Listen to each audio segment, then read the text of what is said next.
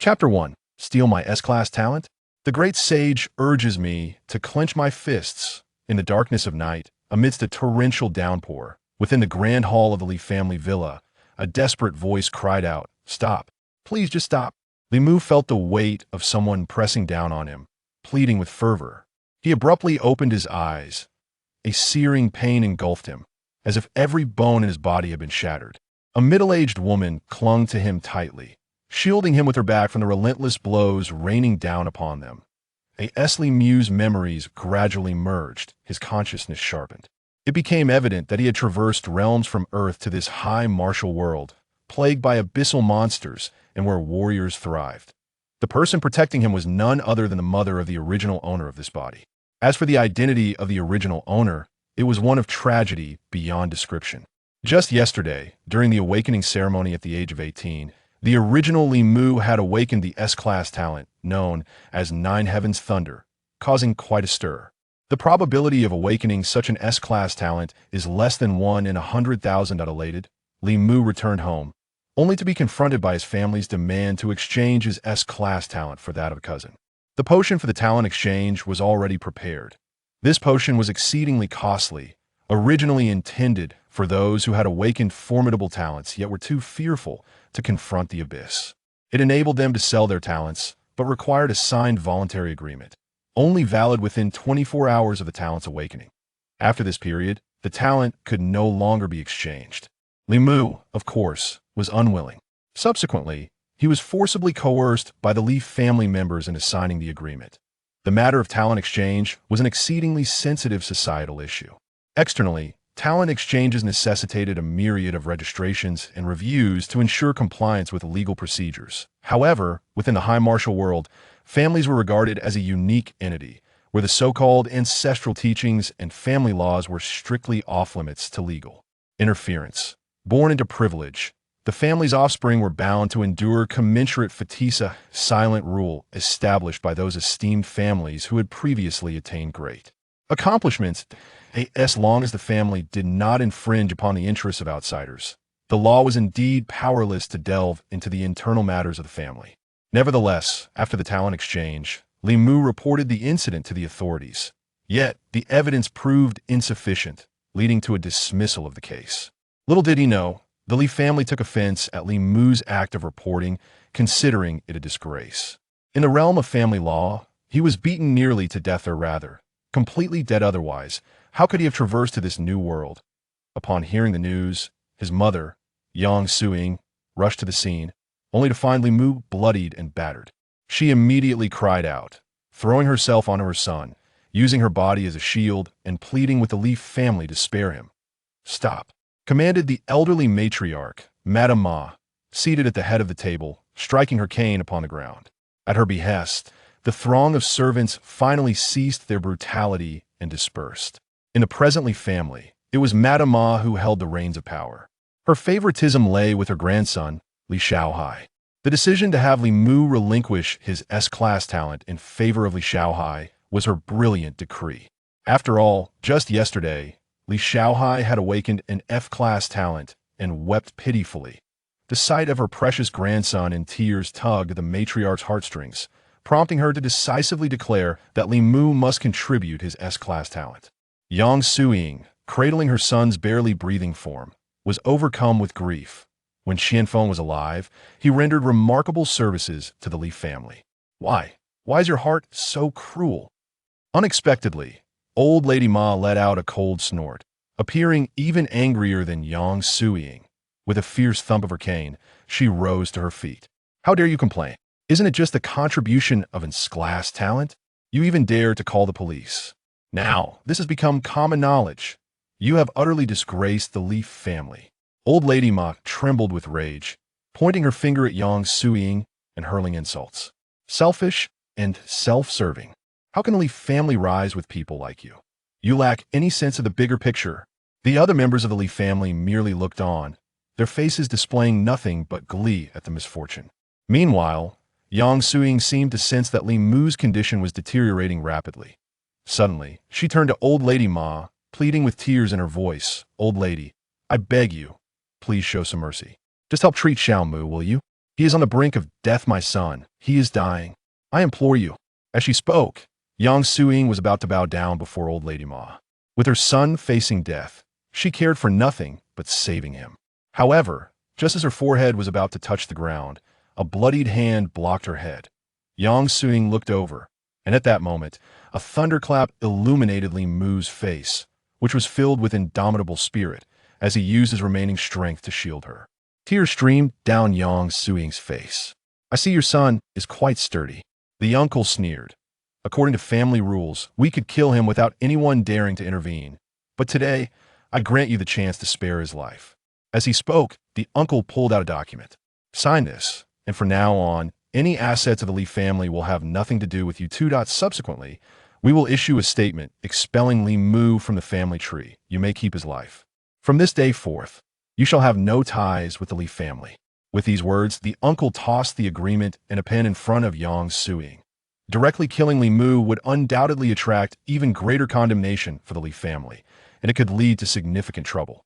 After all, the Li family seizure of Li Mu's talent had already stirred up quite a storm. Yet, Li Mu possessed the legitimate property rights of the Li family. With Li Xiaohai and Sklas talent poised to rise rapidly, they had no desire for Li Mu and his mother to partake in this glory. Expelling them from the family was the optimal choice. I'll sign. Yang Suing did not hesitate for a moment. She picked up the pen and signed the contract. Then, trembling, she pressed Li Mu's bloodied hand onto the document. She did not need to think. At that moment, saving her son was all that mattered. She simply wished to escape from the Li family and rush her son to emergency care. Moreover, there was no need for her to remain with the Li family any longer. There would be no favorable outcome.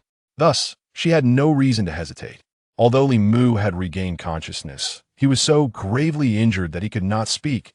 He could only bitterly smile within upon his arrival in this world. He had been forced to sign 2 contracts, albeit with entirely different implications. After signing the contract, Yang Suing remained silent, wiping away her tears fiercely. She grasped Li Mu's arm and lifted him on her back. Li Mu could distinctly feel Yang Suing's legs give way beneath her. Despite being a low-tier martial artist herself, she had endured considerable punishment moments ago. Yang Suing clenched her teeth and hurriedly carried Li Mu out of the Li family gate. The torrential rain instantly drenched Li Mu, his clothes soaked through. With every step Yang Suing took, her feet splashed heavily in the water. Son, hold on. Talk to Mom. By this time, the sky had darkened completely, and the streets were desolate save for the occasional vehicle. As Yang Suing rushed toward a nearby medical hall, she fought back tears while speaking to Li Mu, terrified that he might lose consciousness. Li Mu, unable to speak, felt a slight itch in the palm of his right hand. He opened his palm and glanced at it. A golden hair was pulsating in his palm. Li Mu's eyes lit up. Before his transmigration, he had been playing a domestic 3A game, and after being struck down by a boss, he lost consciousness. When he opened his eyes again, he found himself here. Could it be? Li Mu's mind raced as he slowly clenched his right fist. The golden hair instantly transformed into specks of golden light that burrowed into his palm. Fear not, young one. If you find yourself in hardship, merely tighten your fist, and I, the old sun, shall fight fiercely for you. The battle victory system is now activated. Defeating or slaying creatures of equal or higher rank from other realms will earn you victory points. Victory points can be used to unlock and upgrade divine abilities, as well as to modify spiritual treasures. The Novice Gift Pack has been distributed. 100 victory points, divine weapon technique, and the unranked celestial technique for your ear to hear. The system's voice echoed in Li Mu's mind, and he felt a surge of excitement that was entirely anticipated. There was no other reason. It was simply the profound experience of the unranked celestial technique replacing his foundational internal skills. That moment, Li Mu felt an explosive energy erupt within him, swiftly surging from his dantian, wildly expanding and strengthening his meridians. His limbs and bones felt rejuvenated. Divine weapon technique. Imbue weight into a weapon, currently set to 0 pounds. Unranked celestial technique. Deepens your understanding of the practice martial arts over 50 years, broadening the dantian, strengthening the meridians, and allowing for a more intuitive application of any technique. Whispered insight.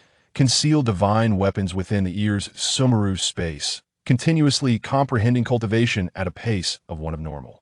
Powerful. Li Mu was at a loss for words. He glanced at the unactivated divine abilities within the system. Stasis technique, protective method, 72 transformations, fiery eyes, mountain-bearing technique, inebriated bravery, alchemy, blessing field technique, copperhead, and iron arms, external avatar, water and fire avoidance techniques, and more. He even glimpsed the law of heaven and earth at the end. Indeed, it was the battle victory system, though the costs rose steeply as one progressed, with the law of heaven and earth being exorbitantly high. That moment, Yang Suing had reached the first medical hall, only to find it closed. She pounded on the door in frustration, but remained unyielding. With no choice, she pressed forward in search of a second medical hall. Yet, she heard her son's voice. "Mom, let's go home." Chapter 2. When struck, one must struggle, otherwise it lacks thrill. Upon hearing her son speak, Yang Suing's heart soared with joy.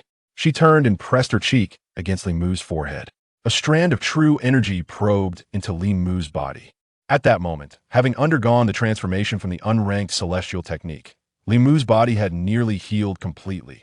Yang Suing's eyes brightened. She had clearly sensed through her true energy that Li Mu had sustained severe injuries, which had caused her profound anxiety. Present, Li Mu has evidently escaped the clutches of life-threatening peril. "Mom, I'm fine now, just a bit weary and in need of rest." He spoke again. His condition improved slightly since earlier. Were it not for his bones still in the process of recovery, he would have wished to rise and walk on his own. "All right, let's head home," Yang Suing responded, her excitement evident as she nodded, her steps gaining vigor as she turned into a narrow street in the opposite direction. After a brief interval, they arrived at the entrance of a blacksmith shop. Yang Suing knocked forcefully on the door, then turned her gaze to the surveillance monitor.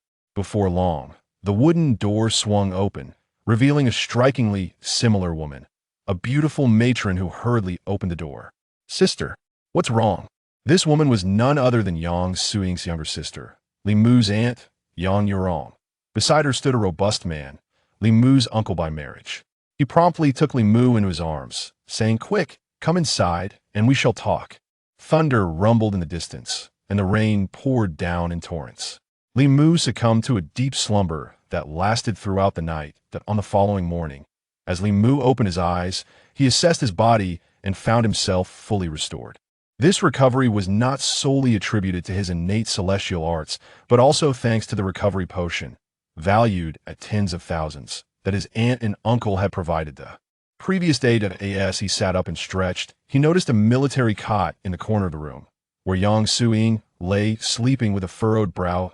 An inexplicable wave of emotion washed over him, realizing the profound warmth of having a mother. At that moment, as if sensing his presence, Yang Suing drowsily opened her eyes.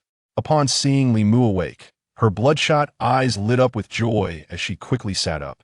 "Mom, I'm better." Li Mu swiftly leaped from the bed, determined to alleviate any lingering worries from his mother. Seeing her son full of vitality, Yang Suing exhaled a long sigh of relief, as if deflated. Once her tension eased, an overwhelming fatigue washed over her. "As long as you're all right, you'll catch some more sleep," she murmured before collapsing back onto the bed.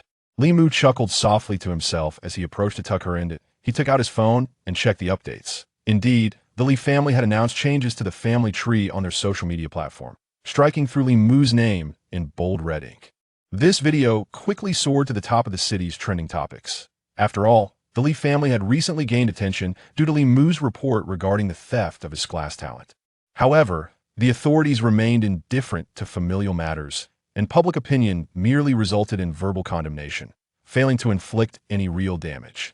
While people sympathized with Li Mu, they felt powerless against the Li family, who were utterly unconcerned with public sentiment. They were on the brink of a resurgence, inundated with meetings and negotiations with elite individuals from various industries. This incident was merely a piece of news. Li Mu pushed open the door and stepped outside. This was the blacksmith shop owned by his aunt in the courtyard. A stone table was laden with steaming breakfast. His aunt was busy preparing the meal while his uncle was transporting iron ingots, ready to commence the day's labor. Upon seeing Li Mu, both paused in their tasks, the atmosphere thick with tension for a fleeting moment.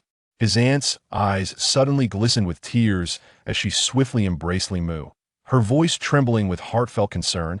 That wretched Li family has harmed my nephew terribly. Her words were laden with profound sorrow. Injuries to the body were of little consequence. The loss of Ensclass talent was a matter of destiny. What should have been a radiant life filled with promise had been reduced to a mere puddle of despair. The small uncle, unsure of how to offer solace, scratched his head and said, "Nephew, it's all right. Just follow your uncle from now on and learn the craft of blacksmithing. At least, you will acquire a skill that..." Imu felt a warmth in his heart and, in turn, comforted his aunt by patting her shoulder. "Aunt, I'm fine. Uncle, you must teach me blacksmithing, but I also need to pursue my studies." The couple exchanged glances, both filled with sighs. That it seemed that Li Mu was still struggling to accept reality with inflexible talent. It would be nearly impossible for him to rise and succeed academically. However, they could not bear to discourage him further. "All right, you can continue your studies, but you must change schools. Those unfortunate descendants of the Li family will not spare you, especially since your cousin is of the same school." His aunt expressed her concerns. Li Mu flashed a reassuring smile, his tone resolute. "Don't worry, aunt.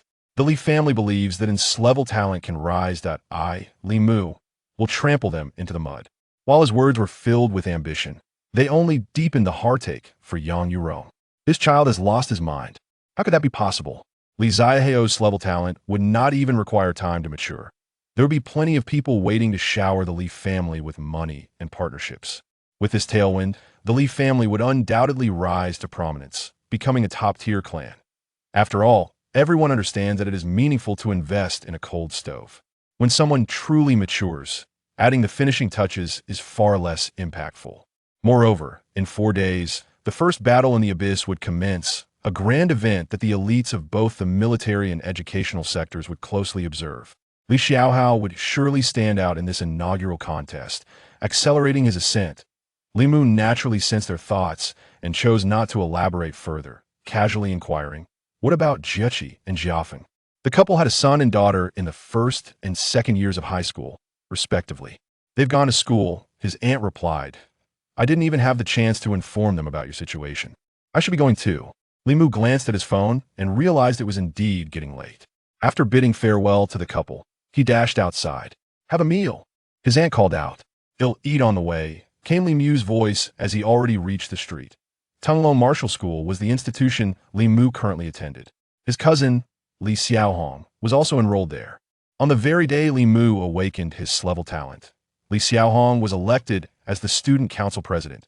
Today, as Li Mu stepped into the school, a student who seemed to have been waiting approached him. "Li Mu, the student council president wants you to come over for a practice session." "Practice for whom?"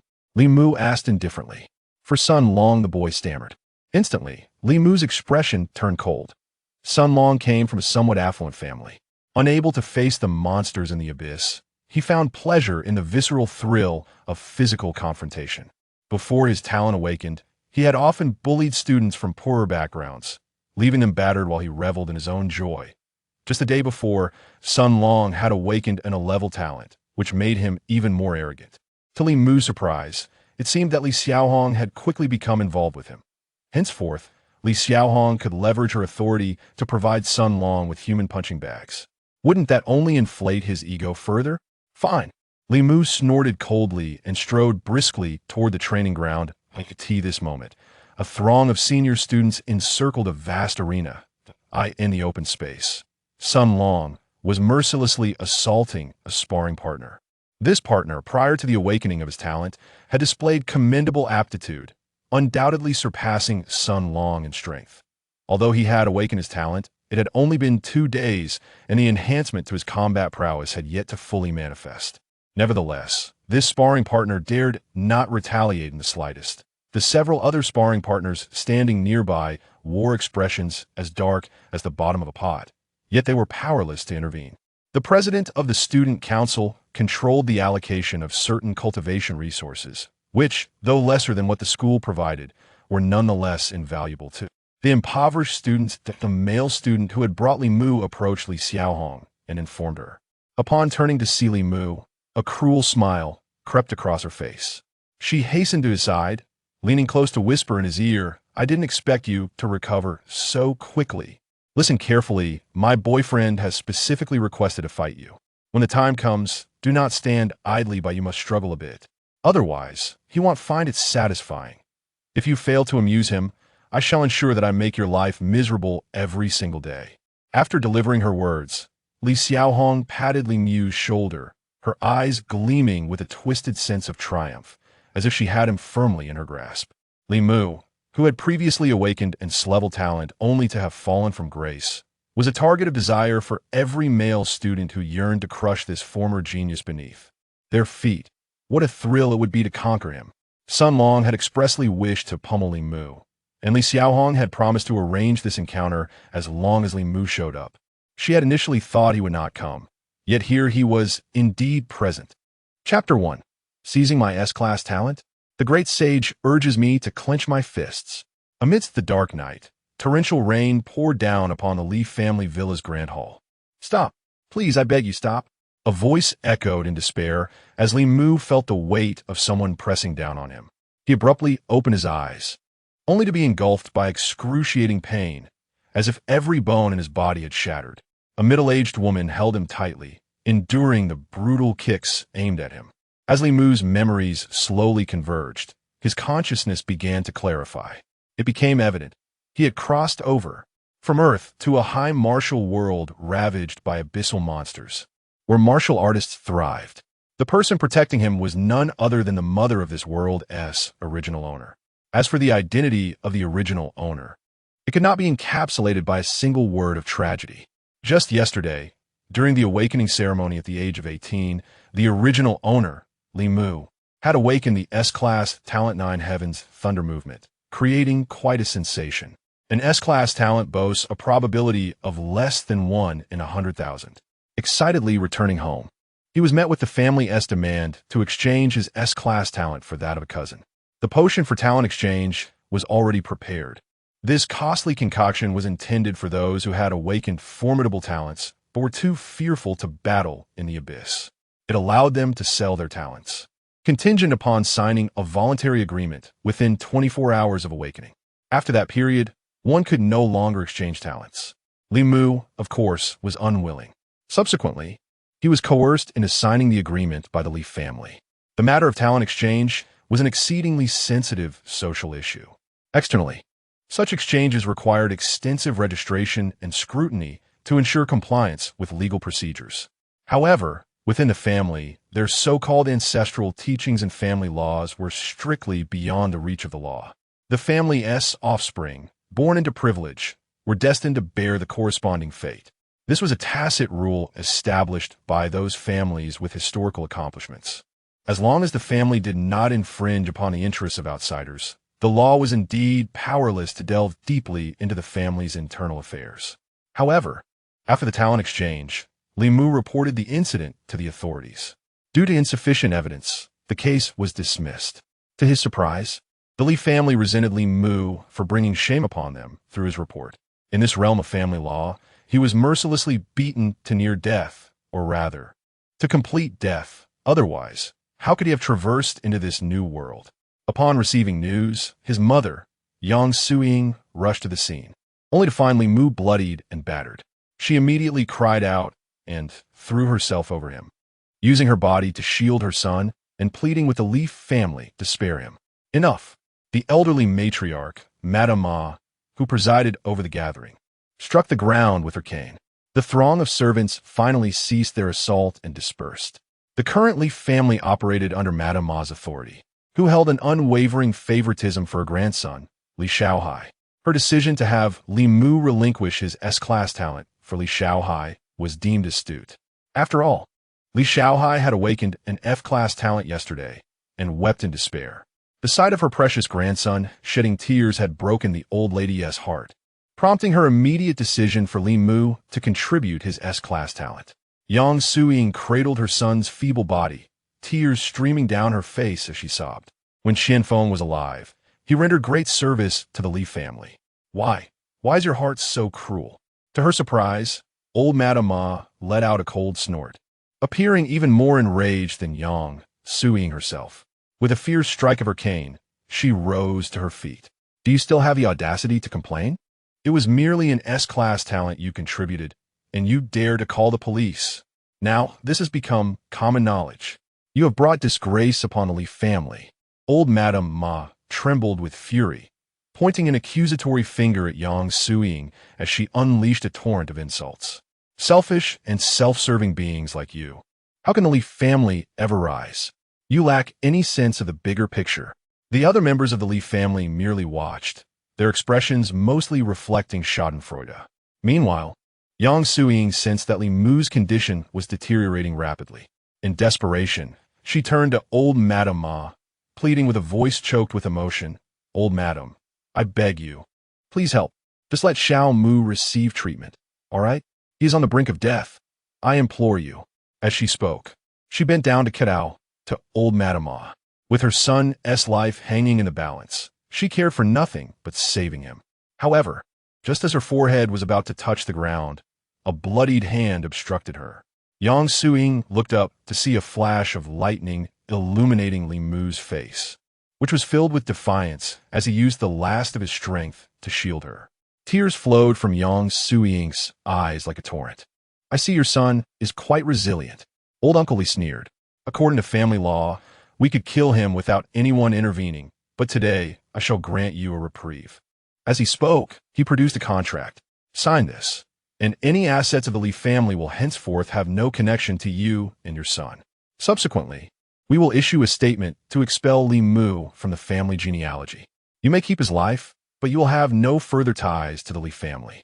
With that, old Uncle Li tossed the contract and a pen in front of Yang Suying. Killing Li Mu would undoubtedly bring greater scandal upon the Li family, and it could lead to significant complications, especially since the family had already caused an uproar by taking away Li Mu's talent. Yet, with Li Xiaohao possessing an S-class talent, the Li family was poised to rise to prominence.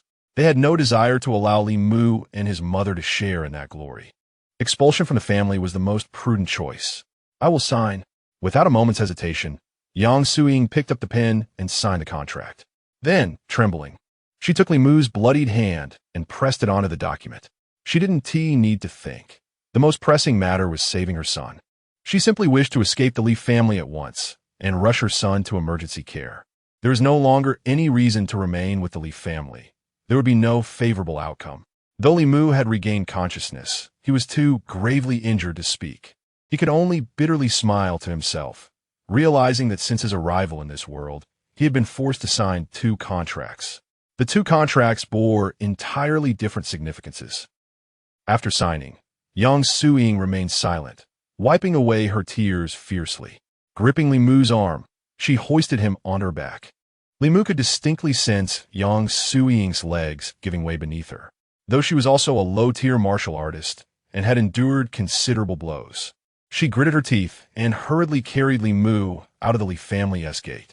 The torrential rain instantly drenched Li Mu, soaking his clothes.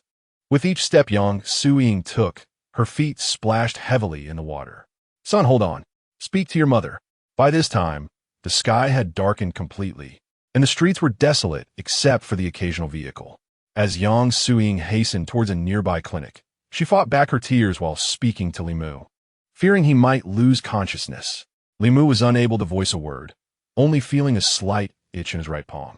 He opened his hand to take a glance. A golden hair-like thread pulsed in the center of his palm. Li Mu's eyes brigotenet. Before his transmigration, he had been engrossed in a domestic AAA game, only to lose consciousness after being struck by a boss. Upon regaining awareness, he found himself in this new realm. Could it be? With a surge of realization, Li Mu slowly clenched his right fist. The golden thread instantly transformed into tiny specks of golden light, diving into his palm. Fear not, young one, though cast adrift. If you encounter adversity, simply tighten your fist and fight with all your might. The Battle Conqueror system has been activated.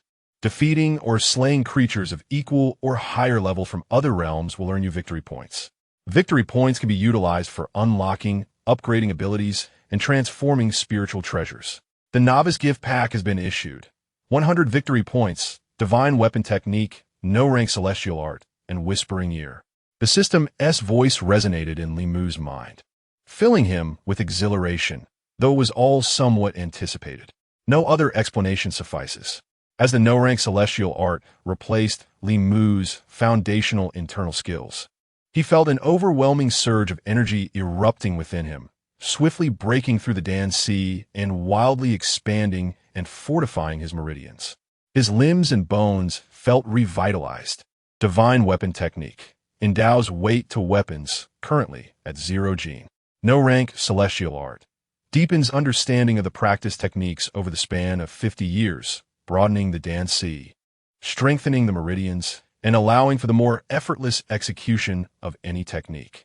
Whispering Ear conceals the divine weapon within the ear's hidden recess, perpetually attaining comprehension of cultivation at a speed of one of normal training.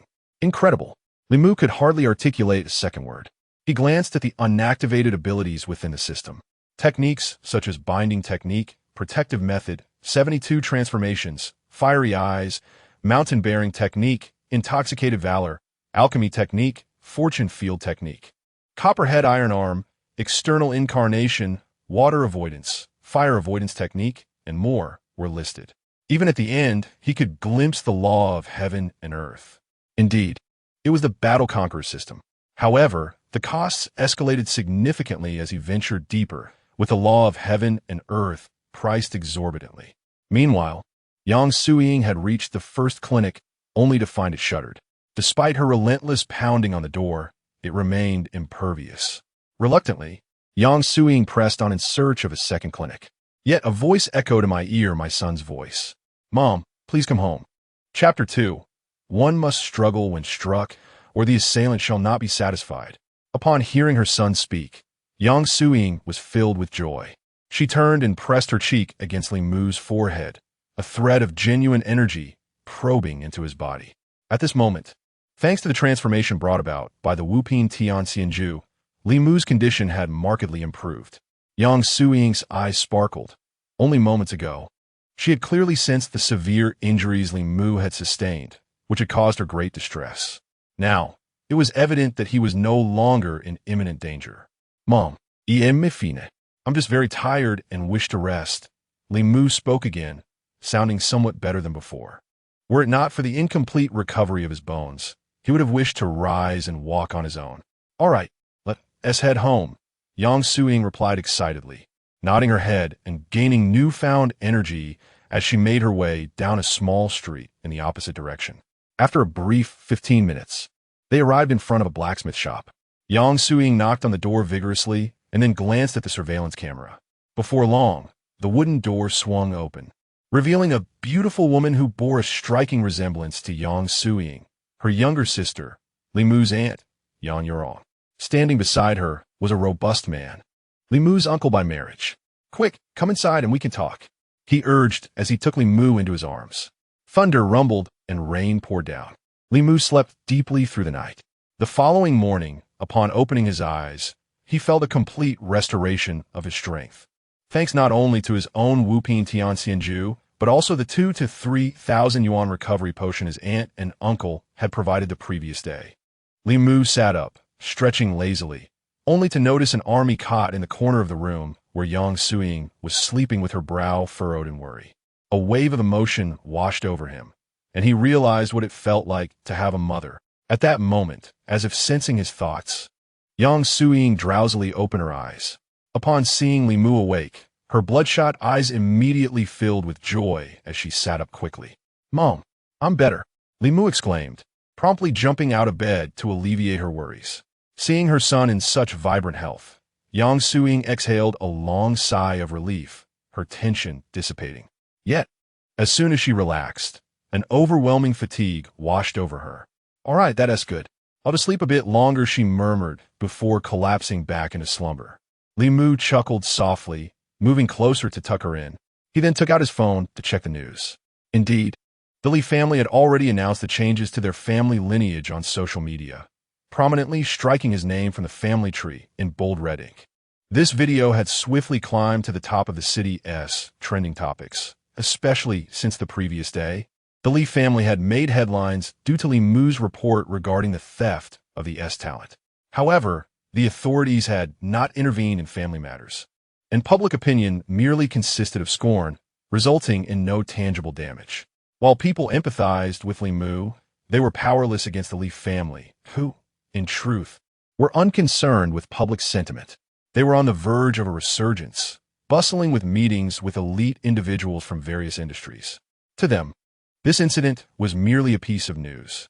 Li Mu pushed the door open and stepped outside, finding himself in the blacksmith shop owned by his aunt. In the small courtyard, a steaming breakfast lay upon the stone table. Aunt was arranging the dishes, while uncle was busy transporting iron ingots, preparing to commence the day's labor. Upon seeing Li Mu, both paused their tasks simultaneously, creating a moment of profound tension in the air. Aunt's eyes suddenly brimmed with tears as she hurriedly embraced Li Mu, softly murmuring, "That wretched Li family has caused my nephew such suffering." Her voice trembled, filled with an overwhelming sorrow. Physical injuries pale in comparison. His S-grade talent has been snatched away, which is indeed a person's destiny. What should have been a brilliant life, full of promise, has been reduced to a mere puddle of muck. Uncle, standing nearby, was at a loss for words. Scratching his head as he said, "My dear nephew, fret not. Just follow your uncle and learn the craft of blacksmithing. At least you will acquire skill." Feeling a warmth in his heart, Li Mu comfortingly patted Aunt's shoulder. "Aunt, I am all right. Uncle, I certainly want to learn blacksmithing, but I also wish to continue my studies." The couple exchanged a glance, their eyes filled with sighs. It seemed that Li Mu was still struggling to accept reality. Achieving success with an F-grade talent was akin to scaling a mountain. Yet, they could not bear to further dishearten him. "Very well, you may continue your studies, but you must change schools. That cursed Li family will not spare you, especially since your cousin is in the same school," Aunt said with concern. Li Mu flashed a reassuring smile, his tone resolute. "Do not worry, Aunt. The Li family believes that possessing an S-grade talent guarantees their rise. I, Li Mu, will ensure they are mired in the mud." While his words were filled with ambition, to Yan Yurong, they sounded increasingly heartbreaking. This child has lost his mind. How could that possibly be?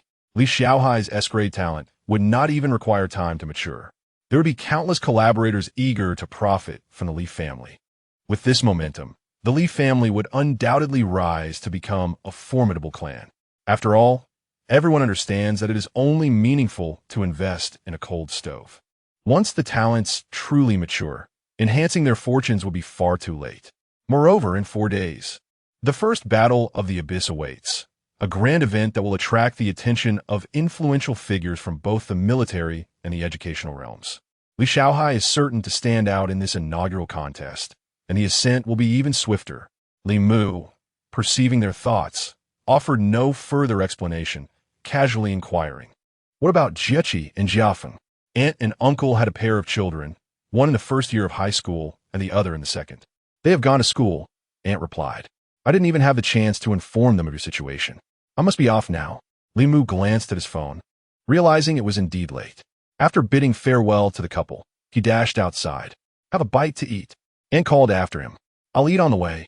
Li Mu's voice echoed back as he sprinted onto the street. Tunglong Martial Arts School was where Li Mu was currently enrolled. On the very day he awakened his S-grade talent, his cousin, Li Xiaohong, had ascended to the position of student council president. As Li Mu entered the school today, a student who seemed to have been waiting for him approached. "Li Mu, the student council president is calling for you to spar." "Spar for whom?" Li Mu inquired indifferently.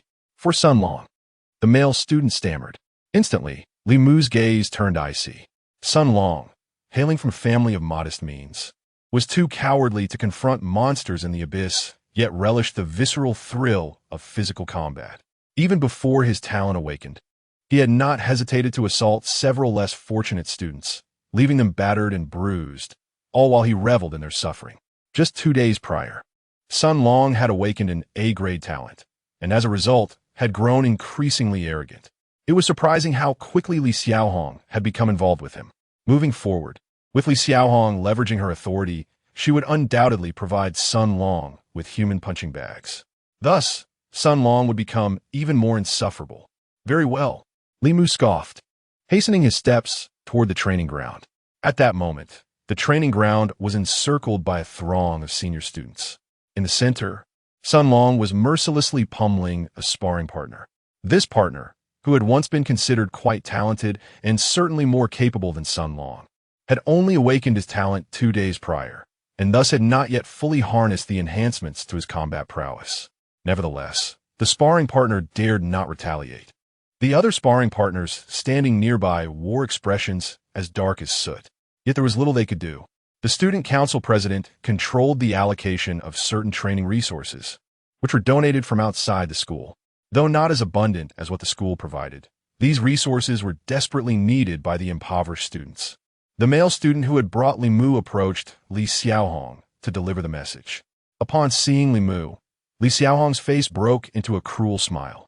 She quickly made her way to Li Mu and whispered in his ear, "I didn't expect you to arrive so promptly. Listen closely, my boyfriend specifically requested to fight you. Make sure not to stand there like a statue. You must struggle a bit. Otherwise, he won't feel satisfied if you fail to amuse him. I will make your life a living hell every single day."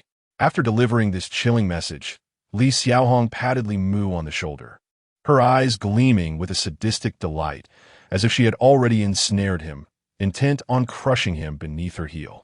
Having previously awakened an S-grade talent, Li Mu had now tumbled from grace. What male student would not desire to trample upon this once great genius? The exhilaration of such conquest would be intoxicating. Sun Long had explicitly expressed his desire to beat Li Mu, and Li Xiaohong had assured him that as long as Li Mu showed up, she would arrange it. She had initially thought Li Mu would not come today. Little did she know he would indeed arrive.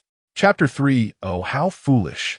Li Mu chose not to respond to Li Xiaohong, instead directing his gaze towards the duel unfolding before him. Sun Long's A-grade talent, the fire fan, allowed him to conjure flames in a fan-shaped area ahead during close combat. The intensity and range of this ability would increase with his cultivation, and both fire-based internal arts and techniques provided him with unique enhancements. In the later stages, every punch and kick would unleash a veritable sea of flames, a sight most fearsome. Though his opponent possessed only a C-grade talent, he had a wealth of knowledge in defensive techniques. Unable to retaliate, he resorted to employing the Golden Bell Shield for passive defense. This shield, heavy and sturdy, successfully absorbed all of Sun Long's assaults. After delivering a barrage of punches that clanged against the shield, Sun Long found himself frustrated. He could not breach the ever-replenishing Golden Bell Shield. His brow furrowed in dismay, feeling embarrassed at his inability to break through such a defense. Suddenly, he focused his energy, his right fist drawing back like a bowstring pulled to its limit. The training partner screamed in alarm, urging him to halt. The spectators around them erupted in a cacophony of disapproval, chastising Sun Long for his underhanded tactics. The technique he was about to unleash, the armor-breaking punch, was devastatingly powerful but notoriously difficult to land in rapid combat. This was due to the specific posture and charge required, rendering the user vulnerable for a moment, while the opponent had countless ways to counterattack. The training partner was merely there to assist, yet Sun Long, taking advantage of the situation, was about to employ such a despicable move. However, it was too late. With all his might, Sun Long unleashed his punch, shattering the Golden Bell Shield. The training partner was engulfed by the fiery force, sent hurtling backward with a resounding crash. Amidst the cries of anguish, he rolled on the ground, desperately trying to extinguish the flames licking at his body, while a few classmates rushed to help, beating at him with their garments. By the time he was assisted to his feet, his clothing was charred in multiple places, and he had lost more than half of his hair, looking utterly disheveled. Sun Long reveled in his triumph, tilting his head back and stretching his neck, his expression one of sheer satisfaction. Li Xiaohong stepped forward, her tone laced with irony, remarking that abyssal monsters do not simply hold back. The training partner clenched his fists, yet he could only swallow his indignation. Li Mu mused silently on the harsh realities of this martial world. The disparity between the strong and the weak was stark and undeniable. At that moment, Sun Long, twisting his neck, caught sight of Li Mu, his eyes lighting up with excitement. He pointed at Li Mu, exclaiming his name. Sun Long had long wished to confront him, especially after Li Mu had warned him for bullying those less fortunate.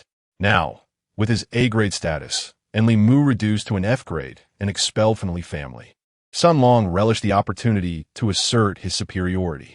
Li Xiaohong interjected with a sharp admonition. Li Mu obediently moved toward the weapon rack. The onlookers were astonished, wondering what he intended to do. Was he truly going to select a weapon? Did he still not grasp his role as a mere punching bag? Li Mu, don't be foolish. Submitting quietly will spare you some pain. Resistance will lead to serious injury. However, Li Mu did not reach for a weapon.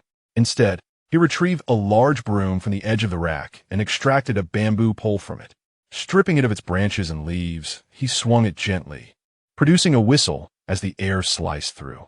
Sun Long, however, merely scoffed, entirely unconcerned whether Li Mu wielded a weapon or not. Weapons, for a warrior, must align with one's innate talent. Take his fire fan ability, for instance.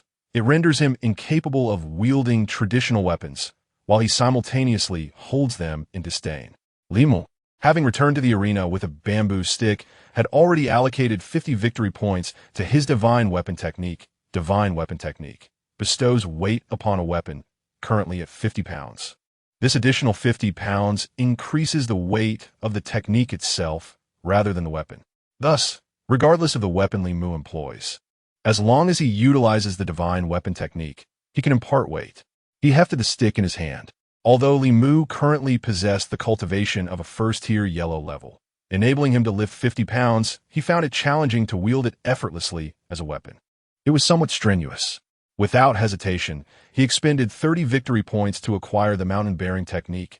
Mountain-bearing technique augments strength equivalent to 1 tiger and 3 oxen. The subsequent inscription elaborated 10 oxen and 1 tiger, 10 tigers and 1 dragon. The power of 1 tiger and 3 oxen surged through him, leaving Li Mu with a singular thought, terrifying. Previously, he had only heard the adage that one could conquer 10 with sheer strength. At this moment, he truly experienced it. He felt an explosive power coursing through his body. Forget about merely beating Sun Long. If he could grasp his feet, Li Mu believed he could rend him apart. Before he could stabilize himself, Sun Long rushed forward, driven by impatience.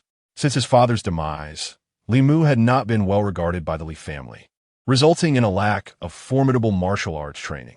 Even the internal energy known as the source of martial artists was merely a basic, mundane skill.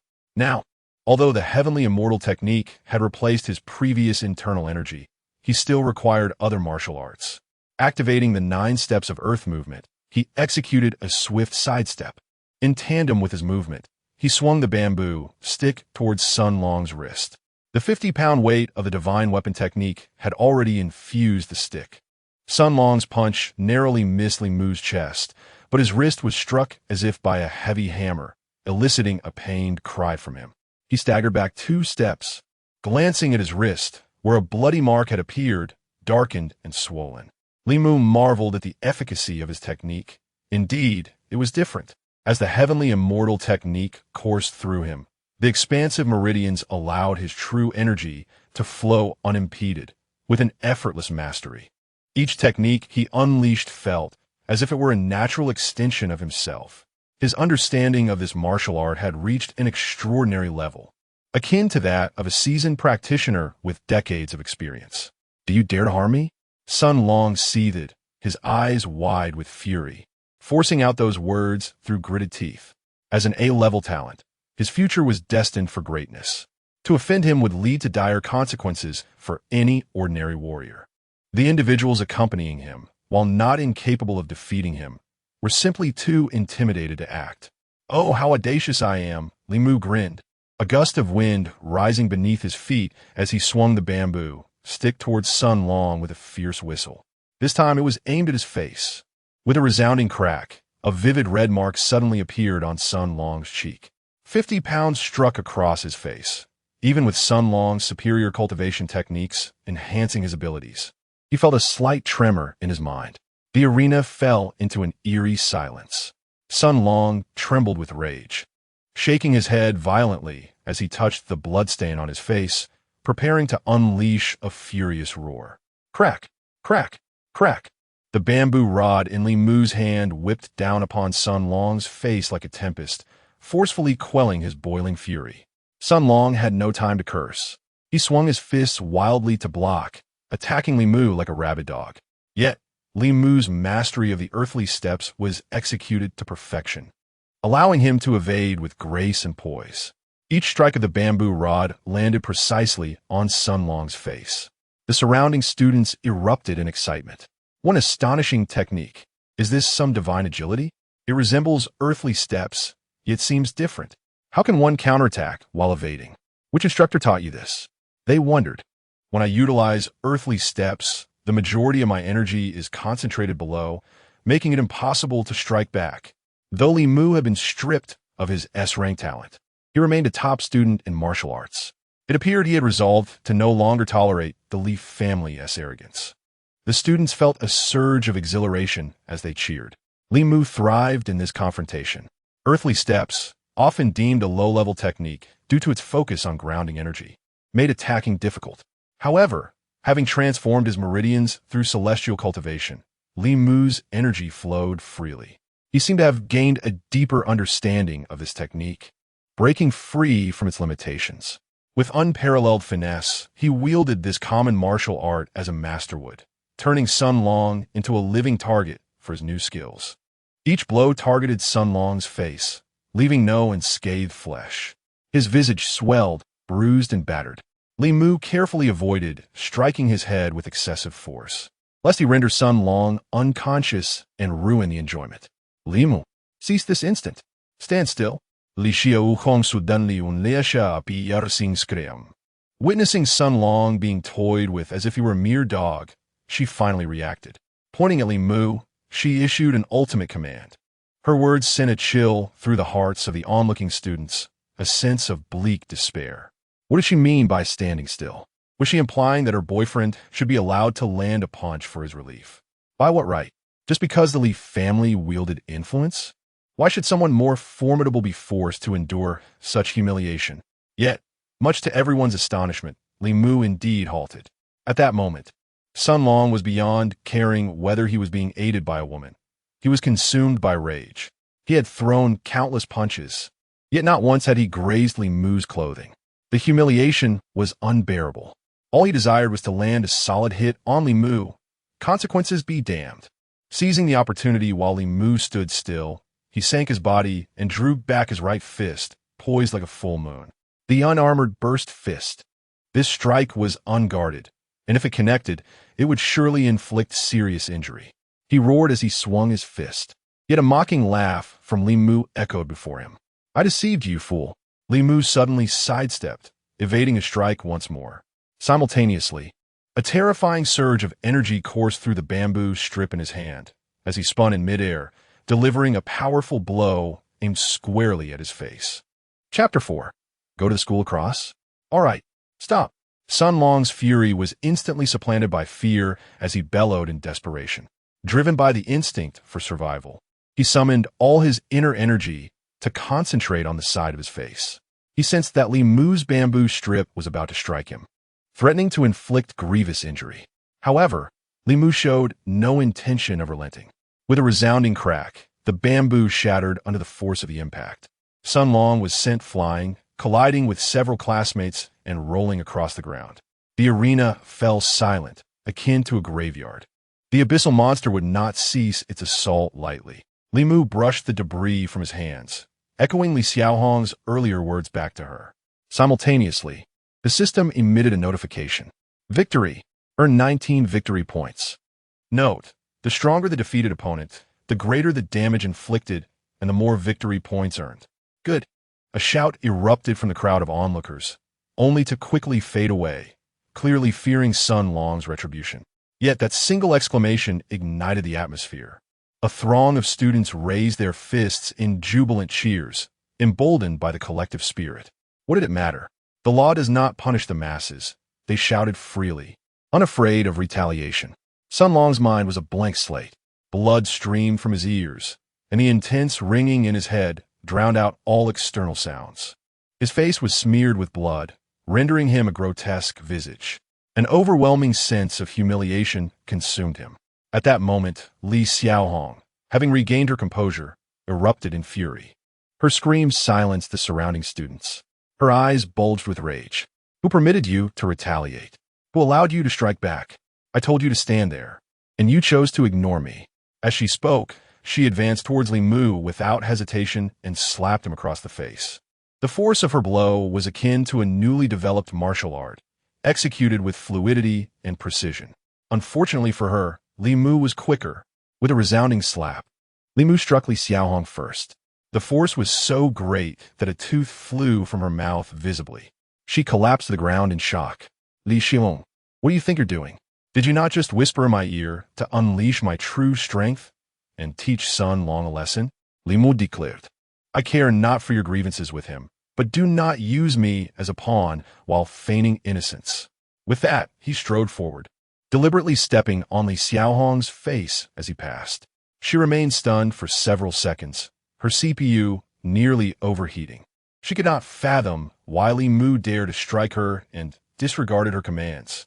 Moreover, she could not recall ever having uttered such words. But upon catching Sun Long's predatory gaze, a mix of disbelief and seething rage, Li Xiaohong suddenly comprehended. She had been outsmarted by Li Mu. "No, I never said that. I truly never said such a thing," Li Xiaohong protested, covering her face as she approached Sun Long, attempting to help him up. "Get lost." Sun Long kicked Li Xiaohong away, cradling his face as he staggered towards the infirmary. Long, please listen to my explanation." Li Xiaohong clumsily rose and chased after him. The surrounding students erupted into laughter. "This is too funny. Li Xiaohong could never have said such a thing. The enmity between Li Mu and the Li family is not a mere performance. Even a fool knows it was Li Mu who instigated it. Whether it was instigation or not has become inconsequential. The crux of the matter is that Sun Long, this simpleton, believed it. I had not realized before that Li Mu is quite the talent. Alas, whether this will bring fortune or misfortune remains uncertain. Li Mu has undoubtedly offended both the Li family and Sun Long terribly." The students chattered amongst themselves and gradually dispersed. Li Mu then made his way back to the classroom. He had been diligently learning about the system's functionalities. Although the system possesses numerous mystical abilities in the early stages, when his magical techniques were limited, he had to rely on the martial arts and skills of this world. Otherwise, he would merely be a brute swinging his fists. Indeed, even a simple punch can be deadly if delivered with sufficient strength. However, this world is imbued with true energy. Martial arts are various applications of this true energy, meticulously explored by countless powerful predecessors, and are exceedingly profound. Mastery of martial arts can significantly enhance one's combat prowess. Just moments ago, while employing the Earthwalking 9 steps, Li Mu had already felt this enhancement. With the support of the unranked celestial technique, any martial art he practiced would yield twice the results with half the effort. Although he lacked any cultivation enhancement, 50 years of insights and understanding provided immense benefits to his practical combat abilities. Presently, the most direct means of augmenting his combat strength lies within the divine weapon technique. Each victory in battle adds a pound of weight. Thus, he requires a total of 13,500 points to match the Rui Jingu Bang. Yet, Li Mu is acutely aware that even if he reached such weight, he would still be unable to compare to the might of the great sage. Without the grand celestial technique or the stabilizing sea needle, merely increasing weight proves futile. If his physical cultivation does not keep pace, even if he forces himself to wield a heavy weapon, his body would crumble like paper. Swinging a divine weapon without striking a blow could lead to a broken waist. Speaking of weapons, with the divine weapon technique in play, Li Mu could only use a staff. Massive weapons are cumbersome and highly inconvenient, while smaller weapons fail to exploit the advantages of the divine weapon technique. The combat victory system truly demands that he wield a staff to honor his divine abilities. Just then, as Li Mu was deep in thought, a male classmate swiftly entered the classroom and rushed up to him. Li Mu appeared calm, as he could roughly guess what was happening. "The director is calling for you." The classmate gasped, pointing in the direction downstairs. Li Mu smiled, rising to head straight to the administrative office. After having beaten Sun Long into that state, he would undoubtedly be unable to participate in the Abyss military training the following day. In this world, Martial artists aiming for strength ultimately face the monsters of the abyss. Thus, the educational system and military system in this realm bear a strong correlation. The Abyss military training is the first grand event following the awakening of one's talents. It lasts for 3 days, culminating in the first battle against the Abyss monsters. Even with military training, the mortality rate remains alarmingly high. Nevertheless, warriors must engage in combat with abyssal monsters at an early stage, which greatly facilitates their growth. This experience preserves their fighting spirit and enables them to rapidly enhance their cultivation and practical abilities during battle. Thus, those who emerge victorious in their inaugural confrontation with the Abyss are deemed true champions, garnering the attention of various factions, both individuals and institutions alike. Sun Long, who was already timid, found justification in being injured by Li Mu to avoid participating in the first battle against the Abyss. It would be unusual if the director of education did not lose his temper. However, Li Mu was unperturbed, for he had not transgressed any laws. Among warriors, as long as there are witnesses to a fair fight, injuries are deemed inconsequential. After all, it is essential for warriors to maintain their fighting spirit. If every injury resulted in legal repercussions, who would dare to engage in combat? What would become of their valor? The office of the director was already surrounded by numerous students. Liang Hai, the director, observed Li Mu with a cold gaze as he entered the room. Li Mu calmly closed the door behind him and stood in the open space, accepting Liang Hai's scrutiny. The director remained silent, fixated on Li Mu for nearly a minute, which ignited a sense of impatience within Li Mu. Speak your mind already. Are you playing some kind of game? Sensing an unfavorable outcome, Li Mu discreetly activated the recording function on his phone. In this high martial world, phones are far more advanced than those on Earth. Thanks to the development by space affinity practitioners, recording capabilities can function without a camera being aimed directly, enabling it to capture images from within one's pocket.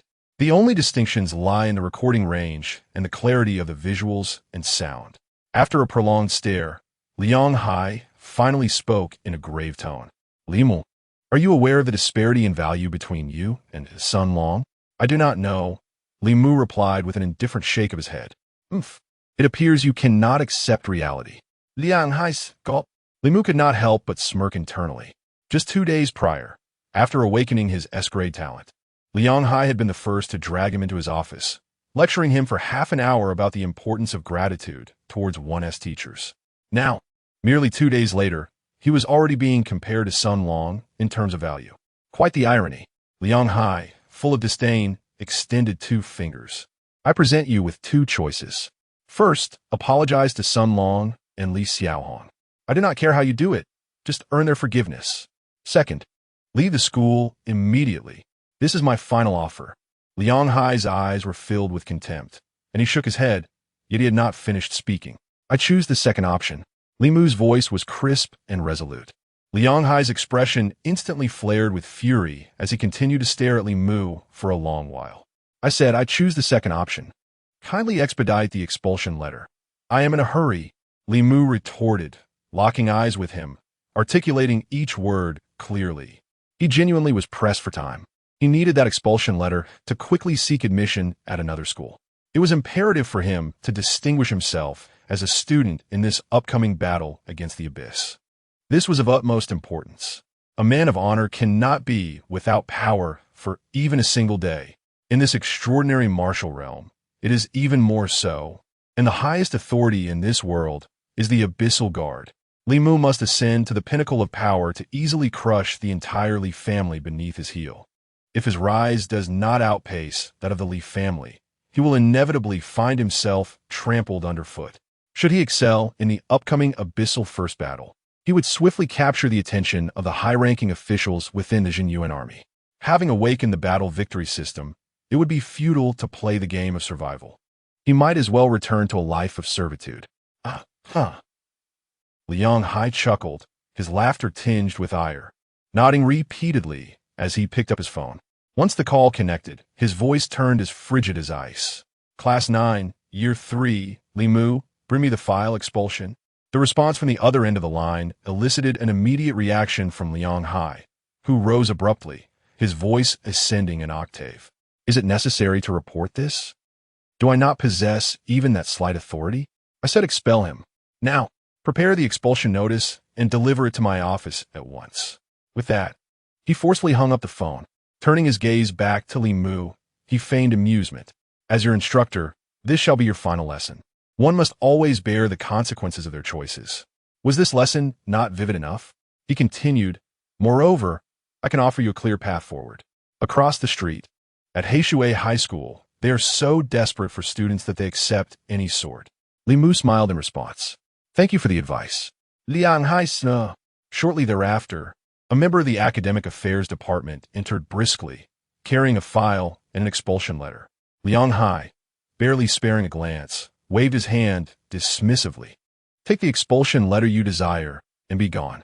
Li Mu, disinterested in further discourse, seized the file and letter, striding purposefully out of the classroom. Upon exiting the school, he did not hesitate, making his way directly to Heishui High School, located diagonally across the road. Chapter 5. Expelling Li Mu? How astute of you! Heishui High School is a place where all rankings languish at the bottom. The reason is simple. It is a newly established institution, less than a decade old, making it exceedingly challenging to gain recognition. The principal lacks a solid background and is thus subjected to suppression by well-established schools. Consequently, promising students are reluctant to enroll, resulting in a decline in overall student quality, which in turn prevents access to resources from the Ministry of Education, a vicious cycle indeed. As Li Mu approached the gates of Heishui High School, he was greeted by a banner proclaiming, "Today, a grand promotion for transfer students. All tuition and fees waived. And exceptional students in the late first tier will receive an enrollment gift." At first glance, one might mistake it for a supermarket sale. Li Mu's eyes twitched slightly. Yet he hastened inside. He was confident of receiving the enrollment gift, for he indeed belonged to the late first tier. Within a martial artist's body, there exist 4 meridians known as Heaven, Earth, Xian, and Huang, categorized as the 4 tiers. The Huang tier is the lowest, while the Heaven tier is the highest. Each meridian contains 9 nodes, corresponding to the 9 ranks, with the first rank being the lowest and the 9th being the highest. Through arduous cultivation, Li Mu had managed to reach the late first tier of the Huang tier. All martial artists begin their internal cultivation and learn common techniques in their first and second years of high school. However, without innate talent, their progress is greatly hindered, often stagnating at the first rank. It is only in the second half of their senior year that students awaken their talents, and the true disparities rapidly become evident post-awakening. Those with high talent can experience swift advancement within just a few days after their awakening. For students in their final year, being at the early first rank is typical, while the late first rank signifies excellence. Achieving the second rank signifies extraordinary talent, and reaching the late second rank places one in the realm of prodigies. Li Mu explained his purpose to the gatekeeper, who graciously directed him to the registration office. At that moment, Heishui High School appeared unusually desolate, possibly due to class schedules. Only faint sounds of commotion drifted from the teaching buildings and the training grounds. Li Mu made his way directly to the registration office. The enrollment process was remarkably smooth.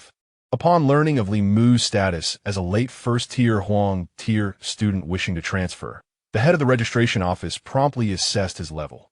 He then rushed to file Li Mu's information, accompanied by 2 staff members who engaged Li Mu in conversation, seemingly anxious to ensure he did not leave. In just 8 minutes, the head had procured Li Mu's uniform and emblem. His excitement was understandable. At Tunglong High School, there were hundreds of late first-tier students, whereas Heishui High School boasted no more than 60 in the martial arts program. With someone so eager to enroll, how could they let him slip away? Kulme, Li Mu, here are your uniform, emblem, and student card. You have been assigned to Class 7 of the senior year, and your homeroom teacher is Zhao Qingshan. You may proceed to report now. Additionally, you have an enrollment gift. Choose any common technique and a cash prize of 10,000 yuan. The money has already been credited to your student card, and you may withdraw it for use. As for the technique, consult your homeroom teacher for advice and choose wisely. The head of the registration office beamed as he handed the uniform to Li Mu, gently advising him. Thank you, teacher, Li Mu replied gratefully. Taking the uniform as he departed from the registration office. In his heart, he was secretly astonished. The Blackwater Academy was truly investing significantly to attract talent. The techniques were inherently costly, and if one had the freedom to choose, they could opt for the more valuable ones, which would cost no less than 20,000. To be granted over 20,000 upon enrollment was undeniably a remarkable deal. Techniques and spiritual treasures, much like weapons, were categorized into various grades: mundane, superior, exquisite, exceptional, rare, celestial, divine, and divine rare. Currently, Li Mu was in a state of financial distress. With military training commencing tomorrow and the inaugural battle in the Abyss just 3 days away, acquiring a technique was indeed a pressing necessity. Thus, Li Mu had no intention of wasting time meeting with the homeroom teacher and headed straight to the school library. Techniques existed in the form of energy entities derived from spiritual stones. Essentially, they represented the profound insights of formidable warriors, crystallized into energy forms. During the creation of a technique, a warrior could not harbor selfishness or deliberately distort their insights to produce inferior techniques, as such actions would lead to severe repercussions. Therefore, each technique encapsulated the deepest understanding and experiences of a warrior regarding that particular art. As for how much a learner could comprehend from it, that depended largely on their innate talent. A rare technique in the hands of a mediocre individual would be a sheer waste. Upon arriving at the library, Li Mu utilized a student card to access the technique section. Techniques could be further categorized into internal arts, movement techniques, and martial skills. At present, Li Mu was lacking in many aspects. The only thing he did not lack was internal cultivation. He already possessed the unparalleled heavenly immortal art, which was irreplaceable and could be continuously upgraded. For movement techniques, the earthly steps could serve as a temporary solution. However, martial skills were something to be amassed in abundance. The martial skills Li Mu had were merely a handful of basic ones: the disarm and collapse fist, the steel cutting leg, and the gale fist, all of which were close combat techniques. The purpose of acquiring close combat skills was to ensure self-defense in battles against abyssal creatures, even when stripped of weapons. Nonetheless, the primary reliance would still be on weaponry. Having decided to wield a staff, Li Mu was determined to learn a complete staff technique. Under the vigilant supervision of the administrator, he selected a mundane staff technique: 3 waves of flowing clouds. Among warriors, the number of those who wielded staffs was relatively few, whereas many chose firearms. The 3 waves of flowing clouds was versatile, applicable to both staff and spear, and enjoyed a considerable degree of popularity. Entering the training room, Li Mu sat down to comprehend the technique.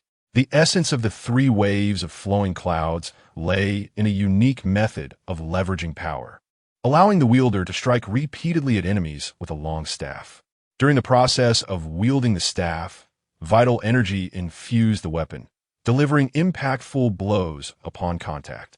The technique involved 3 successive strikes, with each blow capable of compounding the force of the preceding one, culminating in the 3rd strike, which was the most formidable. In practical combat, it could be employed repeatedly. However, the method of stacking the 3 waves of flowing clouds was rather rigid. A warrior who understood the technique could easily anticipate the next move. Therefore, it was not particularly suited for duels between warriors, but it was highly effective against abyssal creatures. Yet, under the enhancement of the heavenly immortal art, Li Mu's comprehension of the 3 waves of flowing clouds surged by nearly 50 years in an instant, quickly elevating to a level that was previously beyond his grasp. It was as if he had studied this technique for half a century, gaining profound insights into its essence. Or the 3 waves, after all. As long as Li Mu is willing, he can layer 5 tremors, or even 7. Moreover, the process of layering can transition seamlessly. Even a martial artist would find it impossible to see through. This staff technique is alive in Li Mu's mind. Li Mu dares to assert that, in terms of his staff technique, he is undoubtedly unparalleled among his peers. Meanwhile, as Li Mu experiences a meteoric rise, the news of his expulsion from Tunglong High School has completely fermented. In the vice principal's office, the door is violently pounded.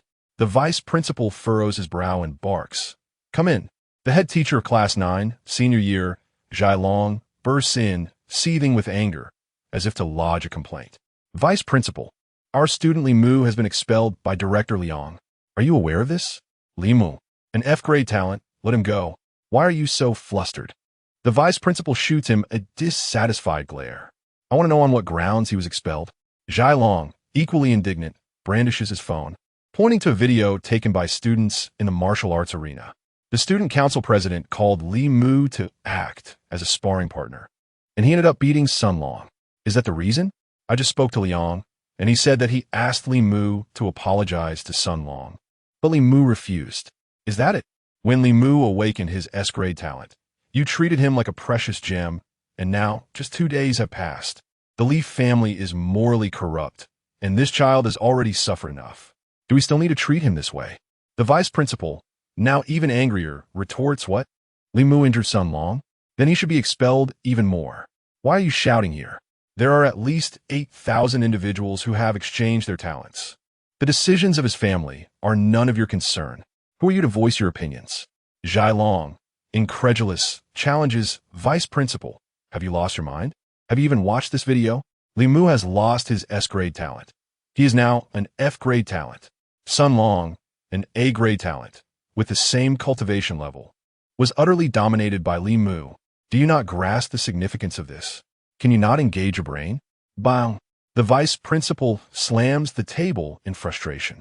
Zhai Long, who gave you the audacity to speak to me in such a manner? Get out. And let me tell you, if anything happens to Sun Long, you two will be expelled. Zhai Long is left both amused and infuriated, realizing that his words today may have been a bit too extreme. However, he cannot suppress his anger. He swallows it down and gives the vice principal a thumbs up. Brilliant. You are truly brilliant. Just wait and see. With a scoff, Zhai Long turns and exits the office, leaving behind a lingering sigh in the corridor. Chapter 6. Could it be the enrollment gift package? Having comprehended the essence of the Flowing Cloud's 3 shocks, it was already noon. Li Mu's phone rang. It was his mother urging him to return to his aunt's blacksmith shop for lunch. He exited Blackwater High School and made his way home. He was in need of a weapon and had no time to waste at school. The blacksmith shop was conveniently located on the street, and passing through it led to a quaint little courtyard. The courtyard was flanked by bungalows on 3 sides, adorned with a stone table and stone stools, exuding an antique charm and filled with blooming flowers and a patch of vegetables, creating a vibrant atmosphere. Upon Li Mu's arrival, the enticing aroma of food wafted through the air. Noticing his return, his uncle promptly closed the shop door, indicating that a significant family matter was about to be discussed. Cousin, Chun Jiechi, who was merely a year younger than Li Mu, was lively and spirited, her delicate and beautiful face a quintessential representation of a refined young lady. Her brother, Chun Jiafeng, was 2 years her junior, tall and slender with large ears, and his bright, clever eyes sparkled with mischief. Usually, they were the epitome of joy. But today, upon seeing Li Mu, their expressions were downcast. Chun Jiechi, in particular, had red-rimmed eyes, as if she had just wept. The two approached Li Mu with a sense of grievance, unsure of how to offer comfort. Sisters Yang Suiying and Yang Yurong shared a deep bond, and Li Mu had often visited, fostering a close relationship with them. Just days ago, they had boasted about Li Mu awakening his S-grade talent, but yesterday, they were struck by the disheartening news that his S-grade talent had been taken from him. Given the considerable influence of the Li family, they felt powerless to intervene. To their shock, they learned this morning that Li Mu had been expelled from his family. Upon their return, they discovered the events of the previous night, and each was reduced to tears. The loss of an S-grade talent was an excruciating ordeal. Enough of the long faces. Let me share a secret with you. My current talent is even more formidable. Li Mu playfully pinched Chun Jiafeng's cheek, trying to console the two. You're lying. Chun Jiafeng pouted, on the verge of tears again. Whether I am or not, you will all witness it in a few days during the Abyss's inaugural battle. The inaugural battle was not publicly disclosed. However, both the school and the students' families were permitted to attend as spectators. What? You're going to participate in the Abyss's inaugural battle? His aunt overheard and exclaimed. His mother, Yang Suiying, wearing an apron, rushed out of the kitchen, her expression one of astonished disbelief. Li Mu reiterated earnestly, Mom, Aunt, uncle, I truly must participate in the Abyss's inaugural battle. Participation in the inaugural battle was optional. Beyond combat, martial artists engaged in various disciplines. Living a stable life as a logistics worker, never entering the Abyss, was certainly a viable option. However, the mortality rate for those with F-grade talent venturing into the Abyss was beyond description. Only those willing to face death could go at noon, as the risks in the morning and evening were fatal. Yet, no one dared to speak against Li Mu's decision. Even Yang Suiying found herself at a loss for words. What could she say? Child, you currently possess F-grade talent. You are effectively useless.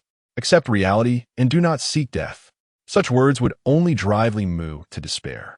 I am aware of what you are thinking, yet my F-grade talent is indeed formidable. Perhaps there has been some aberration with the talent of substitution, resulting in inexplicable changes within me. Li Mu sensed the oppressive atmosphere. It was no longer feasible to weave lies. Moreover, he would inevitably rely on this falsehood to forge ahead.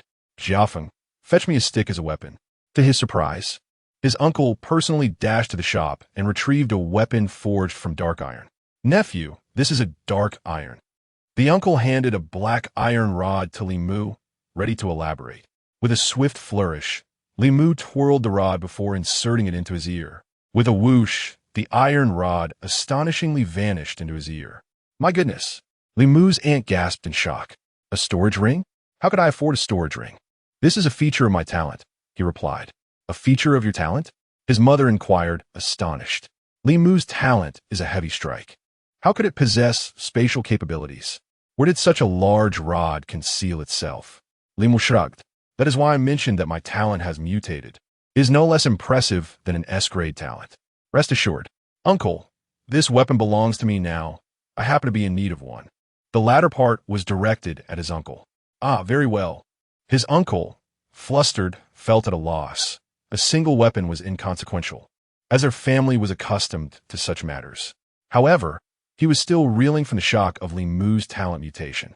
Yet Chen Jieqi and Chen Jiafeng were quickly captivated by Li Mu, bombarding him with questions. The atmosphere improved significantly. At the dining table, Li Mu's mother, wishing not to intrude upon their family, contemplated moving out with Li Mu to find a place to stay. Not only did his aunt and uncle vehemently oppose this, but even his two cousins were unwilling. His aunt exclaimed, just right. When you were at the Li family, I was constantly on edge. You are my only sister. You must stay with me for the rest of your life. Yang Suiying could no longer refuse. That very day, the entire family busily prepared 2 rooms in the west. Li Mu and his mother settled in there. The following morning marked the commencement of military training.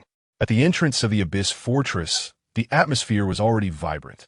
Over a century ago, countless massive sinkholes suddenly appeared across the globe. Monsters emerged from within, and these sinkholes were dubbed the Abyss by humanity. It was only when humanity transitioned from conventional weaponry to the rise of martial artists that they managed to drive the monsters back into the Abyss and stabilize their position. Subsequently, humanity established fortresses around the Abyss, actively venturing within to explore.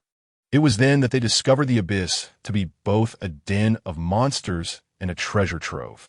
Within the Abyss lie endless supernatural phenomena, monsters, energy, and resources beyond count.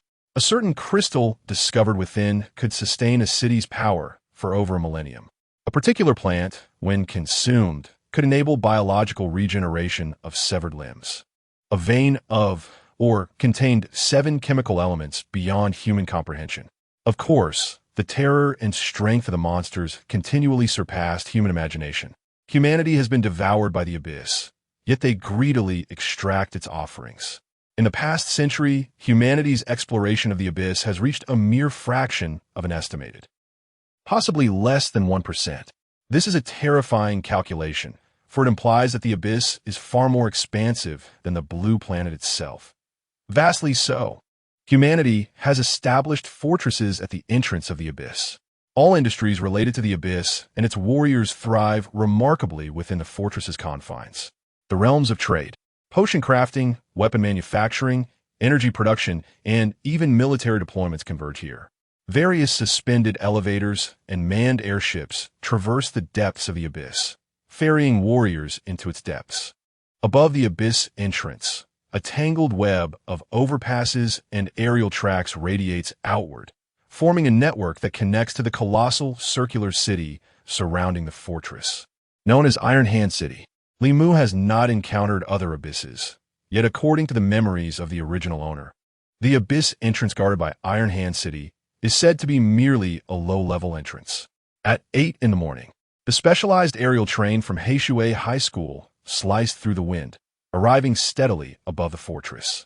The enormous square atop the fortress was already teeming with crowds, filled with senior students from the East District participating in the inaugural Battle of the Abyss. Representing no fewer than 20 universities, this event occurs 4 times annually, segmented by the 4 cardinal districts and completed within a month, jointly organized by the Ministry of Education, the Ministry of Resources, and the military. It can be regarded as a grand gathering within the educational realm. Li Mu's East District is among the first to participate this year. As the students from Heishui High School disembarked, the logistics department, which had been waiting, began to maintain order, ensuring that their students registered systematically in preparation for entering the abyss. Old Zhao.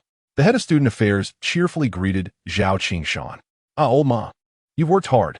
Zhao Qingshan, tall and rugged with a stubbled face, yawned while responding to the minister. How's it going? Am I being generous enough for you? Old ma inquired, inching closer to Zhao Qingshan with a grin. Huh? What do you mean by generous? Zhao Qingshan was taken aback. Feigning ignorance? Do you think I'm trying to blackmail you for those 2 bottles of good wine? You underestimate me. I'm offering you Li Mu solely out of our pure friendship. Old Ma playfully thumped Zhao Qingshan on the chest. Zhao Qingshan blinked in confusion. What are you talking about? What do you mean by Li Mu? Old Ma questioned. Zhao Qingshan echoed, perplexed. Yesterday, a late-stage student of yellow rank transferred to our school, and I personally handled his enrollment, then assigned him to your class. I'll be looking for you to register. Old Ma babbled in a rush. You're lying. No one has contacted me. Zhao Qingshan swore, raising his fist. Old Ma swayed slightly, his eyes glazing over. That little rascal. Could he possibly be here to claim my enrollment gift? Chapter 7. I am utterly infuriated. Yet, it seems unjust. He is indeed enrolled, and now he is our student. Old Ma muttered to himself. What are you doing here, dawdling? Zhao Qingshan stammered, lost in his thoughts. All right. Old Ma suddenly realized and began searching for Li Mu among the crowd. Remarkably, they soon spotted him. At that moment, Li Mu, donned in the elegant black water-patterned uniform of Blackwater High School, adorned with the school emblem, was registering at the entrance. To descend into the abyss, one must receive 2 return stones and a turtle-shaped technological wristwatch, which allows one to access real-time maps and various information. This entire set is valued at over 20,000. Regardless of one's status as a student, any warrior entering the abyss is provided with this equipment free of charge by the state, highlighting its commitment to encouraging warriors to venture into the abyss. Having collected his gear, Li Mu joined the throng of Blackwater students aboard the colossal, transparent elevator, which slowly descended into the dark chasm. Oh no! Old Ma exclaimed, realizing he had missed Li Mu just as he reached the elevator. Zhao Qingshan, bewildered, asked, Is that really Li Mu? Indeed. Let's move on. They will emerge later tonight, and we can discuss it then. Zhao Qingshan tugged at Old Ma. Meanwhile, as the elevator gradually descended into the abyss, Li Mu was struck by the realization that the abyss was not as dark as he had imagined. On the contrary, upon entering, the fortress below was laid bare before him. From above, the fortress resembled a miniature city, harmonizing with the fortress above. Troops were stationed at the edges of the fortress, while various teleportation arrays flickered with vibrant red and green lights, akin to twinkling stars. Looking up, Li Mu felt a profound sense of awe. The entire expanse above the abyss was shrouded in a dark veil, with only a circular opening overhead allowing light to penetrate. Within the abyss, a peculiar energy scattered and amplified the sunlight streaming from the world above, extending for miles. This illumination was ample, comparable to a cloudy day in the upper world, yet the abyss was enveloped in a constant, serene glow, exuding an air of tranquility and enigma.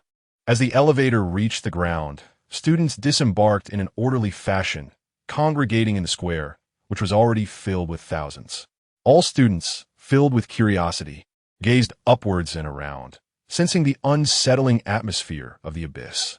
A palpable tension spread rapidly. Suddenly, a resounding neigh echoed, capturing everyone's attention, followed by a surge of excitement among the crowd. Not far away, 6 or 7 magnificent steeds galloped towards them. These were true majestic horses, far grander than any Li Mu had seen on earth. Leading the charge was a striking black stallion, adorned with twin horns, its eyes glowing crimson, and its flowing mane billowing dramatically, a sight to behold. The other horses came to a halt as the black stallion leapt gracefully onto a platform several meters high. Upon the stallion stood a figure resembling a military officer, exuding an aura of authority, with piercing eyes surveying the assembly, instilling an innate sense of pressure.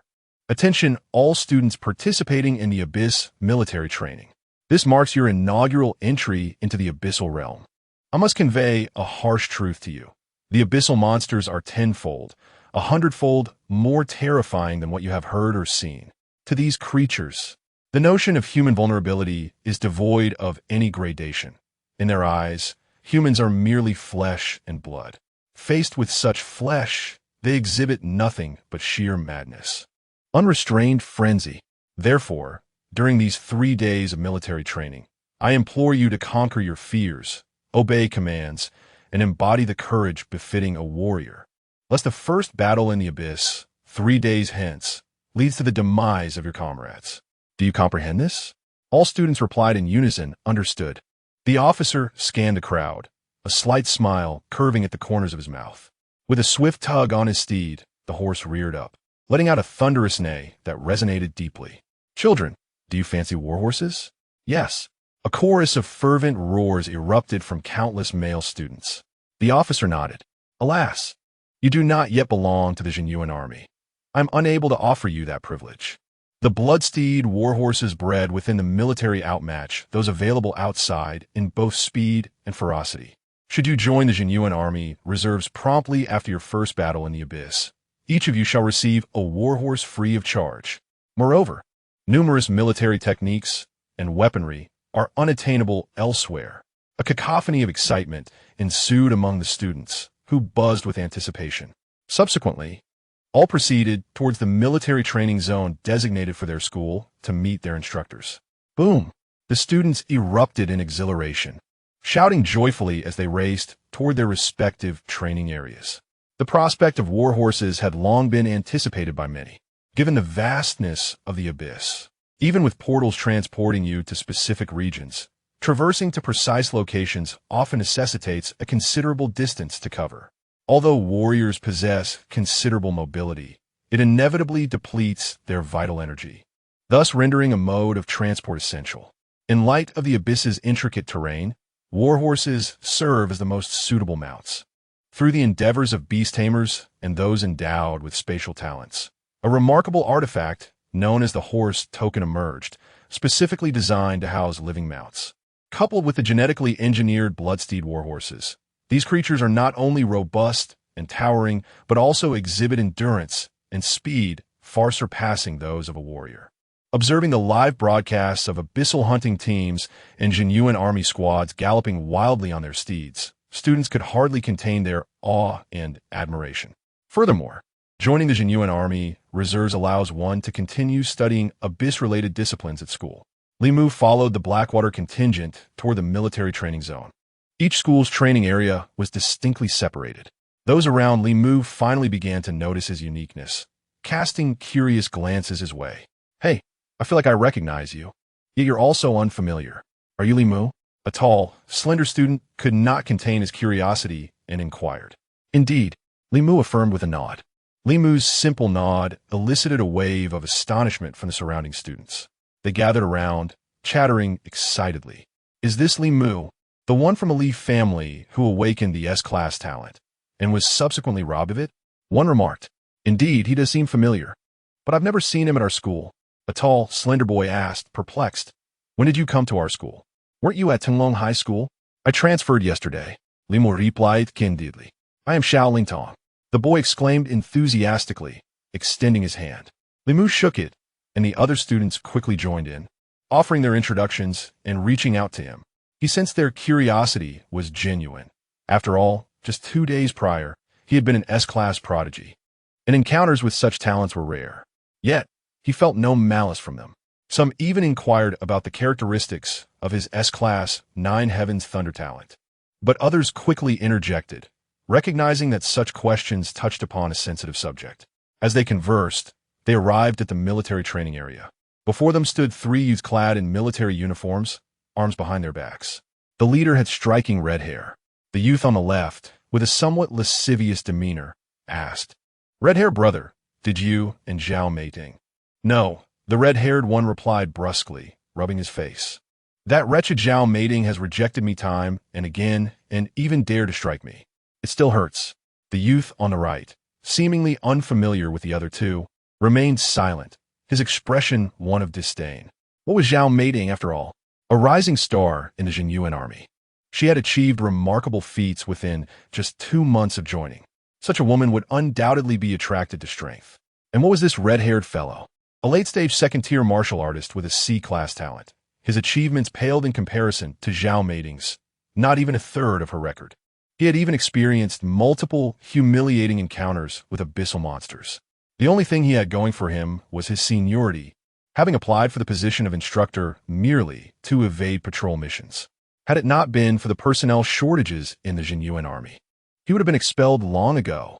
Zhao mating truly does not recognize a good opportunity, the youth on the left remarked sycophantically. The red-haired youth scowled. I'm absolutely furious right now. When these students arrive, we'll show them who's boss. A few male students will get a good beating to instill some fear. And then I'll take a couple of the pretty female students to the training room for some fun. Is that clear? Chapter 8, I was caught off guard. During the lecture, he suddenly attacked me. The red-haired instructor spoke, casting a sharp gaze towards the youth on his right. Although the youth disapproved of his actions, he could only nod in acquiescence. There was no alternative. The red-haired man was the chief instructor at Heishui High School, while they were merely deputy instructors. As the trio conversed, a throng of students from Heishui High began to surge through the entrance. From a distance, Li Mu's brow furrowed upon spotting the red-haired instructor. According to the memories of the original owner, the discipline of the Zhenyuan Army was indeed incomparable to that of the soldiers from his hometown. However, he did not expect it to be so poor that they allowed such a red-haired figure. Yet, Li Mu was also aware that the Zhenyuan Army was critically understaffed. Otherwise, the officer would not have resorted to persuading students to enlist during military training. In a vast forest, chaos naturally ensues. There are venerable martial artists who have sacrificed their lives, fighting for the warmth of countless homes. Yet, there are certainly also those who tarnish the reputation. While it is not guaranteed that a red-haired individual is one of them, Li Mu could tell from his expression that he was hardly a benevolent character. Hurry up, stop dawdling, stand in formation. The red-haired instructor suddenly bellowed, startling many students. The students promptly adjusted themselves and stood firm. Nevertheless, the red-haired man squinted his eyes and aggressively grabbed a male student's hair, forcefully dragging him to the front. This red-haired man, after all, was part of the Zhenyuan Army, and the students inherently felt a sense of trepidation. He yanked the student's head before him and exclaimed, "Did your mother not teach you how to stand properly?" As he spoke, he viciously kicked at the student's thigh. This student was merely at the yellow rank first level and was swept down by a practitioner of the second rank late stage. He fell sideways to the ground, the sound of his head hitting the earth resounding sharply. The student immediately clutched his thigh and head, crying out in pain. The red-haired man then stomped heavily on the student's mouth, grinding his foot down with force, gritting his teeth as he growled. "Do you know that abyssal monsters relish in your kind of wailing?" All the students from Heishui High wore expressions of fury. They had long heard that the worse the school, the poorer the assigned instructors. This was not to say that the Zhenyuan Army did not value students, but rather that they were severely understaffed. The exceptional martial soldiers were primarily engaged in patrol missions, with the protection of the Abyss Fortress being paramount. Consequently, those who were not as distinguished found themselves becoming instructors. As long as they taught diligently, these martial artists could competently fulfill the role of an instructor. Everyone had also heard tales of new recruits, often suffering beatings. But we are not new recruits. We are certainly not your subordinates. We are students here for military training. According to regulations, instructors may discipline, but they must not strike indiscriminately. Moreover, you have no justification for this. The red-haired man's gaze swept across the group of students, his anger surging even further. What the hell are you looking at? You delicate greenhouse flowers think you can challenge the abyss? You can't even stand properly. As he spoke, he kicked towards a boy standing in the front row. Li Mu stood in that very front row. In his eyes, that boy's posture was straight and upright, and he appeared quite spirited. The stance was far more standard than that of the red-haired boy, radiating vitality and spirit. To his astonishment, the red-haired boy delivered a fierce kick to his thigh. This boy, much like the one before, struggled to defend himself, but was ultimately swept off his feet and crashed heavily to the ground. Good for nothing. Worthless. With each insult, the red-haired boy sent another standing male student tumbling down. The kicks grew increasingly forceful, accompanied by a chorus of anguished cries. Meanwhile, the red-haired boy's gaze flitted over the beautiful female students, both to gauge their fear and to seek out attractive targets with commendable figures. Soon, he zeroed in on Li Mu, unleashing a powerful kick aimed at his thigh. Li Mu, however, calmly stepped back, evading the blow with ease. The red-haired boy paused, taken aback, before his fury ignited as he glared at Li Mu. Do you think you're clever? I'm here for military training, not to be a punching bag. Li Mu spoke with an unsettling calmness. The crowd from Heishui High behind him collectively held their breath. Although there were indeed regulations prohibiting military instructors from randomly assaulting students, they were on someone else's turf. The red-haired boy, already seething from Zhao Meiding's earlier provocations, was determined to assert his dominance and swiftly train a few female students privately. He hadn't anticipated a defiant challenger emerging in front of so many, undermining his authority. Pointing emphatically at himself, the red-haired boy declared, "I command you. Stunt, come here." Li Mu merely smiled, a chilling grin. "I'll say it once more. I'm here for military training. If you dare to extend your leg again, I shall break it. I mean what I say." The red-haired boy erupted in laughter, his mirth growing louder. Suddenly, his expression shifted, and with a menacing gust of energy, his right leg swept towards Li Mu's thigh. In response, Li Mu swiftly drew his right hand to his ear and thrust it sharply to the ground. Thud! The heavy iron staff struck the ground forcefully, intercepting the trajectory of the red-haired boy's kick. Taken by surprise, the boy's calf collided with the staff. Although he was a second-tier martial artist, his energy surged, and he managed to kick the staff aside, yet the impact left his calf throbbing in agony. The surrounding students had already cleared a wide berth. Seizing the opportunity created by the staff's elevation, Li Mu swung it in a wide arc, bringing it down upon the red-haired boy. In a flash, the red-haired boy produced a long knife and met the staff with a powerful slash. His energy surged, and he forcefully deflected Li Mu's staff. Undeterred by the first strike's failure, Li Mu pivoted and unleashed a second swing. The speed was overwhelming, leaving the red-haired boy scrambling to defend himself. Li Mu then drew a third strike from behind. The boy braced himself for the impact, only to feel a sharp pain in his hand, blood bursting forth as he realized Li Mu was employing the technique known as the 3 shocks of the flowing cloud. Yet, he remained confident. 3 strikes had passed, and he was certain he could overpower his opponent. To his shock, Li Mu unleashed a 4th strike with even greater speed and ferocity. The air sliced with the sound of the 4th staff, and the red-haired boy's expression changed drastically as he raised his weapon to defend, only to hear a resounding crack as his long knife shattered in his grip. Yet, what plunged him deeper into despair was the chilling expression on Li Mu's face as he unleashed the 5th strike of his staff. The 5th tremor of the flowing clouds resembled a fleeting shadow slicing through the air. Wherever it passed, energy rippled violently, and the very fabric of space seemed to lament. Its target was none other than his right leg. No, the red-haired youth could not evade in time. He had lost his weapon and had no means of defense. Crack! Ack! His knee snapped at an unnatural angle, and he crashed to the ground with a thunderous thud. Clutching his thigh, he writhed in agony, his cries echoing with a heart-wrenching despair. Li Mu executed a flourish, retracting the staff swiftly back to his ear. He had come to this foreign realm not to be bullied. Otherwise, what was the purpose of awakening the battle victory system? As for punishment? Back on Earth.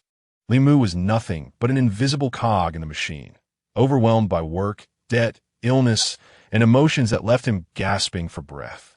If his life in this high martial world was to be just as wretched, then he might as well return and continue as a mere pawn.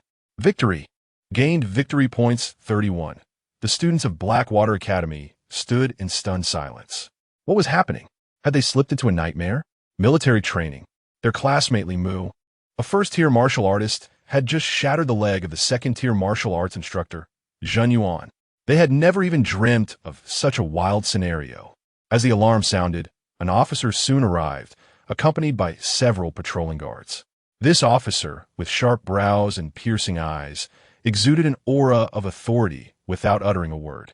Upon noticing the insignia on his shoulder, the students of Blackwater Academy fell into a hushed awe, their faces pale with terror. Some trembled in fright. Who could have anticipated encountering such a figure during university military training? An officer of this rank would command respect even from their principal, or at the very least, from the education minister of the Eastern District of Iron Hand City. Surveying the scene, the patrolling guards grew tense. What transpired here? The officer inquired coldly. At that moment, the red-haired youth, supported by two assistant instructors, managed to rise, his body shaking from pain, tears, and snot streaming down his face. Glaring at his twisted leg, he gritted his teeth, pointing at Li Mu while wailing, "Qin Lang Wei." This student defied authority, flouted military discipline, and while I was addressing him, he suddenly attacked me. Chapter 9. Is there actually surveillance here? The piercing voice of the red-haired man, coupled with his crimson eyes, evoked a profound sense of injustice. The officer turned his gaze towards Li Mu. Before Li Mu could utter a word, Xiao Lingtong from the crowd suddenly exclaimed, "No, officer, it was this instructor who inexplicably assaulted our student. He struck Li Mu, who merely defended himself. He was the aggressor." A ripple of indignation surged among the students of Blackwater Academy. "Yes, indeed, he was the one who bullied us first. Officer, please investigate." "Silence. All of you be quiet." The red-haired man bellowed furiously, taken aback by the collective defiance of the students. Slap! An officer from the Wolf Guard delivered a resounding blow to him. "What kind of chaos is this?" he admonished. He then turned to his aide. "Bring up the surveillance footage." "Understood." The aide promptly produced his phone and began to operate it. The red-haired man was instantly alarmed. There are surveillance cameras here? How was he unaware of this? Had he known, he would never have dared to engage in such antics. His audacity stemmed from having heard that some officers acted in such a manner, and the female students who had previously been subjected to this treatment were too fearful to speak out, both to protect their innocence and due to their trepidation of the Zhenyuan Army's influence. Even the students of Blackwater Academy scanned their surroundings, finding no visible cameras. They had initially been concerned that their claims would fall on deaf ears, each holding fast to their own narratives. If the officers sided with the red-haired man, they would be utterly powerless. To their astonishment, after reviewing the footage, the officer's eyes blazed with righteous fury. He turned to the red-haired man and coldly commanded, "Find out who authorized this scoundrel to be an instructor." A patrolling soldier acknowledged and hurried away. The red-haired man trembled in fear. "Trash like you is impossible to cleanse." The officer continued, "Take him away and ensure this footage is delivered to the law enforcement department." Upon hearing the words law enforcement department, the remaining strength in the red-haired man's left leg gave way, and an unseemly liquid poured from his trousers. Two assistant instructors responded promptly, preparing to escort him to the medical department. In the realm of martial prowess, medical capabilities are formidable, and reattaching severed limbs is not beyond the realm of possibility within a certain time frame. Do not take him to the medical department. Deliver him directly to the law enforcement department. The officer commanded sharply. The red-haired man's heart sank completely. They wouldn't even allow him medical treatment? However, he had no recourse. The scarcity of medical resources was undeniable. So many valiant soldiers, injured in battle, struggled to receive care. There was no way they would squander even the slightest bit of medical assistance on such a worthless individual. Once the instructors departed, the officer turned to Li Mu. "What is your name?" "Li Mu," he replied. The officer, evidently unfamiliar with him, showed no surprise. "I ask you, were you employing the flowing cloud 3 shocks earlier?" "Yes." Li Mu nodded affirmatively. "Why did it manifest as 5 shocks?" The officer inquired directly. "Self-taught breakthrough," Li Mu answered, maintaining a dignified composure. The officer nodded, then turned to the students of Heishui Academy. "Take out your phones and start recording." The students looked puzzled, but complied nonetheless. Once everyone had activated their recording devices, the officer solemnly addressed Li Mu, proclaiming, "I am Qin Zhanya of the Zhenyuan Army's Wolf Guard. I require your assistance. May I request that you accompany me?" Initially, Li Mu was bewildered, but he quickly grasped the situation. Qin Zhanya had instructed all the students to record, thus presenting himself and inviting Li Mu to accompany him, reassuring everyone that his intentions were not vengeful, but rather related to other matters. Should anything untoward happen to Li Mu, they would have evidence to expose it. Given Qin Zhanya's forthright demeanor, Li Mu felt it inappropriate to refuse. "All right," he acquiesced. "Please arrange for the instructors to be reassigned. I will follow you." Qin Zhanya nodded, issuing commands to his subordinates while addressing Li Mu.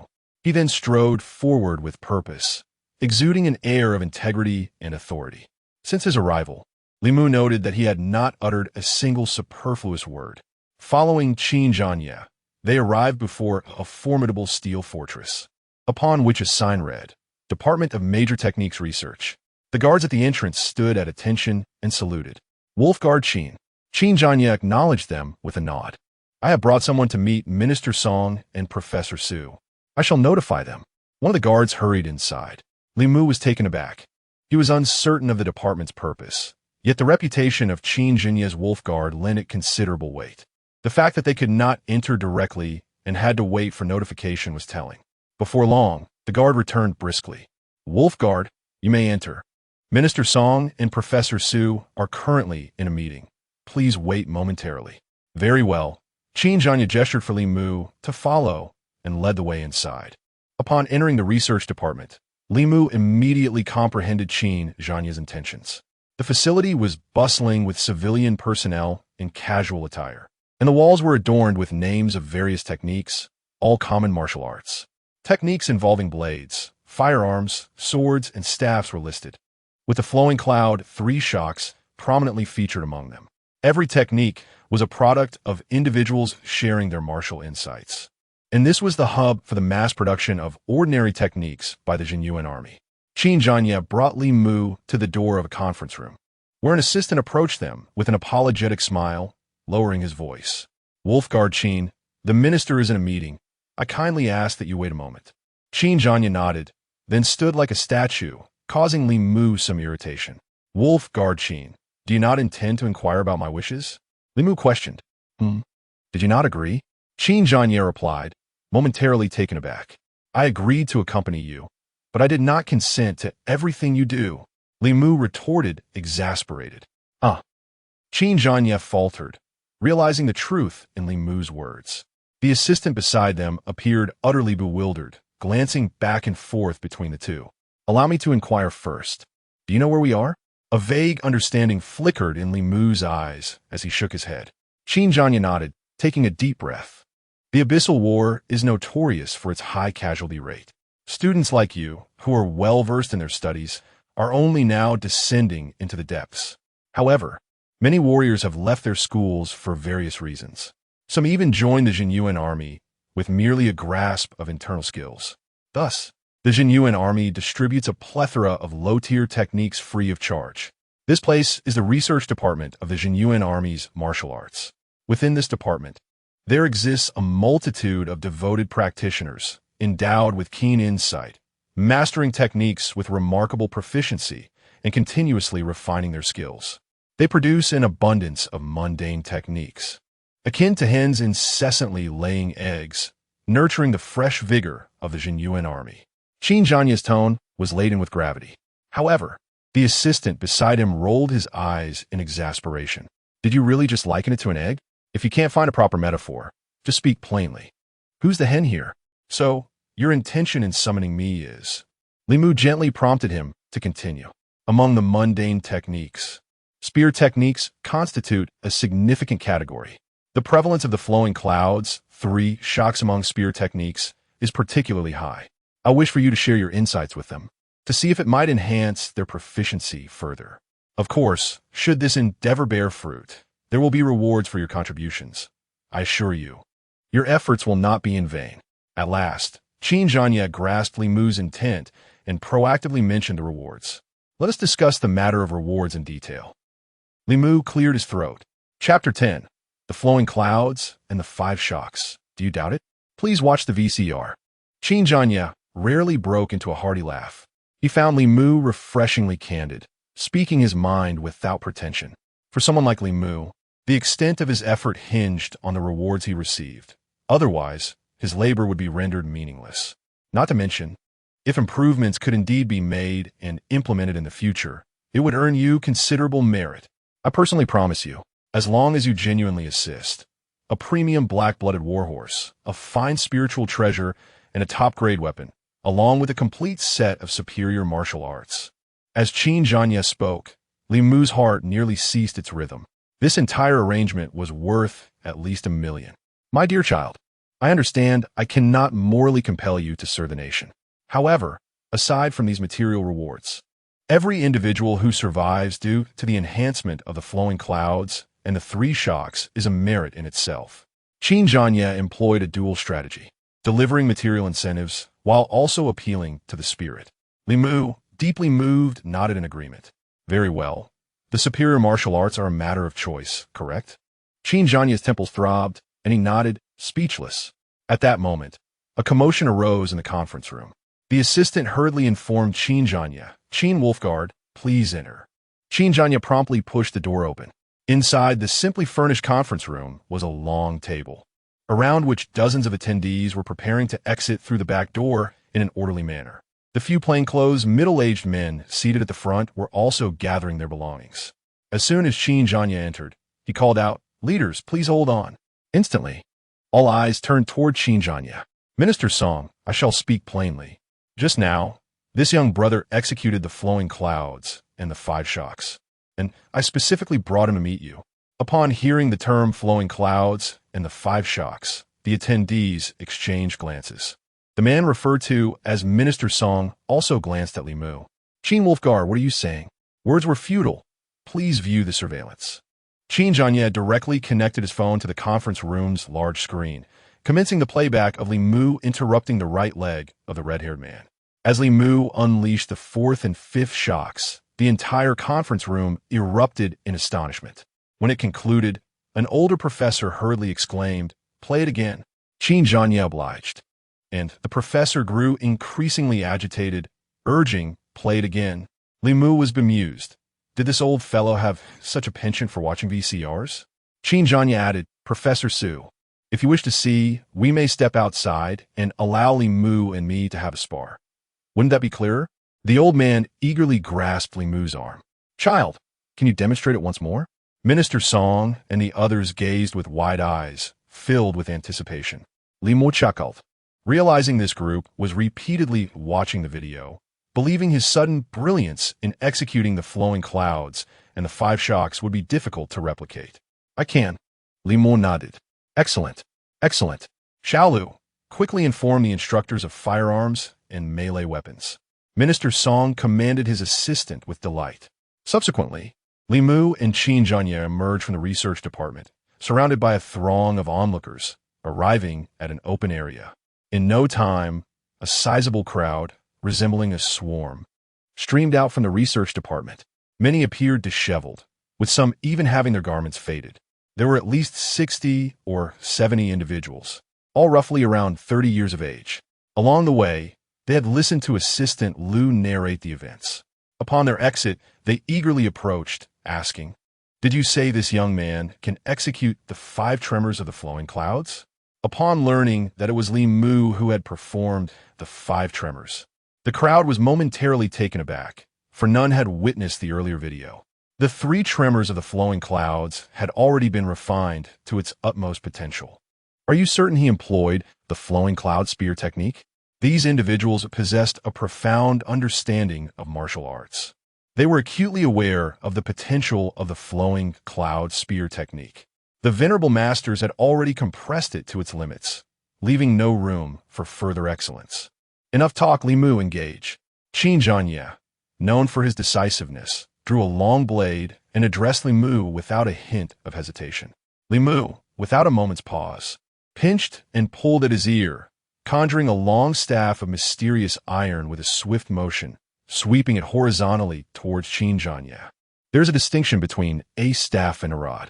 A staff is straight and uniform in thickness, emphasizing agility and finesse.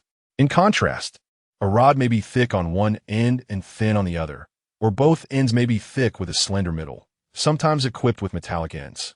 A rod conveys a sense of raw power and explosive strength, yet such weapons are exceedingly rare. In the blacksmith shop of his Uncle S family, there were merely two staffs, with no rods in sight. With deliberate strides, Qin Zhanye wielded his long knife with precision, deflecting Li Mu's sweeping strike. Given his prowess, even three Li Mus bound together would not pose a challenge.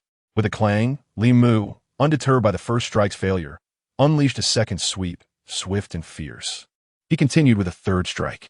At this point, all spectators widened their eyes in astonishment, let alone the five tremors. Even the three tremors showcased by Li Mu surpassed the ordinary application of the flowing cloud spear technique. Although Li Mu's foundation remained rooted in the flowing cloud spear technique, the fluidity of his adaptations far exceeded their comprehension.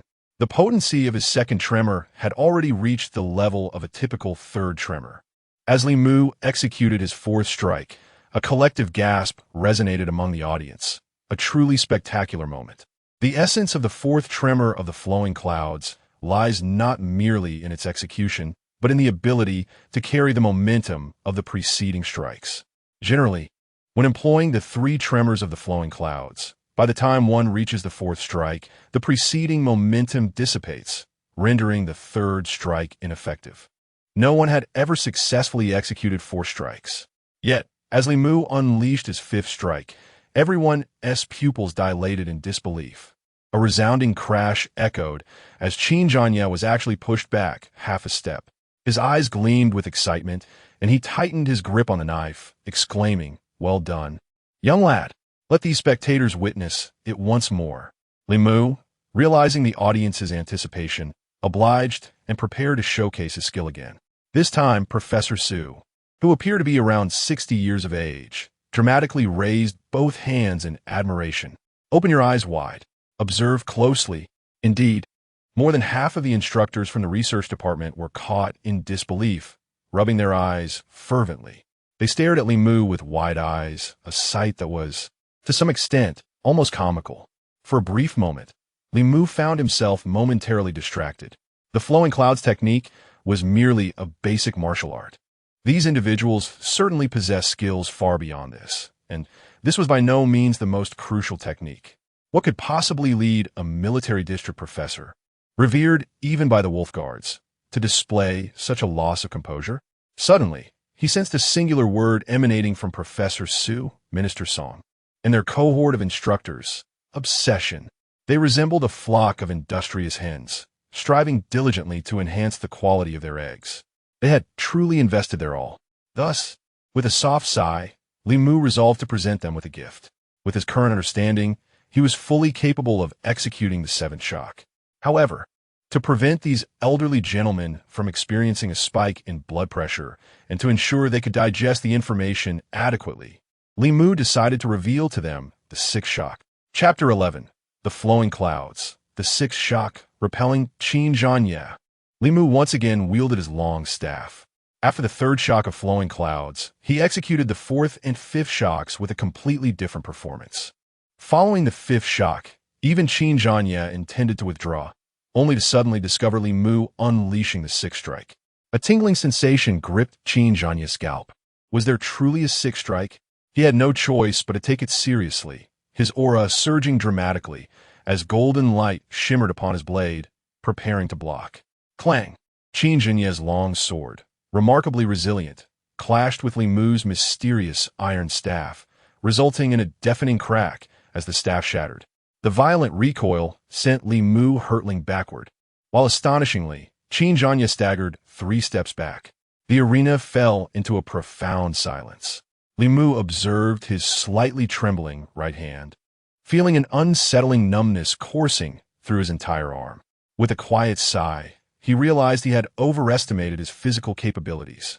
The 50-pound divine weapon technique, combined with the weight of the mysterious iron staff, amounted to a formidable 100 pounds.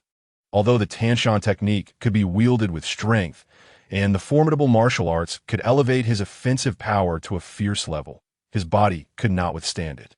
Qin Jinye, equally astonished, was taken aback. His cultivation was at the 8th rank of the yellow stage, on the cusp of reaching the 9th. The disparity between himself and Li Mu, a mere first-rank martial artist, was like heaven and earth. How terrifying was this power, capable of pushing him back several steps. Good, good. Do you see now? Qin Jinye exclaimed in exhilaration, pointing towards Minister Song and the others. What have you comprehended? Minister Song, filled with excitement, turned to survey the teachers. Yet, few engaged in conversation. They were all absorbed in the exquisite performance of that singular strike, each mimicking the non-existent long spear or staff as if entranced, lost in a frenzied dance. Some even murmured incoherently. Professor Su approached, a faint smile breaking through his weathered face as he addressed Li Mu. Young brother, I beseech you for a favor. Please go on, Li Mu replied, bowing respectfully. Would you kindly step inside and share a few words with us? As you can see, these individuals have already become entranced. Your mere words might catalyze a qualitative transformation in the flowing cloud's 3 shocks. It is no exaggeration to say that if the 3 shocks could be expanded to 5 shocks, the overall strength of the martial artists wielding firearms and staffs in our military district would experience a substantial leap. If it could even reach 6 shocks, it might significantly impact our district's mortality rate. This is an immense merit, child. I shall surely advocate for your military honor. As Professor Su spoke, tears welled in his eyes, his voice trembling. Li Mu glanced back at Qin Jinye, who nodded deeply in agreement. Li Mu smiled. Why not with tears in his old eyes? Professor Su grasped Li Mu's hand with his rough palm, and together they walked into the research department, followed by Minister Song and the enthralled teachers. A throng of individuals entered the grand conference room, while Qin Jinye remained outside, patiently awaiting their return. He could only hear a mix of laughter and tears, noise and silence from within. After more than 3 hours, Assistant Liu and Li Mu emerged. Without exception, everyone in the conference room had succumbed to slumber. Assistant Liu appeared somewhat fatigued, yet the spark in his eyes was undeniable. He quietly remarked to Qin Jinye, Wolfguard, I apologize. Minister Song and the others have overexerted themselves and are now exhausted. I believe it will take them at least several hours to awaken. He then turned to Li Mu, unable to conceal his admiration. Li Mu, you are truly a once-in-a-century prodigy in martial arts. Li Mu hastily downplayed the compliment. Assistant Liu, you flatter me. Compared to the great masters who have created these techniques, I am but a speck of dust. Li Mu had a clear understanding of his position. Those who praised him were largely driven by personal sentiments, as the difficulty of improving this technique was immense. This group recognized the intricacies involved. Yet, even if they revered Li Mu as a deity, it did not alter the fact that the technique's efficacy was limited. Techniques are born from human effort, and Li Mu's enhancements could not be disseminated throughout all of China. They were confined to this military district and this particular group, and their effectiveness would depend on how much these practitioners could absorb. Even if these few dozen individuals worked tirelessly day and night, they would only produce a few hundred sets of the flowing clouds 3 shocks in a month. Among those few hundred, how many would survive due to the technique? Of course, these individuals could pass on their understanding of the flowing clouds 5 shocks to other technique creators. However, with each successive transmission, the strength of the technique would inevitably diminish, gradually reverting to lower-tier techniques. This is a significant pain point in the realm of Chinese martial arts, and a primary reason why techniques are far more precious than spiritual treasures or weapons. Unless Li Mu could devise a method to propagate the improved technique across all military districts nationwide and ensure its effective implementation, it would indeed be a monumental achievement. Assistant Liu quickly interjected, "There is no need for excessive modesty. Refining a widely practiced technique is far more challenging than creating a new one. The path to optimizing techniques is long and arduous, and any progress we can make will be pursued with utmost dedication." Li Mu felt a measure of admiration. After exchanging a few more pleasantries, Assistant Liu personally escorted Qin Zhanya and Li Mu out of the research department, standing at the door to watch them depart for quite a distance before turning back. "How do you feel?" Qin Zhanya inquired with a smile. Li Mu dug at his ear and replied, "Ah, it feels quite empty in there." "Ha ha ha, you rascal, I'll replace your weapon." Qin Zhanya laughed heartily, his spirits lifted. The adjutant accompanying him was astonished. It had been ages since Wolfguard Qin had laughed like this. Yet today, he had laughed more than once. Qin Zhanya, known for his decisive actions, left the research department and took Li Mu directly to the military supplies department. The military supplies department was divided into several sections: the weapons area, the spiritual treasures area, and the techniques area. Li Mu chose to explore the spiritual treasures area first. The spiritual treasures section of the military supplies department was truly an eye-opener for Li Mu, with shelves on either side filled with countless ordinary and superior spiritual treasures. Some members of the Zhenyuan Army traversed the space as if they were shopping in a marketplace. Numerous spiritual treasures were clearly priced, though the currency involved consisted solely of contribution points and merit points. These spiritual treasures possessed unique energies and functions when utilized effectively. They could turn the tide of battle and serve as a trump card for martial artists. Contribution points functioned as the currency of the entire military system, which could be expended to procure supplies for the Zhenyuan Army. Merit points, on the other hand, served as a restriction on purchasing eligibility. A particular spiritual treasure required 200 contribution points and a minimum of 10 merit points. If one lacked the requisite merit points, no amount of contribution points would suffice for acquisition.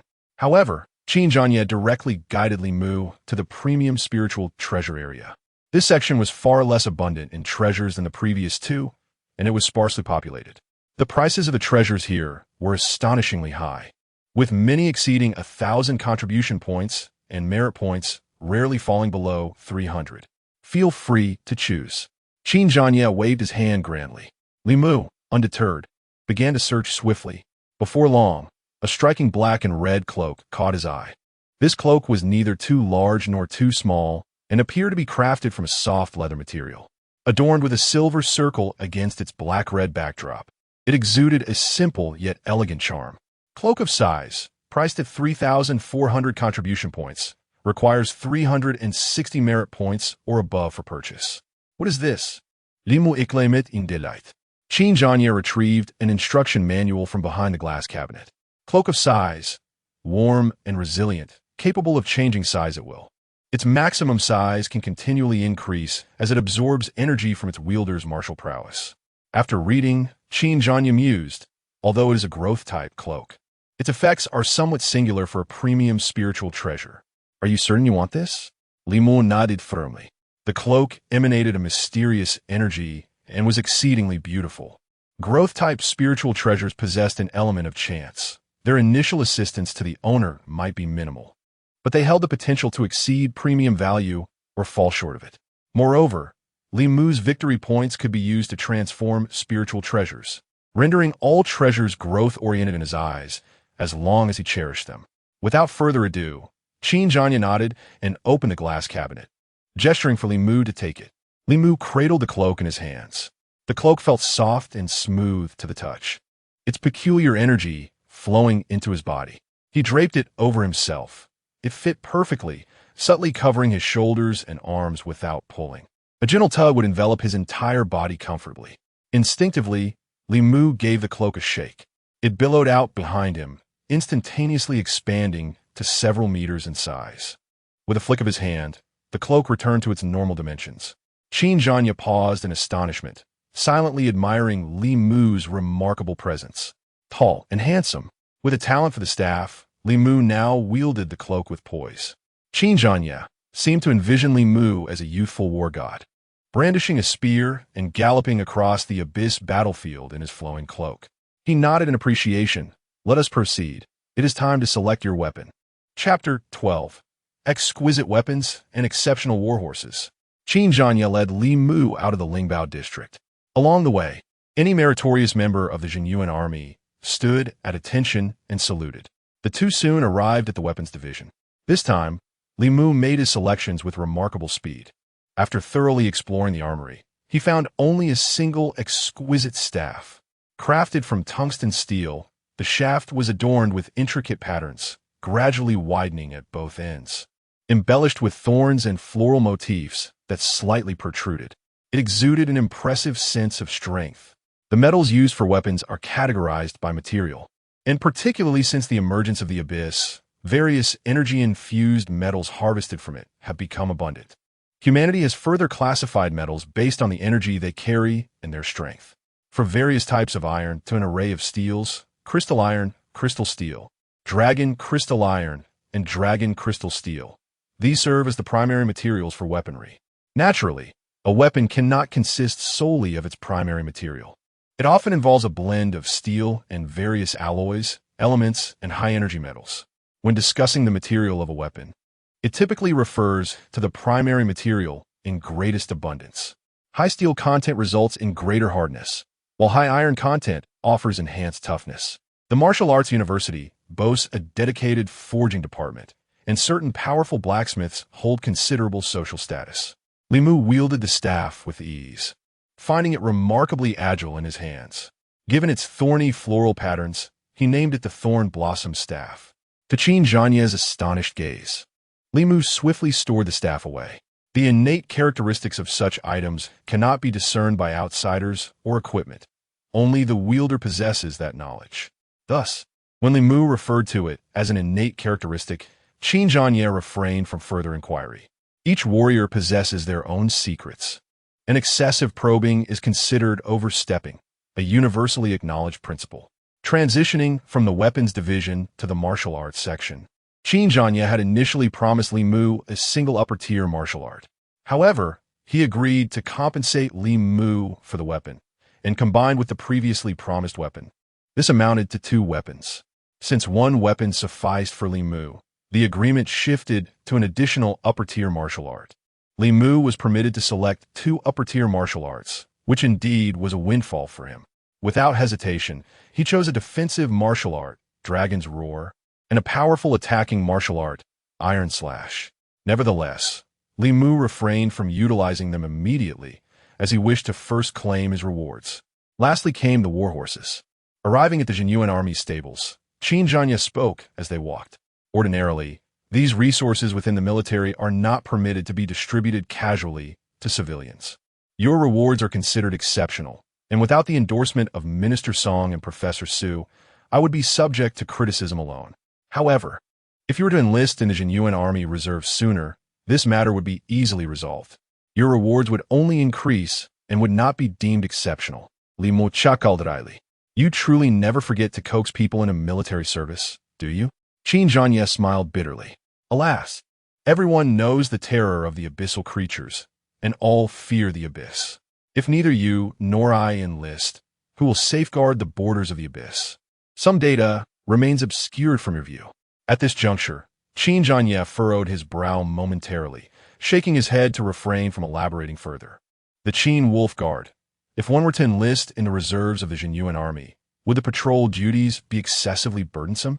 Although Li Mu had not outwardly expressed it, joining the military was an inevitable choice for him.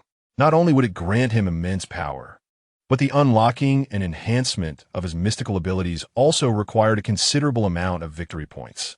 Countless formidable powers awaited his discovery, leaving him restless with anticipation. Qin Zhanya, apprehensive of Li Mu's potential reluctance to join the Zhenyuan Army, promptly gestured dismissively. No. The reserves are solely for times of acute manpower shortages. At all other times, you shall continue your studies in specialized knowledge.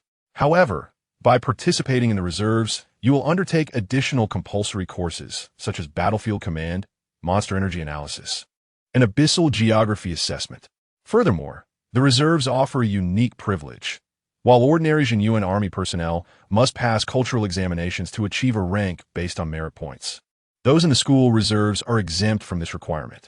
Sufficient merit points alone suffice for a direct promotion in rank.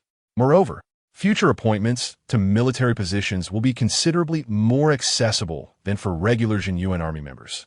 The reserves also allow for the holding of ranks and military titles. Naturally, should you voluntarily partake in missions, that would be even better. Li Mu nodded in agreement.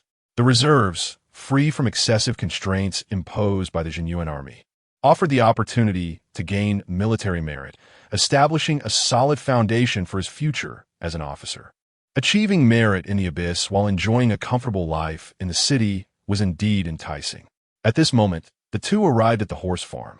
The expansive and flat terrain of the large riding ground was alive with countless steeds galloping in the distance, with riders navigating skillfully among them. At the entrance, an officer had just emerged, engaged in jovial conversation with his adjutant. Upon spotting Qin Zhanye from afar, he immediately recoiled, tugging his adjutant and retreating hastily. "Hey, old Zhou, I see you," Qin Zhanye bellowed, striding forward with purpose and seizing the officer's arm. The officer turned, his expression one of exasperation. "Why are you here again? Look at you so unwelcoming. Is it just because I procured a fine steed for you? A good horse deserves a hero," Qin Zhanye replied, with a pointed gesture towards Li Mu. "What?" Old Zhou's voice rose an octave. "It is crucial to understand that nurturing monster-blooded steeds is no simple task. The lengthy cycles and high mortality rates are just the beginning. The painstaking effort to cultivate, adjust, and train a fine horse truly represents a labor of love. Who wouldn't wish for these exceptional horses to be recognized under the gaze of esteemed leaders, illuminated by the flashes of various award ceremonies, distributed as significant tokens of merit to distinguished soldiers? Such recognition could garner more attention and funding for their breeding facility, allowing their hard work and dedication to be acknowledged. Yet, here was Qin Zhanye, having previously leveraged a special achievement to claim one of his prized warhorses. He felt as though a precious pearl had been tarnished, and this sentiment had lingered in his heart, causing him to bristle at the sight of Qin Zhanye. To his surprise, today another young one had been brought along. Upon seeing old Zhou, he was on the verge of fury, but Qin Zhanye swiftly leaned in and whispered a multitude of words into his ear. Instantly, old Zhou's gaze brightened at the sight of Li Mu. Yet, he remained conflicted. "You wouldn't be deceiving me, would you? Just based on this little fellow? Ah, he is no mere child. Both Minister Song and Professor Su have been singing his praises. In the future, should he speak well of you in front of Professor Su and Minister Song, their endorsements would carry far greater weight than mine. Wouldn't you agree, Li Mu?"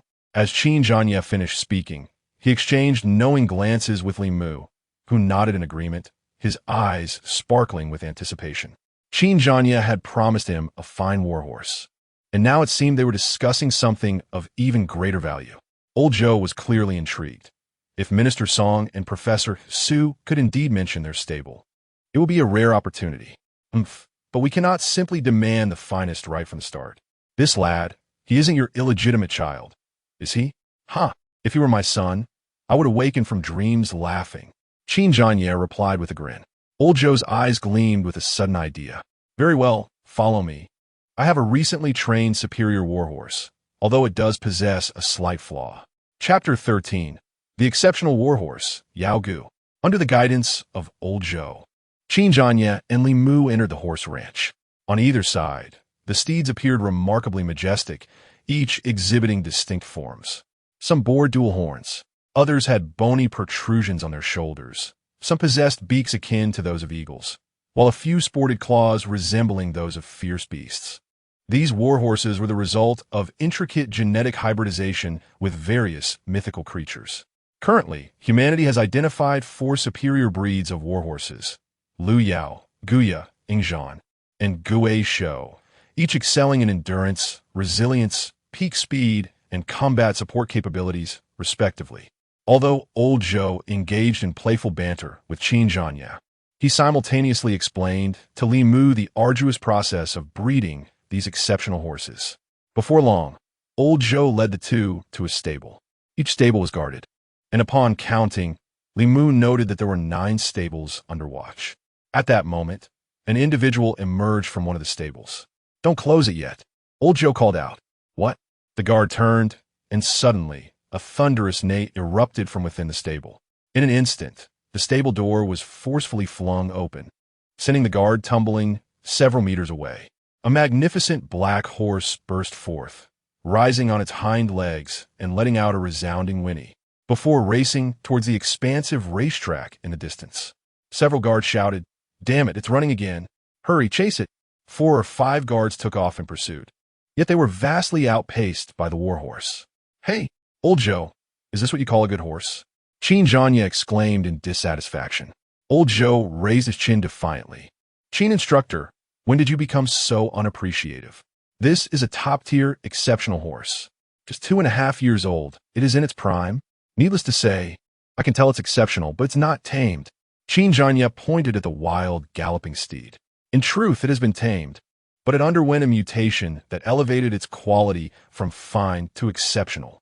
I was quite pleased, as it is currently the youngest exceptional warhorse in my stable.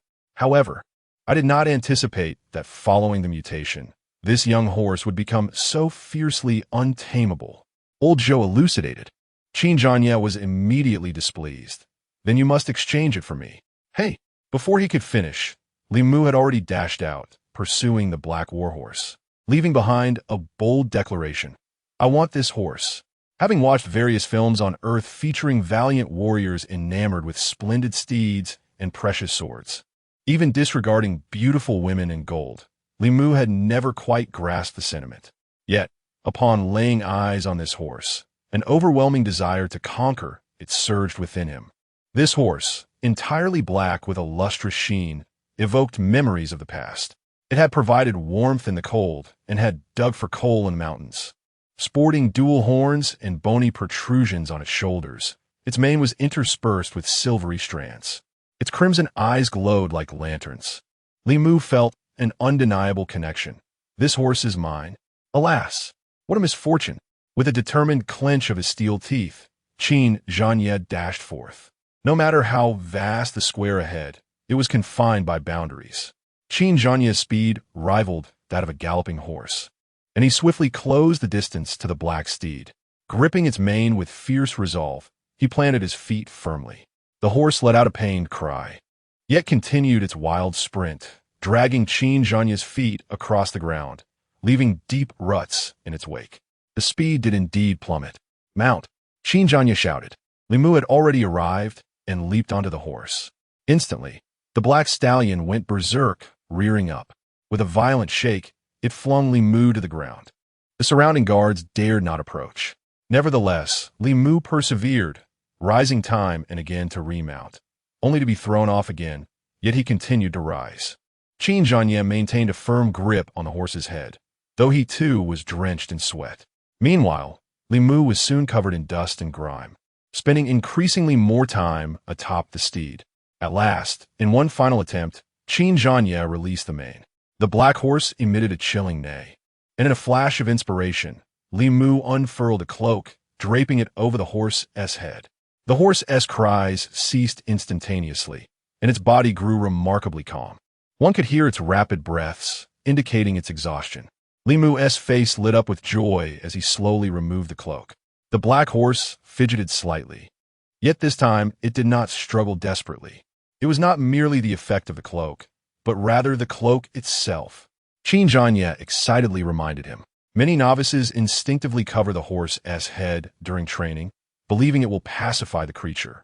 However, practical experience has shown such methods to be ineffective. Li Mu gazed at the cloak, noticing the peculiar energy swirling upon it, seemingly establishing a connection with the steed. Who would have thought this cloak possessed such extraordinary capabilities? "Let's go. Charge!" Li Mu attempted to spur the horse with his feet, and the black stallion took off at once. Graceful in form and swift in speed, even Zhenyuan was entranced, quietly praising the horse for embodying traits of both the Yuyao and Gunya, yet surpassing the speed of the formidable Ingzhan breed, perhaps even exceeding it. One extraordinary mutant steed. Li Mu reveled in his exhilarating ride for a full 10 minutes, and even after he stowed the cloak, The horse seemed to acknowledge him. He halted before Qin Zhanya, covered in dust, his hair tousled like a super scion, yet wearing a broad, silly grin. "Have you thought of a name?" Qin Zhanya asked with a teasing smile. "I shall name it Yaogu," Li Mu declared, having indeed thought it through. Qin Zhanya nodded in agreement, smiling. Although old Zhou was reluctant, he ultimately entrusted the horse's registration to Li Mu's hands, repeatedly urging both Qin Zhanya and Li Mu to speak favorably about their horse farm whenever the opportunity arose. After chatting a while longer, Qin Zhanya took Li Mu and departed the horse farm. As they left, both mounted their steeds leisurely, allowing Li Mu's horse to acclimatize to the surroundings outside the farm. This scene was fortuitously witnessed by two women, Li Xiaohong and Li Lan. Li Lan, also a cousin of Li Mu, shared a close bond with Li Xiaohong. Ever since they entered the abyss and beheld the war horses ridden by the officers, the two had developed a great fondness for them. During their lunch break, the two of them inquired about the military horse ranch. Considering the current influence of the Li family, they thought that with a little financial incentive, they could secure a military steed. To their surprise, as they approached, they spotted Li Mu and Qin Zhanya emerging, engaged in light-hearted conversation. The rank insignia on Qin Zhanya's shoulder was unmistakable. Both women furrowed their brows in disbelief. How could that scoundrel be so chummy with an elite soldier, and riding such a magnificent warhorse? Li Xiaohong seethed with anger, recalling the grudge she held against Li Mu for that slap. She was still missing a tooth because of it. Anyone who dared to strike her would surely face her wrath, and she was determined to find someone to deliver a thorough beating to Li Mu. However, after spending the previous day appeasing Sun Long and attending military training today, she had yet to arrange for retaliation. Li Lan shook her head, expressing her own confusion. Then, a thought struck her, and she speculated. Could it be related to his father? His father had slain numerous abyssal monsters for the family's sake. Perhaps he was acquainted with an officer from the Zhenyuan Army, which would explain the officer's favoritism towards Li Mu. Li Xiaohong nodded in agreement. It must be so. Otherwise, they wouldn't have made an exception to sell him a horse. But where could this scoundrel have amassed such wealth? As far as she knew, he was utterly broke. Li Lan waved her hand dismissively, glancing towards the entrance of the ranch. Regardless, we'll call home shortly to report on the situation. Let us go. We must select a horse. Indeed, Li Xiaohong smirked, her confidence radiating. It seems we were overly concerned. Even a pauper like Li Mu can purchase a horse here. Once we reveal our identities, they will likely gift each of us a horse. As they spoke, the two hastened towards the entrance of the ranch. Yet, before they could draw near, they were halted by two guards. Halt! The guards commanded, standing tall and brandishing their sabers to block their path. Military Horse Ranch. Students, keep your distance. Li Xiaohong offered a slight smile, brimming with confidence. East District, Li Family. Chapter 14. The Li family who desires the impossible. The guard furrowed his brow, gazing at her in bewilderment, uncertain of the purpose behind her abrupt utterance of those 5 words. He maintained his vigilant stance. Guards are inherently this way. When treated courteously, they reciprocate with even greater politeness. However, should someone attempt to exert pressure through authority, they're the least inclined to tolerate such tactics. Li Xiaohong and her companion also wore expressions of deep concern. Do they not comprehend? We hail from a Li family of the East District. We seek to procure 2 steeds. Observing her demeanor, the guard's tone grew noticeably colder. Military war horses are not available for sale to civilians. They can only be exchanged for merit and contributions. Li Xiaohong's frustración surge incontrolable. Not only did they refuse to offer them horses, but they also denied them the option to purchase. My brother possesses an S-class talent. Li Xiaohong, have you not heard of the East District's Li family? The guard retorted icily. I have indeed heard of you, the ones who appropriated another's S-class talent. Qin Zhanya, a martial arts enthusiast, seldom follows social news. Yet, these guards have their lives and are well aware of the Li family. Just moments ago, they had witnessed Qin Zhanya and Li Mu's departure, recalling this incident. Li Xiaohong was incensed, her anger boiling over. Given that they were aware of her identity, how dare they speak to her in such a manner? Clearly, they held the Li family in contempt. What is the meaning of this? Has the reach of the Li family not yet extended to the military district? This is utterly unacceptable. She furiously pointed at Li Mu's departing figure. If that lowly scum can procure a warhorse here, why can we not? The guard replied with a faint smile. I'm afraid you are mistaken. Li Mu's horse was not purchased, but rather bestowed by the military district. How dare you? Even Li Lan could no longer contain herself, raising her voice in protest. There is no need for further explanation. I shall reiterate my command. Step back.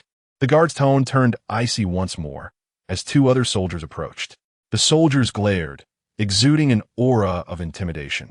Li Xiaohong and Li Lan, filled with resentment, gritted their teeth and retreated. The soldier coldly turned back to his post, refusing to cast a glance in their direction. In truth, under normal circumstances, he had no obligation to engage with them at length. However, these two fools incessantly invoked the Li family name, having usurped another's talent. They now referred to him as lowly scum, which was indeed infuriating. Thus, he felt compelled to deliver a few cutting remarks. Upon exiting the horse grounds, Li Xiaohong and Li Lan seethed with anger. Why, oh why? That lowly scum possesses a military warhorse. Is it truly so difficult for me to acquire one to signify my status? Li Xiaohong clenched her fists in frustration. Li Lan, meanwhile, retrieved her phone. This matter must be reported to the matriarch. Yes, a phone call. As the information reached the Li family, they happened to be convening for a family meeting. Matriarch Ma sat prominently at the head of the table, while the family members were engaged in discussions with various business and political figures seeking collaboration. However, there was one point of dissatisfaction. Although many had come, they were merely small fry.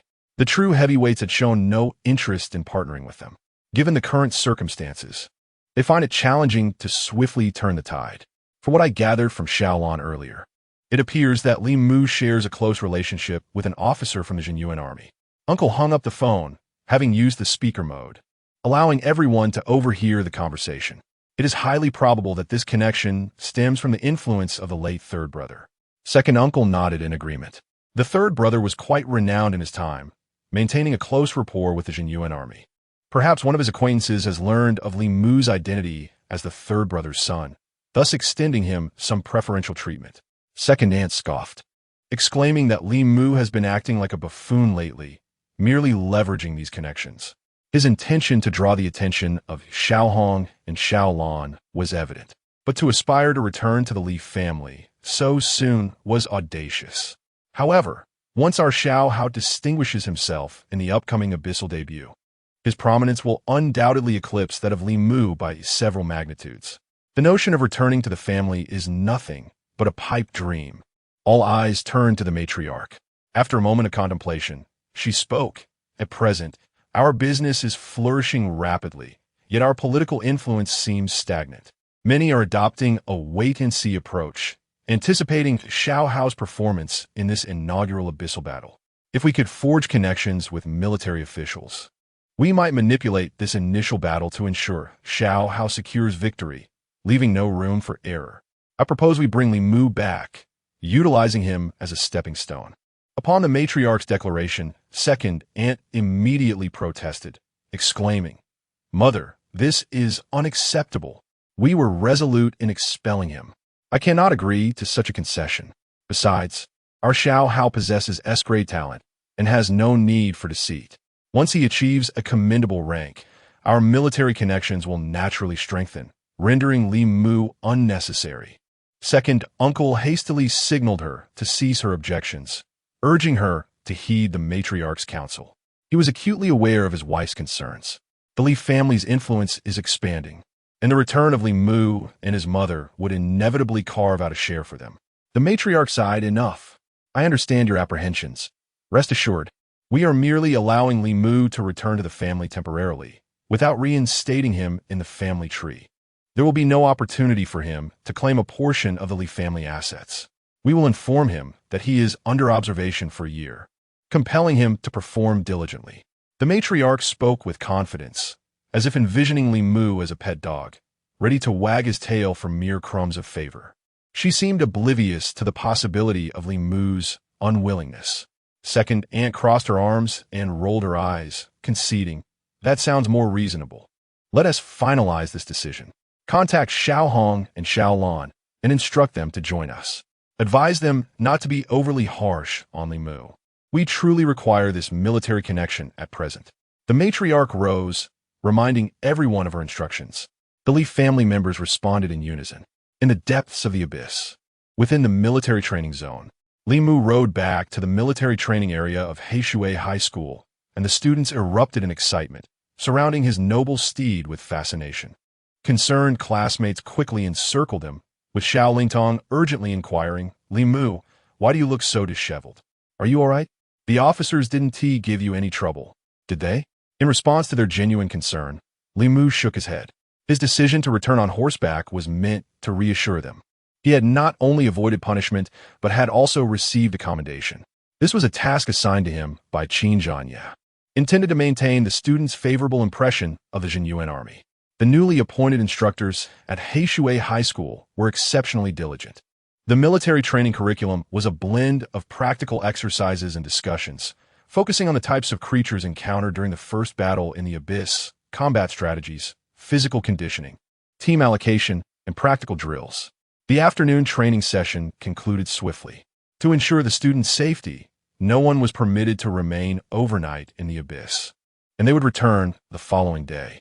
Thus, around 6 o'clock, all students gradually gathered at the abyss elevator, preparing to ascend to the surface. They then took the aerial train back to their respective schools. On the aerial train, in order to avoid being inundated with questions from his classmates, Li Mu opted to sit cross-legged in meditation. Observing his focused demeanor, the others refrained from disturbing him, instead engaging in discussions about his cloak and steed. Many from less affluent families struggled to acquire even a basic Xiantai weapon, while those from middle-class households often invested heavily for the first battle in the abyss, managing to upgrade to a superior weapon at best. Li Mu, however, possessed not only a fine spiritual treasure, but also a warhorse. Unbeknownst to them, he also held another exquisite weapon and 2 superior techniques. Techniques were far more precious than weapons or spiritual treasures of the same tier, as the various energies and resources gathered in the abyss served as materials for crafting such items, whereas techniques required inheritance. Each technique was the culmination of a warrior's dedication. Li Mu grasped the technique stone in his hand and began to comprehend the first defensive skill, Dragon's Roar. Upon completing his understanding of the technique, he marveled inwardly. The no-rank celestial art was indeed formidable, as it could amplify the insights of all techniques by 50 years.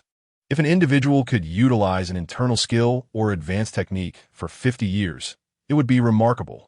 Lower-quality techniques like the Flowing Cloud 3 shocks were typically discarded after a few years of use. It was inconceivable for someone to employ a basic technique for 50 or 60 years. Even if there were such cases, they could not possibly match Li Mu's innate comprehension of the celestial art. In other words, a warrior might spend 50 years mastering Flowing Cloud 3 shocks and still fail to grasp Flowing Cloud 5 shocks. Thus, Li Mu's celestial art enriched his study of other techniques, effectively elevating their rank. For instance, Dragon's Roar was essentially an upgraded version of the common technique Golden Bell Shield. The ordinary Golden Bell Shield required immobility during its casting and offered solely defensive capabilities.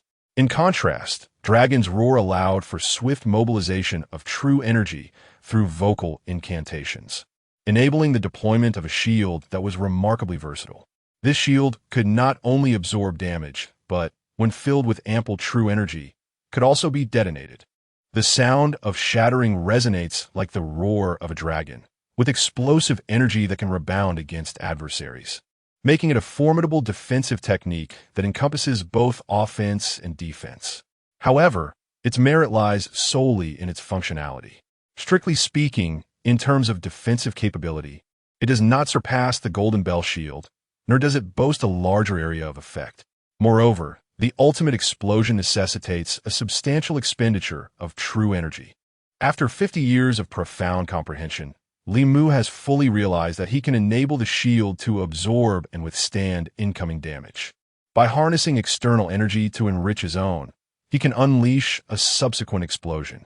This method can reduce true energy consumption by over 80%, while also amplifying the rebound force. Most importantly, Li Mu feels that he no longer needs to vocalize to mobilize his true energy. As long as he is in a state of combat, with true energy circulating throughout his body, he can execute this technique instantaneously. This is the terrifying essence of the celestial immortal technique. Subsequently, Li Mu produced the second high-grade technique, the iron cutting style, and began to comprehend its intricacies. Chapter 15. The Blackwater Academy cannot hold you. Iron cutting technique. It is truly a superior martial art. Strictly speaking, it is not an offensive technique, but rather a passive application of true energy. Through a unique method, it allows for the substantial infusion of true energy into weapons, resulting in immense damage.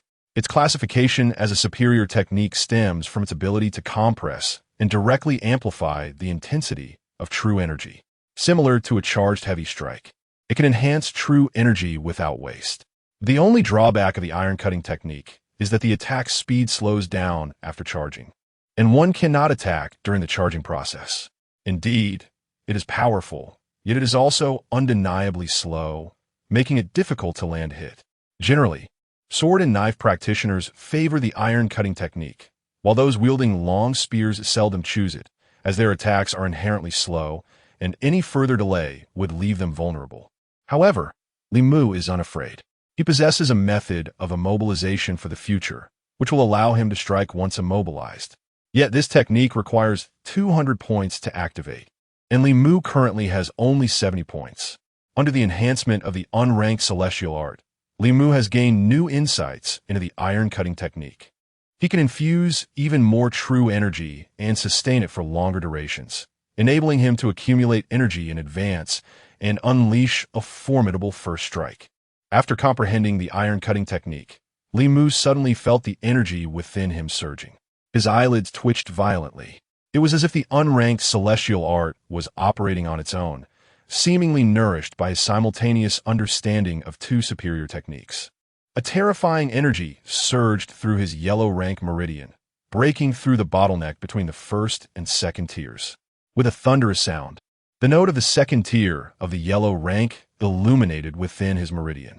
He had made a breakthrough. Li Mu was overjoyed.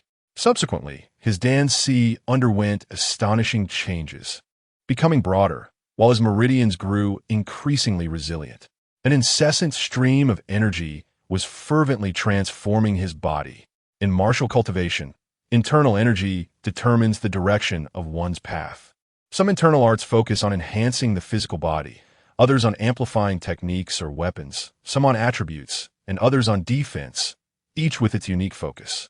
Li Mu discovered that the celestial arts' refinement of the body surpasses that of basic internal arts, albeit to a limited extent. Apart from deepening his understanding of techniques, it enriched his Dan Si and fortified his meridians. The effects, however, were rather ordinary. It seems he must hasten to upgrade his rank. Only when he reaches the high-tier celestial art will he be able to attain a satisfactory level. With his breakthrough, Li Mu was in high spirits. He glanced at the system's divine abilities. Currently, he could unlock the Fire Eye and the Water and Fire Avoidance techniques. The Fire Eye required 50 points, while both Water and Fire Avoidance demanded a staggering 5,000 points. Thus, Li Mu promptly purchased the Fire Eye. Upon activation, he was met with dismay. Fire Eye, when activated, it allows one to see the flow of true energy within the meridians, but it consumes a significant amount of true energy. Li Mu, this is the Fire Eye? Is it akin to the true fire from an alchemical furnace? Isn't this merely a knockoff of the Hyuga Clansbyakugin? What a low-quality, pirated version. Gold, silver, copper, iron tin. You might as well be called the Fire-Eyed Golden Eye. However, it is evident that such a power requires victory points for enhancement. Below lies a branching skill tree reminiscent of those found in games. Notably, the arts of mountain carrying and divine weaponry lack such a skill tree. As they are quantifiable, each increment in divine weaponry adds a pound, while mountain carrying increases by a bull's weight. In contrast, the description of the Fire-Eyed Golden Eye lacks quantifiable details, leading to the creation of a skill tree. Li Mu casually examined several unlockable branches, which included slightly reduce the consumption of true qi, obscurely discern the opponent's weak defensive points, slightly enhance resistance to visual illusions, and augment certain night vision capabilities. Moreover, none of these branches were inexpensive. The least costly demanded dozens of points, with escalating costs further down the tree. With only 20 victory points remaining, Li Mu decided to allocate them directly to divine weaponry. Consume 20 victory points. Enhancement of divine weaponry successful. Divine weaponry imbues weight to weapons, currently at 70 pounds. Li Mu nodded to himself. With the strength of a tiger and 3 bulls, wielding 70 pounds was more than manageable. Now that he had reached the 2nd tier, his physical prowess had also increased. Coupled with mountain carrying, it would be entirely normal to wield weights of 200 to 300 pounds. Alas, the victory points were insufficient. If only he could increase it to 300 pounds. Even without true chi, a swing would surely leave bruises. Exhaling a deep breath, Li Mu opened his eyes, only to find his classmates in the carriage staring at him in astonishment. Moments ago, an overwhelming surge of energy had erupted from him, radiating a blinding white light that seemed to pierce the very cabin. Had he truly made a breakthrough while sitting in carriage? With only 2 days until the first battle at the Abyss, such a casual breakthrough was remarkable. Oh, the trials of the exam body. His classmates exchanged bewildered glances and surrounded Li Mu once more. Rising to his feet, Li Mu cheerfully dusted off his clothes and said, "Please, everyone, take a seat. No need for bows. A token of appreciation will suffice." Although they had only spent a day together, Li Mu had already formed a camaraderie with them, exchanging playful banter. "Brother, must you make breaking through seem so effortless? It's making me feel capable as well." Su Ling Dong Gui. It merely took a prolonged moment and a timely opportunity. Li Mu casually replied. "So now you are at the 2nd tier?" A female classmate asked in surprise. Upon seeing Li Mu nod, peculiar expressions spread across their faces, as if they had collectively arrived at a revelation. "What is the matter with you all?" Li Mu inquired, puzzled. His classmates exchanged glances filled with resignation and gazed towards the doors at either end of the carriage. Observers from not only Heishui Academy, but also at least 3 other institutions were present. The commotion from Li Mu's breakthrough had not gone unnoticed. Su Ling Dong sighed, a hint of exasperation in her tone. "Congratulations. Just remember to ask for some benefits when the other schools come to recruit you." With that, the classmates quietly returned to their seats, and it dawned on Li Mu what they meant. The inaugural battle of the Abyss approaches, and among the senior students, those who can ascend to the 2nd tier are the main contenders for distinction. It is essential to understand that many so-called prodigies with AB grade talents are merely pretenders, their innate abilities failing to match their lofty aspirations. Even with the enhancement of various resources and potions, a senior student may barely reach the 1st tier. In institutions like Blackwater, there is a lamentable scarcity of late-stage 1st tier students, let alone those of the 2nd tier. This situation hardly warrants excitement, for they are unlikely to remain. Any school eager to poach talent can offer Li Mu personal resources.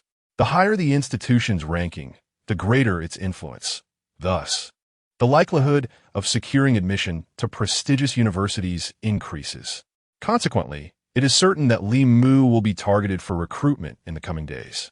Li Mu, however, felt no need to elucidate his situation to others, as it was unnecessary. The train continued its journey amidst this oppressive atmosphere.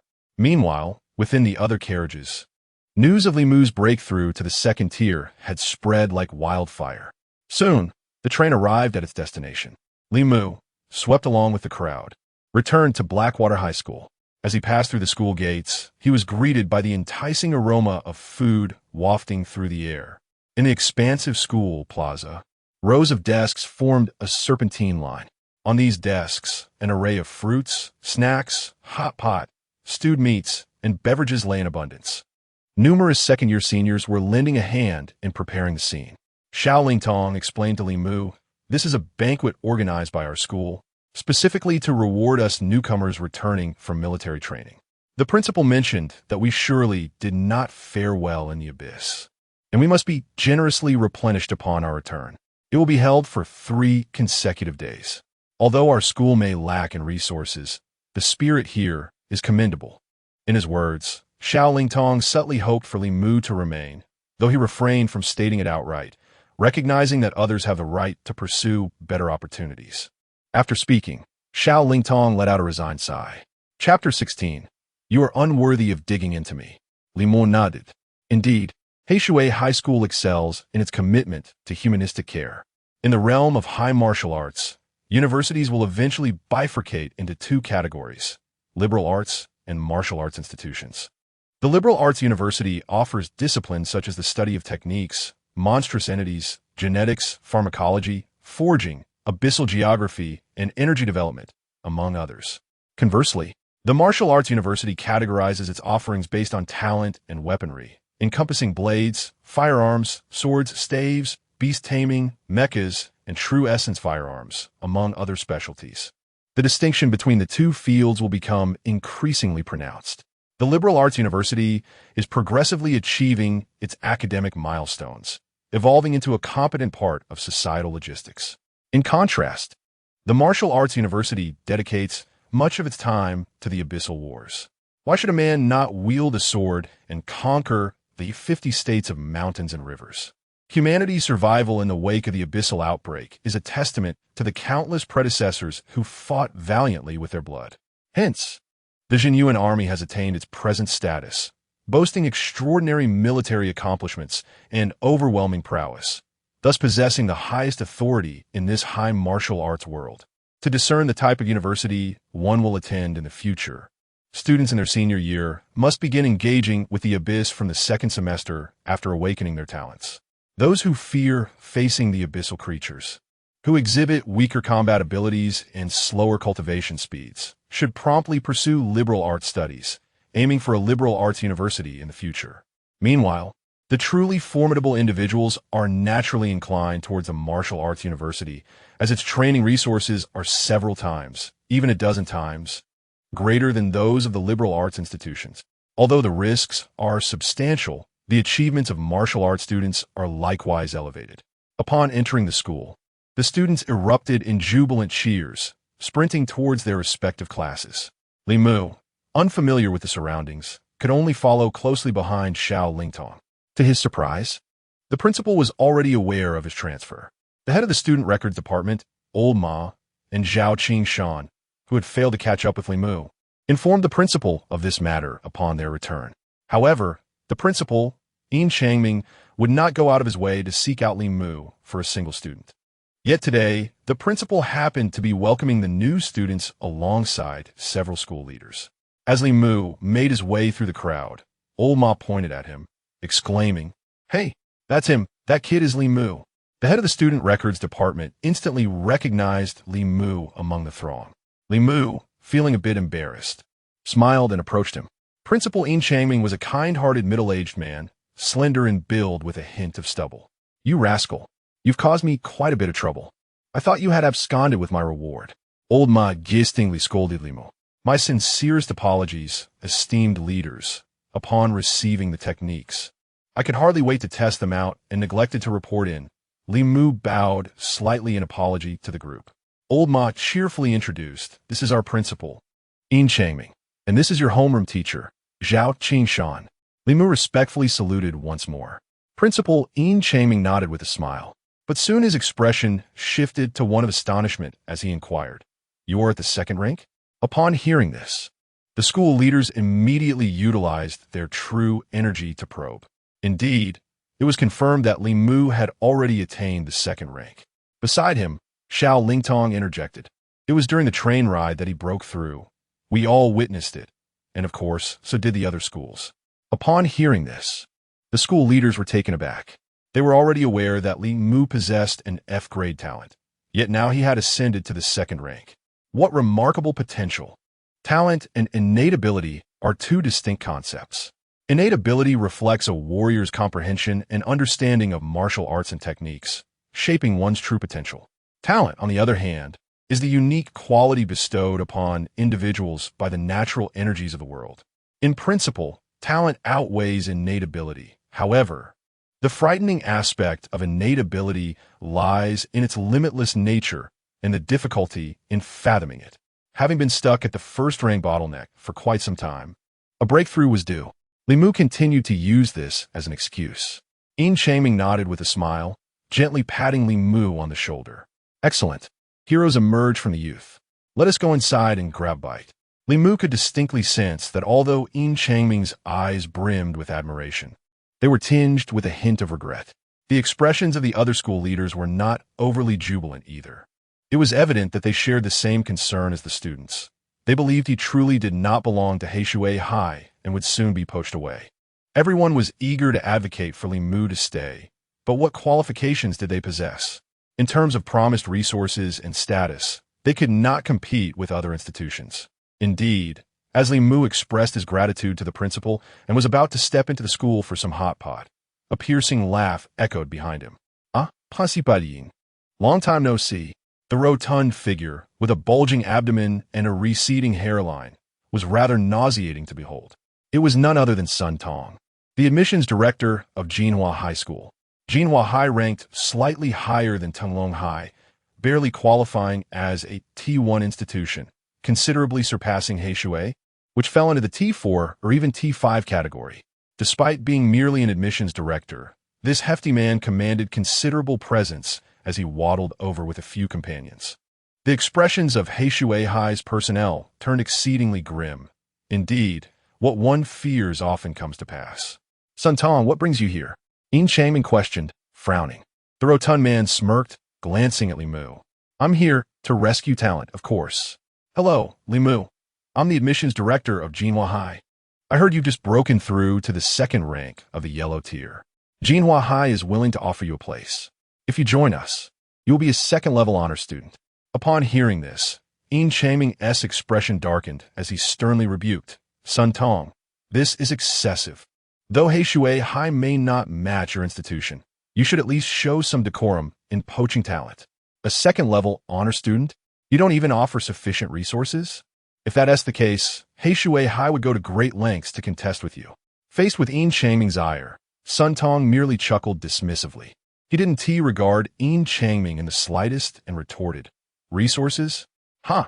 Zhenyuan High is the leading institution in Dongqing District. The influence of a second-level honor student pales in comparison to certain resources. What gives you the right to contend with me? Should Li Mu perform admirably in the future, it is not beyond the realm of possibility for him to acquire some resources. Furthermore, having had his S-class talent usurped and being expelled from the Li family, it is likely that only Zhenyuan University would be inclined to accept him. As he spoke, a sense of arrogance gleamed in Sun Tong's eyes. Implicitly, he suggested that Li Mu was not worthy of his attention or resources. Although he had reached the second rank, he remained an individual with F-class talent. The only purpose of utilizing him would be to bolster the rankings in the first battle of the Abyss. Investing resources in someone deemed to have no future? There was no necessity for that. Yin Changming and the others were momentarily rendered speechless, their fists clenched in frustration, for the truth in Sun Tong's words was inescapable. Their second-tier honor students indeed wielded greater influence than the geniuses from Blackwater University. In terms of satisfying vanity, that far outweighed any advantage in resources. Ultimately, the leaders of Blackwater University, consumed by anger, could only release a long sigh. Sun Tong, with a triumphant laugh, waved goodbye to Li Mu. Let's go, Li Mu. Yin Changming, a middle-aged man, found himself publicly humiliated, his head bowed in silence, his body trembling slightly. He dared not express his fury, for if he were to unleash his anger in public, Li Mu would inevitably choose Zhenyuan, rendering his rage nothing more than the impotent fury of a jester, a spectacle for all to witness. Behind him stood countless students and teachers. Just as he gritted his teeth to endure this humiliation, a derisive sneer sounded from behind. Li Mu. All eyes turned towards him as he slowly shook his head. It is truly laughable that any school, regardless of its merit, dares to claim the title of the first tier. An immediate silence enveloped the scene as everyone gazed at Li Mu in astonishment. Sun Tong narrowed his eyes dangerously. What did you say? Li Mu, regarding Sun Tong with an air of defiance, proclaimed loudly, to poach students in front of our school leaders is unbecoming of a martial artist, revealing your utter lack of principles. Your school has sent you, a mere pretender with a self-important title, to dismiss me, which only underscores your arrogance. You claim to recognize my F-class talent, yet fail to comprehend the significance of my advancement to the second rank. This demonstrates your short-sightedness. How could someone like you, devoid of any principles, self-important, and lacking vision, even aspire to be my mentor? Chapter 17. I hope you remain so. Wildly Moo concluded with a soft snort, leaving everyone present in a state of utter bewilderment, particularly the students nearby. Wild. Absolutely outrageous. You look down upon my school? You deem your self-proclaimed prestigious institution superior? In my eyes, it is nothing but a pile of dung. All the students were left in shock. Is Li Mu truly unafraid of offending Zhenyuan University? What did you say? Sun Tong exclaimed, his face turning a shade of purple, gritting his teeth, his aura escalating dramatically. Boom! Yin Changming and Zhao Qingshan simultaneously stepped forward to shield Li Mu. The leaders of the various schools behind them exuded a formidable presence, instantly overpowering Sun Tong. He was aware that the subpar student quality at Heishui High was a consequence of pragmatic issues, not a reflection of inadequate teaching standards. Sun Tong's ascent to the position of director of the Zhenyuan Admissions Office was merely a result of networking. His own abilities were not particularly impressive. In fact, Zhao Qingshan was a higher rank than he. The imposing aura of 5th and 6th grade warriors unfurled, causing the surrounding students to retreat in fear. Sun Tong, seething with rage, pointed at Li Mu, knowing that escalating the situation was unwise. A discarded waste from the Li family truly believes Heishui High can protect him? Yin Changming, his face darkening, coldly warned Sun Tong, I advise you to keep our school's affairs above board. If you attempt to undermine my students through clandestine means, I will not hesitate to confront you. Sun Tong chuckled derisively. Yin Changming, such words are futile. He then turned to Li Mu, gritting his teeth. Li Mu, you are likely unaware of how Zhenyuan University has come to its current standing, are you? Mark my words, within 10 days, if I do not revoke your student status, I shall not bear the surname Sun. Once you are expelled from the school, I will ensure your torment. Li Mu was already aware of Zhenyuan University's reliance on its powerful financial backing. A significant conglomerate supported the institution, and it is no simple task to rise in the educational sector. Yet, Zhenyuan University managed to ascend swiftly due to its formidable financial resources and terrifying connections. The conglomerate behind them extended its influence across various industries, even reaching into high societal echelons. Li Mu had heard rumors that the conglomerate sought to establish ties with the Zhenyuan Army. Cultivating a relationship with the military is the ultimate aspiration of all societal powers. Only with the military's backing can one navigate through challenges effortlessly. However, the Zhenyuan Army is not an entity that can be easily approached. There is a saying in the community, the grain sack does not harbor external pests. The interests of the Zhenyuan Army are often insufficient to appease the competing interests of military and political offspring. External forces aiming to penetrate these circles must first contend with the interests of these individuals. Many cannot even surpass this hurdle. Should you attempt to seize their share, they may very well retaliate first. Thus, for external forces to establish connections with the military is not only fraught with difficulty, but demands utmost caution. Oh, you possess such remarkable capabilities? Li Mu feigned astonishment and inquired. Young man, there is no need for your smirks. There will come a time for your tears. If you revel in your wildness, I hope you continue unabated. Sun Tong replied with a cold smile, gesturing dismissively at Li Mu before turning to leave. Just then, the sound of neighing horses echoed along the long street, followed by the resounding thunder of galloping hooves. All eyes were drawn toward the commotion. A dozen magnificent steeds raced forward, kicking up clouds of dust as pedestrians and vehicles hastily cleared the way. It was evident without a glance that it was the Zhenyuan Army, for within Iron Hand City, the use of motor vehicles was strictly regulated. Even beast tamers were required to register their mounts before venturing onto the roads. Only the Zhenyuan Army possessed the privilege to gallop through the city on horseback. This was a privilege indeed. Firstly, war horses were significantly swifter than ordinary vehicles. Secondly, the Zhenyuan Army was accustomed to riding into battle and when executing tasks within the city. Horseback offered greater flexibility and maneuverability than machinery. As they drew closer, each horse bore a soldier clad in the uniform of the Zhenyuan Army.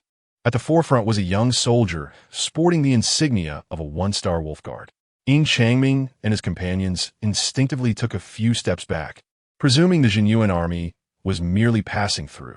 However, to their astonishment, the riders charged directly to the entrance of Heishui High School, reining in their horses in unison. They dismounted in a coordinated manner. The leading wolf guard approached Li Mu briskly, executing a precise knightly salute. In this martial world, the Zhenyuan Army, being cavalry, adhered to the customs of knightly greetings. The left hand was placed behind the back, while the right fist was held horizontally across the chest, then swiftly opened into a palm, gliding downward parallel to the hip. The motion resembled a swift chop. Li Mu, you are requested by Minister Song and Professor Su for an urgent matter, the wolf guard announced. Allow me to escort you to the abyss. As he spoke, his eyes were filled with astonishment. He was an officer tasked with guarding the research department and was somewhat aware of the influence wielded by Professor Su and Minister Song. He had known that they had taken a brief respite in the afternoon, a common occurrence due to their intense mental exertion. However, upon awakening, these distinguished figures had frantically sought a student named Li Mu. After inquiring with Assistant Liu, he learned the reason for their fervor. Consequently, Professor Su had dispatched him post-haste to summon Li Mu. Before departing, he had even seen Zhenyuan entering the research department. The purpose of this request for Li Mu was nothing less than to host a banquet in his honor. It was well known that Minister Song and Professor Su were exceedingly frugal, dedicating nearly all their time and energy to their studies. They detested elaborate feasts and the customary formalities of hospitality. Even someone of Zhenyuan's stature had previously been rebuffed by Professor Su when seeking an invitation to dine. Headmaster, Shall Li go? Li Mu turned to inquire of Yin Changming. The latter and his companions were rendered speechless by shock. This was a wolf guard after all. Though merely a junior officer, the standards for any officer in the Zhenyuan Army were exceedingly high. Were those individuals just discussing which professor, which minister, is requesting Li Mu to attend to urgent matters? Yes, quickly, swiftly. Yin Changming snapped back to reality and gently nudged Li Mu's shoulder. Li Mu produced a horse token and with a flourish summoned his steed, Yao Gu, which leapt forth, eliciting gasps of astonishment from the students of Heishui Academy. The silver-maned, black stallion, with its dual horns and formidable presence, was truly impressive. How could several high school students possess such a warhorse? Shall I ride alongside you? Li Mu inquired of the young wolf guard. Excellent. The young wolf guard nodded, casting a sidelong glance at Yao Gu. This horse appeared even more magnificent than his own. He had not anticipated that Li Mu would also possess such an extraordinary steed. Could it be that this lad had already enlisted in the reserves? That would indeed justify the request from Professor Su and the others. Wait, how is that justifiable? This young man is simply extraordinary. Li Mu mounted his horse and looked down upon Sun Tong, who was utterly bewildered, and said nonchalantly, Director Sunday. Oh, Sun Tong, the director of the admissions office at Zhenyuan Academy, was rendered speechless by Li Mu's address. He stared at Li Mu with a mix of horror and disbelief, his expression a confusing blend of laughter and tears. He was completely flabbergasted. How could Li Mu possibly have connections to the military? Why was a young wolf guard sent to escort him? Was it due to his father's past relationships? He silently pleaded with Li Mu through his gaze, hoping he would not mention the recent incident. It would be best if they descended into the abyss without bringing it up. Otherwise, if Li Mu were to inadvertently incite a negative impression of Zhenyuan Academy within the Zhenyuan military district, it could jeopardize the academy's future endeavors with the military. The consequences would be utterly unbearable. Li Mu, however, was not inclined to be merciful. In truth, divulging the earlier incident to the young wolf guard would serve little purpose. Yet, Sun Tong remained oblivious to the nature of his relationship with these individuals. Li Mu simply relished the sight of Sun Tong's terrified expression. How amusing! If Zhenyuan Academy intended to undermine him, they should confront him directly rather than setting their sights on his institution. Please do refrain. Chapter 18. Transformative improvement. As Li Mu spoke, Sun Tong felt an overwhelming urge to leap forward and cover his mouth. Indeed, the young wolf guards and other soldiers, upon hearing his words, turned their gaze towards Sun Tong in unison, driven by curiosity. Who dared to provoke someone of such stature? A figure whom even the military district's top brass would honor with an invitation? However, the murderous intent reflected in their eyes nearly caused Sun Tong to lose control of himself. His expression faltered entirely, his face turning ashen, and he was on the verge of tears.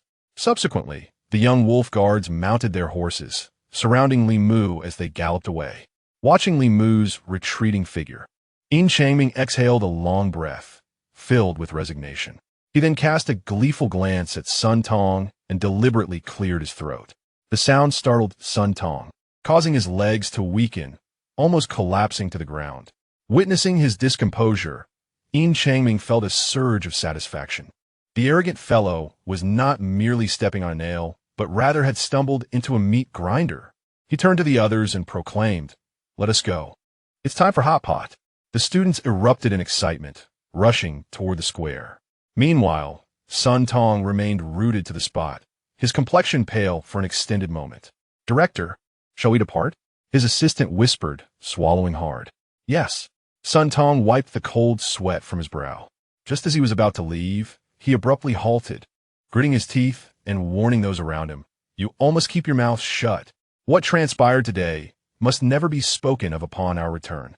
He had been preoccupied with thoughts of the threats he had issued to Li Mu and deliberating on the nature of Li Mu's relationship with the military district. Could it merely be coincidental? Might it stem from something entirely different? How could a mere student be so deeply connected to the military district? After comforting himself with these musings, he resolved to conceal the incident, vowing not to inform his superior. If he were to be the cause of the Zhenyuan Consortium's plans to establish ties with the military district falling apart, he knew well the methods his boss could employ. At Blackwater Academy, the school leaders returned to their seats and summoned a few students, including Xiao Lingtong, who were somewhat familiar with Li Mu, to inquire about everything that transpired after Li Mu entered the abyss. Naturally, Xiao Lingtong and the others embellished the tale. When the school leaders learned that Li Mu had broken the chief instructor's leg upon their first meeting, they were utterly bewildered. Simultaneously, they pondered whether Li Mu had indeed been taken captive.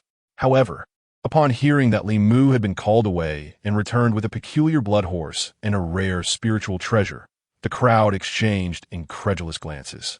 Had he injured the chief instructor and still receive a reward? Did Li Mu have relatives in the military district?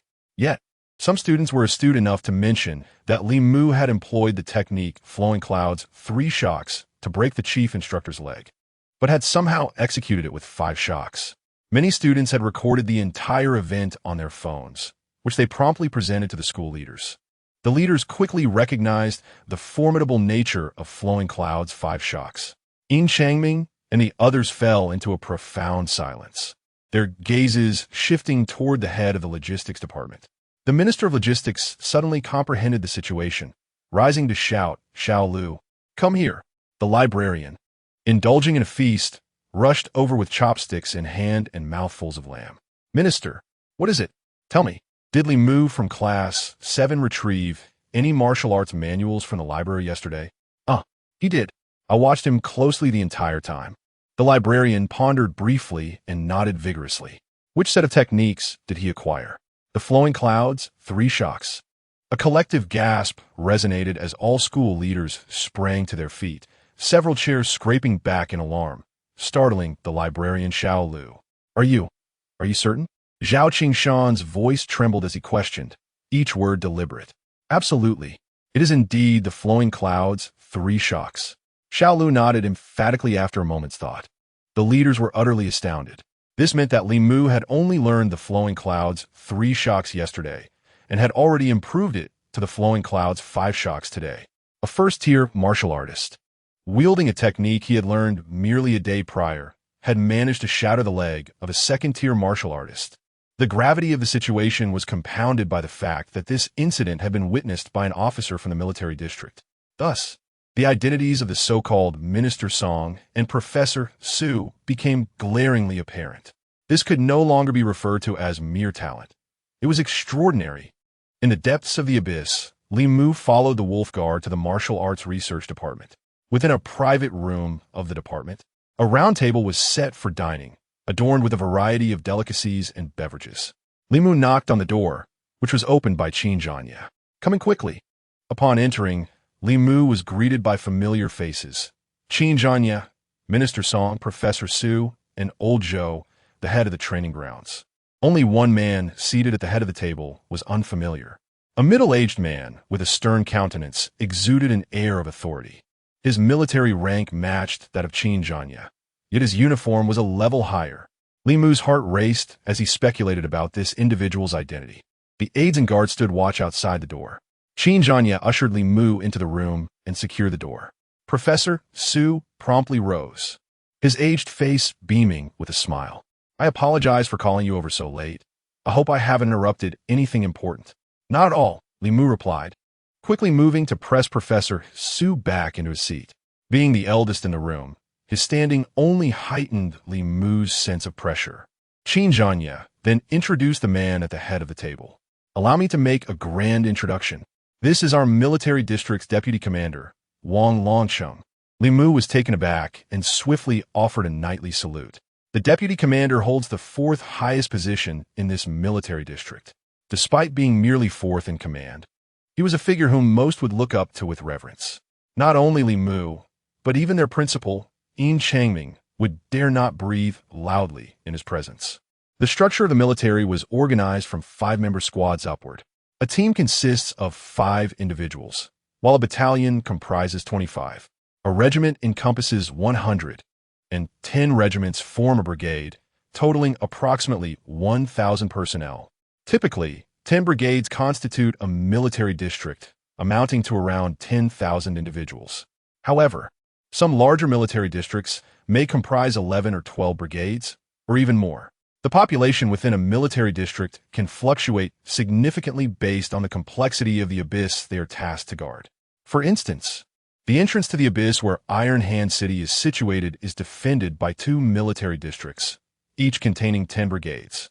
The hierarchy within a military district is organized as follows: the Supreme Commander, followed by the Deputy Commander, the Chief Commander, and the Deputy Chief. Positions such as brigade leaders, instructors, and heads of guards can all be held by the upper wolf guards, with the pinnacle of their rank being that of Deputy Chief. Ascending beyond the Deputy Chief typically requires at least the rank of Minor Tiger Marquis. In the case of Wang Longsheng, who currently holds the position of Deputy Chief as a result of his achievements with the upper wolf guards, this is already the highest attainable rank. Advancement beyond this would necessitate accomplishments worthy of a Minor Tiger Marquis. The Supreme Commander of the military district, at the very least, must hold the rank of Upper Tiger Marquis or even Minor Dragon General. The ranking system of the Abyssal Guard progresses from low to high as follows: Minor Wolf Guard, Intermediate Wolf Guard, Upper Wolf Guard, Minor Tiger Marquis, Intermediate Tiger Marquis, Upper Tiger Marquis, Minor Dragon General, Intermediate Dragon General, and Upper Dragon General, culminating in the ranks of Dragon Tiger, Minor Marshal, and Dragon Tiger Grand Marshal. In some larger military districts, the Supreme Commander may reach the rank of Upper Dragon General. When 2 or more military districts combine, they form a corps, the size of which can vary widely, ranging from tens of thousands to hundreds of thousands. Command of a corps is reserved exclusively for those who have attained the rank of Dragon Tiger Grand Marshal. Come, take a seat, Wang Longsheng said with a smile, extending his hand towards Li Mu. To demonstrate their commitment to their students, the highest-ranking officer responsible for the first Battle of the Abyss is the Deputy Chief. Of course, encountering a head coach like Red Hair is a rather exceptional circumstance. Had Red Hair not been distracted by personal matters, he would have certainly considered the ramifications of his actions. Wang Longsheng's presence at this table is solely due to his close friendship with Professor Su and Minister Song. He holds the Department of Martial Arts in high regard, and today, these two have extolled one student to the heavens, piquing his curiosity to witness this individual firsthand. As a martial artist, he is deeply impressed and intrigued by Li Mu's innate talent. It is noteworthy that the Flowing Cloud 3 shocks initially began as Flowing Cloud 2 shocks. evolving through the relentless refinement of generations of spear and staff practitioners into its current form. Should Li Mu, after years of diligent practice, cultivate flowing cloud 4 shocks, it would be commendable. However, he has reportedly directly experienced the 5th shock. Furthermore, he has heard that Li Mu even utilized the 6th shock in a live demonstration. This is quite a significant leap. Such a disparity cannot merely be bridged through effort. It is an unequivocal testament to extraordinary talent. He simply must meet this young prodigy. It is no exaggeration to assert that if the flowing cloud 6 shocks were to become widespread, it would undoubtedly be classified among the superior martial arts techniques. The others urged Li Mu to take a seat promptly. Wang Longcheng, observing Li Mu with a smile and preparing to speak, suddenly had a fleeting change in expression, his body trembling slightly before he regained his composure. It appeared as though he were on the verge of a cough. However, Wang Longcheng, mindful of maintaining his composure, forcefully suppressed it. Li Mu, keenly observant, swiftly detected this nuance. Driven by curiosity, Li Mu activated his keen insight and cast a discerning gaze upon Wang Longcheng, instantly causing his pupils to constrict. Chapter 19. Ruthless and decisive beasts. Li Mu's eyes possessed a penetrating clarity, allowing him to discern the intricate meridians within Wang Longcheng's body, much like a navigation map revealing its path. All meridians appeared of vibrant green, save for 2 that resided in the lung area, which glowed a deep crimson. This ominous hue was beginning to spread towards the lungs, and at the intersection of these 2 crimson meridians, they crossed and collided, akin to opposing lanes of traffic veering into each other. Here, a relentless flow of vehicles perpetually crashed into one another. Li Mu was momentarily taken aback. Were these 2 meridians truly interchanged? Could Wang Longcheng not perceive this himself? The internal vision at the yellow tier relies on perception. Yet upon reaching the mysterious tier, such insight becomes exceptionally lucid. The spirit transcends, wandering within the body. Thus, only one possibility arose. Wang Longcheng had yet to attain the mysterious tier. However, Li Mu could sense his formidable strength. He was at least a 9th-grade yellow tier warrior. What was most perplexing was the notion of 2 meridians being swapped. Was it a microsurgery? Had he altered them himself? Or had someone else done so? Li Mu was utterly in the dark. It is essential to understand that meridians are not mere blood vessels. They're the self-contained pathways of qi within a warrior's body. They cannot be comprehended through the laws of physics. It is often said that a powerful warrior's dantian is as vast as the ocean, and their meridians as wide as rivers. They exist in a realm that intertwines imagery and reality. Although Li Mu had discerned this anomaly, he dared not inquire further. When he withdrew his gaze, he noticed Wang Longcheng fixing him with a sharp stare. Li Mu hastily averted his eyes. His fiery pupils were still too rudimentary to induce any significant change. However, probing into the essence of a 9th-grade warrior with his ocular technique could not go unnoticed. The moment Li Mu activated his fiery pupils, Wang Longcheng sensed it immediately, even acutely aware of where Li Mu's gaze was concentrated. On the surface, Wang Longcheng's expression remained unchanged, yet within, tumultuous waves surged. What was happening? This young man's ocular energy was evidently probing into his very body. Moreover, he was fixated precisely on his lungs. Only Wang Longcheng knew what had transpired there. Could it be that this young man could perceive his hidden peril? Seeing that Li Mu remained silent, Wang Longcheng chose not to expose him. Instead, he smiled and remarked, "Truly, heroes emerge from youth. I have heard that your Luyun's 6 shocks even caught Master Qin off guard." Li Mu quickly waved his hand in modesty. It was Master Qin who was merely being lenient, a moment of oversight on his part. "Hey, you become quite courteous." Qin Zhanya interjected with feigned irritation. "What happened to that fierce spirit you had when you sought rewards from me? Have you cooled down?" As he spoke, Qin Zhanya turned to Wang Longcheng and added, "By the way, leader, I haven't reported to you yet. For this lad, I granted 2 high-grade cultivation techniques, a quality spiritual treasure, a weapon, and a superb warhorse, all procured from Old Zhou." He gestured towards Old Zhou as he spoke. Beside him, Old Zhou was so startled that he nearly lost his footing. hastily donning a fade of cheerfulness. At this table, aside from Li Mu, he was the least esteemed official present. When Qin Zhanya summoned him, he could scarcely believe his ears. Though Qin Zhanya had promised to mention their horse farm to the higher-ups, this stroke of fortune arrived with astonishing swiftness. Not only was he seated alongside Professor Su and Minister Song, but he also had the privilege of dining with Wang Longcheng. He was utterly taken aback. Wang Longcheng was well aware of Qin Zhanya's intentions. This was a chance for him to settle accounts with Wang. The rewards bestowed upon Li Mu were to be reported, and Wang was in charge of that segment. With this knowledge, they would not need to file any applications. The rewards were assured, but the crux lay in the merits. Minister Song, Professor Su, how is the understanding of the Lu Yun 5 shocks progressing? Wang Longcheng inquired, turning towards the two. Rest assured, Commander Wang, we are intensifying our discussions regarding the Lu Yun 5 shocks. I am confident the new iteration will soon be unveiled, maintaining its classification as a fundamental technique. However, the difficulty of cultivation will inevitably increase. For those with lesser comprehension, they can still resort to the Lu Yun 4 shocks, Minister Song replied. Wang Longqing nodded in agreement. Our military district comprises nearly 12,000 personnel. It is estimated that at least 3,000 of our martial artists can benefit from the Lu Yun 5 shocks. Should the mortality rate among these martial artists decline, the value of the Lu Yun 5 shocks will undoubtedly rise.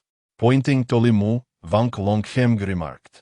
The Zhenyuan Army places great emphasis on clear rewards and punishments.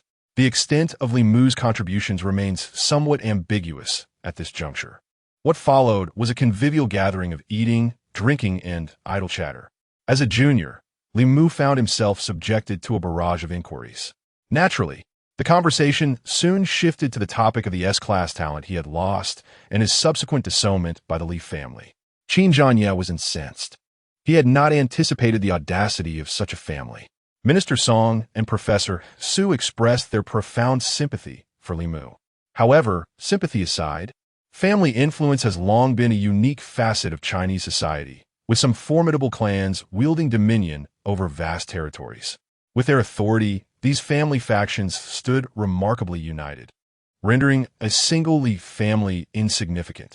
Yet, without concrete evidence, the Zhenyuan Army's intervention in familial matters could provide ammunition for even larger families against them, placing the Zhenyuan Army in a precarious position. However, should the Li family dare to provoke the Zhenyuan Army, the circumstances would shift entirely. The military's confrontations with familial powers were not a recent development. After the meal, Li Mu took his leave, intending to return to the surface. Wang Longqing interjected. I happen to be heading home as well. Allow me to escort you. Li Mu was well aware that Wang Longqing had ulterior motives for seeking him out and found himself unable to refuse. Upon reaching the surface, Wang Longqing's aide piloted his formidable military vehicle at high speed along the elevated highway. Seated in the back of the vehicle, Li Mu and Wang Longqing shared a moment of silence until Wang Longqing abruptly broke the tension. What have you discerned? Deputy Commander Wang, have you sustained an injury here? Li Mu inquired, gesturing towards his lung area. He understood that evasion was futile, and he had no reason to hide. The officer driving ahead furrowed his brow, glancing at Li Mu through the rearview mirror. This young man was quite intriguing. The deputy commander spoke with a remarkable lack of trepidation, unlike those officials who trembled at the sight of Wang Longqing. Indeed, Wang Longqing's eyes glimmered slightly. Two meridians had intertwined, causing a collision of vital energy. As for the reason it affected the lungs, I cannot ascertain, Li Mu remarked. Wang Longqing's breathing suddenly quickened as he fixed his gaze on Li Mu, asking, Can you discern which two meridians they are? It's a challenge, Li Mu replied. He could see them quite clearly, but he refrained from being overly confident. Look again, Wang Longqing urged, suppressing his excitement. His persistent cough was the greatest hindrance to his breakthrough to the Xian level. The more anxious he became, the more severe the underlying lung issue grew. He was aware it was a meridian problem, yet without breaking through to the Xian level, he could not clearly introspect all his meridians, complicating self-repair. Without resolving this hidden danger, he could not advance. This vicious cycle exacerbated his condition, posing a significant barrier to both his cultivation and career. Li Mu nodded and activated his keen insight. Now, facing each other at such proximity, he could see with utmost clarity. Focus on him, Wang Longqing instructed. Li Mu extended his finger, indicating the location of Wang Longqing's lung. At that moment, Wang Longqing let out a muffled groan. Li Mu witnessed the two meridians he was fixated on suddenly rupture with a resounding crack. Inside Wang Longqing's body, they exploded. By the heavens! Li Mu exclaimed, jolting back against the car door in shock, fearing he had inadvertently caused an explosion. However, he observed that the energy wreaked havoc momentarily before being swiftly subdued by Wang Longqing. Now, do you see any remnants? Wang Longqing, seemingly in extreme pain, yet unable to conceal his excitement, inquired of Li Mu.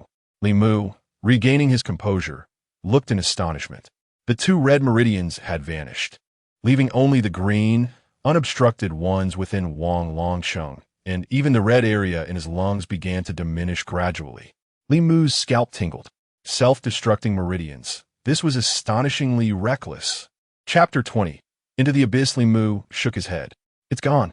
Wang Longqing exhaled a deep breath, and after a few labored breaths, he gradually returned to his composed and seasoned demeanor. At that moment, Li Mu realized that Wang Longqing was indeed a true werewolf. He had allowed his keen perception to pinpoint the danger. He was acutely aware of the peril posed by those two meridians. Li Mu himself could not accurately locate them, but once he sensed where Li Mu's gaze had directed him, he acted decisively. A bold sacrifice. Had he found a tranquil place and earnestly sought Li Mu's guidance for precise positioning, the psychological pressure might have led to an error. Ironically, it was when Li Mu bore no mental burdens that his accuracy was at its peak, although the human body harbors an abundance of meridians. The two in question would not jeopardize his essence. Yet, the risks were indeed significant, and a miscalculation could result in irreversible damage. Upon hearing Li Mu utter gone, even the aide driving ahead could hardly conceal his excitement. As Wang Longqing's close guard, he was acutely aware of the torment this peculiar ailment had inflicted upon him. There was a time when Wang Longqing, engrossed in a critical mission and commanding the battlefield, suddenly coughed violently and spat blood onto the command platform. Fortunately, the command room was filled with Wang Longqing's trusted confidants. Otherwise, had this incident leaked, his career would have been irrevocably tarnished. The grievous injury to Wang Longqing's meridians had stemmed from a remarkable feat. With that accomplishment, he ought to have ascended to the position of chief commander. However, due to his inability to reach the profound realm, further advancement was exceedingly challenging. Now that the affliction had been resolved, Wang Longqing could wholeheartedly strive for the profound realm. Do you have confidence for the first battle in the abyss? Wang Longqing inquired, adjusting his mood and smiling at Li Mu. Indeed, Li Mu nodded affirmatively. Exercise utmost caution during the initial encounter. After the battle, do come by my home for a visit. Wang Longqing nodded, his gaze filled with admiration for Li Mu. The aide driving ahead was envious of Li Mu. Having served as Wang Longqing's aide for 2 years, he had only recently experienced such privileges. This young man was destined for great achievements. Bang lungen nuba li Maurici atramandous favor. As the saying goes, great kindness is often unspoken. A simple thank you might leave one uncertain whether it was merely a dismissal. In truth, not expressing thanks creates a deeper sense of assurance. How could such a high-ranking deputy commander possibly owe such a monumental debt? It was a matter of time before it would be repaid. Inviting Li Mu to his home was a clear sign of camaraderie. All right, Li Mu promptly agreed. Upon returning home, Li Mu only shared what he could with his family to assure his mother and aunt. However, with younger cousins still too naive to keep secrets, he worried they might inadvertently disclose something inappropriate, leading to unnecessary complications. The next 2 days of military training passed in serene tranquility. Li Xiaohong and Li Lan did not seek out Li Mu. Instead, she spun a tale to her family, claiming that the two of them had sought out Li Mu. Li Mu, however, had no desire to return to the Li family and had scolded them in anger. The members of the Li family were immediately incensed, rebuking Li Mu for his lack of appreciation. Given their character, they would never deign to extend an invitation to Li Mu. Thus, Li Lan and Li Xiaohong achieved their objective, They had no intention of persuading Li Mu to return. That impoverished scoundrel would undoubtedly accept any offer made to him, which would be far too generous. Soon enough, 3 days of military training came to an end. On the morning of the 4th day, the fortress above the entrance to the abyss of Iron Hand City was bustling with activity. At 8 o'clock in the morning, the fortress square was teeming with people. Interestingly, the largest gathering was not of students, but rather of their parents. The first battle in the abyss carried a risk of death. Any student might find themselves facing their final fight. Although the odds were low, it was essential to allow family and friends to witness the event. Li Mu's mother and aunt, along with their entire family, had all arrived. Chun Jiaqing and Chun Jiafeng had taken a day off specifically for this occasion. As Li Mu prepared to report, his mother and aunt cautioned him repeatedly to be exceedingly careful. Watching as he made his way to the registration area, the family then entered the multimedia hall to find seats. The students registered in an orderly fashion and proceeded via the elevator into the abyss. Meanwhile, the school leaders, family members, and friends all gathered in the multimedia hall at the center of the square. Above the expansive multimedia hall, a colossal three-dimensional main screen loomed, accompanied by 20 auxiliary screens positioned in various directions. These screens offered a 3D effect, presenting a frontal view from any angle. A massive scoreboard had also been unfurled. Within the abyss, the students who had entered were beginning to assemble. Naturally, the Li family was present as well. Yang Suying spotted the members of the Li family seated in the front row, instantly igniting her resentment. In this inaugural battle within the abyss, Li Shaohai was representing the prestigious Shanglong Martial School in the Eastern District. The standing of Shanglong Martial School in Iron Hand City was undeniably top tier. It boasted 2 students with S-grade talents, Li Shaohai and a certain Zhang Zhiwei. On the day Zhang Zhiwei awakened his S-grade talent, he broke through to the 2nd rank. In the past few days, he had rapidly ascended, reportedly reaching the latter stages of the 2nd rank, prior to awakening their talents. Individuals often experience a prolonged period of compression in their cultivation level, laying a solid foundation at the 1st rank. Following the awakening, there's a phase of rapid ascension, a culmination of prior efforts. Zhang Zhiwei exemplified the combination of exceptional aptitude and talent, wielding considerable influence. In contrast, Li Xiaohai's reputation within the school was somewhat lacking. As the saying goes, there is no harm without comparison. Even after the military training concluded, Li Xiaohai remained merely at the latter stages of the 1st rank.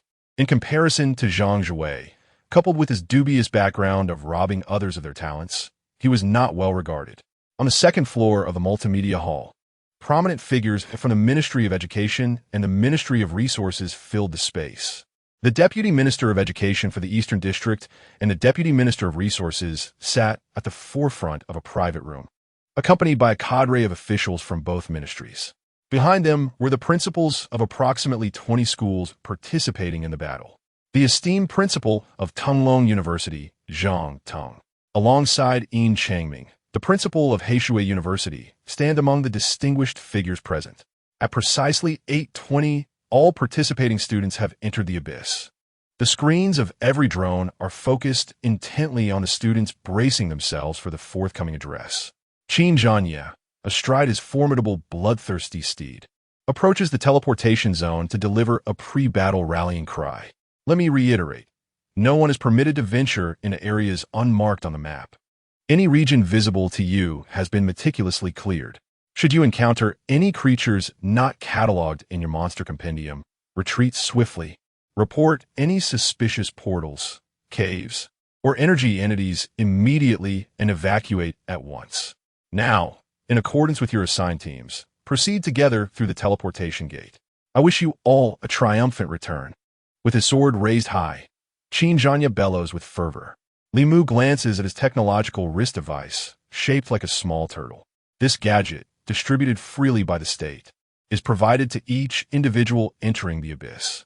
Its function serves as an advanced mobile phone and locator, offering real-time mapping capabilities within the abyss and allowing the transfer of certain electronic information from a phone, such as live score rankings. This turtle, aptly named the Triumph Turtle, embodies the hope of humanity for a victorious return. After 3 days of military training, Nearly 40% of the students who initially sign up for the first battle have chosen to withdraw, some even opting to switch to the humanities, aspiring to attend a liberal arts university in the future, disheartened by the oppressive nature of the abyss. The training not only equipped them physically, but also exposed them to numerous documentaries, war records of the Abyssal Defense Forces. These accounts starkly contrast with online broadcasts, presenting a far more authentic, brutal, and sanguinary depiction. Many have retreated in trepidation, returning to their schools, resolutely unwilling to join the Abyssal Defense Forces reserves. The remaining students are undeniably passionate young warriors. Though they claim to be unafraid, the imminent confrontation with monsters instills an inexplicable tension within them. As Zhenyuan raises his sword and shouts, the crowd erupts into a cacophony of exuberance. Triumph return. Little turtle. Jenny Turtle. At this moment, all the students unleash their spirited cries, mingled with bursts of laughter. They combat the intangible pressure of the abyss with this boisterous and whimsical display, charging toward the massive, semicircular area encircled by the teleportation gates. In the past few days, many students from Heishui University have sought to team up with Li Mu, yet he has consistently declined their offers. He is best suited as a lone wolf. Thus, while numerous students linger at the abyssal teleportation gate in search of companions, Li Mu has already stepped through the portal. Chapter 21. Perhaps a challenge for the young ones. The talents of warriors, even within the realm of combat, are profoundly diverse. Some excel in defense, while others specialize in area attacks, single-target strikes, or exhibit prowess in ranged or melee combat. There are even those who can command beasts or wield artifacts. However, the number of talents inclined towards healing and support is exceedingly rare. True talents in support and healing are typically classified as life-related skills and do not venture into the abyss. At most, they possess a slight auxiliary quality within combat talents, with primary capabilities still rooted in battle. When forming a team, it is imperative to seek out warriors who can compensate for one another's deficiencies. For instance, a team composed entirely of ranged warriors without melee or defensive capabilities would undoubtedly find themselves at a disadvantage. Moreover, entering the abyss is not merely a matter of quantity. Having too few individuals can lead to overwhelming encounters, while too many can intensify the collective aura, attracting swarms of monsters. Much like the scent of blood invites ravenous sharks in the ocean. Through extensive exploration, humanity has ultimately concluded that the optimal team size consists of 5 members. Consequently, many individuals began to seek out the abilities lacking in their respective teams at the entrance. Upon stepping through the portal into the abyss, Li Mu was momentarily dazzled. He quickly crouched down, drawing forth his thorny staff, ensuring the area was secure before rising cautiously. At this moment, Li Mu appeared rejuvenated compared to his former self before his journey.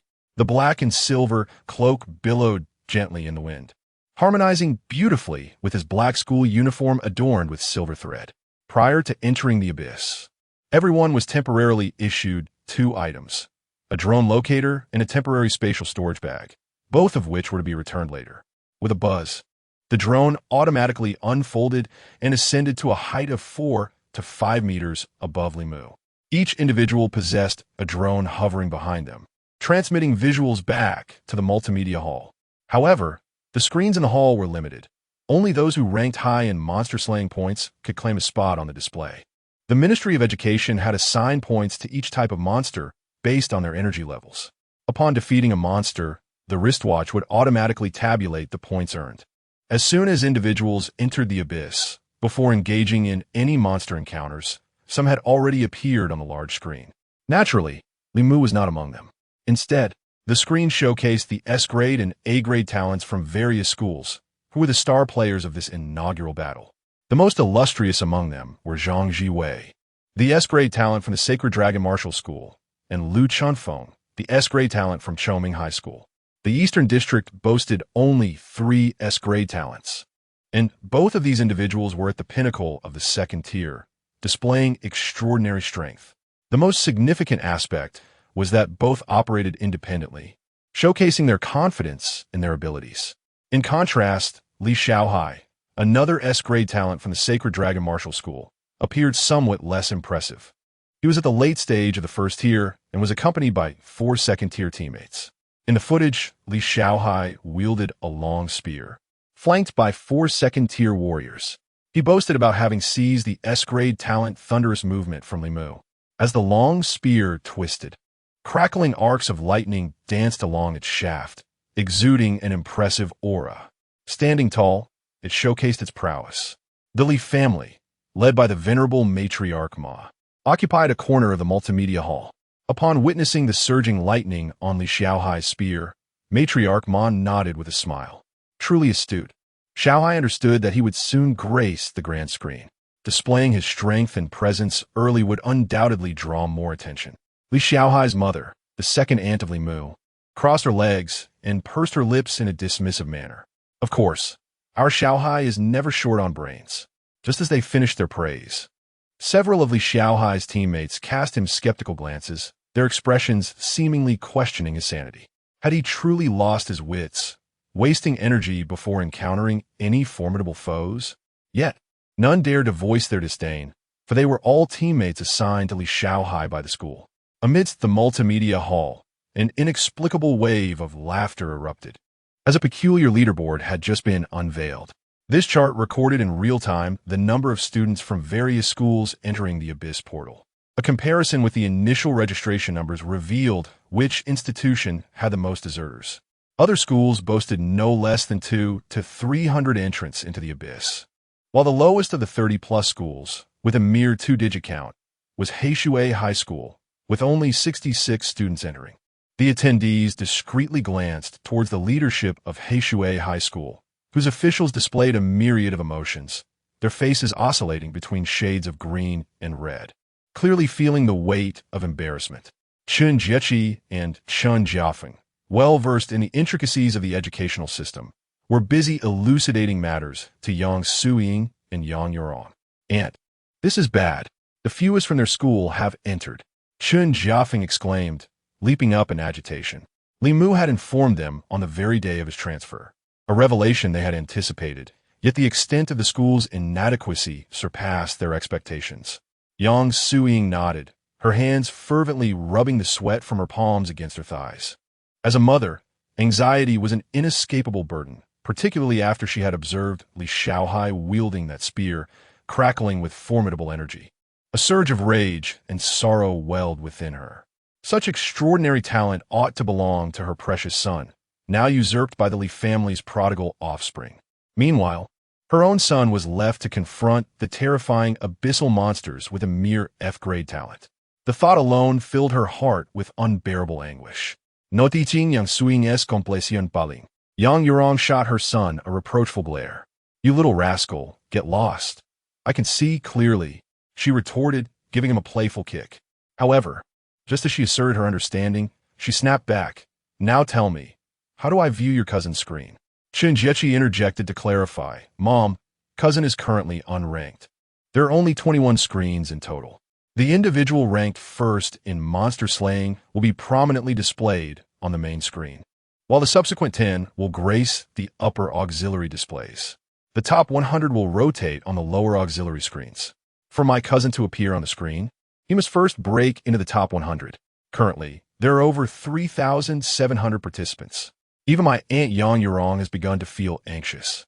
My goodness, to rank within the top 100 out of 3,007 is indeed a formidable challenge." Outside the multimedia hall, students from nearby schools, situated close to the Blackwater Academy's formation, openly burst into laughter, leaving the students of Blackwater feeling utterly humiliated. "Damn it, what are you laughing at? If your school had all top-tier students, let us see how you fare," one student muttered through gritted teeth. "Come on, Blackwater Academy has been a laughingstock every year. We're not losing anything by being a joke this time," another chimed in. "Last year was even worse. We only had a little over 40. On the second floor of the multimedia hall, Yin Changming stood awkwardly, enduring the teasing of those around him. "Well done, old Yin, that tactic is quite impressive. You truly know how to conserve your strength," they jested, with the Abyss's first battle having such a high mortality rate. How could old Yin bear to let his students take risks? Yin Changming, however, was too preoccupied to engage with their banter.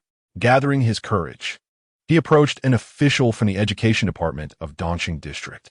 Director Shui, I just managed to procure a box of fine cigarettes.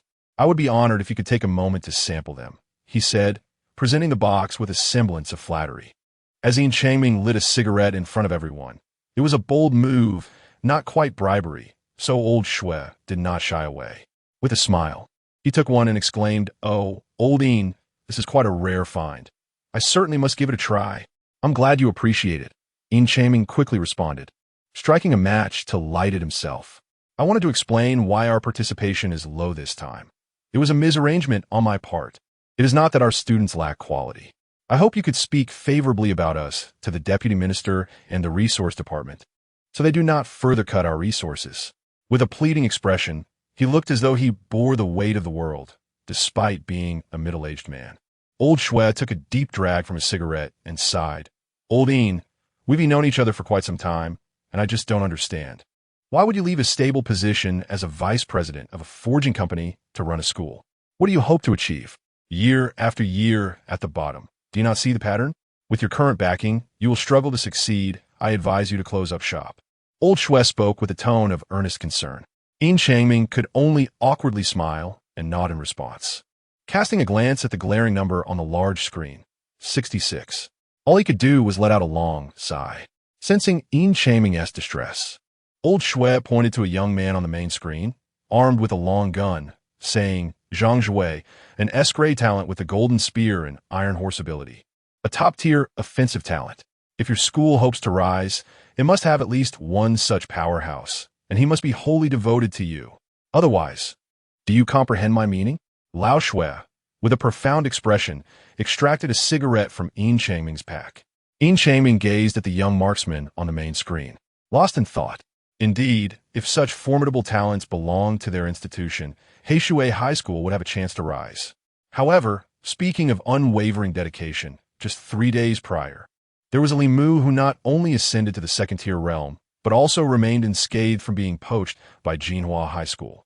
Yet, while Li Mu's innovation in martial arts was undeniably genius, how many prodigies in martial arts truly excel in practical combat? If Li Mu's elevation to the second tier and his refinement of a staff technique led one to believe he could triumph with F-grade talent, dazzling like Zhang Zhiwei and others, Yin Changming felt it might be a bit burdensome for the young man. Chapter 22 is the one in the cloak Li Mu. Just as Yin Changming was lost in thought, a voice suddenly exclaimed, "A small team has encountered a monster." On the large screen, a 4-member team faced a yellow grade first-tier creature known as the Spider Wolf. Among the team, 2 members were of the yellow grade, second tier.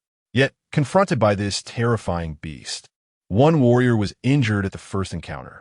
The team floundered, and after tremendous effort, they barely managed to slay the creature, earning their first points and marking their place on the scoreboard. In the abyssal realm, humanity's greatest asset lies in cooperation. Monsters possess formidable strength, often exceeding that of warriors at the same tier. Meanwhile, Li Mu, who remained unnoticed, ventured into the abyss for the first time. He was not in a rush to ascend any scoreboard, but rather approached the situation with utmost caution. The area he found himself in seemed to be a dilapidated city. Amidst the crumbling walls and debris, he was uncertain of what lay hidden, compelling him to tread carefully along the edges. As he climbed over a low wall, his foot snapped a twig. Crack! Li Mu was taken aback. A normal twig would not produce such a sound. He looked down to find a fractured bone. A chill crept up his spine. He swiftly turned around. Perched atop the low wall was a horrifying creature, a patchwork monster, excitedly fixated on him. With the body of a wolf, claws of a wolf, and 4 sharp spider legs sprouting from its back, it bore 2 heads, one of a wolf, the other of a spider. The yellow grade, first-tier monster, the spider wolf, measured nearly 2 meters in length, with both its wolf and spider jaws dripping with an unknown blue saliva. The classification of monsters by humans is based on the intensity of energy they emit. This creature's energy level was approximately equivalent to the late stage of a human yellow grade, first-tier warrior, thus categorizing it as a yellow grade, first-tier being. Although Li Mu was of a higher tier, the bloodthirsty gaze of the wolf head, coupled with the numerous eerie eyes of the spider head, instilled an immediate sense of dread. In the next moment, the monster, exhilarated, leaped from the wall, lunging towards Li Mu. The wolf claws swiped, casting a massive shadow in its wake. One could not deny that the terror of the monster's charge was overwhelming. The speed and ferocity of its assault led Li Mu to conclude that an ordinary warrior, faced with this creature alone, would be paralyzed with fear. Instinctively, he wished to flee. However, decades of mastering the earthly steps endowed him with sufficient confidence. Li Mu deftly evaded the attack, swinging his thorn staff in response. The flow of energy surged. The spider legs expertly parried, absorbing the impact of Li Mu's strike, sending him backward. Seizing the moment, Li Mu retreated a half step, then pivoted fiercely. The flow intensified once more. The spider wolf, concerned about Li Mu's potential escape, thrust a spider leg forward, intending to parry again. Meanwhile, the other spider legs began to jab toward Li Mu's sides, blocking his retreat. Unexpectedly, Li Mu did not flinch.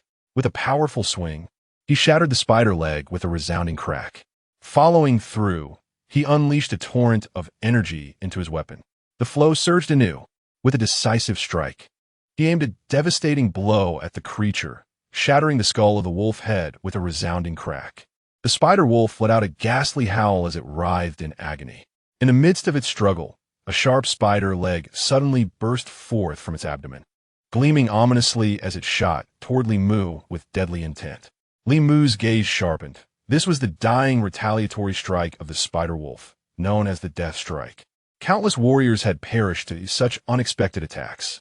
Anticipating this maneuver, Li Mu raised his thorn staff, sparks flying as the spider leg shattered upon impact.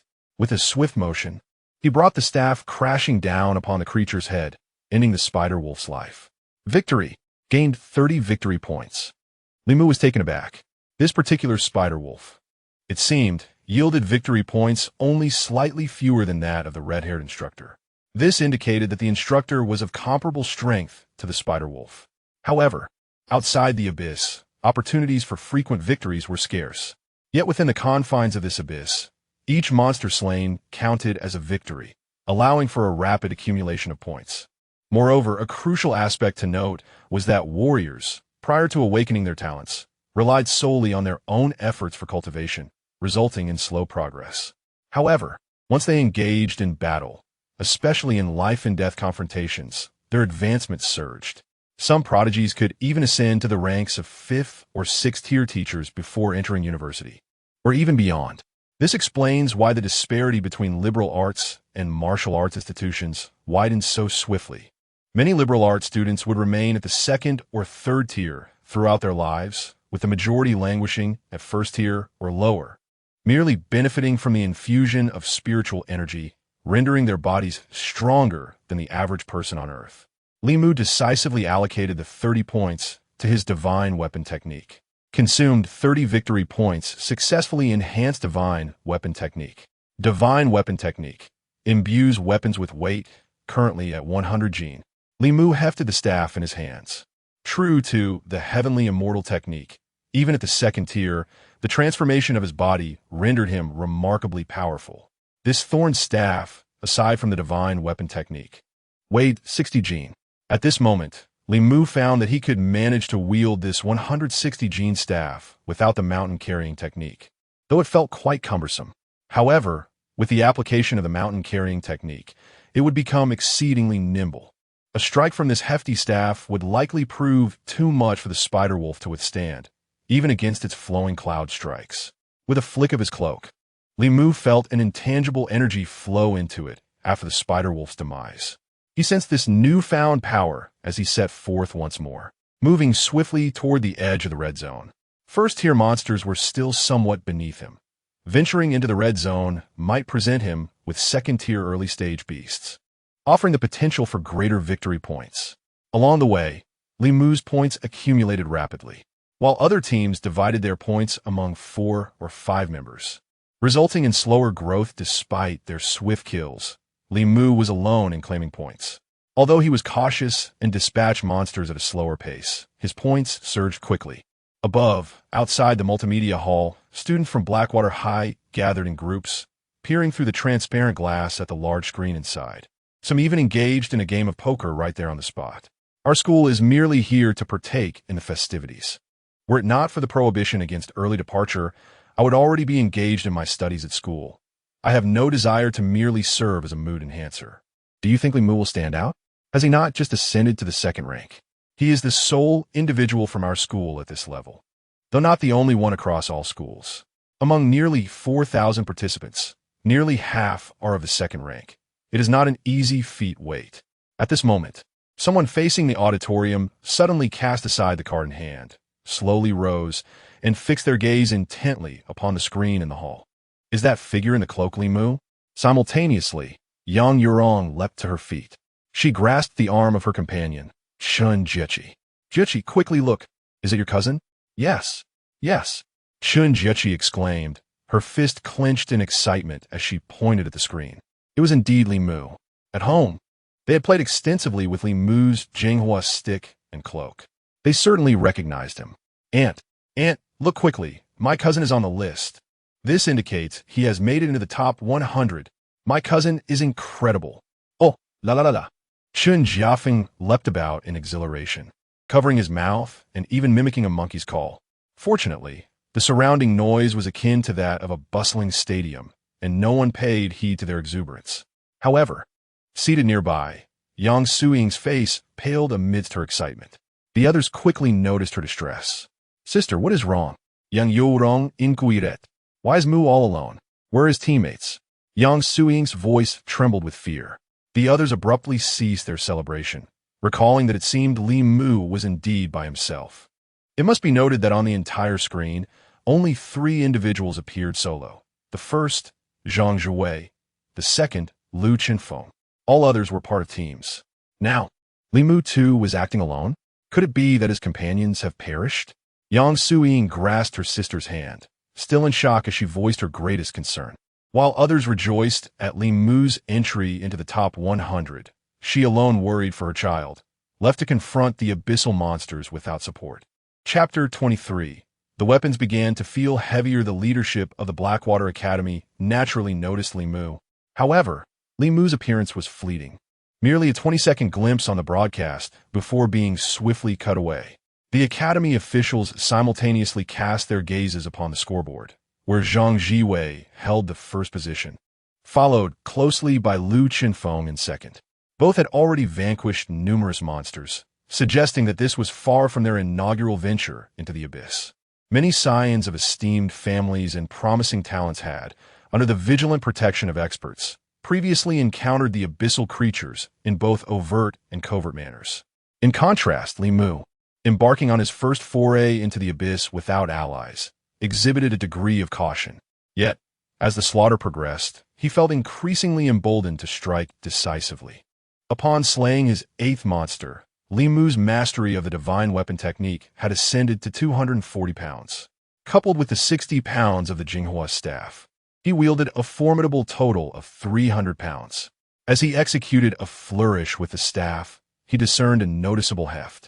Despite the weight, he could still feel the strength of the tiger and 3 bulls technique, allowing him to swing the 300 pounds with relative ease. However, any further increase would undoubtedly strain his physique, for attacking was not merely about swinging.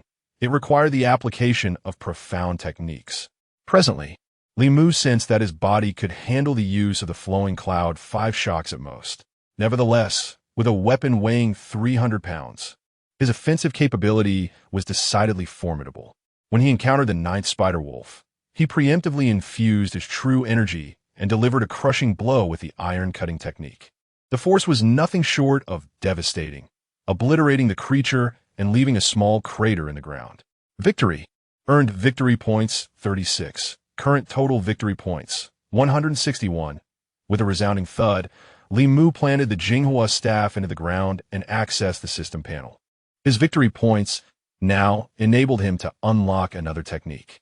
The options available for 100 points included alchemy, fortuitous field technique, borrowing strength from alcohol, and celestial descent of divine weapons, among others.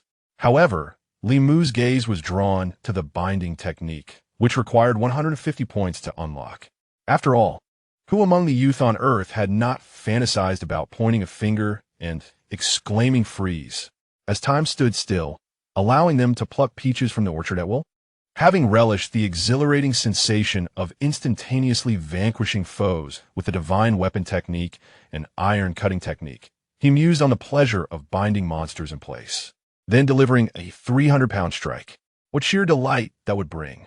With this thought, Li Mu resolved without hesitation to unlock the binding technique. Binding technique. Utter the word freeze to immobilize the target enemy for 0.5 seconds, consuming 10 of one's true energy. Cooldown time, 1 minute. What? Li Mu's eyes nearly bulged from their sockets. A full tenth of his true energy? Binding 10 times would completely drain him, and there was a cooldown period. As he scrutinized further, he discovered that this was a technique with a skill tree, featuring enhancements for binding duration, reductions in energy consumption, cooldown reductions, and increases in damage dealt during the binding phase.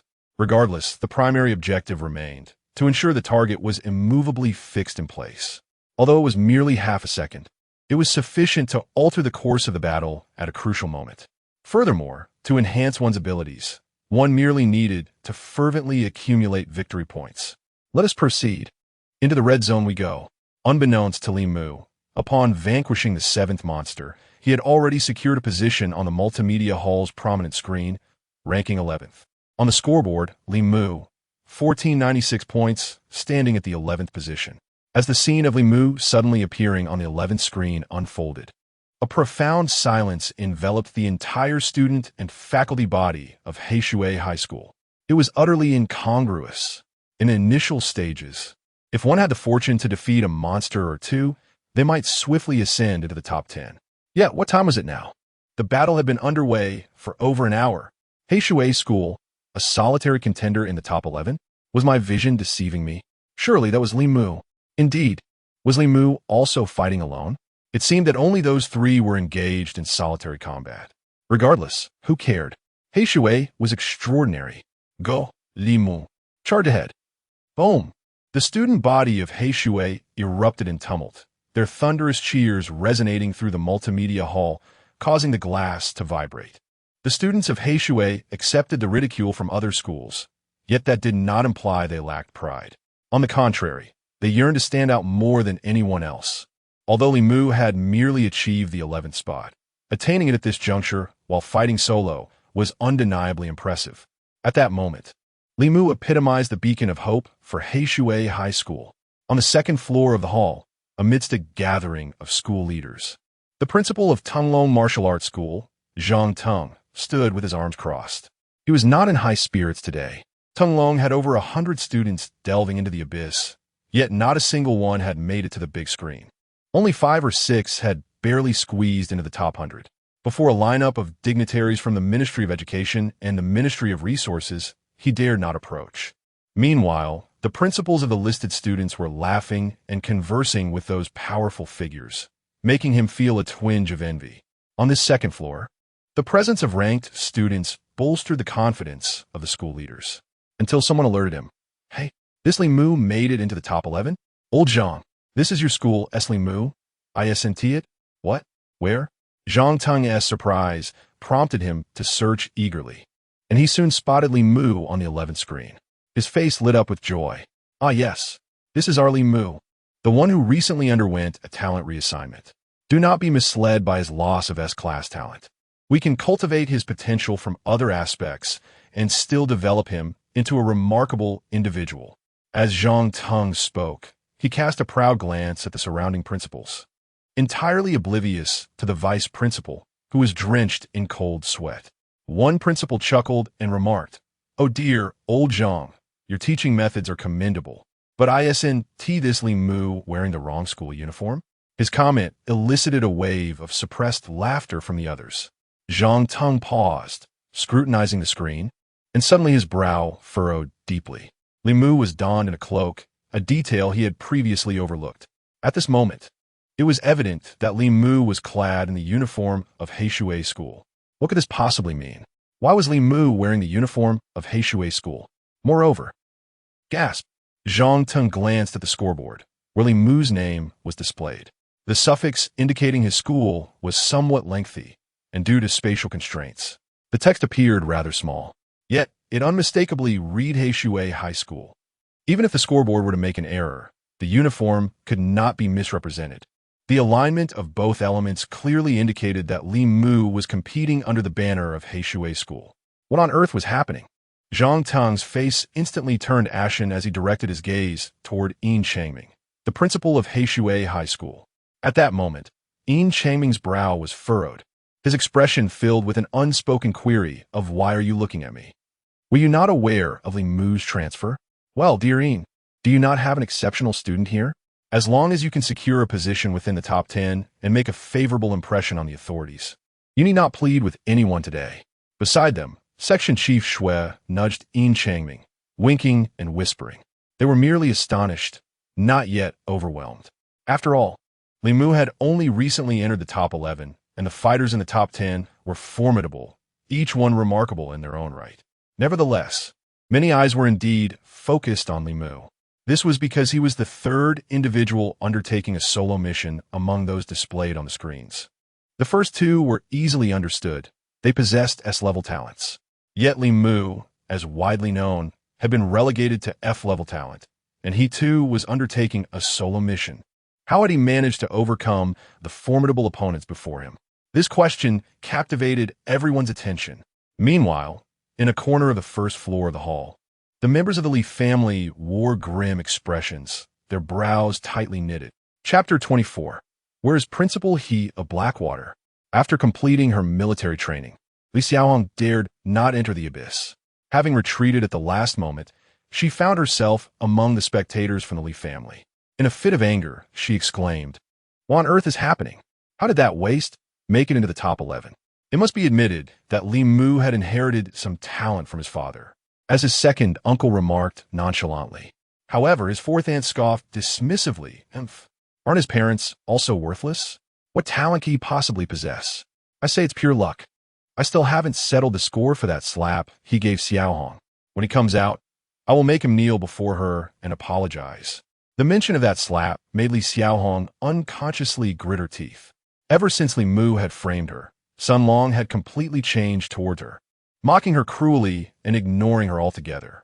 For this first battle in the abyss, Sun Long had refused to participate, claiming a serious injury, though she had initially intended to accompany him. Instead, he had ordered her to leave, which left her heart aching. However, compared to Li Mu's emergence, it was evident that Li Xiaohong's parents were more concerned about their own son. Li Xiaohong's brother, Li Xiaohai, also appeared on the big screen, ranked 9th. Yet, judging by his performance, he was clearly outmatched by the other two S-class prodigies.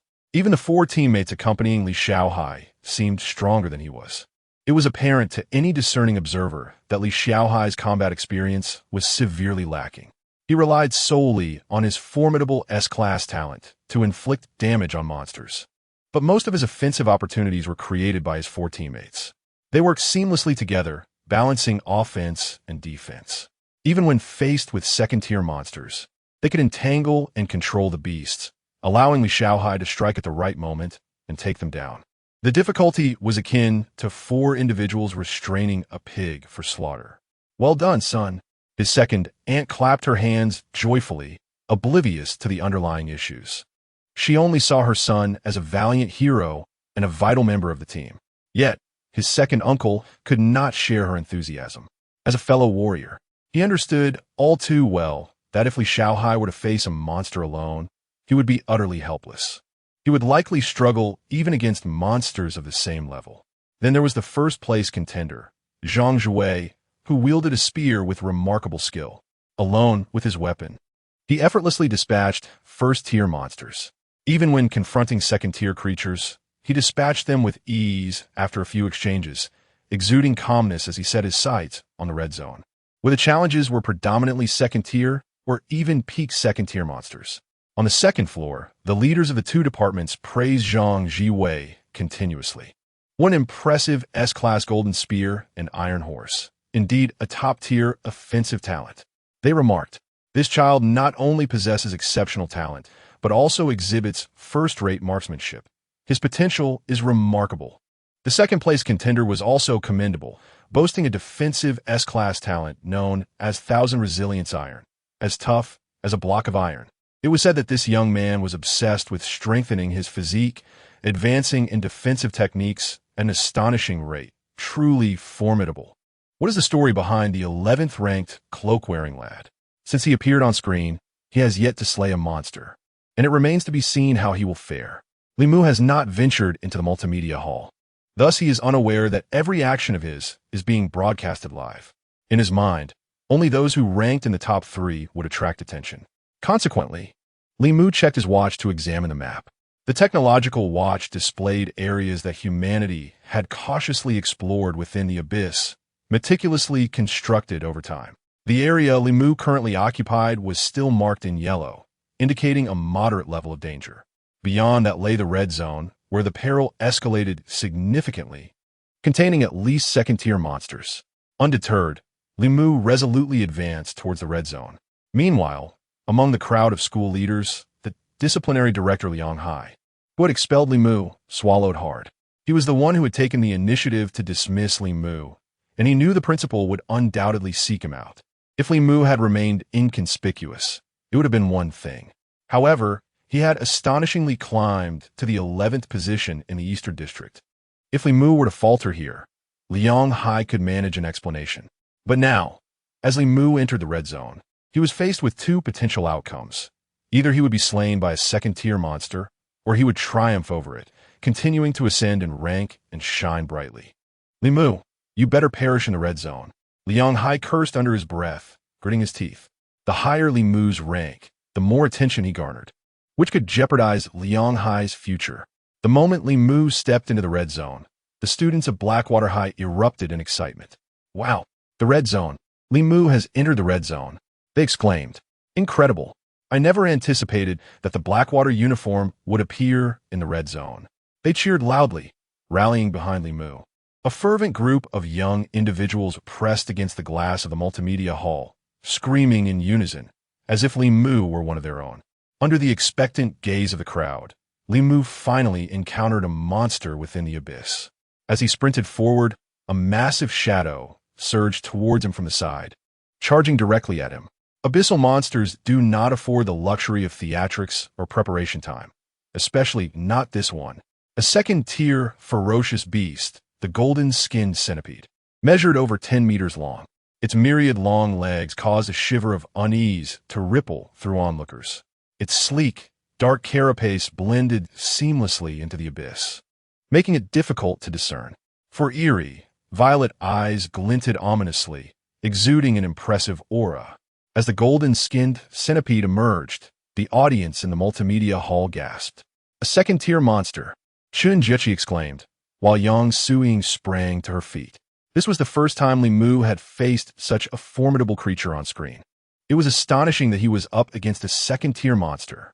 Watching other teams struggle against second-tier monsters for prolonged periods was thrilling. Yet witnessing her son confront one elicited an entirely different emotion. But in the next moment, a golden shield materialized before Li Mu, thick and radiant. The golden-skinned centipede lunged ferociously at the shield. The shield flared with golden light and erupted with a resounding explosion. The powerful shock wave sent the golden-skinned centipede tumbling backward, disrupting its balance. Li Mu swiftly pursued, infusing his thorny staff with a slashing iron technique, causing the shaft to emit a faint azure glow. At that moment, the golden-skinned centipede barely regained control of its body and was about to retaliate. Freeze! The golden-skinned centipede instantly became rigid. Li Mu's thorny staff struck unerringly towards the centipede's head. The moment of immobilization was fleeting, appearing on the screen as if the centipede had merely paused momentarily. Even in its frozen state, a golden radiance suddenly manifested atop the centipede's head to counter Li Mu's staff. It was named the golden-skinned centipede for its unique defensive mechanism. Before sustaining an attack, a specific area would glow with golden light, significantly enhancing its defensive capabilities. Even a warrior of the same rank would find it exceedingly difficult to breach its golden-skinned defense without employing a lethal technique. Moreover, the sight of a centipede suddenly rearing up instilled an immense sense of pressure.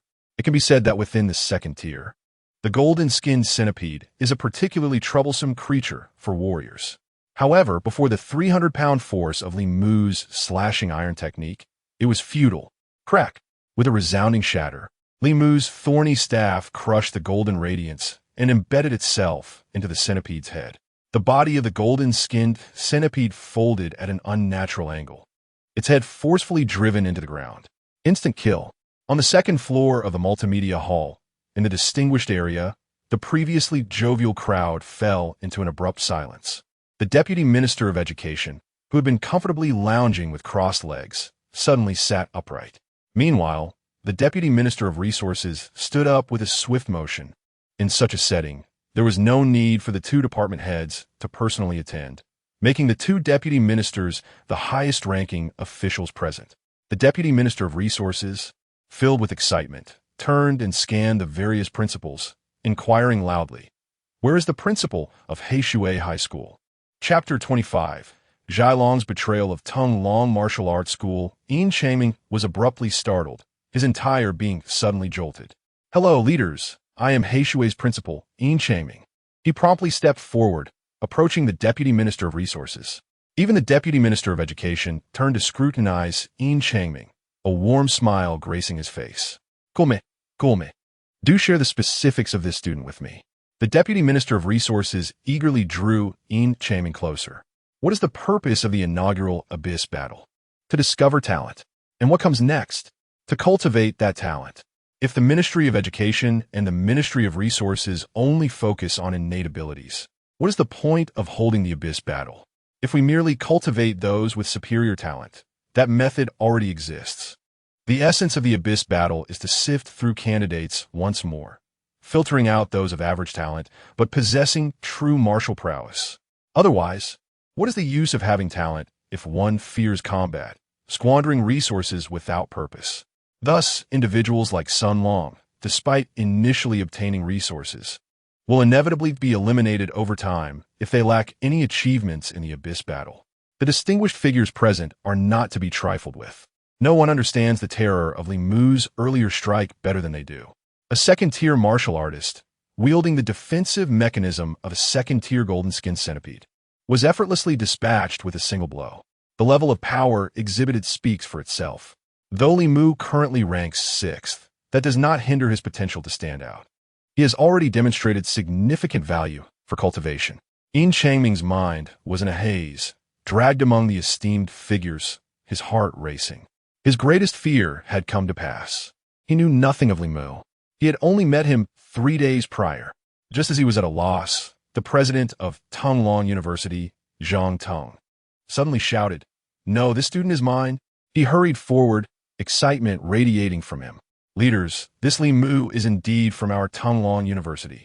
Yin Changming's heart sank as he felt all eyes upon him. He could only nod deeply. "Leaders, I must be frank. Li Mu did indeed transfer to my school 3 days ago. As for this matter, I was unaware. How about this? Let me call our registrar." Zhang Tung bore an expression of "I told you so." While Yin Changming made the call, Zhang Tung also contacted his own registrar and academic affairs department. Soon, the registrar of Heishui, the homeroom teacher, and a host of leaders related to Li Mu from Tung Long University all arrived. The dignitaries from the Education and Resources Ministries turned their attention to this contest for talent. Such occurrences were quite common, and none found it absurd. In response to Yin Changming's inquiry, the registrar of Heishui, Old Ma, solemnly stated, "Li Mu did indeed transfer to our school 3 days ago, and I personally handled his enrollment. Furthermore, he possesses a dismissal certificate from Tung Long University." "You speak nonsense." Zhang Tung suddenly erupted in anger, interrupting. Noticing the glares from the esteemed figures, he realized his outburst was excessive and lowered his voice. "Li Mu has always been a student of our institution. He has never been dismissed. Where would such a dismissal certificate come from? Clearly, it is you who forged documents and unlawfully poached talent. Esteemed leaders, this matter demands thorough investigation." As Zhang Tung engaged in furious rebuttals, everyone present turned their gaze towards him. Behind Zhang Tung stood the school's director of education and the vice principal, their faces drained of color and beads of cold sweat forming on their foreheads. The invisible pressure compelled the head of student affairs to raise his hand and report. Esteemed leaders, principal, I indeed issued the expulsion notice. Upon hearing this, Zhang Teng felt as though the world around him had darkened. What? It was Liang Hai. The director of education, Liang Hai, had called me that day to inform me of Li Mu's expulsion. I had advised him that such a matter required the principal's approval, yet he insisted it did not need reporting. Out of fear of Director Liang's authority, I readily admitted my fault and directly issued the expulsion letter. The head of student affairs, displaying a contrite demeanor, divulged everything. Liang Hai felt his legs weaken. How could he be accused of wielding power in front of a group of prominent figures? Zhang Teng glared at Liang Hai with clenched teeth. Why did you expel Li Mu? Liang Hai trembled slightly. Li Mu seriously injured a fellow student, refused to apologize, and showed blatant disrespect to his teachers. I believe that a student's character is paramount. No matter how strong their abilities, a poor character tarnishes the school's reputation. After all, as the director, Liang Hai attempted to return the situation to some semblance of control with his bureaucratic rhetoric. Just then, Li Mu's former homeroom teacher, Zhai Long, unexpectedly raised his hand. Esteemed leaders, I am Li Mu's former homeroom teacher, and I am aware of the situation concerning the so-called injured student. Li Mu's cousin, who was the student council president, arranged for him to spar with an A-grade talent from our school. That A-grade talent severely injured other sparring partners, while Li Mu only inflicted minor facial injuries. Yet, Director Liang demanded that Li Mu apologize to that student, which Li Mu refused. To demonstrate his authority, Director Liang circumvented the principal and directly expelled Li Mu. I reported this incident to the vice principal that very afternoon. The vice principal, aware of the circumstances, nonetheless informed me that expulsion was warranted to protect the A-grade talent, deeming Li Mu unimportant. Moreover, the vice principal threatened to expel me as well. That concludes my account. Zhai Long stepped back slightly, lifting his chin with an air of disdain. He understood that after such declarations, his tenure at Tunglong High School was untenable. But what did it matter? Expelling my student without justification would not go unchallenged. The room fell into a heavy silence.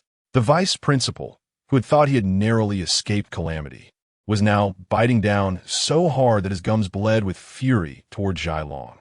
You treacherous scoundrel, why did you implicate me in your denunciation of Liang Hai? Liang Hai, too, wished he could devour Zhai Long alive. If today's events merely established Li Mu's questionable character, he could barely evade disaster himself. Why did you have to emerge at this moment? Principal Zhang, it seems your discipline is lacking. Let us continue to focus on the first battle, and we shall discuss everything further once it concludes. The Deputy Minister of Education spoke in a subdued tone, his gaze returning to the screen. A hush fell over all present as they paid their respects to the students of Tunglong University. In the corridors of power, the more vehemently a leader chastises you, the lighter the consequences tend to be. Conversely, if a leader refrains from reprimanding you, it often heralds dire misfortune. Zhang Teng's countenance darkened, and after offering a forced smile and a nod, he retreated, casting a venomous glance at the other university leaders, wishing he could tear them apart. In contrast, representatives from Heishui University, Yin Changming, Old Ma, and Zhao Qingshan, exchanged glances, each detecting an unspoken sentiment within the other's eyes. Just then, the multimedia hall was abruptly illuminated, and the alarm emitted two sharp beeps. A squad of over 30 martial artists suddenly burst onto the largest main screen. On the display, 4 team members were engaged in a fierce struggle against a formidable serpent monster. A dismembered limb of a martial arts student lay on the ground, while the remaining team members exerted themselves to the utmost. With a thunderous crash, the serpent's tail slammed down, striking one martial artist to the ground. Seizing the opportunity, it swiftly swallowed him whole, the upper half of his body still emitting a harrowing scream from within the serpent's maw. In an instant, he was consumed. The other team members were scattered in disarray. Simultaneously, all students' technological wristbands emitted a command from an officer. All students participating in the abyssal first battle, heed this. In the red zone, coordinates 358, 4972, a third-tier yellow-grade beast has been spotted. This level of beast falls outside the assessment parameters. All personnel must retreat immediately. Retreat at once. In a flurry, all teams panicked, and a large number of those entering the red zone hastily withdrew. Amidst the chaos, 3 solitary figures, however, charged towards the designated coordinates. Chapter 26. The gathering of the triumvirate, the atmosphere among all the spectators above became instantly tense. Misfortune had befallen them, a third-grade ferocious beast. The monstrous-tailed python. With its formidable defense coupled with astonishing speed, there was no possibility of victory, nor any chance to flee. It was over. This small team could not escape. A total annihilation loomed. The scene erupted into a cacophony of chaos. Friends and relatives of the team members wept and wailed, realizing that this might indeed be their last moment together. In the abyss, the atmosphere grew increasingly fraught. As the Supreme Commander, Wang Longcheng, issued the retreat order, he promptly dispatched a rescue team to the incident area. The examination zone was divided into yellow and red areas. The yellow zone predominantly housed first-grade ferocious beasts, while the red zone was home to beasts of the second grade, or at most, peak second grade. A peak second grade ferocious beast represented the utmost limit of this initial battle in the abyss. In truth, the town-subduing army often engaged in battles against opponents of higher grades, frequently taking on multiple foes at once. The war in the abyss was ever-changing, with an expanse that was extraordinarily vast. It was impossible to cover every angle. These 2 major zones had been meticulously cleared by the town-subduing army specifically for the students, requiring considerable manpower and effort, all to provide a relatively safe examination environment. Yet, these students were merely fledgling warriors who had recently awakened their talents, not seasoned veterans like the town-subduing army. At the battlefield, a reckless small team of 5, closest to the fray, failed to retreat upon hearing the alarm. Boasting 4 second-grade warriors in their ranks, they rushed to the designated coordinates, merging with 3 remaining warriors to form an 8-member team, determined to confront the third-grade ferocious beast. Strike at its vital point, shouted a team leader, leaping high into the air, wielding a massive axe that came crashing down onto the ground. The earth trembled momentarily, and a terrifying force surged forth from beneath the python, causing a violent tremor. The creature's movement momentarily faltered. 2 warriors, one wielding a sword and the other a dagger, soared upwards, seizing the moment to attack the python's vital point. Clang! Clang! The sound echoed as their strikes were deflected by the gleaming scales of the beast. The python remained unscathed, its fury escalating as its colossal tail swept across with ferocious intent. "I shall block it," declared a towering warrior, stomping the ground fiercely, a layer of white mist enveloping his body as a protective shield. He braced himself against the python's assault. Crack! Thud! The white mist shattered violently, sending the warrior hurtling through the air, blood spewing from his mouth mid-flight. They could not withstand its might. In that moment, the team realized the folly of their overconfidence. However, retreat was no longer an option, for activating the return stone required time. The more chaotic their internal energy became, the longer it would take to activate the return stone. The warrior who had been flung away had yet to rise when the python's tail was raised high, poised to deliver a diagonal strike, accompanied by a terrifying rush of wind. Should it connect, it would turn him to pulp, just as despair wrapped around the warrior. A golden spear's phantom descended from the heavens, piercing through the python's tail and pinning it forcefully to the ground. The python thrashed violently, and all team members turned in astonishment, only to hear a voice exclaim, "Zhang Jiwei?" Before a low wall stood a striking youth clad in the uniform of Chongming University, defiantly facing the wind. With a swift motion of his long spear, he fixed his gaze upon the monstrous python, his voice steady and resolute. "Leave this to me." The crowd erupted in joy. A brilliant new star of East District, possessing peak Huang-tier second-grade cultivation, he was undoubtedly a paragon among heroes. If anyone could contend with a third-grade monstrous python, it would be him. Everyone understood that remaining here would only complicate matters for Zhang Jiwei. Thus, they sprang into action, dispersing at the swiftest pace. At that moment, the golden spear's ethereal image that had pinned the giant python had already dissipated, and the creature twisted its massive body charging forth. Its violent thrashing shook the ground, resonating like an earthquake. Zhang Zhuwei, wielding his spear that shimmered with golden light, engaged in a fierce struggle with the giant python. In the multimedia hall, nearly everyone had risen to their feet, holding their breath in anticipation. Truly, he was the pride of East District, capable of standing firm against a third-grade beast without faltering. The S-grade talent, Golden Spear and Iron Horse, was indeed deserving of its reputation. Suddenly, a voice exclaimed in astonishment, "What is that?" Panic spread among the elite. To the right of Zhang Zhiwei's battlefield, a massive shadow approached with alarming speed. It was a second monstrous python, even larger than the first, measuring at least 20 meters in length. Its presence was more terrifying, clearly reaching the peak of the third grade. As Zhang Zhiwei unleashed a flurry of spear strikes enveloping the first python, he was unprepared for the sudden onslaught of the second. By the time he realized the danger, it was too late. With a resounding thud, the python struck Zhang Zhiwei violently, sending him hurtling through the air, blood spewing from his mouth. One python was a challenge, but against two, especially while injured, victory was impossible. Moreover, the second python exuded a potent aura, clearly at the pinnacle of the third grade. The two pythons attacked simultaneously, their colossal tails thrashing wildly, creating enormous craters wherever they struck. The earth trembled. Zhang Zhuwei hastily retrieved a pill and swallowed it, desperately rolling between the two python tails to evade their blows. His situation was dire.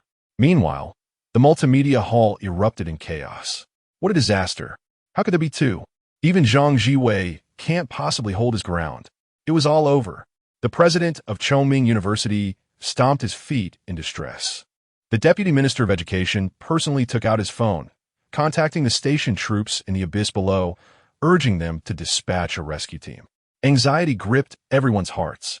Within the abyss, Zhang Zhiwei was frantically dodging, unable to escape the terrifying onslaught of the python tails. Ultimately, he would be exhausted to death, and it seemed the rescue team would not arrive in time. "I shall assist you." At that moment, a powerful voice rang out. Following, it was a figure resembling a small mountain leaping into the fray. Zhang Zhiwei turned to see the newcomer, towering nearly 2 meters tall, broad as a door, with arms that could rival a horse in strength. As he exerted himself, the Chongming University uniform tore apart with a resounding rip. His muscles were like boulders, solid and imposing. It was Lu Chunfeng from Chongming University, the second S-grade ability user to join the fray. Lu Chunfeng charged forth like a formidable tank, braving the wild lashes of two serpent tails as he barreled towards Zhang Zhiwei. The serpent tails came crashing down, yet Lu Chunfeng did not retreat. Instead, he raised his arms high and roared in defiance. "Come at me." The clash resounded like the ringing of metal, and the fearsome impact generated a gust of wind that cleared a space on the ground, engulfing the surroundings in a cloud of dust. Endowed with the S-class Talent 1000 resilient iron, Lu Chunfeng's arms remained unscathed beneath the azure glow of protection. However, "Help me! I can't get out!" Lu Chunfeng shouted to Zhang Zhiwei as he blocked another strike from the monstrous serpent. Zhang Zhiwei finally caught a breath and realized that Lu Chunfeng's legs were completely embedded in the ground, down to his knees. Aware that this was no time for pleasantries, Zhang Zhiwei yelled, "Protect yourself!" The long spear had already thrust between Lu Chunfeng's legs, aiming upwards with force. "Hey, you must protect this!" Lu Chunfeng clenched tightly, letting out a loud cry as Zhang Zhiwei hoisted him off the ground. The two tumbled awkwardly out of the battle circle, with Lu Chunfeng braving the blows of two serpents, calling out to Zhang Zhiwei, "Are you all right?" "I'm fine. Just keep fighting," Lu Chunfeng bellowed. His defensive prowess was indeed remarkable, yet it came at a great cost. He could withstand the strikes of the third-tier serpents with relative ease, but he knew he could not endure the onslaught of the peak third-tier colossal serpent for long. If they did not swiftly vanquish their foes, they would both be in peril. His own offensive capabilities were moderate, thus they had to rely on Zhang Zhiwei for the kill. Zhang Zhiwei's eyelids twitched violently as he wiped the blood from the corner of his mouth and leaped back into the fray. The two S-class prodigies engaged in a fierce exchange with the two formidable beasts. Zhang Jiwei quickly sought an opportunity, targeting the weaker serpent as a point of breakthrough. After feigning 3 thrusts, he executed a brilliantly angled stab that pierced the giant serpent's vital spot. At the moment of discharge, a colossal golden spear illusion enveloped the spear tip, and the terrifying force caused the air to tremble violently. With a swift thrust, he pierced through. The weaker giant serpent writhed in agony, its body thrashing wildly as it emitted strange, mournful cries. In an instant, the peak third-tier serpent's eyes turned blood-red, its aura surging ominously. "This is bad. We need to retreat." Zhang Jiwei decisively abandoned his long spear, turning to flee. However, the fearsome serpent's cavernous mouth was already agape, unleashing a terrifying suction that distorted the surrounding air visibly. Even the ground was scoured, drawn into the maw of this monstrous beast. The roar of the wind was akin to the howls of 1,000 beasts, reverberating in their ears. Lu Chenfeng stamped his feet resolutely, thrusting his hands into the earth with immense force. He anchored himself, arms and legs resembling a staple driven into the ground, resisting the overwhelming suction.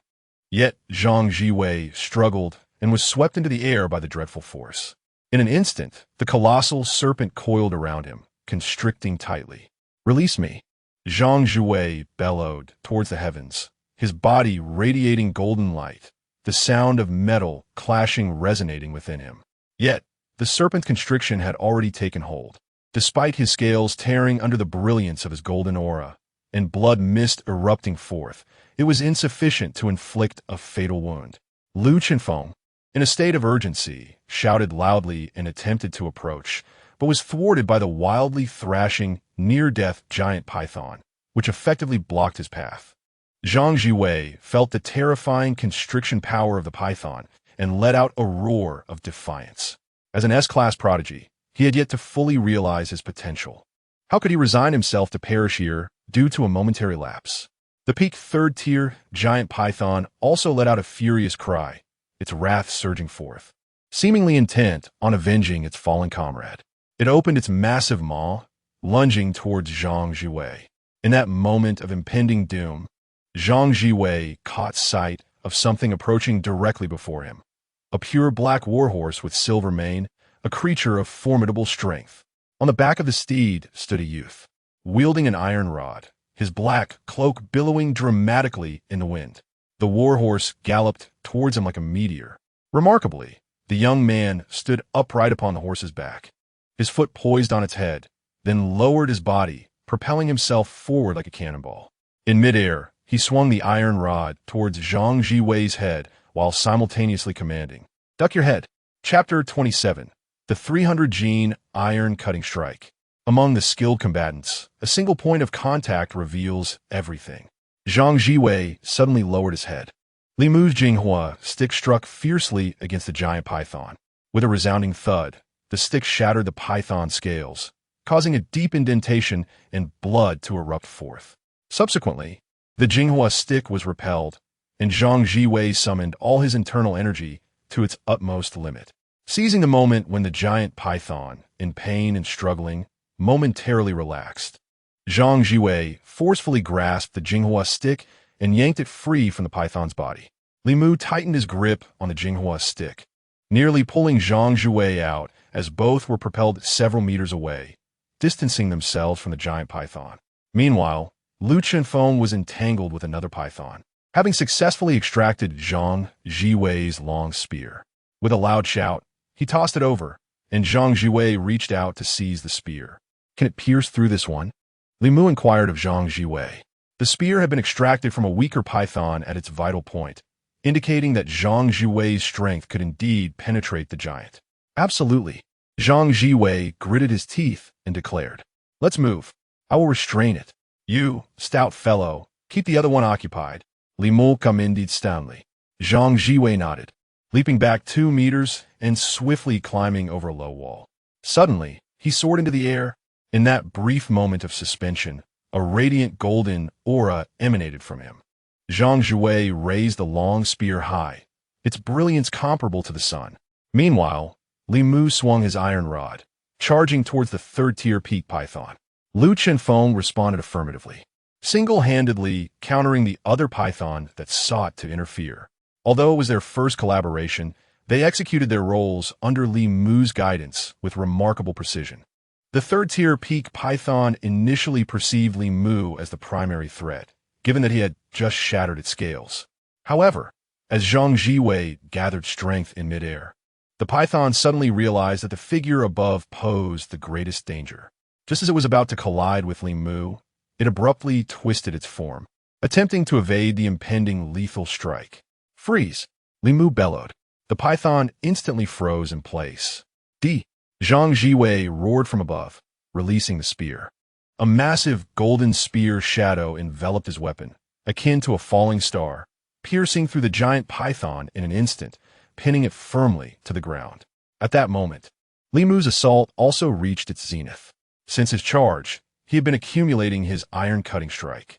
Now, the Jinghua stick, raised high, erupted with a brilliant azure light, buzzing and vibrating with tremendous energy. The stick descended, accompanied by a terrifying whistle that seemed to mourn the very fabric of space. With a resounding thud, the fully charged 300-gene iron-cutting strike crashed into the python's head. The creature's skull shattered instantly, blood and tissue erupting violently. Meanwhile, Li Mu's hands could barely withstand the recoil of this blow, causing his palms to splinter and blood to flow. Simultaneously, the other giant python was already on the brink of death, its strength waning.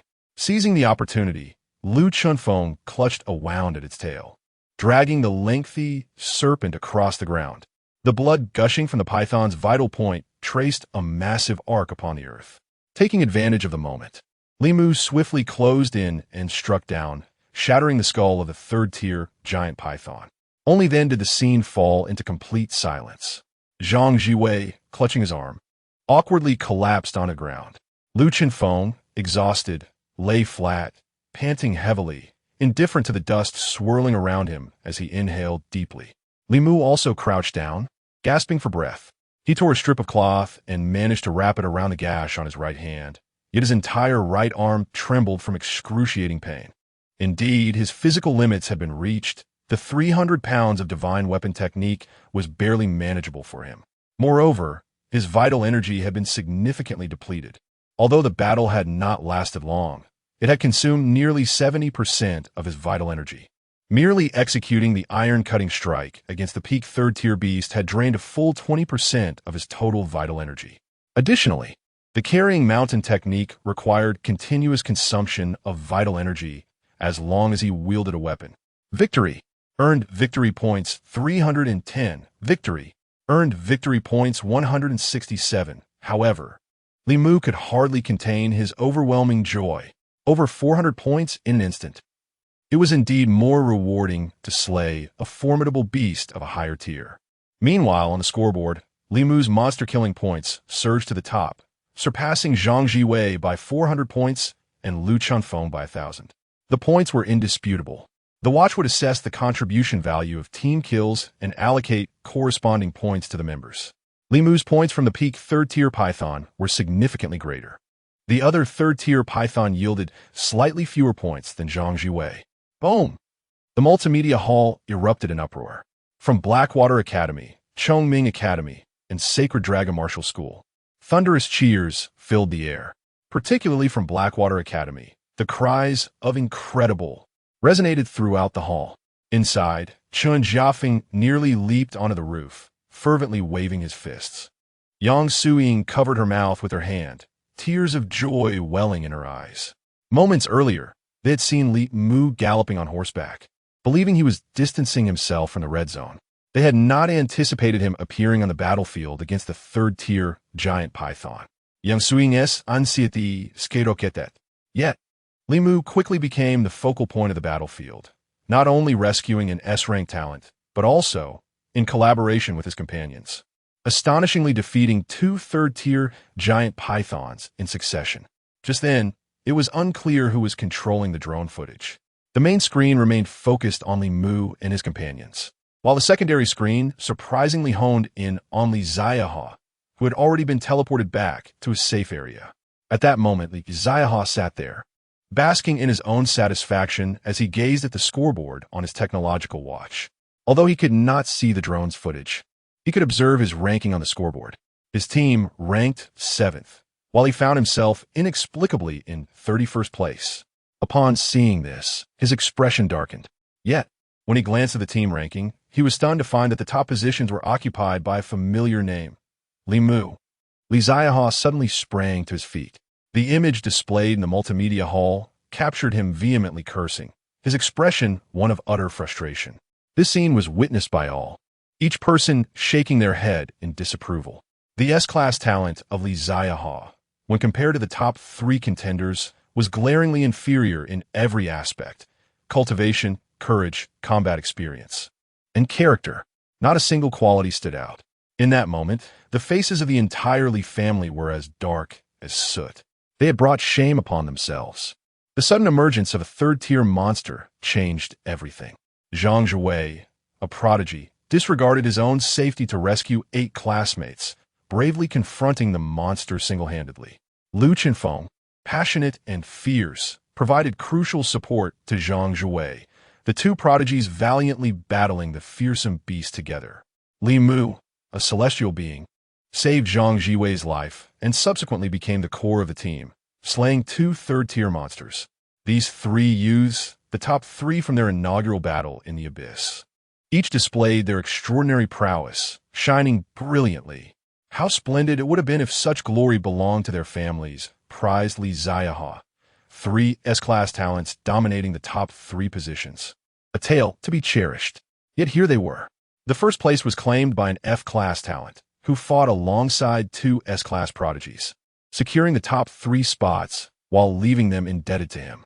Meanwhile, Li Ziyaha languished in 31st place. What a glaring embarrassment for an S-class talent. In light of Li Mu's first place with an F-class talent, compounded by the recent news of Li Mu losing his potential, Li Ziyaha had become a complete laughingstock. Damn it! Why isn't our Ziyaha in first place? Aunt Air slammed the back of her chair in anger. That wretched Li Mu has taken our Ziyaha's position. Shameless. Despicable. Old Lady Ma's face darkened even further. How could she have anticipated that Li Ziyaha's S-class talent would only yield a 31st place? With such performance, how could they hope for military recognition? How could they expect to forge connections with the military? What nonsense! They wouldn't even spare him a glance. In stark contrast, Li Mu's impressive performance would undoubtedly attract the attention of the military. With this thought, she slammed her cane down decisively. Dayon, find an opportunity to intercept Li Mu. I shall personally invite him back to the Li family. Li Mu's uncle immediately protested. Mother, that is out of the question. How can you demean yourself to invite Li Mu back? What merit does he possess? Silence. If Xiao Hong and the others invite him, and he refuses to return, who else in the Li family can be of any use besides me personally intervening? Old Lady Ma scolded, then sighed deeply. She never imagined there would come a day when she would need to lower herself to approach Li Mu. Nevertheless, she acknowledged the necessity of prioritizing the greater good. Chapter 28. Could I have a stick, please? In the multimedia hall on the 2nd floor, silence reigned initially. Momins latte. The Deputy Minister of Resources slammed the railing and bellowed, Excellent. Well struck. Even the stern-faced school leaders joined in, clapping and cheering. Indeed, it was a remarkable strike. Zhang Zhiwei had no chance of survival left. Who would dare to believe that Li Mu could rescue Zhang Zhiwei with a single blow? Admittedly, the monstrous python's attention was fixated on Zhang Zhiwei, effectively rendering it immobilized. However, the python's formidable defenses were unmistakable. The golden light of Zhang Zhiwei, on the brink of death, merely sliced through the python's flesh. Yet, Li Mu managed to shatter its scales. Even more crucial was the seamless collaboration of the 3 individuals, showcasing their extraordinary prowess. Compared to those struggling on the precipice of life and death within the Zhenyuan Army, their techniques might seem somewhat naive, but they were still students embarking on their first descent into the abyss. Possessing such practical combat abilities already marked them as prodigies among prodigies. Lu Chunfeng's terrifying physique and exceptional defensive capabilities, Zhang Jiwei's supreme marksmanship and astonishing offensive power, and Li Mu, indescribable. With an F-level talent, he wielded an attacking force second only to Zhang Jiwei's. His remarkable combat intellect, composed battlefield command, and unorthodox fighting techniques were astounding. He attracted the monster's attention, creating an opportunity for Zhang Jiwei, and after successfully controlling the python, he still had the capacity to deliver a lethal strike. Especially striking was that command of freeze. Many amidst the chaos of battle could not discern the details. Yet these eminent figures observed with clarity. Li Mu had managed to control that colossal python for approximately 0.5 seconds with a mere utterance. What sorcery was this? Was it a form of spoken magic? Could an individual with F-level talent truly possess such power? Yin Changming was so exhilarated he could scarcely speak. Meanwhile, the principals who had previously mocked Yin Changming now wore expressions of embarrassment and envy. Yet they too were compelled to applaud alongside the leaders. The sensation was utterly nauseating. Just moments ago, they had derided Yin Changming's so-called 66 tactics, mockingly questioning his affection for students and belittling the few who ventured forth. Who could have anticipated that from Heishui would emerge a Li Mu, single-handedly elevating Heishui Academy to heights it had never known? At this moment, within the battlefield, Li Mu exchanged glances with the other two. He nodded at Zhang Jiwei. Oh, can't even muster a simple thank you? Such a significant debt of gratitude, and yet no words to express it. I shall remember this life-saving favor. Zhang Jiwei's face flushed slightly. Unlike other wealthy heirs, his family owned enterprises, yet he was indifferent to beauty and luxury cars, instead devoting himself to cultivation. He harbored an innate pride, looking down upon ordinary warriors, which rendered him rather aloof. However, towards his savior Li Mu, who had rescued him from death's grasp, Zhang Jiwei felt not only gratitude, but also a hint of reverence.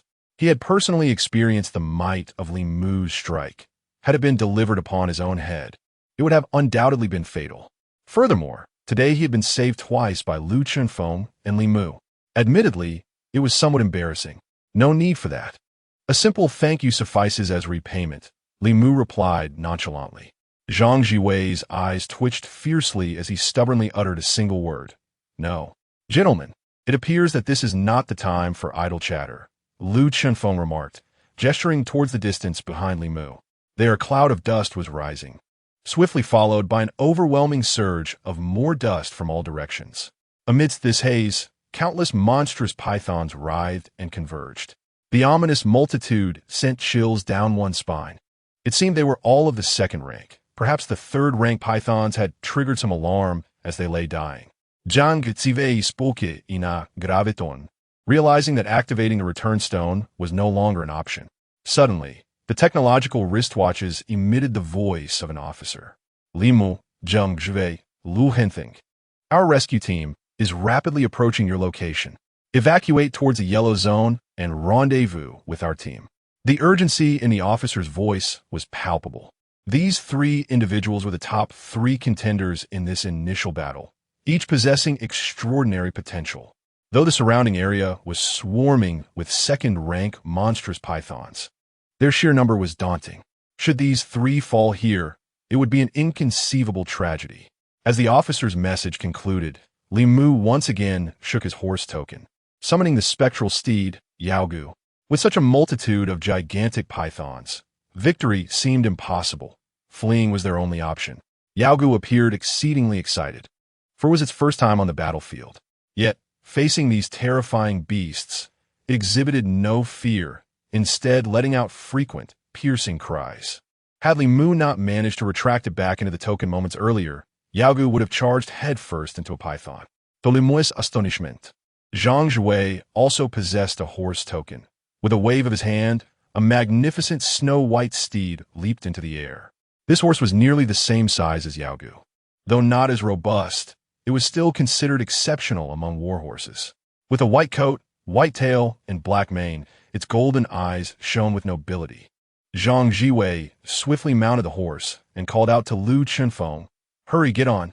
A Upon hearing Zhang Jiwei's words, the white horse instinctively turned its head to glance at Lu Qinfeng's imposing physique. Its golden pupils visibly widened. Lu Qinfeng's weight was estimated to be over 300 pounds. If he were to leap onto the horse, it would surely be prepared for a strenuous ride. Sensing the horse's trepidation, Lu Qinfeng burst into laughter. "Fear not, my steed. I shall race alongside you." With that, he smacked the rear of both horses with great force. The white horse neighed and suddenly accelerated, transforming into a streak of white light. Li Mu's steed also surged forward, swiftly overtaking the white horse. Taking a deep breath, Lu Qinfeng's body expanded dramatically, enveloped in a swirling aura of azure light. His legs, like serpents, writhed with energy as he propelled himself forward with sheer strength. Remarkably, he soon caught up with the two steeds. "By the heavens!" Li Mu and Zhang Jiwei exclaimed simultaneously, astonished. One man and two horses charged towards the only gap that was not surrounded by monsters. Dust billowed behind them as they cut through the encirclement of the monstrous pythons. Racing towards a yellow zone, an announcement echoed from their technological wristwatches. "Attention all students, an unusual situation has arisen in the assessment area. The first round of evaluation has concluded. All students are to return to the city immediately." The announcement was repeated 3 times. The primary purpose of the Abyss's inaugural trial was for students to experience the combat intensity of monsters of equivalent rank. Given the emergence of this exceptional circumstance, and with time drawing near, it was prudent to conclude the trial ahead of schedule. After sprinting several miles, Li Mu and his companions encountered a line of rescue teams approaching them, mounted on swift steeds and clad in the uniforms of the Zhenyuan Army. They raced past the trio. As they brushed shoulders with the rescue teams, the soldiers cast their gazes upon Li Mu and his friends. A mere exchange of glances sent a shiver down Li Mu's spine. Astonishingly, most of these Zhenyuan soldiers were second-tier martial artists, with a few third-tier warriors, seemingly of captain rank. Yet, the palpable aura of menace radiating from these martial artists was chilling. Their battle-hardened presence was incomparable to that of ordinary warriors of the same level. The three continued their journey for several more miles before coming to a halt. In addition to the multimedia hall, the command center of the Zhenyuan Army was also closely monitoring this inaugural battle. The order to conclude the assessment had been issued by Wang Longsheng. At that moment, both Wang Longsheng and Qin Zhanya observed Li Mu and his companions on the screen. Sharing a knowing smile, Wang Longsheng murmured with significance, "Genius cannot be concealed." Coming to a stop in an open area, Zhang Jiwei reined in his steed. Lu Qinfeng plopped down on the ground, panting heavily, and waved the return stone at the two. "Hey, use mine. Just give me a moment, and we'll return together." Li Mu gladly saved his own return stone, knowing that purchasing an additional one would cost 3,000 coins. The return stone acted as a teleportation device, but it could only be activated when the caster's energy fluctuations were relatively stable. Activating the teleportation array in a calm state took at least 20 to 30 seconds. While in a combat scenario, it would require a minimum of 3 to 5 minutes, and one could not stray from the teleportation zone. Lu Qinfeng shattered his return stone, and the energy of the array began to gather slowly in the open space ahead. As the array initiated, Lu Qinfeng supported himself on the ground with both hands and turned to Li Mu. "Brother Li Mu, I have a favor to ask." Li Mu inquired, puzzled. "Could you lend me a stick?" Chapter 29. Is this lesson engaging enough? A question mark appeared above Li Mu's head. Lu Qinfeng, brimming with excitement, leaped up and exclaimed, He, just a single strike.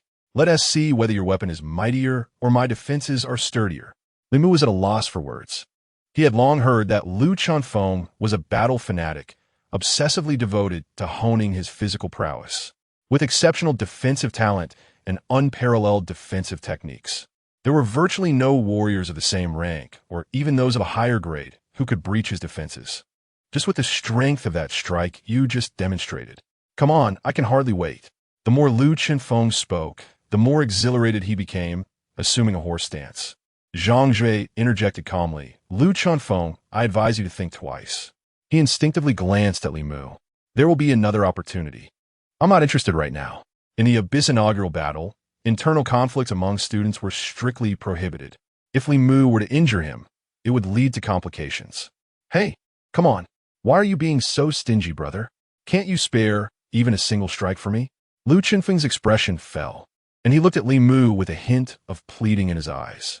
Zhang Zhuwei was left bewildered by the exchange, his eyes twitching as he glanced at Lu Qinfeng.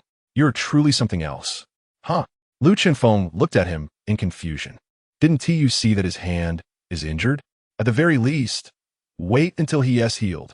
Zhang Zhuwei gestured towards Li Mu's bandaged right hand. All right, I didn't notice. All right, we'll discuss it later. Lu Qinfeng hurriedly scratched his head and leaned in to examine Li Mu's hand. Li Mu shook his head in exasperation, stepping into the teleportation array first. At that moment, the teleportation array had already activated, and Zhang Zhuwei and Lu Qinfeng followed suit. They returned to the square where the others had entered the portal. A large number of students had gathered, beginning to ascend in batches via the abyss elevator back to the surface. Countless gazes were cast upon the trio, particularly towards Li Mu.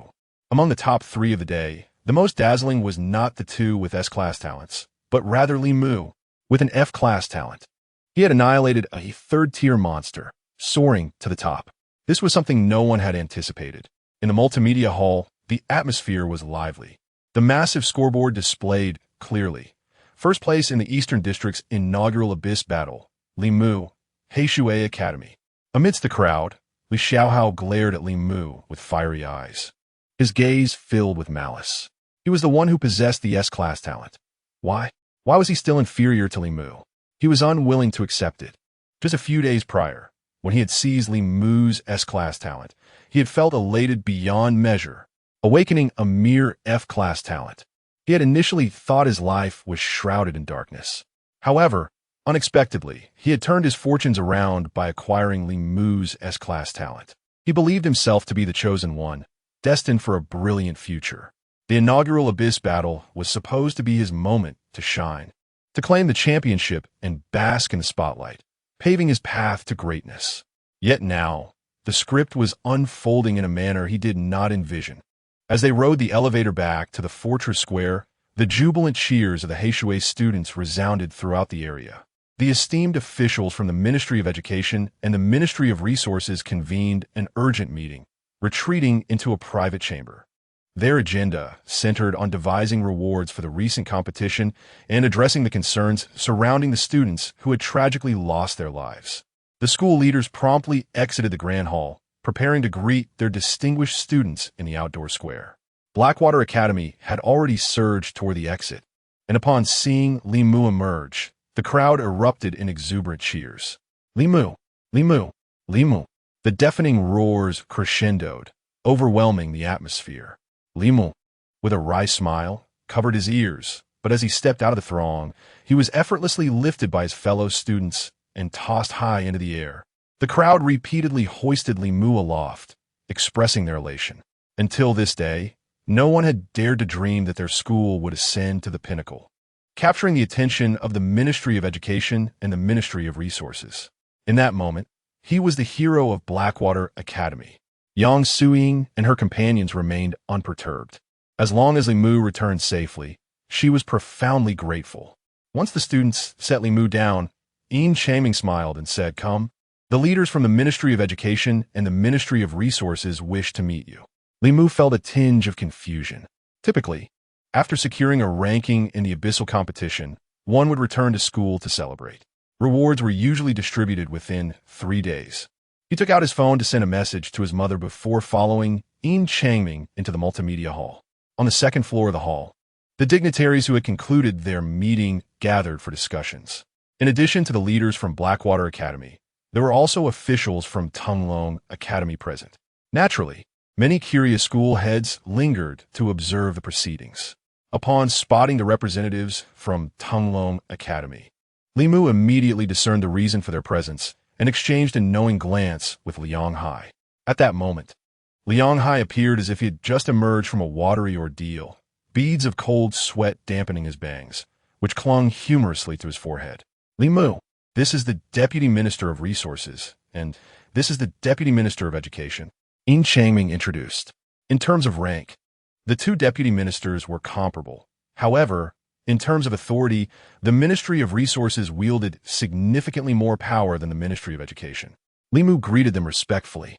The Deputy Minister of Resources, a forthright individual, approached and patted Li Mu on the shoulder, offering generous praise. Impressive. Your prowess has truly opened my eyes. Yet, I have a small question to pose to you. Minister, please go ahead, Li Mu replied with a composed nod. In the absence of the minister, it was only fitting to address the deputy minister as minister in such circumstances. The deputy minister pointed at Zhang Teng. This is Principal Zhang Teng, who claims you were previously at Tenglong Academy, correct? Indeed, Li Mu affirmed with a nod. Zhang Teng immediately interjected with urgency. Li Mu, you really ought to have reached out to me if you were in need of assistance. Did I ever treat you poorly during your time at Tenglong? He chided. Just days prior, he had experienced a roller coaster of emotions, as the school had showcased one S-grade and one A-grade talent, raising hopes for Tenglong Academy's ascent. Yet, before he could revel in the joy, Li Mu's S-grade talent had vanished the following day. Despite his anger, he recognized that the internal matters of the Li family were beyond his control, leaving him to accept his misfortune. Subsequently, he lost interest in Li Mu, to the extent that he remained unaware of Li Mu's expulsion for several days. At that moment, the head of the teaching department, Liang Hai, hurriedly chimed in. Indeed, Li Mu, your temperament is rather fiery. I admit I have acted inappropriately. However, as a teacher, I must consider my dignity, which led me to be somewhat stern with you. Please try to understand, and do not be obstinate. Return to our school at once. As Liang Hai spoke, he continuously gestured towards Li Mu, his eyes conveying a mix of threat and plea, his face contorting in an awkward smile. The Vice Minister of Education promptly scolded him. Then, turning to Li Mu with a smile, he reassured, no worries, speak candidly.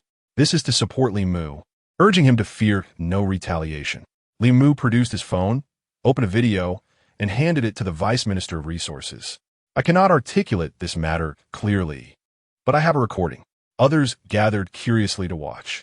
Liang Hai, however, needed no visual confirmation. Upon hearing the voices, he instantly realized it was the recording of Li Mu during his expulsion. Damn it! How could Li Mu have recorded at that moment? Who would have anticipated this? Why did you record this? In an instant, Liang Hai felt darkness envelop him, his legs growing weak. Soon, the video replayed his furious commands. Li Mu, do you comprehend the disparity in value between you and Sun Long? I present you with two choices. Class 9 of the senior year, Li Mu, bring me the file for expulsion. No need for reporting. Do I not possess even this authority? I said expulsion. Now, opposite him, the leaders of Heishui High School exchanged grateful glances towards Liang Hai, realizing that it was he who had suggested Li Mu join their institution. Upon hearing this, Zhang Teng felt an overwhelming urge to tear Liang Hai apart. You scoundrel! Could you possibly be an undercover agent from Heishui High School placed in our midst? Among the most ironic statements was Liang Hai's own declaration. One must always bear the consequences of their choices. Was this lesson not vivid enough? Chapter 30. I will be the unending nightmare of the Li family. How vivid. Truly, it is astonishing. The Vice Minister of Resources, after watching the video, cast a cold glance at Liang Hai.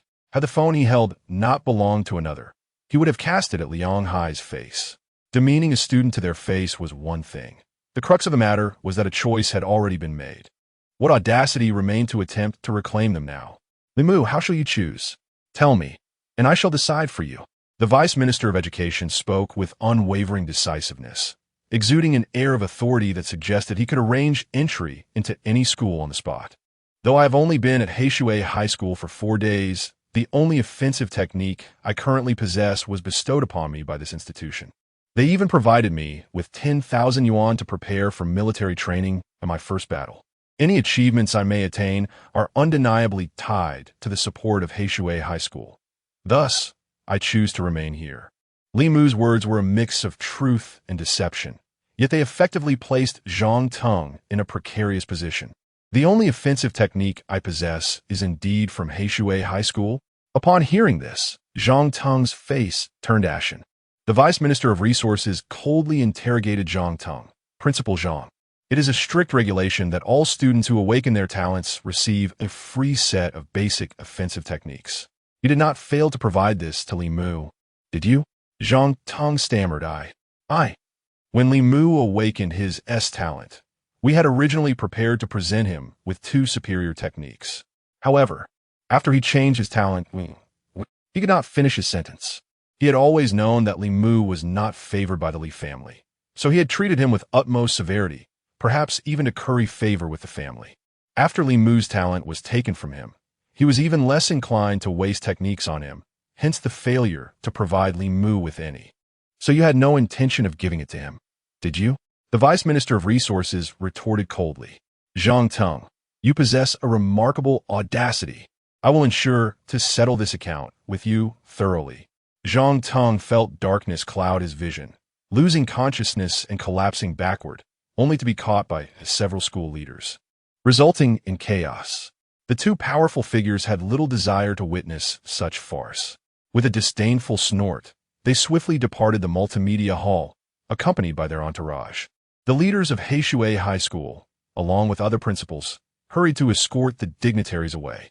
In the square, the Vice Minister of Resources offered a few more encouraging words to Li Mu before departing in his vehicle.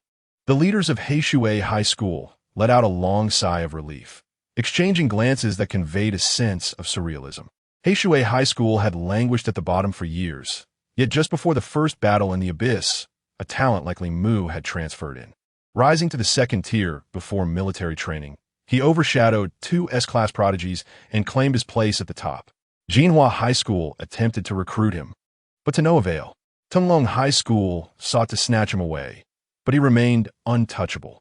Could it be that the heavens had taken pity on Heishui High School, sending forth such a remarkable young man? Principal, esteemed teachers, my family awaits me over there. I shall take my leave, Li Mu said to Yin Changming, gesturing toward the nearby Chun Jiafeng and Chun Jiaqing, who were joyfully waving their hands. Oh, indeed, of course. Hurry along. Yin Changming chuckled hurriedly. After taking just a few steps, Li Mu added with a smile, all right, don't forget about the school celebration tomorrow morning. You are the star of the show. I know. Li Mu raised his hand in acknowledgement. Leaving the group of leaders from Heishui School, he made his way towards his mother and aunt's family. In that moment, he experienced an almost surreal sensation. His mother, with reddened eyes brimming with affection, his lively and playful cousins, and his uncle, who was giving him a thumbs-up filled with approval. His aunt, overwhelmed with joy and immense pride, brought forth an unfamiliar yet deeply familiar warmth of kinship that Li Mu had never truly felt before, enveloping him entirely. He hurriedly approached Yang Suing. Mom, didn't I tell you not to worry? Yang Suing nodded, reaching out to pinch Li Mu's cheek affectionately. She wiped away the tears at the corners of her eyes with a smile, declaring, I'm not worried. My son is extraordinary. Cousin, you deceived me. You have a warhorse, and you didn't tell me. Chun Jiafeng exclaimed, throwing his arms around Li Mu, his face nearly touching Li Mu's. Li Mu had not previously showcased the warhorse to them, making it difficult to explain. At that moment, Yang Suing recalled this detail and inquired of Li Mu, son, did you purchase this warhorse, or is it from joining the Zhenyuan Army reserves? Mom, do you oppose my joining the Zhenyuan Army? Li Mu was taken aback that his mother was aware of the warhorse associated with the army. Yang Suing shook her head. I do not oppose. Pursue the path you wish, and I will not interfere. In fact, your father once aspired to join the Zhenyuan Army. However, the Li family forbade it, being short-sighted and fearing that the gains from exploring the abyss might be partially confiscated. They jeopardized your father's future for immediate gains, ultimately leading to his demise.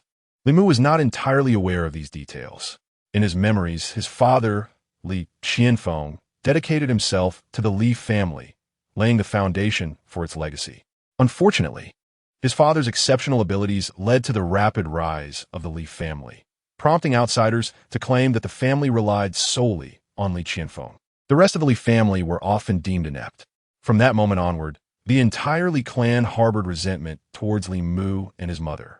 Under the guise of leveraging Li Qianfeng's reputation and the profits from the abyss, they expanded their family enterprises. Yet, after his father's death. They swiftly regarded Li Mu and his mother as thorns in their side. Jealousy can distort one's very essence. Old Lady Ma had always favored her second son, treating her third son, Li Qianfeng, as mere livestock, leaving no one to understand the depths of her cruelty. The Li family had faced considerable criticism for this behavior. If your father had joined the Zhenyuan Army back then, he might have become an officer. His fate would have been altered. His aunt sighed wistfully, clearly admiring her brother-in-law. Just as the family was discussing this, Yang Suying's expression suddenly shifted as she gazed in the direction behind Li Mu. He turned to look. It was none other than the esteemed matriarch Ma, leading a considerable number of the Li family, all bearing haughty expressions. Particularly, Li Mu's second aunt cast a malevolent glance towards him, her teeth clenching with an audible grind. As Li Mu turned to regard the assembly of the Li family, a hint of amusement flickered across his countenance. Matriarch Ma halted a short distance from Li Mu, resting her hands upon her cane. In truth, her legs were in good condition, and she was not particularly aged, merely in her 60s. The cane was more a symbol of grandeur, for the Li family had been established for over a decade, and she felt a semblance of heritage within her. Li Mu, have you lost your sight? Do you not see your grandmother, and come to pay your respects? The second aunt's voice was cold, irked by Li Mu's immobility. Matriarch Ma raised a hand to stay her. Li Mu, come here, let your grandmother see if you are injured. Li Mu regarded her, a smile gradually curling at the corners of his mouth. Ah, what a spectacle indeed. Li Mu, what do you mean by that? His uncle's voice was stern. Matriarch Ma interjected once more, inhaling deeply before addressing Li Mu with a measured gentleness. I understand that you may feel some discomfort. I have been reflecting these past few days. After all, you are of the Li bloodline. Being estranged feels inherently wrong. A couple days ago, I asked Xiao Hong and Xiao Lan to invite you back to the Li family, but you declined. Today, I come personally to implore you, child, return home. A flicker of benevolence unexpectedly shone in the sharp corners of Matriarch Ma's eyes. Oh, Li Mu glanced meaningfully at Li Xiao Hong and Li Lan, who were taken aback by their grandmother's sudden mention of the matter. They both shot daggers at Li Mu, their eyes brimming with threats, silently warning him not to disclose that they had indeed sought him out. Li Mu let out a derisive laugh, suddenly realizing that the Li family could not ascend solely on the shoulders of a singular Li Xiaohao. They sought to use him as a stepping stone to forge connections within the military. His smile gradually faded as he surveyed the faces of every family member present. He enunciated each word with deliberate clarity. Remember this feeling of helplessness you experience today. It will be the most effortless sensation you shall encounter henceforth. For from this day forth, I, Li Mu, shall be the unrelenting nightmare of the Li family. Chapter 31. The inexorable scheme. Upon hearing these words, the members of the Li family were instantly filled with rage, especially the matriarch, Grandma Ma, who trembled with fury. She had never anticipated that she would lower herself to speak to him with such a cordial demeanor, only to have Li Mu turn hostile. After all, she was his own grandmother. They were even more astonished by Li Mu's audacity to threaten the entire Li family, in stark contrast to the previously submissive Li Mu, who allowed the family to manipulate him at will. It felt as if he had transformed into an entirely different individual. "You insolent wretch!" roared the elder uncle, his voice booming with indignation, his presence swelling with authority as he glared fiercely at Li Mu. He had always been the first to heed Grandma Ma's directives. Yet, Li Mu showed no signs of trepidation. Instead, he let out a derisive laugh. "It is no wonder that outsiders claim the entire Li family is propped up solely by my father, while the rest are nothing but inept fools. The sight of you, a worthless man, is laughable. Over 40 years of age, yet only possessing a yellow rank, third-level cultivation. Surely you must have excrement for brains. All I have witnessed from you is bluster. If you had even a modicum of masculine valor, you would act now and teach me a lesson. Only then would I regard you with any respect. But alas, you dare not. Instead, you cower and whimper before me. Cease your barking." As Li Mu spoke, his aura surged dramatically, his eyes ablaze with righteous fury. Such audacity! Each word struck at the very core of his uncle's vulnerabilities. akin to delivering a resounding slap in public. Moreover, it was evident to all that Li Mu was employing a tactic of provocation. Even the most timid of men could hardly maintain their composure in such a scenario. "You seek your own demise," roared Li Dayong, advancing with a fist aimed squarely at Li Mu's chest. "Do not act rashly," Glenma Ma gasped, attempting to intervene against Li Dayong. Suddenly, it dawned on her that Li Mu was deliberately inciting him to strike. This was nothing short of a cunning scheme devised by Li Mu, cruel in its execution. Li Dayong, under the delusion that Li Mu was merely a junior of the Li family, believed he could assault him with impunity. In times past, such an act would be deemed an internal family matter, beyond the reach of legal consequences. However, Li Mu was no longer affiliated with the Li family. In a public setting, a third-level martial artist attacking a second-level martial artist, especially one who was the champion of the abyssal first battle, was not merely a matter of informal combat. It constituted a crime. The crux of the matter lay in the fact that if Li Dayong were truly capable of defeating Li Mu, it would have been one thing. Yet, after years of indulgence in vice, his body had been rendered hollow, leaving him with only the facade of third-level prowess. Li Mu, in his prime, had vanquished third-level abyssal beasts with a single blow. What could Li Dayong possibly achieve? Should Li Mu retaliate, it would be deemed self-defense, rendering any assault he faced as unwarranted. Most terrifying of all were the ramifications of this incident. In a world of martial prowess, no matter how formidable a faction may be, without a powerful cultivator to uphold it, it will soon decline.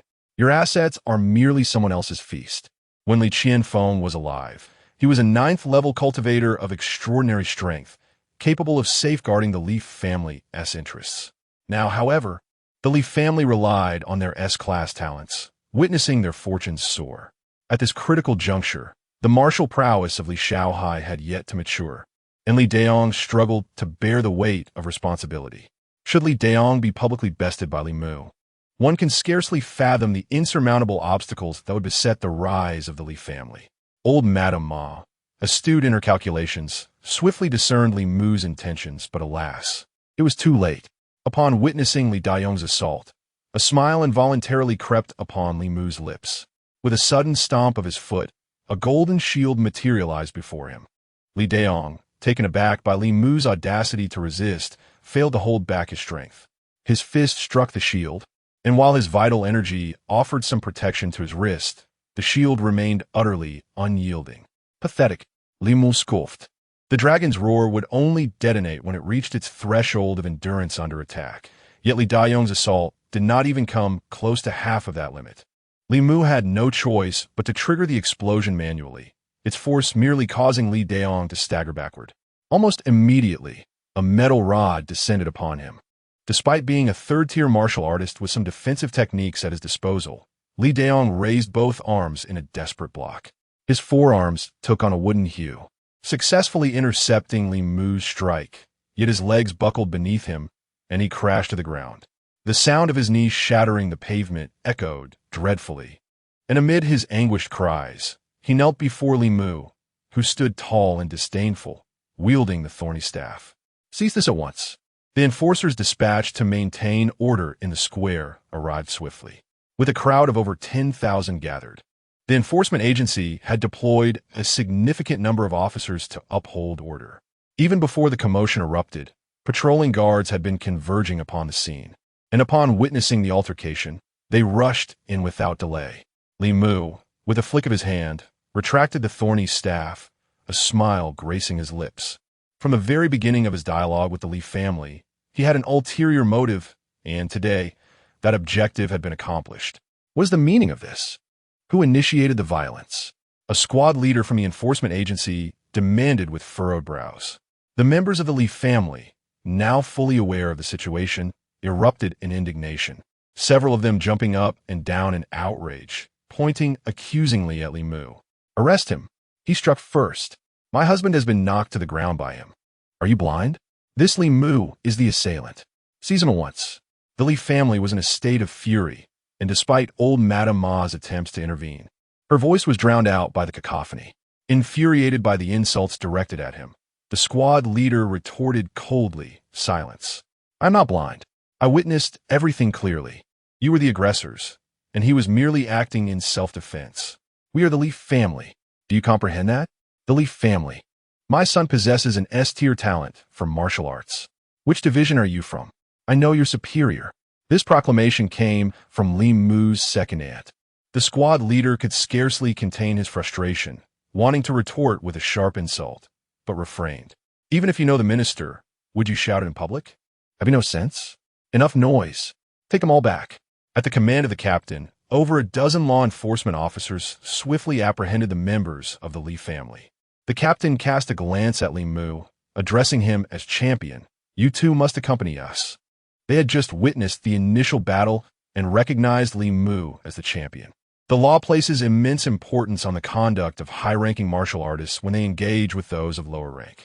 Should a high-ranking martial artist recklessly inflict severe injury or even death upon a low-ranking counterpart, it is deemed an assault on the nation's vital forces. Who could fathom your intentions? What if you were sent by an enemy nation to eliminate budding talents?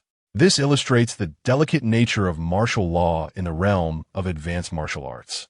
Among peers of the same rank, combat is encouraged. Various tournaments, competitions, and training matches are fully supported by the state as long as they occur under lawful supervision. Even in instances of spirited disputes and brawls, as long as the participants are of the same rank and age, the law often turns a blind eye. However, any illegal combat involving different ages or ranks is met with absolute severity. Very well, Li Mu nodded. He then turned to look at his mother. Since the onset of the fight, his sturdy uncle had shielded their entire family behind him. Upon realizing her son was to be taken away, Yang Suying and Yang Yurong rushed forward, eager to explain to the officers. Yet, Li Mu whispered something in their ears. Amid their worried gazes, Li Mu followed the law enforcement officers onto their vehicle. The raucous members of the Li family were also herded into two enforcement cars. Due to her advanced age, the elderly matriarch Ma was left behind by the captain. Once the vehicles departed, the crowd gradually dispersed, leaving only Yang Suying and Yang Yurong's family, who exchanged concerned glances towards the direction of the enforcement vehicles. Yang Yurong shot an irritated look at matriarch Ma, who was glaring intensely at Yang Suying, as if she wished to devour her alive. It was her precious son whose family had suffered a tremendous blow today. Yang Suying merely returned her glare coldly, unafraid. Am I to fear you now, as I did when I was with the Li family? Yang Yurong suddenly remarked with a sarcastic tone. What are you staring at, you old fossil? Your eldest son is a coward, your second daughter-in-law is an ingrate, and your precious grandson, despite his S-rank talent, is still a waste. Not to mention your two foolish granddaughters, who have been casting glances at our little Mu. Even a fool can see they have disregarded your words entirely. Your ability to gather such incompetence in one family is truly remarkable. With you around, the Li family is destined to soar and thrive for generations. Yang Yurong's words, delivered with rhythmic emphasis and accompanied by a mocking expression, concluded with a particularly eloquent eye roll. Matriarch Ma's breath quickened, her complexion visibly paling. This aunt of Li Mu had a tongue sharper than his. Her remarks had effectively condemned the entire Li family, especially the phrase, truly remarkable, that served as the piece de resistance. It seems that the entire Li family owes its abundance of foolishness solely to the efforts of the matriarch. With a single utterance, she elevated Madame Ma's blood pressure to an astonishing 180. You. Yang Yurong hastily turned away, pursing her lips as she nudged Yang Suying, tugging her husband and two children to depart. All the while, she muttered incessantly, "Oh dear, we must hurry, or we shall meet a dire fate. Let's not get entangled in this. How utterly unfortunate." Chapter 32. Li Mu's departure in the vehicle escorting Li Mu. It was none other than the captain of the enforcement team. After approximately 20 minutes of travel, the captain's phone unexpectedly rang. He answered the call. Yes, it was a brawl at the square. What? Why are we transferring him to the Jixiang Road branch? All right, I understand. After hanging up, the captain cast a puzzled glance at Li Mu, then instructed the driver, head to the Jixiang Road enforcement branch. Li Mu naturally overheard the conversation. The enforcement agency was akin to the gendarmerie on Earth. The entire Iron Hand City could be likened to a small province on Earth, comprising 4 districts that resembled smaller cities. The enforcement agency's subordinate entity was the Enforcement Department, comparable to larger administrative bodies. After a moment's pause following the call, the captain turned to Li Mu and said, "The Li family is looking for you. If you need to make a call, now is the time." The fact that the captain uttered these words indicated his decent character, subtly suggesting that a trip to the Jixiang Road branch would not bode well for Li Mu, and that it was best to seek assistance. However, Li Mu merely smiled faintly. "Thank you, but that won't be necessary." Having dared to take action, Li Mu was well aware of the consequences. He anticipated that the Li family would seek help. Yet, having just claimed victory in the first battle, he was currently in the spotlight. The enforcement agency had taken him in full view of the public square, with all media outlets keenly observing. It wouldn't take 24 hours. If Li Mu were detained in the enforcement department for 3 hours, the media would surround the agency, leaving no room for escape. Li Mu had little faith in the strength of the Li family's connections. Could they be so powerful as to have the enforcement department eliminate him? Moreover, if the enforcement agency dared to resort to extrajudicial means, Li Mu would not hesitate to present himself, wounded, before the media, revealing the truth. Let be known, coupled with the prior footage from Square, the narrative of a first battle champion acting in self-defense and being subjected to extrajudicial punishment would surely make headlines the following day. After this incident, should the Li family attempt to target him again, those they enlist would need to reconsider. This would be a devastating blow to the Li family's rise. Li Mu was prepared to exchange blood for blood. Though both sides might suffer, the Li family would undoubtedly emerge more severely injured. Shortly, the vehicle arrived at the Jixiang Road Enforcement Branch. As Li Mu stepped out, he noticed several journalists approaching from a distance. It was not merely Li Mu's title as first battle champion that drew attention, even during the 2 days of military training. Countless reporters had sought to interview him regarding the alteration of his escort talent. However, Li Mu found such trivial matters, which posed no real threat to the Li family, too tiresome to address. The members of the Li family were brought back in 2 vehicles, following closely behind. As Li Mu disembarked, he saw Li Daong and the others being escorted down. However, unlike their initial treatment, the Li family members were no longer held tightly, and their demeanor had grown increasingly arrogant. His second aunt glared coldly at Li Mu, mouthing the words, "You are finished." A few lackadaisical enforcers sauntered out of the enforcement division on Jixiang Road and briefly exchanged words with the squad leader escorting Li Mu. The transport vehicle swiftly departed. One officer, exuding an air of authority, scrutinized Li Mu from head to toe before barking, "What are you dawdling for? Get inside." Another enforcer approached, shoving Li Mu from behind. The members of the Li family instantly felt a surge of excitement. Once he entered the enforcement division, they believed he would either face dire consequences or suffer greatly. Li Mu merely cast a glance at the enforcer who had pushed him, causing the officer to scream in indignation, "Hey, you dare glare at me? Act more submissively." As he spoke, he prepared to strike. Suddenly, a long screeching sound pierced the air as a military vehicle came to a sudden halt in front of the enforcement division. Upon seeing the license plate, the enforcers snapped to attention, anxiety evident on their faces. The passenger door of the military vehicle swung open, revealing a stern-faced officer who first saluted with a knightly gesture before producing his identification and presenting it to the enforcer in charge. "I'm taking Li Mu." The statement was succinct, devoid of any further explanation. "Yes, sir," the enforcer exclaimed, his eyes wide with fear as he returned to salute. Li Mu recognized this officer. He was Zhang, the aide-de-camp to Wang Longsheng. Zhang nodded and turned to Li Mu, inquiring, "Are you injured?" "No, I'm fine," Li Mu replied, shaking his head. "Get in the vehicle," Zhang said, personally opening the door for Li Mu. As Li Mu climbed into the car, the members of the Li family stood in stunned silence. Particularly, his second aunt seethed with frustration. She had already arranged for his punishment, believing that once Li Mu was in the enforcement division, he would face severe repercussions. She never anticipated that Li Mu's father had such powerful connections, leading a military officer to come to his aid at such a critical moment. What kind of relationship did they share with Li Mu's father? Given the current circumstances, it seemed they would have to think twice before targeting Li Mu. Could it be that the officer was prepared to seek vengeance on Li Mu's behalf? Contemplating this, Li Mu's second uncle felt a twinge of anxiety. This situation warranted careful consideration upon their return.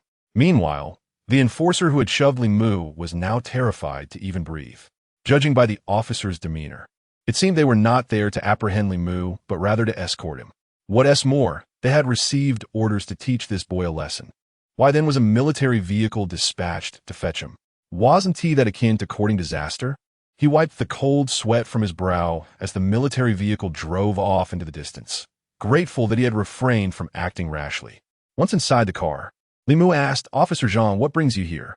He did not believe Zhang had come merely to assist him with this incident. A joyeuse occasion, Zhang replied, seemingly realizing his tone was too somber, and added, the commander is celebrating a personal event. Upon hearing that you had a conflict in square, I was instructed to retrieve you. Li Mu nodded in understanding. Taking out his phone, he explained the situation to his mother, Yang Suing. The car proceeded toward the military housing area where Wang Longqing resided.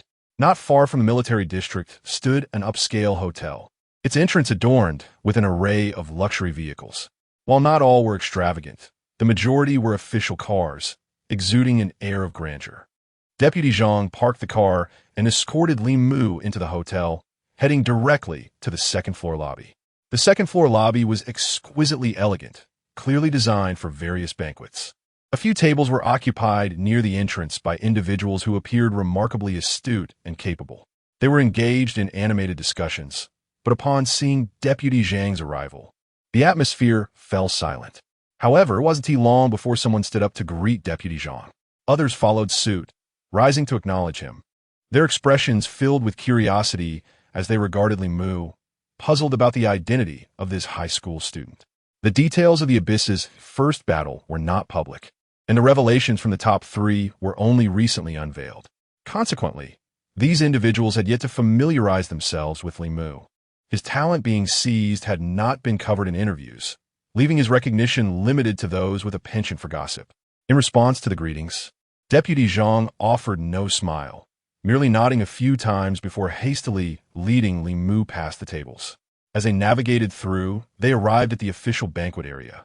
There were 5 tables in total, with the largest at the center, where Wang Longqing was prominently seated, engaged in jovial conversation. Upon glancing at the other 4 tables, Li Mu was taken aback. Many of the faces he recognized from the news, they were all officials, predominantly from the law enforcement and business departments. This indicated that the individuals seated at the nearby tables were likely subordinates or drivers of these officials. As he drew closer to Wang Longqing, Li Mu suddenly understood. The aura emanating from Wang Longqing was immensely powerful, as though he held dominion over the very realm they occupied. He had evidently ascended to the Xian level. A breakthrough to the Xian level indeed warranted celebration. Regardless of who it was, such an achievement called for acknowledgement, especially for someone in Wang Longqing's position. To advance without a banquet would surely raise eyebrows. In fact, this manner of celebration was rather understated. At that moment, the officials at the tables also took notice. Why was Deputy Zhang accompanied by a high school student?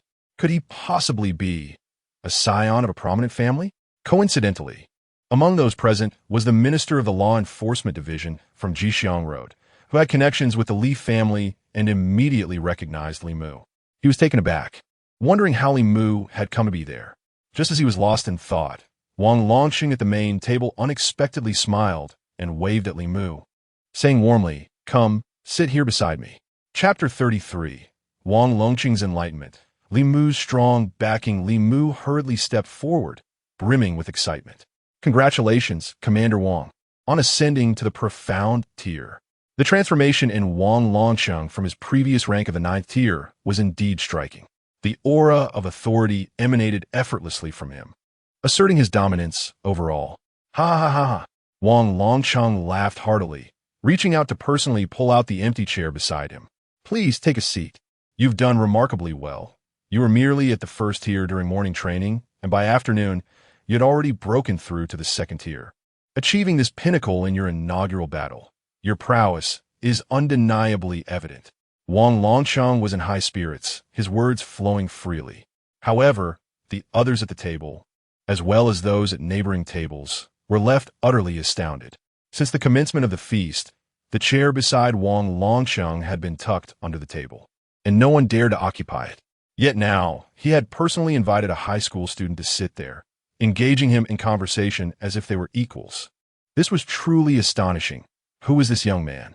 Wang Longsheng's final remark revealed the truth. This was seemingly the champion of the recent abyssal inaugural battle. Yet, this did not align with their expectations. Which champion had ever received such treatment? Wang Longsheng was the deputy commander of the military district. Typically, the victor of the abyssal inaugural battle would merely receive a few commendatory words from the military instructors.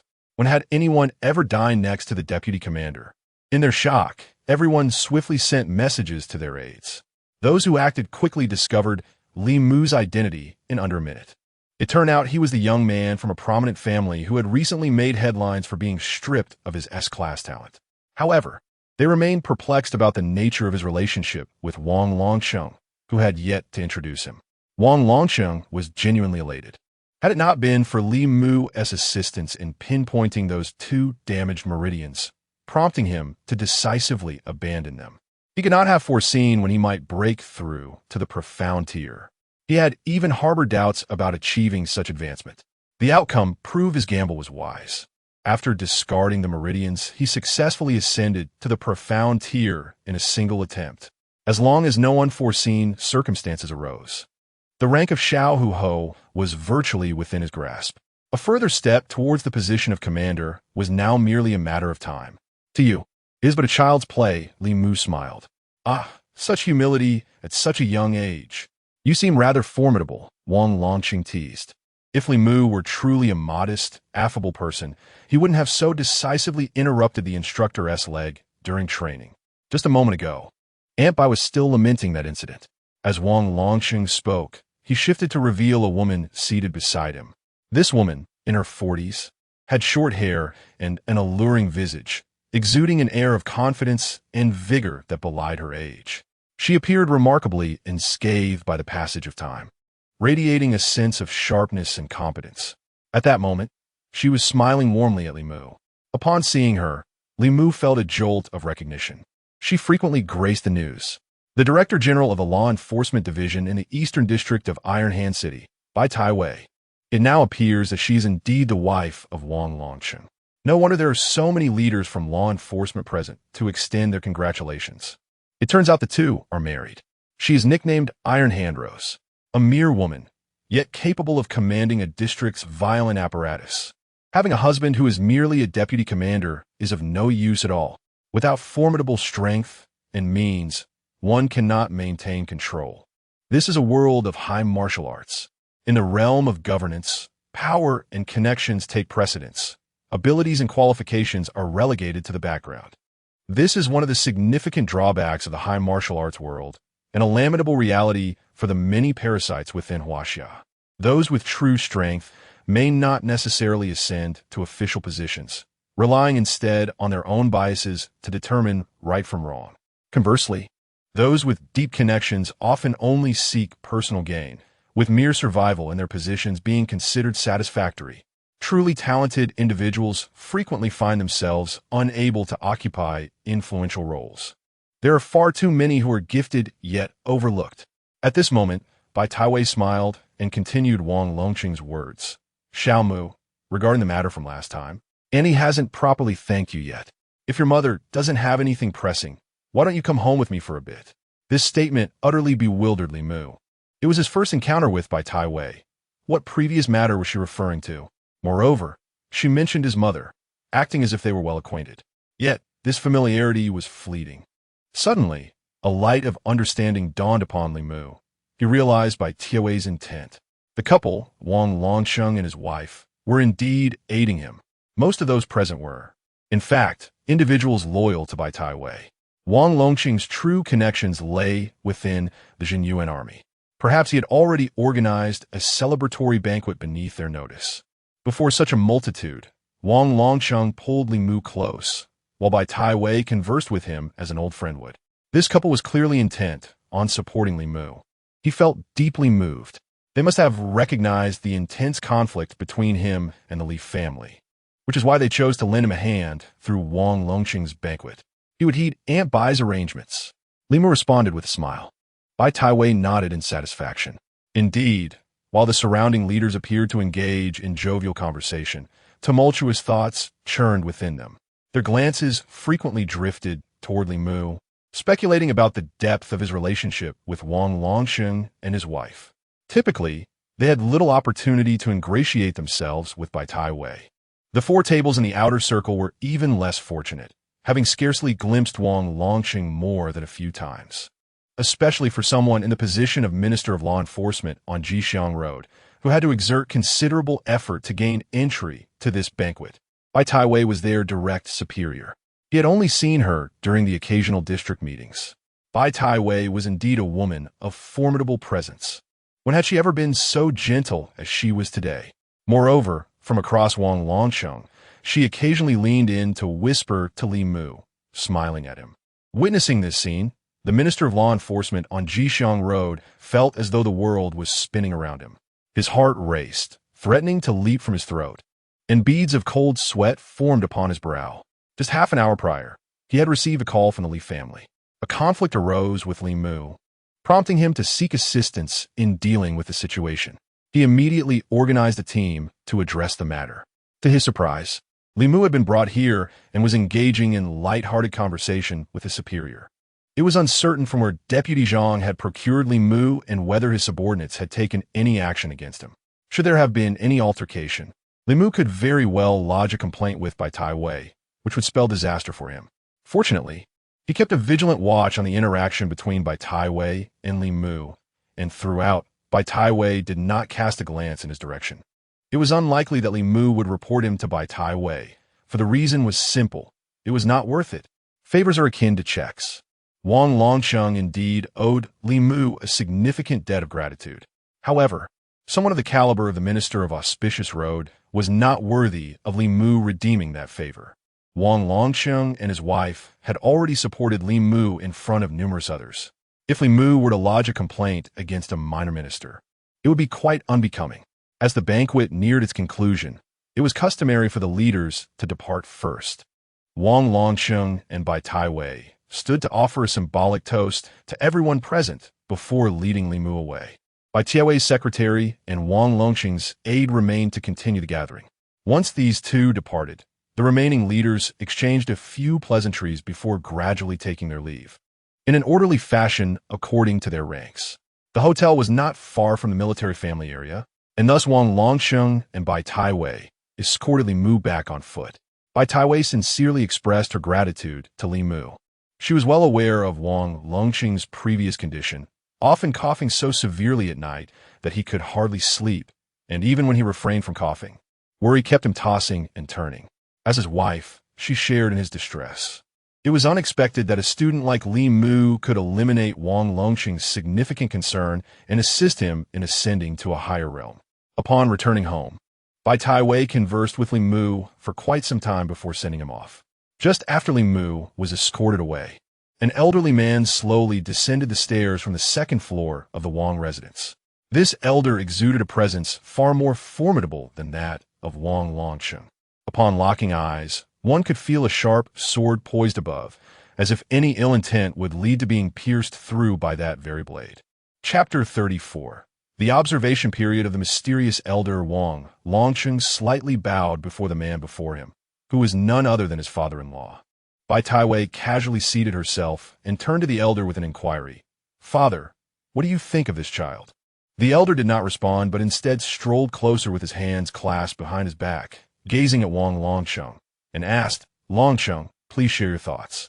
Wang Longqing respectfully replied, "Father, I hold this child in high regard for 3 reasons. Firstly, he has shown me kindness and possesses a remarkable purity. Secondly, his comprehension is exceptionally high. He is a prodigy in martial arts. Thirdly, he has demonstrated both courage and strategy by achieving the pinnacle of the abyss in his first battle with an F-grade talent. The value of this young man far exceeds common perceptions. It is only a matter of time before he grows into his potential. However, It is also inevitable that he will attract the attention of the Celestial Society. Precisely for this reason, I wish to protect him. If such a talent were to fall into the hands of the Celestial Society, the consequences would be unimaginable. Should Li Mu mature, he will undoubtedly become a formidable asset to the human faction. Bai Taiwei nodded in agreement, acutely aware of the rampant audacity of the Celestial Society in recent years. The persecution of exceptional talents has become increasingly difficult to guard against and should be addressed with utmost seriousness. Upon concluding their discussion, both turned their gazes toward the elder. If Li Mu were present, the mere mention of the Celestial Society would undoubtedly send shivers down his spine. The Celestial Society, a nefarious global organization, comprises elites from all walks of life, yet persecutes talented martial artists and ruthlessly seizes resources from the abyss. Its true motives remain shrouded in mystery, but one fact is undeniably chilling. The Celestial Society is omnipresent. It has infiltrated every nation and extends its reach from the highest echelons to the lowest strata of society, with its influence evident across all professions. The members of the Celestial Society appear indistinguishable from ordinary people, with the only subtle marker being their golden eyes, revealed only when they are asserting their identity as members of the society. In everyday life, they blend seamlessly with the populace. Those who have encountered the golden eyes face a dire choice. Either join the Celestial Society in complicity or face relentless retribution. The Celestial Society can be regarded as humanity's greatest threat, second only to the abyss itself. Their persecution of outstanding martial artists serves to eradicate the promising seedlings of other factions, thereby diminishing human strength in the face of the abyss. After a moment of contemplation, the elder nodded slightly and said, "I agree to enter the observation period." Wang Longqing's heart soared with joy as he deeply bowed, exclaiming, "Thank you, esteemed father-in-law." The elder chuckled. "Longqing, your request suggests a genuine affection for this child. Now that the important matter is settled, you two should not linger. Go on. I wish to await my precious granddaughter's return here." With a wave of his hand, he dismissed the pair, casting a glance at the time as he did so. Wang Longqing and Bai Taiwei exchanged knowing smiles before shaking their heads and departing the villa, each returning to their respective duties. After leaving the hotel, the Minister of Enforcement Division on Jixiang Road was far from cheerful. With a grim expression, he entered the car, momentarily forgetting to inform the driver of their destination. He sat there in a daze, cold sweat continuing to bead on his forehead. After a considerable pause, he finally uttered, "Return to the division." The driver promptly started the vehicle and headed towards the division. At this moment, the minister retrieved his phone from silent mode, only to discover several missed calls, each from Li Daong and Madame Ma of the Li family. Just as he was stewing in anger, Li Daong's call came through again. Upon answering, he was met with Li Daong's urgent voice. "Ah, Minister Song, I finally managed to reach you. I've been trying to call you, but couldn't get through. There has been an unexpected development regarding Li Mu. He couldn't remain at the Jixiang Road Division. Could you possibly send someone to his home to bring him in? I know where he is staying." Upon hearing this, the minister erupted with rage. "Bring your mother. Li Dayon, you nearly got me killed. Don't ever bring your family's troubles to me again." With that, Minister Song forcefully ended the call. He dared not retaliate against the Li family.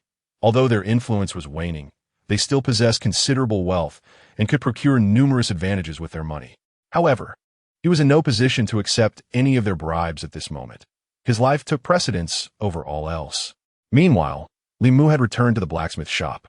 Upon hearing her son had not been troubled, Yang Suing's anxieties finally eased. His aunt displayed great excitement, declaring, "Humph, they wouldn't dare challenge the champions. The leaders and the media are all watching. My dear nephew is truly remarkable. We shall have a grand feast tonight. Come on, sister, let's go shopping."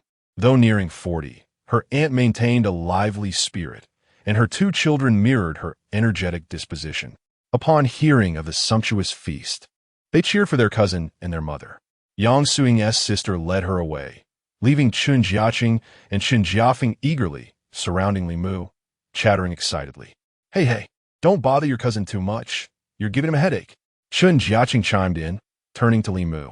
Cousin, I also use a spear for my universal martial arts. After watching your battle, I'm itching to try using a staff instead. How can you be more formidable with a staff than with a spear? Li Mu decided to tease the two, producing the Jinghua stick from his ear and manifesting it in his hand. Both children, currently without awakened talents and at the beginning stages of the yellow tier, were in the crucial phase of foundational training, practicing their universal martial arts. Li Mu approached the smithing shed and laid the Jinghua stick horizontally between two iron platforms. Here, pick it up. The two little ones dashed forward, eager to seize Li Mu's weapon and play with it. This is indeed a weapon of a champion from the first battle, exuding an air of majesty. Alas, when the two reached out to grasp it, it remained utterly immovable. What surprise! How can it be so heavy? Sister, let us each take one side and lift it. The two strained, gritting their teeth. Yet the 300-pound staff could only roll slightly back and forth, proving impossible to lift. Now even my uncle was intrigued. Oh, nephew, what is the deal with this weapon? Let me give it a try. With that, my uncle rolled up his sleeves and stepped forward. Come on, Dad. Shun Jiafeng and I cheered for our father. My uncle, a blacksmith, despite only being at the second tier of cultivation, possessed considerable brute strength. He gripped the staff and exerted force, the veins on his arms bulging like snakes. Finally, he lifted the staff. However, before Chun Jiafeng and I could finish our cheers, my uncle slammed the staff down with a thud. The ground quivered slightly. My uncle stared at the staff in astonishment, exclaiming, "How can this weapon be so heavy? No wonder it could crush that giant python." Nephew, do you usually put this thing in your ear? Li Mu chuckled and nodded, stepping forward to take the staff. With a gentle flick, he twirled it, creating a beautiful display. Previously, the three had felt little impact when watching Li Mu perform. Yet, having personally experienced the weight of the staff, witnessing Li Mu wield it with such apparent ease was beyond description. Cousin, perform. Shun Jiechi, brimming with excitement, urged Li Mu to showcase his skills. Not wanting to dampen the spirits of his younger siblings, Li Mu boldly declared, "All right."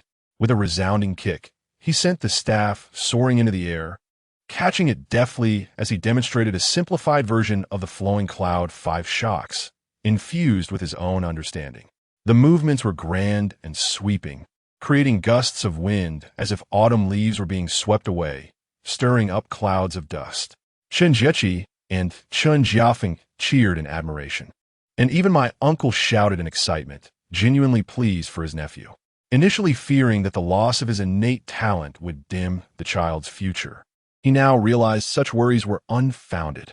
Meanwhile, as Li Mu performed, he accessed the system, incrementally increasing the weight of his divine weapon technique. 300 pounds was merely a fraction of the golden cudgel's weight. Li Mu needed to set a modest goal, aiming to reach 500 pounds, the initial threshold of the cudgel. Thus, he continually augmented the weight of the divine weapon technique, utilizing the performance to gauge the limits of the staff as weight. After emerging victorious from the first battle, Li Mu had amassed a victory point of 488. Upon infusing 88 points into the technique, the weight of the divine weapon technique reached 328 pounds, bringing the total weight of the weapon to 388 pounds. Upon reaching this weight, Li Mu executed the flowing cloud 3 shocks, only to feel a sudden strain in his back and legs. While his cousins continued to cheer, they noticed Li Mu abruptly halt, propping himself on the staff with one hand while clutching his waist with the other, slowly making his way toward his room. "Cousin, what is wrong with you?" Li Mu, without turning his head, inhaled sharply, his voice hoarse. "I have twisted my waist." Chapter 35. Champion Mentor. Zhailong Li Mu returned to his room. Chun Jiafeng and Chan Jiaqing soon brought the trauma ointment given by their uncle. Accepting it, Li Mu dismissed them under the pretext of needing rest. Of course, he had not truly injured himself, yet he did feel a sense of inadequacy when employing the flowing clouds technique. The weight of 388 was evidently beyond his capability. Moreover, it was not merely his physical state that was faltering. The mountain-bearing technique seemed to have reached its limits as well. The strength of 1 tiger and 3 bulls could effortlessly lift 400 pounds, but executing martial skills had begun to take its toll. Opening the system, Li Mu began to assess his techniques. Gradeless celestial technique, deepens one's understanding of the practiced martial art for 50 years, expanding the dantian and strengthening the meridians, allowing for a more fluid execution of any technique. Ear listening conceals divine weapons within the ear cavities, enabling constant enlightenment in cultivation. With speed at one of normal training. Divine weapon technique imbues weapons with weight, currently at 328 pounds. Mountain bearing technique increases the strength of 1 tiger and 3 bulls. Stillness technique. A single utterance of still immobilizes the target enemy for 0.5 seconds, consuming 10 of one's true energy. Technique cooldown is 1 minute. Fire Eye, Golden Vision, when activated, perceives the flow of true energy within the meridians, significantly exhausting true energy. Techniques such as Stillness and Fire Eye, Golden Vision, are indeed formidable when enhanced, yet even at their current level, they suffice for preliminary needs. What Li Mu urgently required was an elevation in his cultivation and physical prowess. Presently, there were only 2 avenues available: body refinement techniques and body refining elixirs.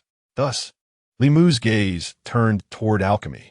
He could not recall the great sage possessing alchemical skills, though he certainly had a knack for consuming pills, often settling accounts with the Supreme Lord. Could it be that prolonged illness had rendered him a master of medicinal components through experience? Nevertheless, aside from alchemy, the system had introduced many techniques he had never heard of, such as Fortune Field Technique and Divine Weapon of the Falling Sky. Alchemy was priced at 100 victory points, rather affordable, so he purchased it. Alchemy, following the pill formula to gather materials. Once the ingredients are in place, the elixir is complete. Note: system formulas can only be crafted within the system. Ordinary individuals will find them useless. Upon opening alchemy, Li Mu was met with a skill tree. Each node represented a different pill formula, categorized into 3 main types: Qi, Technique, and Body. At this moment, only one formula in the body category was illuminated: inferior quality bone tempering pill. Li Mu was evidently displeased and promptly spent 50 victory points to unlock another formula beneath it. Inferior quality solidifying pill, 3-star demon blood, steel lotus, crane songgrass. The 3-star demon blood was relatively inexpensive, costing about 2,000 to 3,000 for a small vial. The other 2 herbs, however, were quite costly, being hybrids of terrestrial and abyssal plants. Their yield was low, and maturation took time. With a stroke of luck, one could find a small portion for 20,000. If fortune did not favor, one might need to spend 30,000 for a portion without availability. A single dan costs around 50,000, thus, 2 would amount to 100,000. This inferior solidifying dan is sufficient for now. What remains is the issue of finances. It is inconceivable for him to solicit Yang Suiying for assistance, as the 2 of them are currently residing at his aunt's house and are unable to produce such funds. Li Mu glanced at his victory points. With a tally of 400 to 150, he had 250 points remaining. He allocated another 100 points to the mountain lifting technique. Consumed 100 victory points. Enhancement of mountain lifting technique successful. Mountain lifting technique increases the strength of 2 tigers and 3 bulls. This directly augmented his strength by 1 tiger. Li Mu estimated that even if his divine weapon technique reached 500 pounds, he would wield the mountain lifting technique effortlessly. Now, the only limitation was his frail physique. With this thought, Li Mu retrieved the Jinghua staff to his ear. The automatic cultivation effect of the ear listening technique commenced. The 1 normal cultivation speed was exceedingly subtle, so much so that Li Mu barely perceived it. Only in moments of utter silence could he feel a trickle of spiritual energy continuously entering his body. He had almost overlooked the effects of this ear listening technique. All in, he decided to invest the remaining 150 points into ear listening. Consumed 150 victory points. Enhancement of ear listening successful. Ear listening conceals the divine weapon within the ear cavity, perpetually gaining insights into cultivation at a speed of 6 of normal cultivation rate. Oh, Li Mu's eyes sparkled with excitement. With the successful enhancement, he could distinctly feel pure streams of spiritual energy converging towards him. His body absorbed this energy as effortlessly as breathing. Martial artists cultivate by channeling spiritual energy into their bodies through internal techniques, forging their danci, consciousness, and physical form. This process resembles an athlete's rigorous physical training and specialized drills, tedious, monotonous, and, at times, painful. Many shun cultivation precisely because this journey is far from pleasurable. Consequently, numerous strong individuals opt to delve into the abyss, engaging in life-and-death battles with monsters. This not only accelerates their cultivation speed, but also allows for frequent enlightenment. Yet, Li Mu now enjoyed the luxury of unwavering, automatic cultivation at all times. What bliss! Gazing at his depleted victory points, he yearned to re-enter the abyss and slay a few monsters. It was simply insufficient, far from enough. That evening, the entire family shared a joyful meal. After a long day, Li Mu retired early to bed. The following morning, at the entrance of Heishui High School, reporters thronged the area. Most were from smaller media outlets. As soon as Li Mu approached the school gate, he was encircled by reporters eager for gossip. They clamored for insights regarding his expulsion from the Li family and subsequent victory, as well as his thoughts on the Li family. They also inquired about Li Xiaohua's replacement of his S-rank talent, despite only securing 31st place. Li Mu was not averse to utilizing the media to undermine the Li family. However, he understood all too well that once he spoke, these journalists would twist his words, seeking the most sensational angles. It was highly unlikely that they would represent his intentions accurately. Thus, he proceeded into the campus under the escort of the school's leadership. However, there are two official media outlets authorized by the Ministry of Education conducting a championship interview with Li Mu. This Li Mu is inescapable. Naturally, the interview did not delve into trivial gossip, but primarily sought to uncover Li Mu's insights, feelings, and those he wishes to express gratitude towards, aiming to inspire other students. Meanwhile, in a modest restaurant tucked away in a corner of the city, Zhailong sits at a table, savoring a plate of fried rice, occasionally lifting a bottle of white liquor to his lips. Two empty liquor bottles already adorn the table. At this moment, the gleam in Zhailong's eyes has dimmed, and he appears somewhat aged. The television mounted on the wall of the small eatery is broadcasting the championship interview with Li Mu. With a soft sigh, Zhailong reaches for the bottle he had just set down and takes another swig. He bears hidden injuries that render him unable to fight, leaving him with a fifth-tier cultivation level, yet relegated to the role of a teacher. Ironically, he is exceptionally suited for this vocation, for he possesses a remarkable talent for teaching. At Tunglong High School, he became the fastest teacher in the institution's history to be promoted to homeroom teacher. Regrettably, during the first battle in the abyss, he had betrayed the school's leadership, an act witnessed by all. Though he was not in the wrong, which school would dare to employ such a teacher? While others may be unaware of his teaching prowess, his capacity for betrayal is well known. Most critically, he had assisted Li Mu, who remained oblivious to this fact. This is precisely the essence of being underappreciated. After much contemplation, Zhailong realized he could no longer remain in Iron Hand City and must consider relocating to a new city to pursue this profession. Only the salary from teaching could barely sustain his medical expenses. With this thought in mind, he once again turned his gaze to the television. He saw a reporter posing a question to Li Mu. Li Mu, as everyone knows, you transferred to Heishui High School today before military training. Rumors online suggest you were expelled from Tunglong. It is clear that the issue was not your fault. Do you harbor any gratitude towards Tunglong High School? Without hesitation, Li Mu replied, no. It is a fact that Tunglong High School withholds resources from students, condones bullying, and fosters a chaotic school atmosphere. As a former student of Tunglong, I feel compelled to voice this. If I must express gratitude, it is solely towards one individual at Tunglong High School, my former homeroom teacher, Mr. Zhailong. Upon hearing this, Zhailong's hand, which held the spoon, froze, his eyes wide with disbelief as he fixated on the screen where Li Mu appeared. Mr. Zhailong is the finest manner I have ever encountered.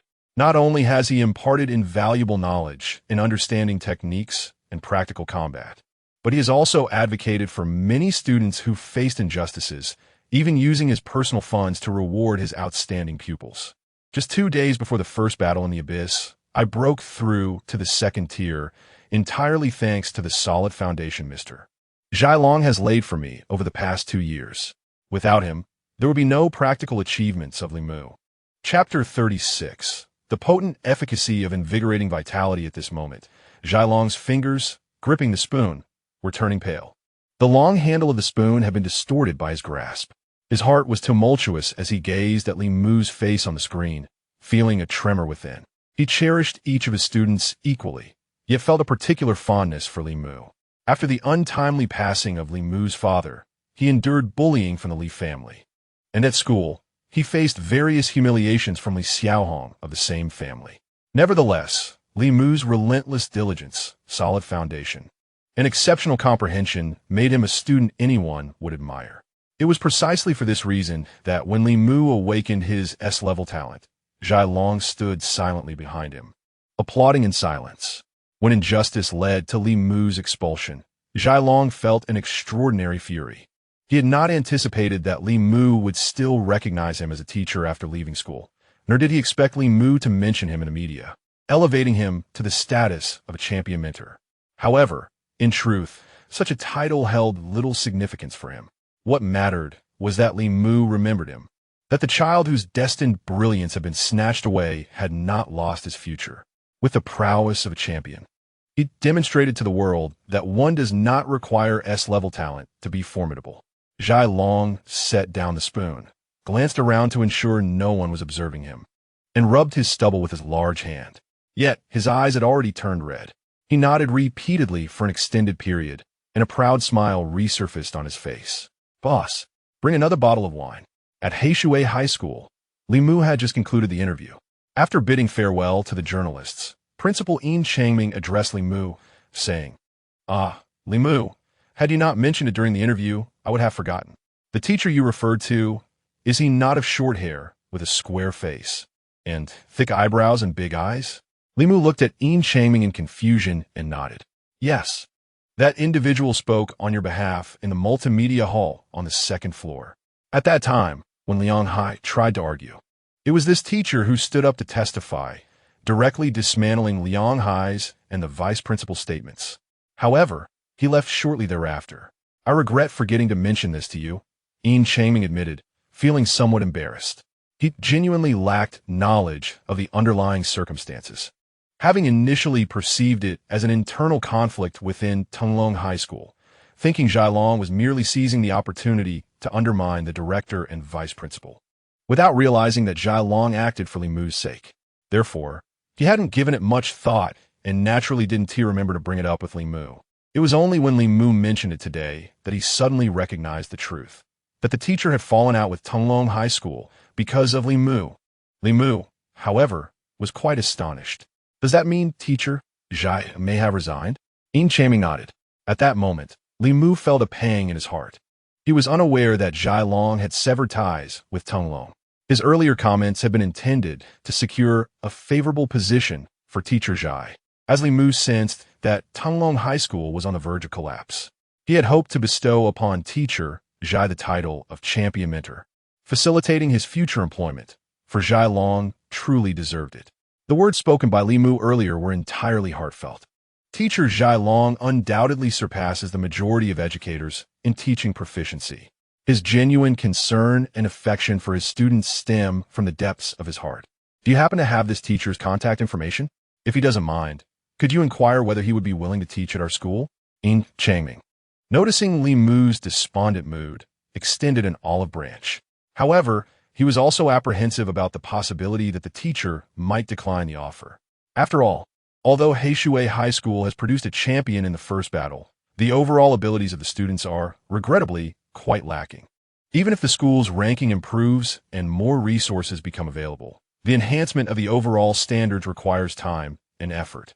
Whether the teacher is willing to endure hardships alongside Heishui High School remains uncertain. Yin Changming possesses enough self-awareness to recognize this. "I'll ask him later." Li Mu nodded dismissively, yet he had already formed a plan in his mind. Should Zhenyuan truly find himself unemployed due to Li Mu's influence, he would undoubtedly make that call. However, he had envisioned an even better opportunity for Zhenyuan, one that surpasses mere teaching. It would ultimately depend on Zhailong's willingness. In Changming, not wanting to impose, smiled and said, "A piece of good news has been awaiting you since the interview. Your reward for being the champion of the first battle has just arrived. Come, let me take you to collect it." Li Mu instantly felt a surge of excitement. What awaited him was even more exhilarating. The rewards for the champion of the Abyss first battle left Li Mu astounded. A cash prize of 1 million. A storage ring with a capacity of 20 cubic meters. A large vial of spiritual essence. A complete set of high-grade martial arts techniques. 5 Abyss return stones. Though the items may seem few in number, each possesses staggering value. The spiritual essence and storage ring alone are each worth no less than 6 or 700,000. Moreover, spiritual essence is a rare commodity, difficult to procure. The storage ring, highly practical, with a volume of 20 cubic meters, is quite substantial. After claiming all the rewards, the celebration at Heishui High School commenced. Li Mu felt as if his heart were aflame with anticipation. He participated in the celebration in a distracted manner before hastening to the herbal market. Initially, he hoped to procure all the necessary materials in one fell swoop. However, after visiting 3 different herbal markets and spending around 130 to 40,000, he managed to gather only the ingredients for 2 solidification pills.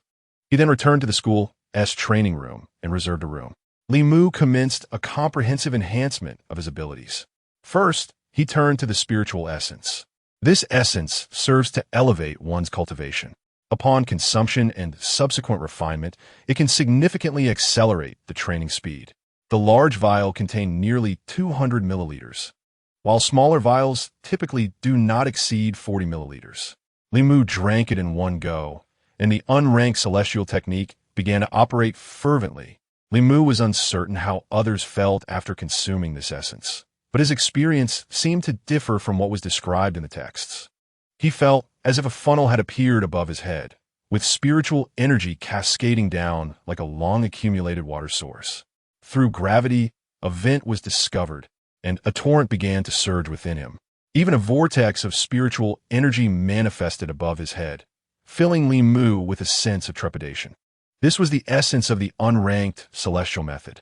Had he relied on his previous foundational internal skills, he would have been utterly incapable of refining such an overwhelming amount of spiritual energy. Yet, he could not discern whether this torrent of spiritual energy, swirling like a vortex, was indeed a result of the celestial method. Clearing his mind of distractions, Li Mu fervently activated the celestial method to refine the spiritual energy. This relentless endeavor persisted for a full 2 hours, ceasing only when he could no longer perceive the influx of spiritual energy. As he opened his eyes, the divine light within him receded. Li Mu exhaled deeply, unable to suppress the smile tugging at his lips. In just 2 hours, the unranked celestial method had refined such pure spiritual energy that it elevated his cultivation to the pinnacle of the 2nd rank, bringing him tantalizingly close to the 3rd rank's threshold. Just 3 days prior, he had only broken through to the 2nd rank.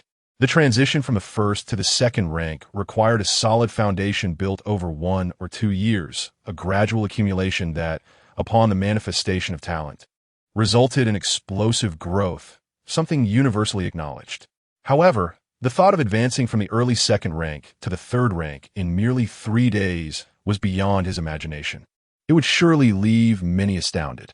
Feeling the vast reservoir of true energy within him, Li Mu was confident that he could now confront a peak 3rd rank giant python single-handedly. After the excitement subsided, he retrieved several alchemical materials and activated the system's alchemy feature. The ingredients promptly vanished, leaving only some remnants. Moments later, the system produced 2 dark pills. Low-grade solidifying pill X2. Li Mu eagerly consumed the 2 pills, which melted in his mouth and swiftly entered his body. However, upon finishing, he noticed an additional line beneath the system's notification confirming the acquisition of the pills. Low-grade solidifying pill strengthens muscles and bones, fortifies the body, temporarily enhances vitality, and possesses significant vigor-boosting effects. Consume sparingly, as it may lead to excessive heat. Li Mu exclaimed, "What a pill!" Chapter 37. The Crown Prince of the Sacred Dragon Martial Arts School. After reading the explanation, Li Mu felt an overwhelming surge of vitality coursing through him. His entire body began to radiate heat, and his mind was flooded with rather impure thoughts. He let out a sharp hiss as his fingers tangled in his hair, tugging at his scalp in an attempt to regain his composure. His attention shifted to his own physique. It must be said, after consuming those two elixirs, he felt an intense warmth and itchiness enveloping his muscles and bones. He clenched his fist tightly. Back on Earth, as an ordinary individual, he had found it challenging to grasp the sensation of wielding power. Yet now, he comprehended it fully.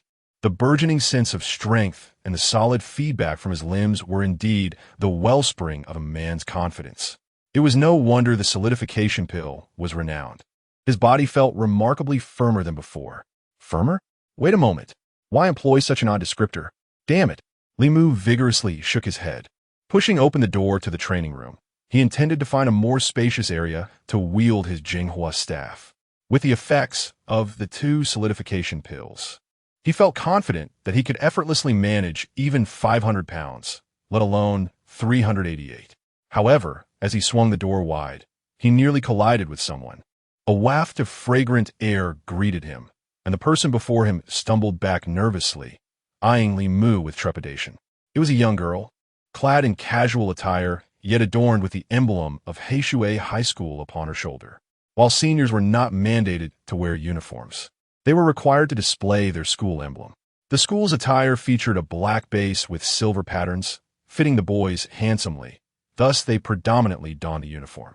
Unfortunately, the girls' uniforms appeared unflattering and baggy, leading many aesthetically inclined young women to shy away from them. This girl possessed an alluring figure and was strikingly beautiful, standing tall among her peers with an admirable poise. Her large, sparkling eyes could be described as exceptionally captivating. Her name was Lin Yuya, the president of the Senior Student Council.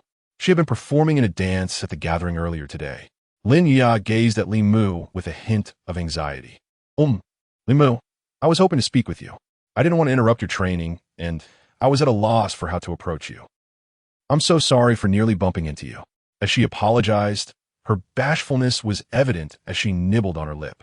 Li Mu bit his own lip to suppress a reaction, his brows knitting together in a furrow. Believing that Li Mu was upset, Lin Yuya's expression took on a more vulnerable demeanor. His voice began to take on a husky quality as he clenched his fist, the veins in his arms standing out prominently. Lin, I simply wish to inquire. Why must you wear black stockings to school? The girl paused, a look of confusion crossing her face as she glanced down at the stockings adorning her slender legs. I wore them for today's performance. Didn't you see me dance earlier? Besides, these aren't exactly stockings. They're thigh-high socks, just above the knee. Look, there are none on my thighs. Li Mu, what's wrong? Why are you trembling? Are you cold? Your face is quite flushed. Are you unwell? Someone quick, come help. Li Mu has fainted. 5 minutes later, in the school infirmary, a group of students, both male and female, encircle the room. Li Mu lies unconscious on the examination table, while a physician in a white coat raises his hand above him, the white glow gradually diminishing. The physician, a man in his 40s and also a medical instructor, observes the students who brought Li Mu with a puzzled expression. Lin Yuya anxiously inquires, Mr. Hua, what does this mean? The teacher stands up, hands shoved into his pockets, casting an exasperated glance at Lin Yuya. You young couples should really be more careful. He sighs, shaking his head as he heads towards the door, reminding everyone. Don't worry about him.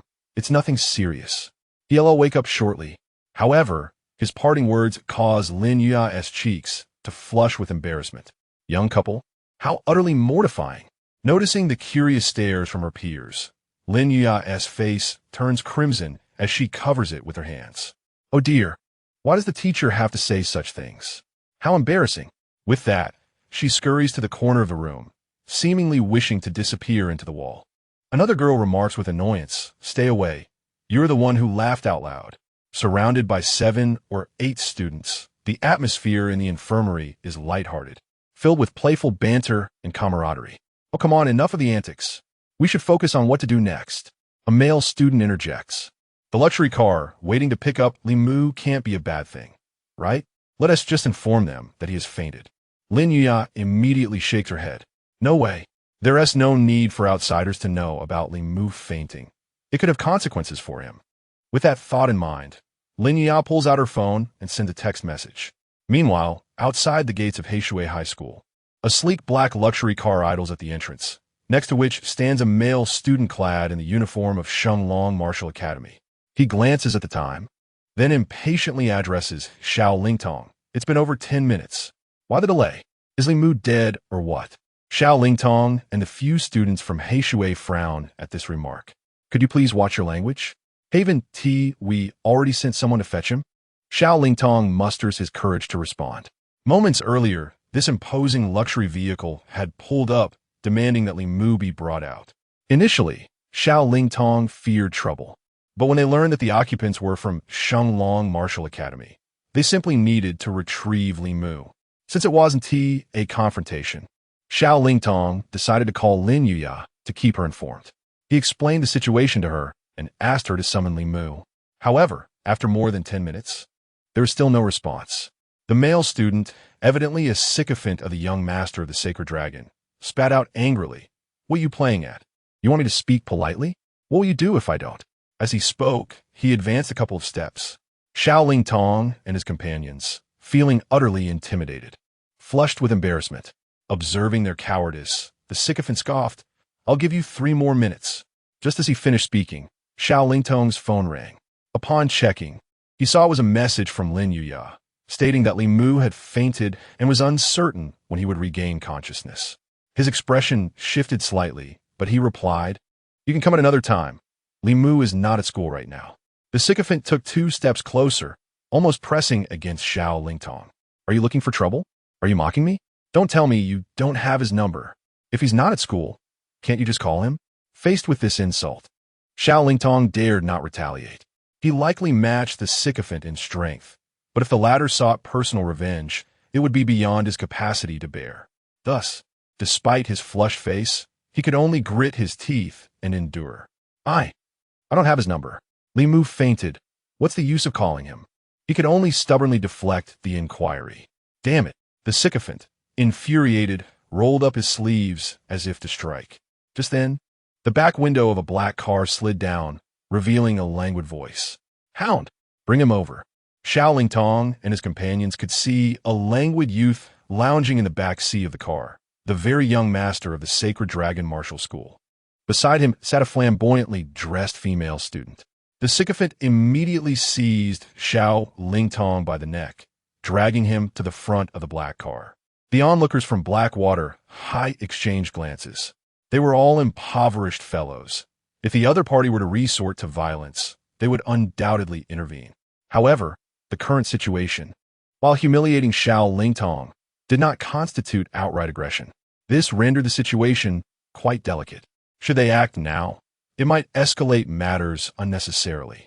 Perhaps it would be best to tolerate this humiliation, as they had endured worse in the past. Xiao Lingtong found himself pressed against the front of the car like a helpless chick.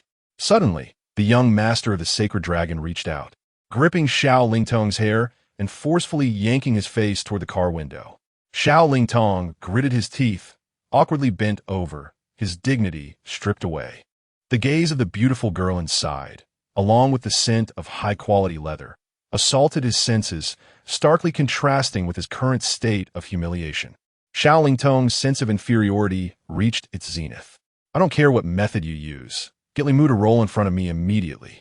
I'm in a good mood right now, but if it changes, you will surely regret it. Just as he finished speaking, the sycophant interjected, Young master, Li Mu has arrived. Chapter 38. You will surely regret this. The lackey pointed towards the school gate as he spoke.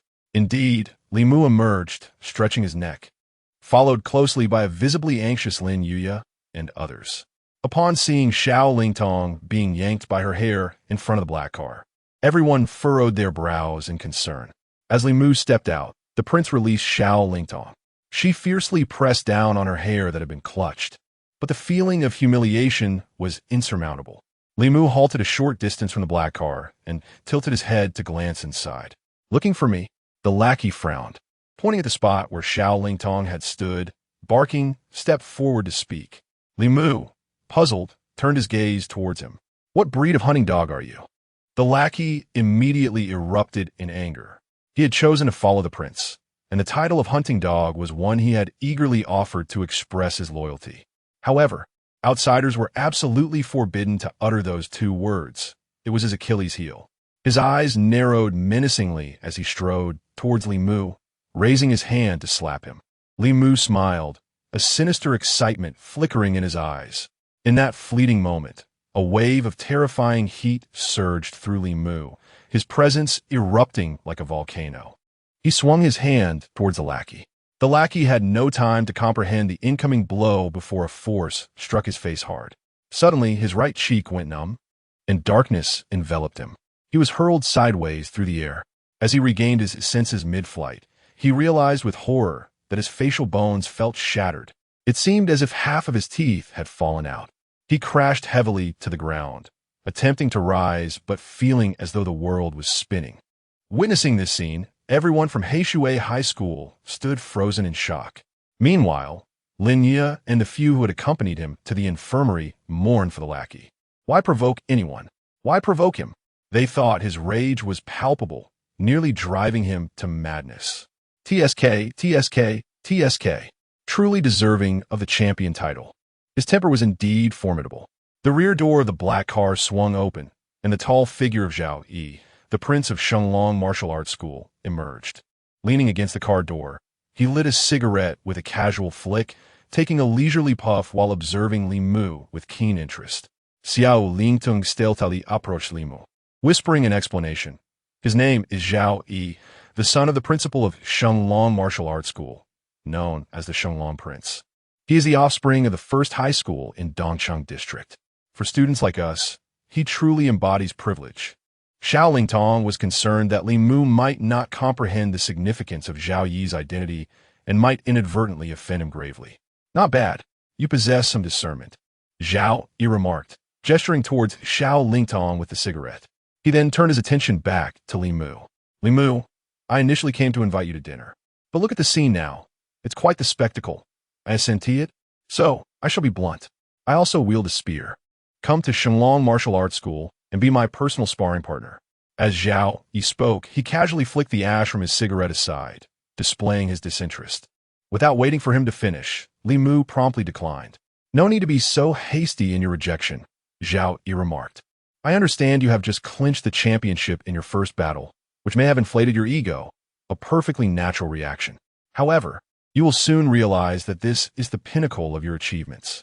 Your potential for growth will only diverge further from that of your peers. Thus, taking yourself too seriously is quite lamentable. Zhao Yi delivered his words with a tone of earnest gravity. Well, there's some truth to that, but I remain uninterested, Li Mu replied, nodding initially before shaking his head once more. TSK. Then there is nothing more to be done, Zhao Yi said, his gaze drifting toward the entrance of Heishui High School, visibly troubled. I know you aspire to be the top dog. This underperforming school regards you as a treasure, and you fantasize about resurrecting it through your own efforts, relishing the indispensable sense of accomplishment that comes with it. However, I can assure you of one thing.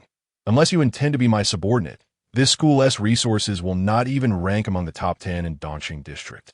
Zhao Yi's tone had shifted, clearly losing patience as he directly demanded that Li Mu submit. Oh, do you possess such capability?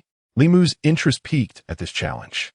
Having secured the championship, he had significantly elevated the average score of Heishui High School.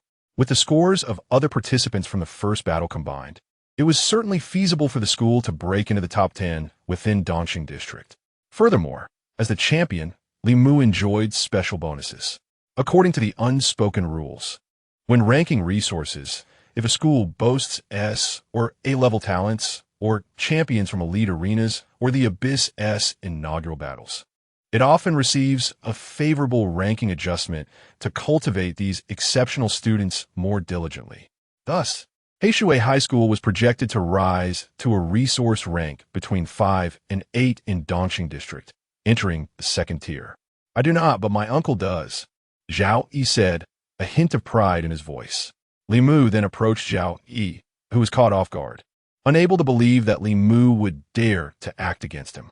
Unexpectedly, Li Mu delivered a swift slap, followed by a fierce grip on Zhao Yi's hair, pulling his face closer. Zhao Yi was momentarily dazed, astonished that Li Mu had indeed taken action. He could not report this to the enforcement department. How could he complain about a slap without inviting ridicule? Furious yet twisted with irony, Zhao Yi hissed through clenched teeth, "Li Mu, you truly have no sense of your own limits. Have you developed a delusion? Just because you won the first battle championship, you believe you have reached a level where you can challenge me? I genuinely pity you." Li Mu chuckled in response, tightening his grip on Zhao Yi's hair. "It seems you're under a misconception too, Prince. Do you think the education sector is dictated by your family? Do you believe that my departure from this school would lead to my demise? Do you truly believe that I would kneel and beg for mercy just because I cannot enter the top 10 resources of Heishui Academy? I cannot fathom such a notion. Your Highness, what reason do I have to fear a mere second-generation official like you? What power does your family hold over me?" Li Mu emphasized each word, gripping Zhao Yi's head and shaking it back and forth before delivering a resounding slap that sent Zhao Yi staggering back, colliding with his own vehicle. Zhao Yi trembled with rage, suddenly comprehending Li Mu's implication. His family belonged to a prestigious university, possessing formidable connections within the Ministry of Education and the Resource Department. Regardless of whether they were students of the Holy Dragon Martial Academy, they treated him with utmost deference, for they had no choice but to attend school. However, Li Mu's assertion was that he could entirely forsake school. With his practical combat skills, he could easily join the Zhenyuan Army without needing to consider the whims of the Holy Dragon's prince. Zhao Yi glared at Li Mu with a venomous gaze, gritting his teeth and declaring, "All right, we shall see." He genuinely refrained from confronting Li Mu on the spot, knowing that against a champion of the first battle, he would be nothing but a punching bag. Continuing down this path would yield him no benefits. He furiously returned to the back seat of the car, which then sped away. The hound lying on the ground was utterly disregarded. The onlookers from Heishui Academy were left in shock. Who exactly is the villain here? It seems to them that Li Mu is even more audacious than that prince. Yet, most people could only sigh in resignation. How refreshing it is to witness Li Mu's boldness in avenging grievances. Such a person could never harbor inner demons, nor could he ever be plagued by trivial concerns. He fears no one and is unbothered by anyone's opinion. What the Holy Dragon Martial Academy's prince, daring to speak so arrogantly to me? I would still grasp your hair and scold you. In truth, deep down, especially in Xiao Lingtong's heart, there was a hint of gratitude. Li Mu's actions today clearly indicated his support for them. Was it truly necessary for Li Mu to grab Zhao Yi by the hair and provoke him? It was merely a response to Zhao Yi's humiliation of Xiao Lingtong. Not only did Li Mu stand up for his classmate, but he also redirected all of Zhao Yi's wrath towards himself. At this moment, Zhao Yi could not even think about targeting Xiao Lingtong. His sole focus was on hating Li Mu. As Li Mu turned around, he saw Xiao Lingtong looking at him with red-rimmed eyes. He approached and wrapped an arm around her shoulder as they entered the school gates, with other students closely following. Lin Yi, somewhat worried, asked Li Mu, "What if Zhao Yi's word hold truth? What if it genuinely impacts our school's resource ranking?" Li Mu shrugged, saying, "That is a concern for Principal Yin to address. Let us pray that he navigates this challenge successfully." Lin Yi and the others felt as though a thunderbolt had struck above them. Everyone was momentarily petrified. Watching Li Mu's retreating figure, they sensed a kind of nonchalance that disregarded the lives of others. Xiao Lingtong couldn't help but burst into laughter.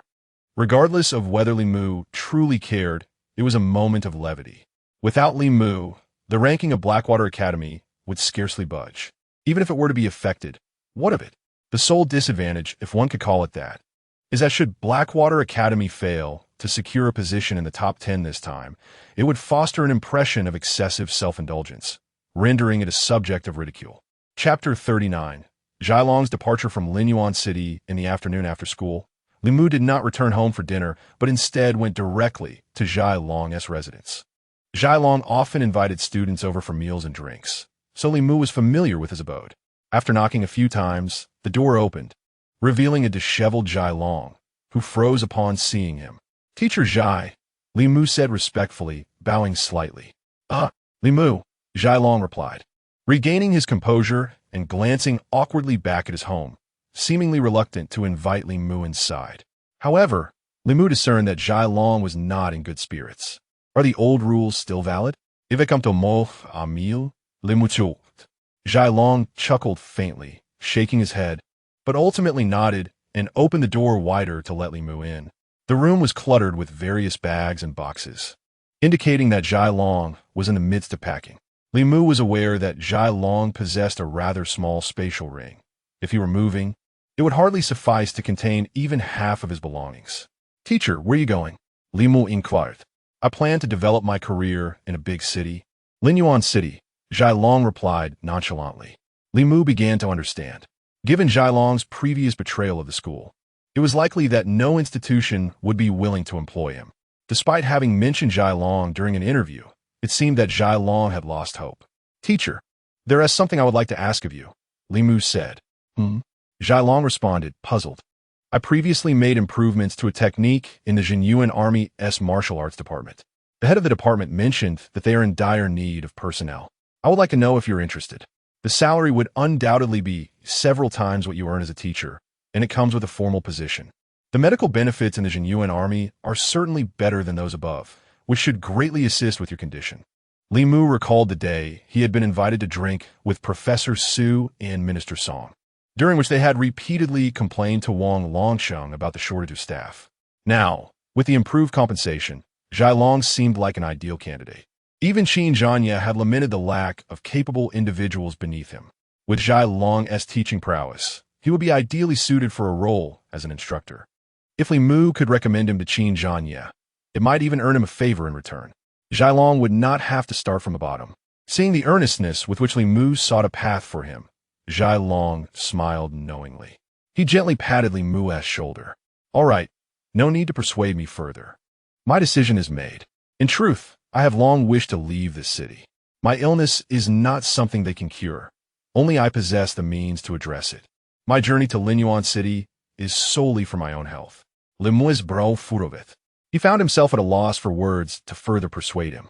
After a long silence, he sighed. "When are you leaving?" Zhai Long glanced at the time. "The airship departs at 7. There's still an hour and a half.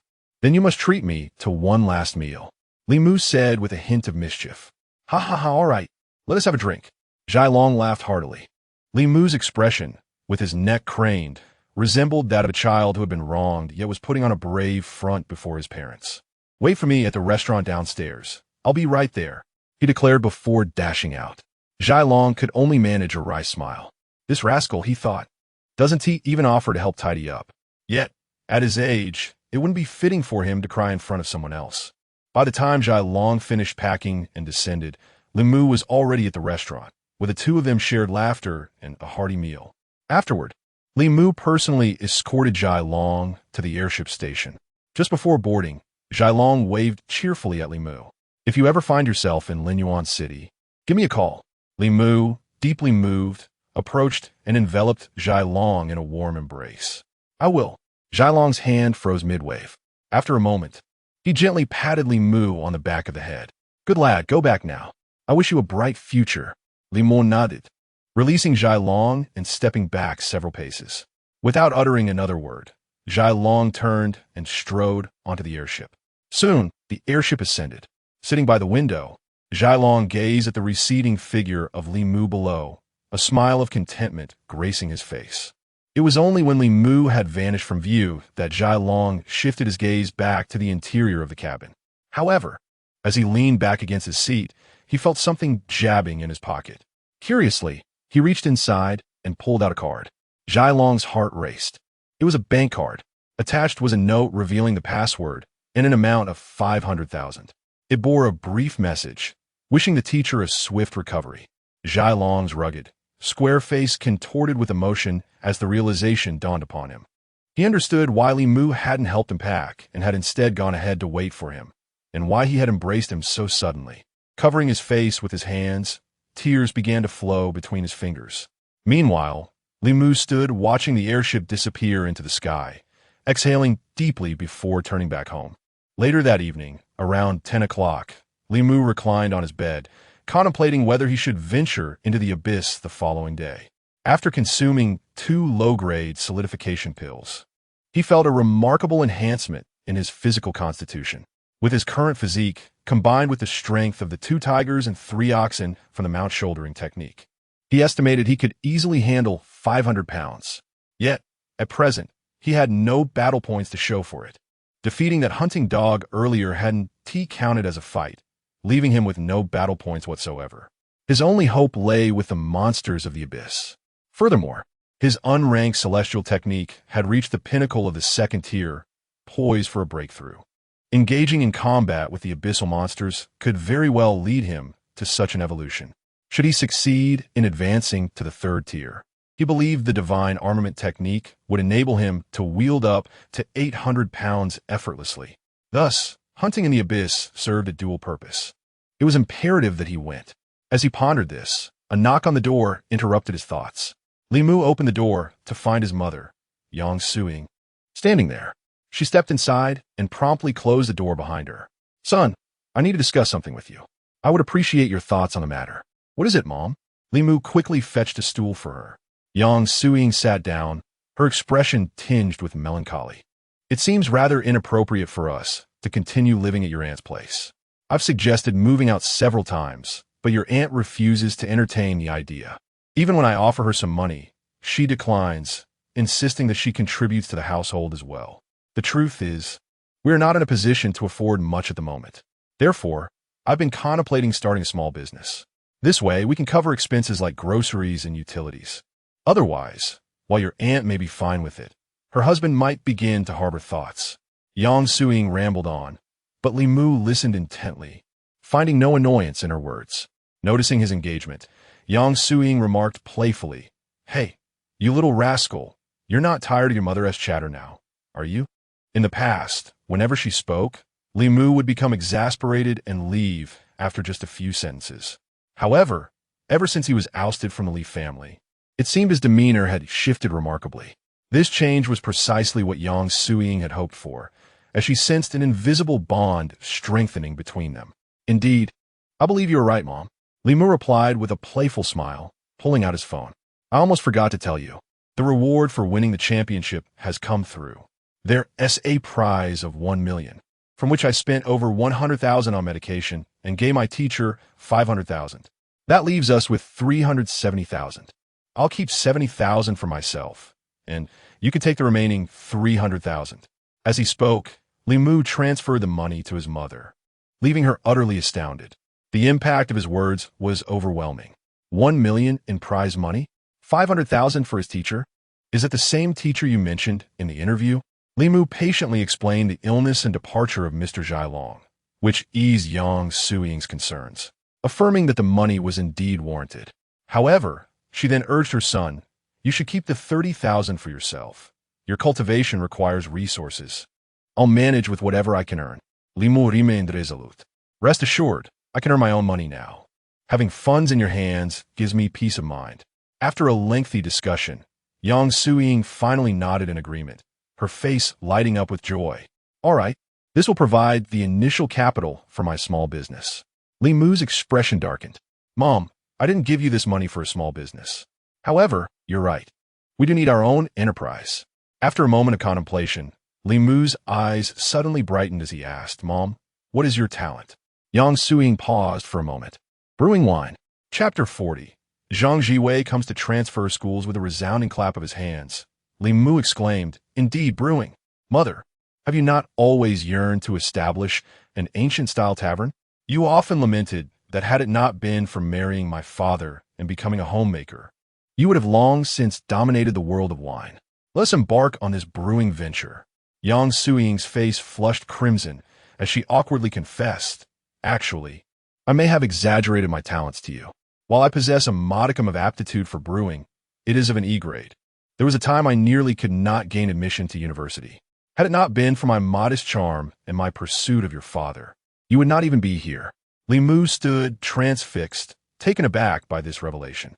"Is that truly the case?" Yang Suing appeared lost in sweet reminiscence. "In university, your father was the brilliant campus heartthrob, surrounded by beautiful girls. Yet, I was quite cunning. With a few heartfelt breakfasts, I won him over. I reveled in flaunting my conquest before those lovely ladies. It was only later that I discovered he had secretly harbored feelings for me. He was merely too shy to confess. This was something he told me himself. Yang Suying's face glowed with pride as she recounted this tale. Mother, is it not possible that father said such things to spare your feelings? Li Mu interjected, dousing the moment with a splash of cold water. You little rascal, Yang Suying retorted playfully, her eyes sparkling with mirth. Regardless of whether Li Mu's words held truth, it merely underscored how deeply Li Qianfeng cherished her. In any case, by his second year in university, your father had reached the 6th rank of martial artist and began to rise in prominence. At that time, he had the means, spending all his money on me. My talents lay in the brewing of medicinal wines, a rather precarious field. The process of cultivation demands a plethora of herbs, incurring exorbitant expenses. It was only due to your father's financial support that I could genuinely delve into my passion. Then you arrived, and within the Li household, I was left with the dual roles of child-rearing and endless chores. Gradually, I relinquished my aspirations. Yang Suying fell into a reverie, recounting her past. Li Mu understood her plight. Indeed, medicinal wine occupied an awkward niche, lacking efficacy compared to traditional medicines and failing to rival the exquisite taste of fine wines. In establishments producing top-tier wines, one could find numerous brewers with A and B grade talents. When combined with the power of capital, the wines crafted through one's painstaking efforts may not even compare favorably to commercial offerings. Moreover, the terrifying cultivation costs for medicinal wine brewers rendered the pursuit of B-grade talent an uphill battle. E-grade was simply a lost cause. Fear not, dear mother. Pursue your dreams with boldness. Your son stands firmly behind you, Li Mu declared with resolute encouragement. Within the realm of supernatural arts, there exists a technique of gaining authority through intoxication.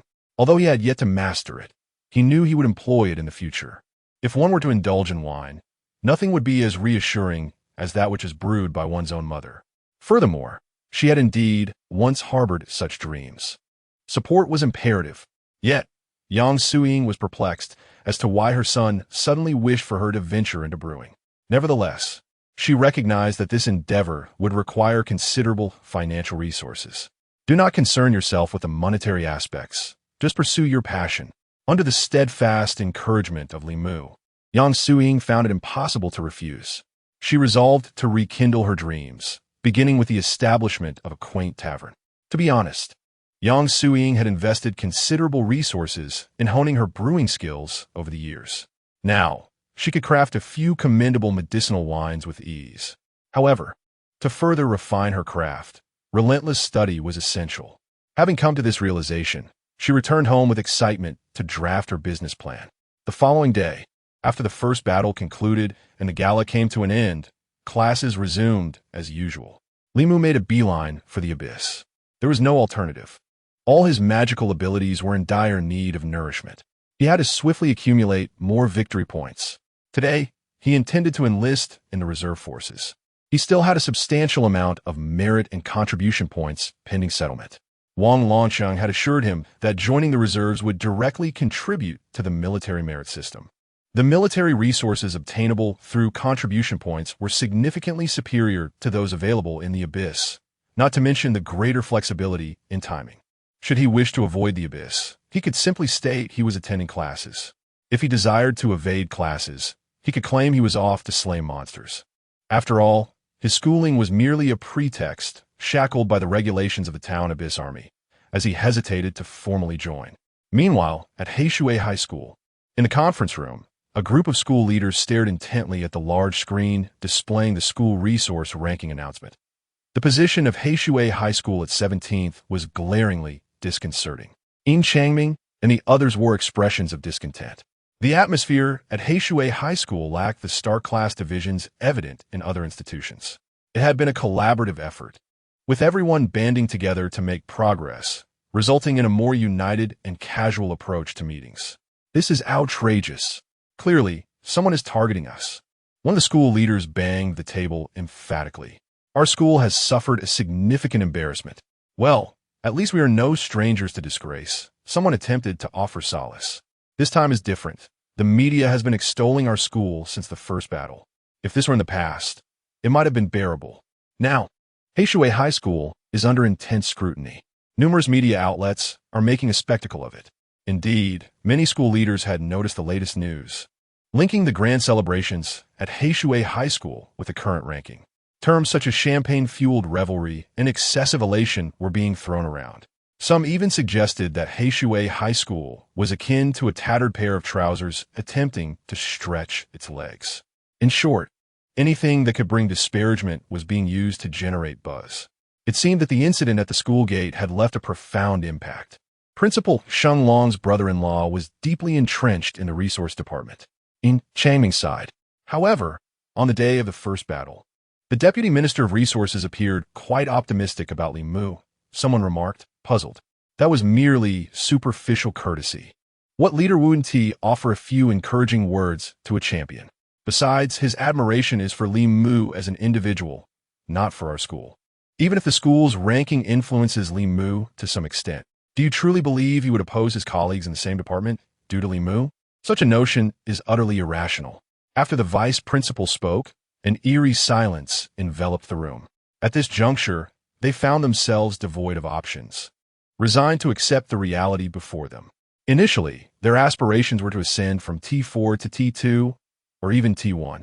Yet, now, they had only managed to barely reach the threshold of T3 from T4. As for the T0 level, there were merely 4 individuals in the entire Iron Hand City, one in each district. All eyes turned toward the Shenglong Martial Academy, which remained the undisputed T0 institution in the East District. Not only did they possess the highest initial battle points, but they were also the sole school in the entire East District to boast dual S-level talents. Ultimately, it is wiser to adopt a more optimistic perspective. Had it not been for Li Mu's emergence, we would not have even entered T3, would we? Why dwell on such matters now? Let's focus on our tasks. Opportunities still await us. One teacher finally rallied the group with renewed enthusiasm. Yet alas, the higher-ups at the neighboring Tingle Ing Academy have all been scrutinized, and the institution is currently undergoing a reorganization. Many students are seeking opportunities to transfer elsewhere. We were so close to success. If we could just rank in the top 10 this time, we would undoubtedly attract numerous students from Tingling. Now, everyone sighed in unison. Following their initial battle, the school had only 2 pressing aspirations: to rank higher and secure additional resources to bolster the overall strength of their students, and to attract more outstanding students through rankings to elevate the school's status further, thus entering a virtuous cycle.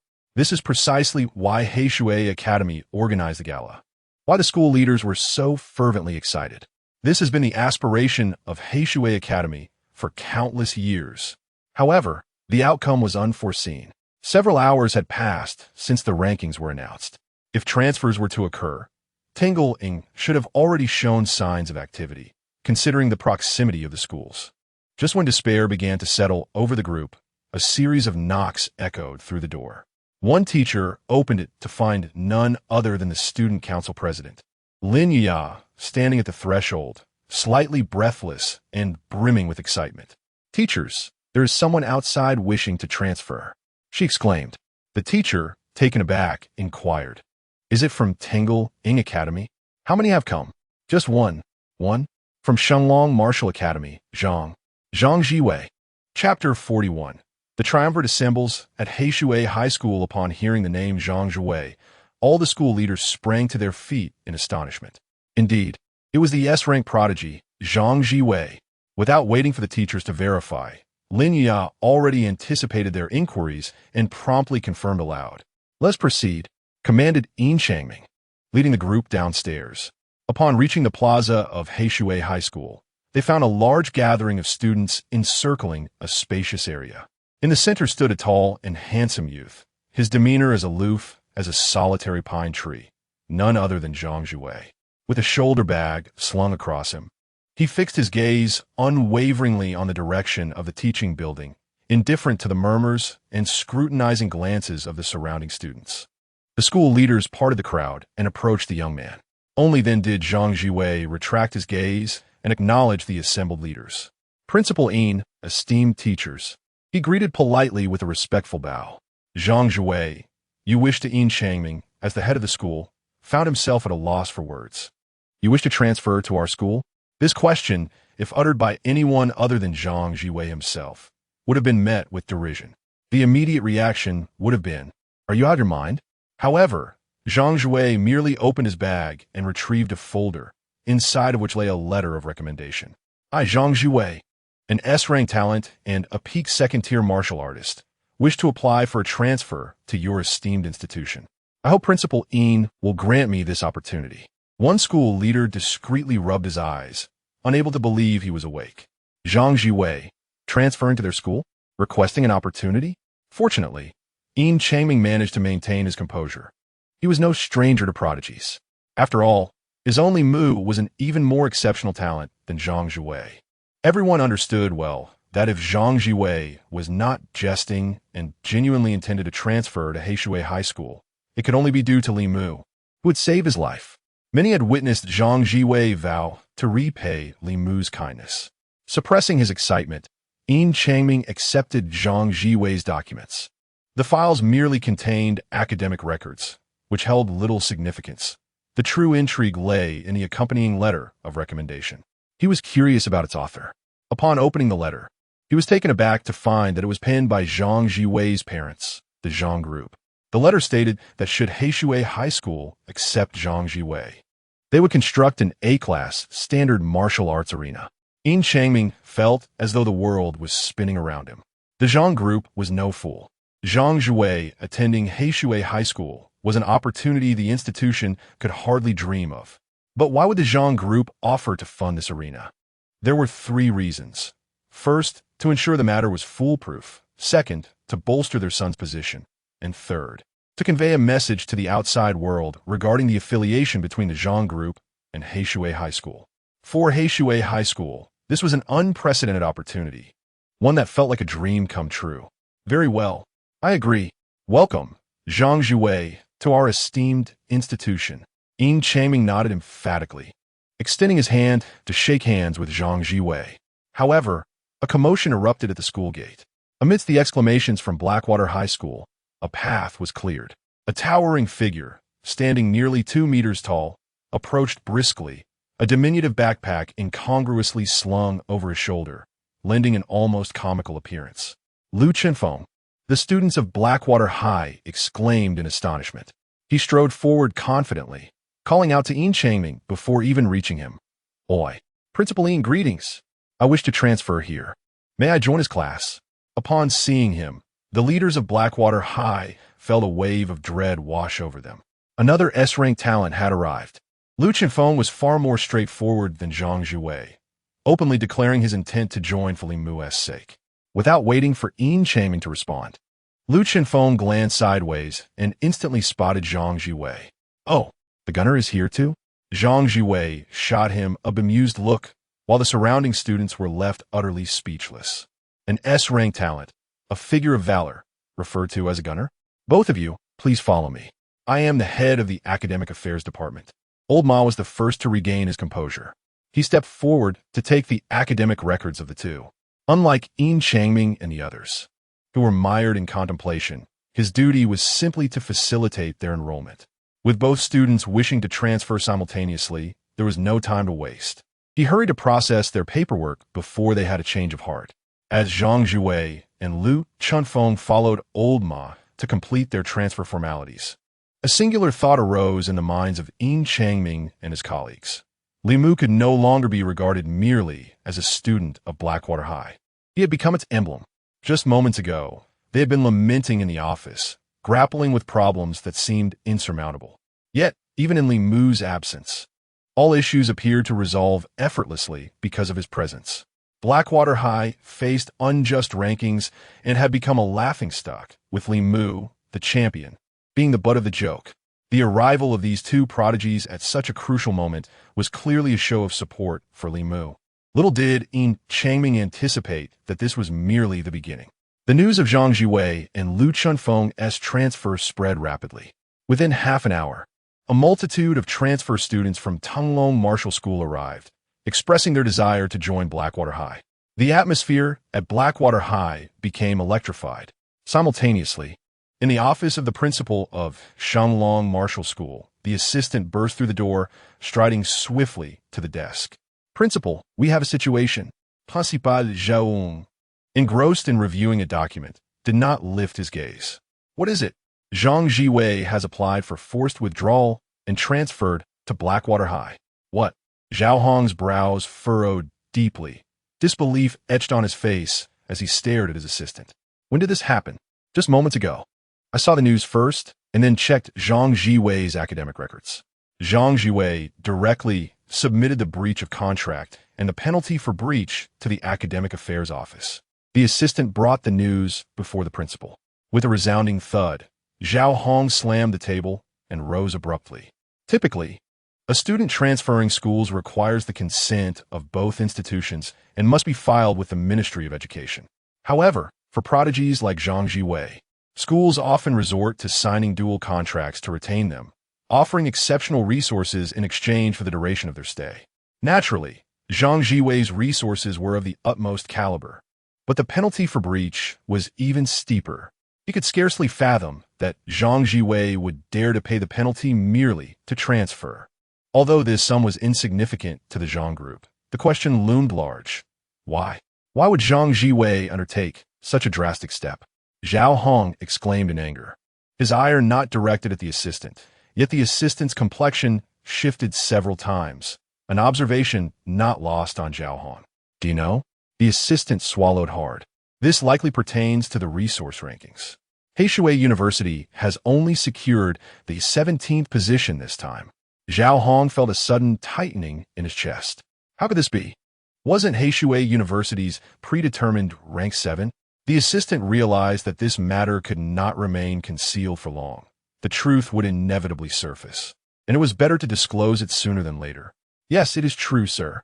He had a confrontation with Li Mu yesterday and threatened to lower Heishui University's resource ranking." Upon hearing this, Zhao Hong felt darkness cloud his vision. He quickly pieced together the sequence of events.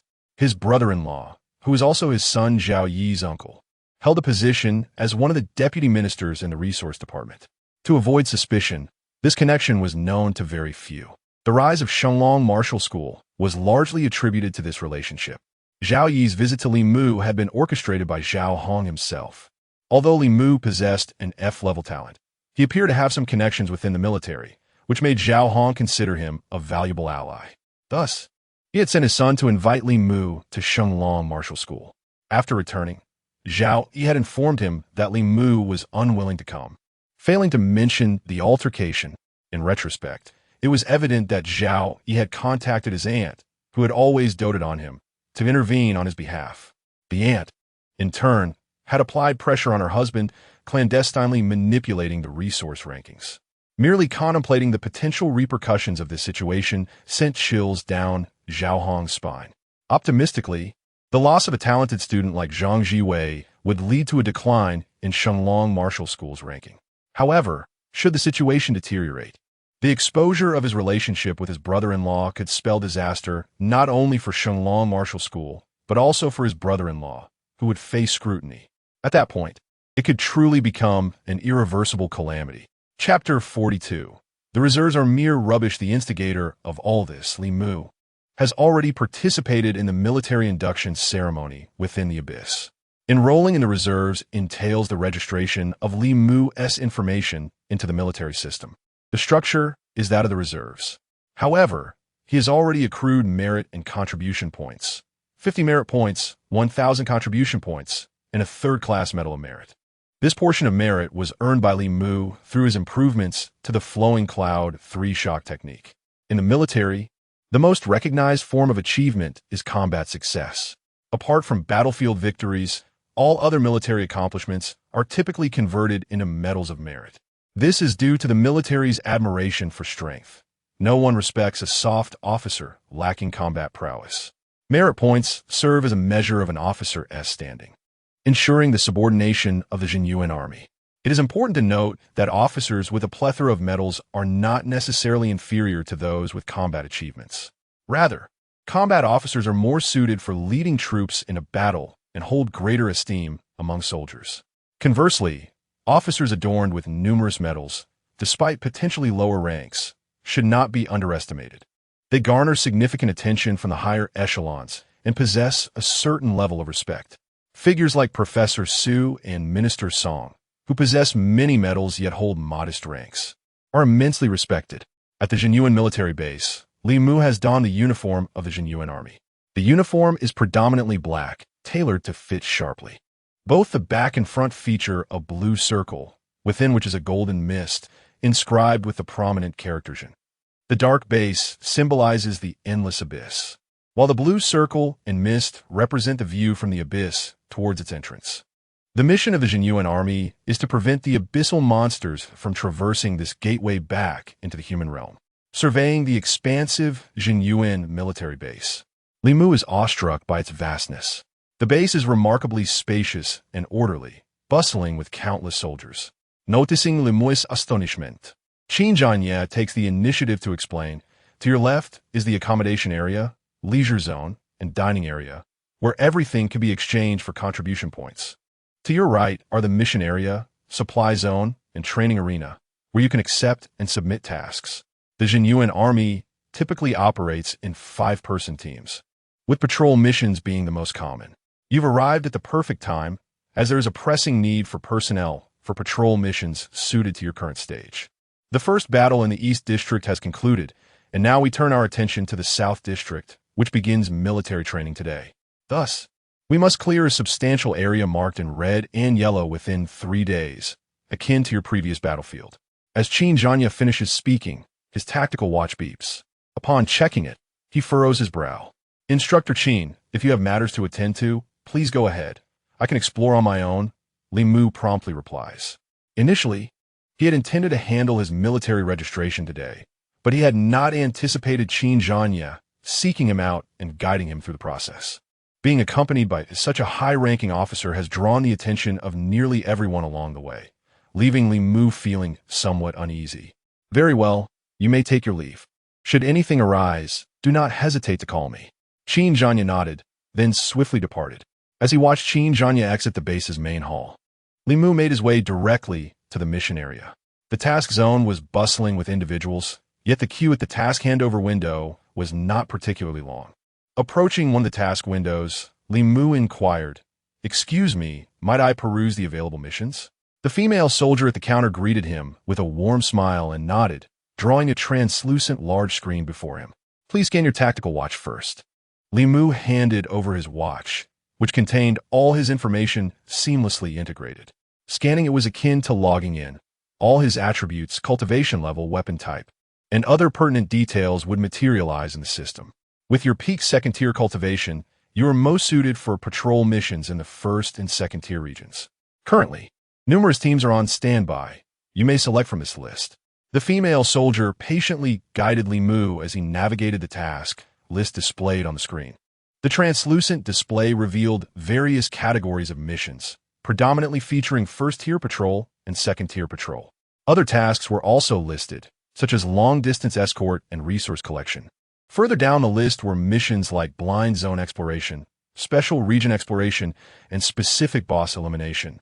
Although these were marked as unavailable to Li Mu due to his insufficient cultivation level, as the minimum requirement for those tasks was the 3rd-tier martial artist realm. At present, he had no intention of exploring other missions. He needed to accumulate points, and the patrol missions were the most fitting. "I choose the 2nd-tier patrol mission," Li Mu declared, pointing to one of the categories. "Understood. As this is your first mission as a reserve member, you cannot apply for individual combat. The 2nd-tier patrol mission does not offer merit bonuses. Your tactical watch will automatically assess your contribution based on the resentment value at the time of the monster's demise. The more damage you inflict during the monster's defeat, the greater your contribution value," the female soldier explained patiently. Li Mu nodded in understanding. Teamwork was essential to prevent any opportunistic individuals from taking advantage. The tactical watch featured a resentment detection function. In simpler terms, the more effort one expended in defeating a monster, the greater their contribution would be. Conversely, minimal effort would yield a lesser contribution. and no effort would garner none at all. This contribution value was evaluated based on the intensity of damage inflicted upon the monster, ensuring absolute fairness. The recording function of the task recorder served to deter soldiers from engaging in any misconduct or to identify special monsters, realms, or resources. The command center would intervene promptly. The battlefield livestream would assist the command center in swiftly grasping the on-site situation, providing sound directives to avert crises. Currently, a team with one vacancy has been matched for you. Please hold on. With a smile, the young lady gestured toward the direction. Li Mu turned to look. Not far away, for martial artists, either sitting or standing and engaged in casual conversation, simultaneously glanced at their tactical watches. Subsequently, the two seated individuals stood up, brushed off their pants, and all four approached. Among them were 3 men and 1 woman, who was reasonably attractive. The leader at the front appeared to be at the 3rd-tier realm. As they reached the counter, the young lady took the initiative to introduce them. This is the Zhongyi squad. This individual is a reserve martial artist on his first mission, armed with a staff. Although he is a reserve, he is the champion of the East District in the Abyss-S first battle and currently studies at Heishui High School. She added this last part to clarify Li Mu's credentials. However, the 4 members of the Zhongyi squad all turned their attention to Li Mu simultaneously, particularly the woman, who did not hide her disdain. The leader, devoid of emotion, addressed the young lady at the counter, saying, "Sorry, but we plan to head to the 3rd-tier area and do not wish to take on newcomer." Although they were part of the military, squad missions could not rely solely on force pairing. If there was significant rejection among squad members, it would greatly impact their combat effectiveness. The young lady at the counter, taken aback by the rejection from the Zhongyi squad, awkwardly glanced at Li Mu. At this moment, the woman coolly remarked, "Please add a note to our team information. While cultivation level does not need to be excessively high, they must be warriors forged in the crucible of blood and fire. College reserve students, like delicate flowers, are not suited for our team." As she spoke, she didn't even glance at Li Mu, yet her words were pointedly directed at him. In truth, this sentiment was not unique to her. The majority of the Zhenyuan Army, especially those who have been on missions, shared the belief that having witnessed bloodshed, even college students of the same rank were perceived as sheltered flowers, useless individuals who would soil themselves at the sight of monsters. Even if these students boasted higher cultivation, they would still deem their real combat experience inferior to that of seasoned warriors. Such deep-rooted hostility existed within the Zhenyuan Army. Li Mu, however, remained indifferent. He shrugged and told the young lady at the counter, "It doesn't matter. I'm fine with teaming up with anyone. Just find me a squad." The female warrior expected Li Mu to react with indignation and argue his case, but was taken aback when he did not even glance in her direction. His statement implied that he would rather join any team than this one, which infuriated her further. Their squad possessed considerable strength, and with her beauty, they were a formidable team. Yet, Li Mu appeared so unconcerned. Being rejected by their squad did not seem to dampen his spirits in the slightest. Just then, a resonant and commanding voice emerged from behind them. "We are willing to take you." Chapter 43, I believe your position is quite suitable. The crowd turned to look. The speaker was a robust young man with a crew cut, a hint of stubble on his chiseled face, and sharp, bright eyes. "The Vanguard squad is currently in need of a member," he stated, extending his large hand toward Li Mu. They shook hands as Li Mu introduced himself. "Li Mu." "Ma Jun," the imposing captain replied, revealing his name before turning to introduce his 3 teammates. Coincidentally, among this group was also a strikingly beautiful girl, a warrior whose physique, appearance, and aura surpassed that of the female warrior from the loyalty squad by leaps and bounds, her beauty almost breathtaking. Moreover, there was an air of heroism about her, and her cultivation level was surprisingly at the 3rd tier, 1 tier above the woman from the loyalty squad. Within this Vanguard squad, only Captain Ma Jun and the enchanting warrior named Zhao Meiding were at the 3rd tier. The other 2 members were at the pinnacle of the 2nd tier. During their introductions, they all mentioned their weapons and innate abilities, clearly demonstrating their sincerity. Li Mu readily agreed to join the Vanguard squad. The desk attendant swiftly incorporated him into Ma Jun's team. In fact, any warrior could utilize a tactical watch to form a team by appointing themselves as the leader.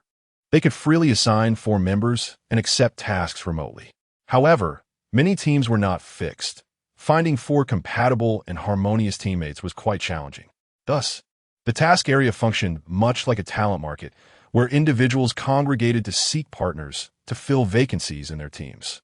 The entire process of Li Mu joining the Vanguard squad was closely observed by the loyalty squad nearby.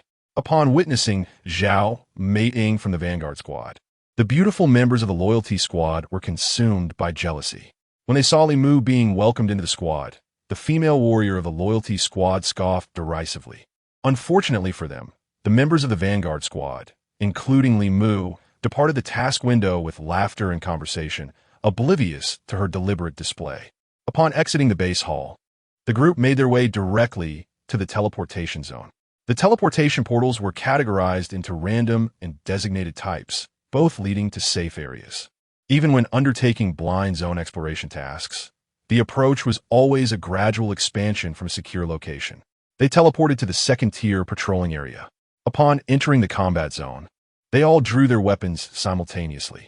Ma Jun wielded a broad, hefty saber, measuring approximately 1 meter and 30 to 40 centimeters in length and 2 palms in width. Impressively substantial. Zhao Meiting, astonishingly, wielded a longbow, identifying her as a ranged archer.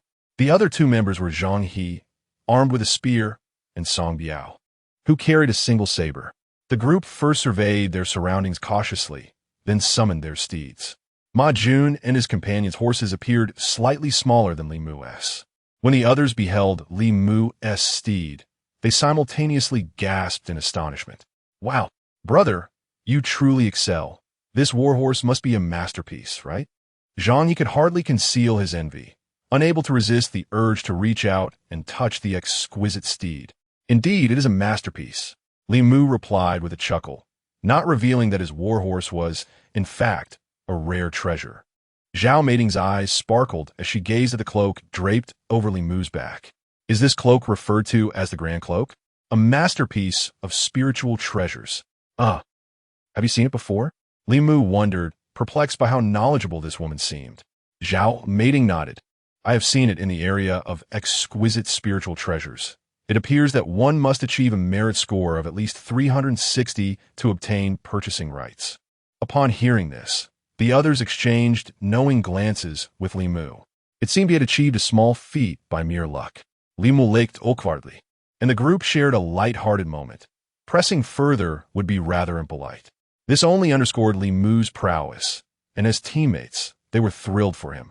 Zhao Meiting also offered a faint smile, choosing not to elaborate further. In truth, she had a thought unspoken, that she was quite fond of that cloak. When she first laid eyes on it in the exquisite spiritual treasures area, it became her aspiration.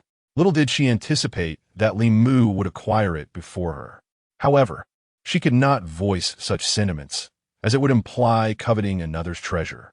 Ma Jun glanced at his tactical watch, then pulled the reins, indicating a direction. Over there, a red zone. Our objective is to convert it to yellow. The colors indicate density. From low to high, they are green, yellow, red, and black. The examination area can reach a maximum of yellow.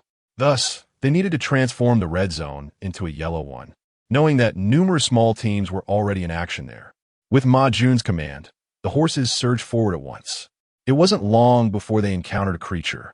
The monsters in this area resembled muscular hyenas, known as earth dogs, at the pinnacle of the second tier. They were massive, with the smaller ones nearly 2 meters long and the largest reaching 4 to 5 meters. These hyena-like beasts had extraordinarily robust hind legs, enabling them to run while standing. For someone like Li Mu, arriving from Earth, the sight was almost surreal.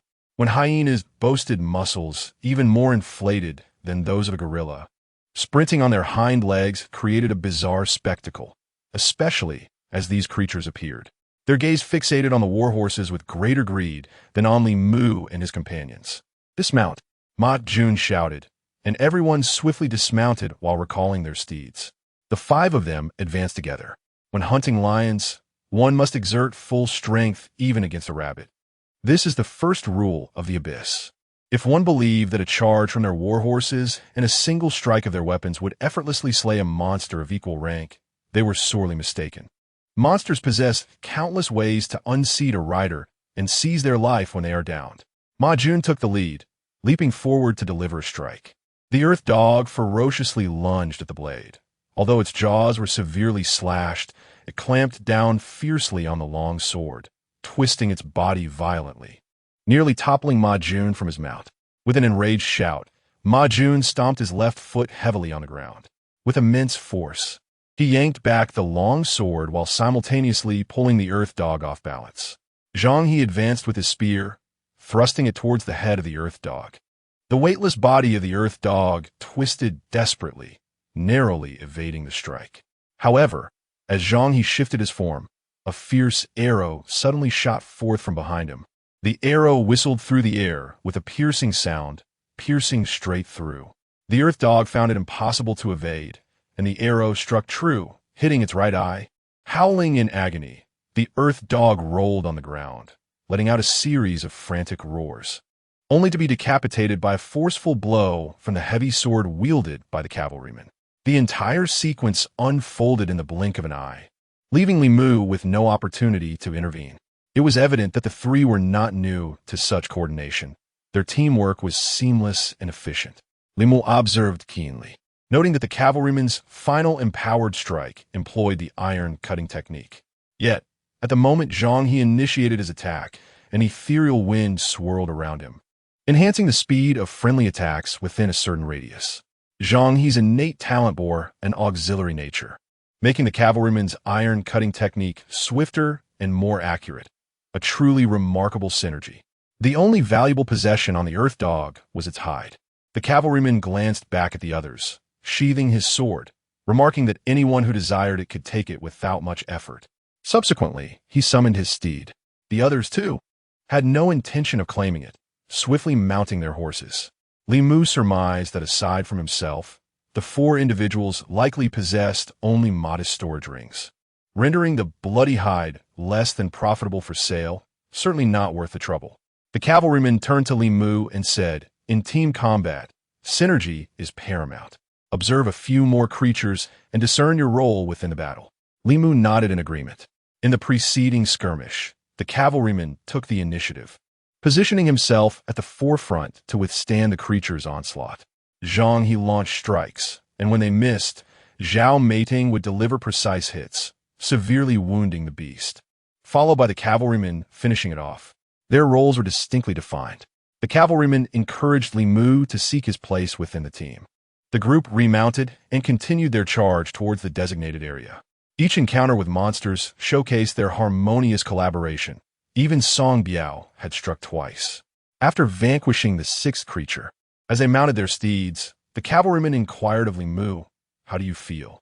Which position suits you best? You should also stretch your legs with the next creature." Li Mu pointed towards the cavalryman, indicating, "That position suits you." Chapter 44. The fog. When Li Mu uttered these words, the others exchanged glances, but all broke into smiles. Ma Jun inquired with a laugh, "Are you referring to the vanguard?"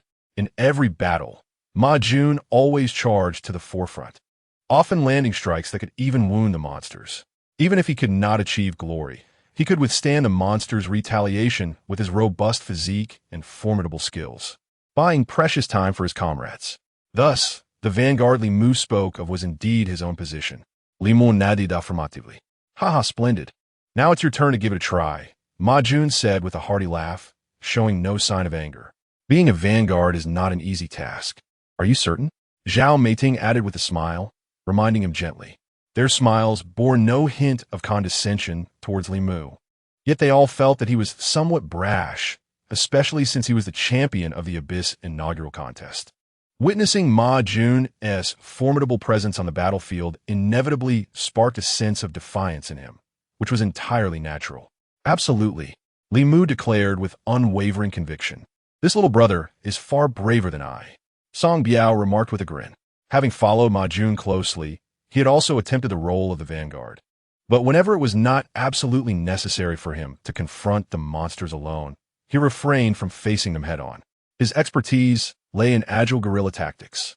The so-called vanguard was the one to initiate the attack on the monsters and endure their initial wave of wrath. Simply dodging was not an option. After a bout of laughter, the group pressed onward and soon encountered their seventh monster.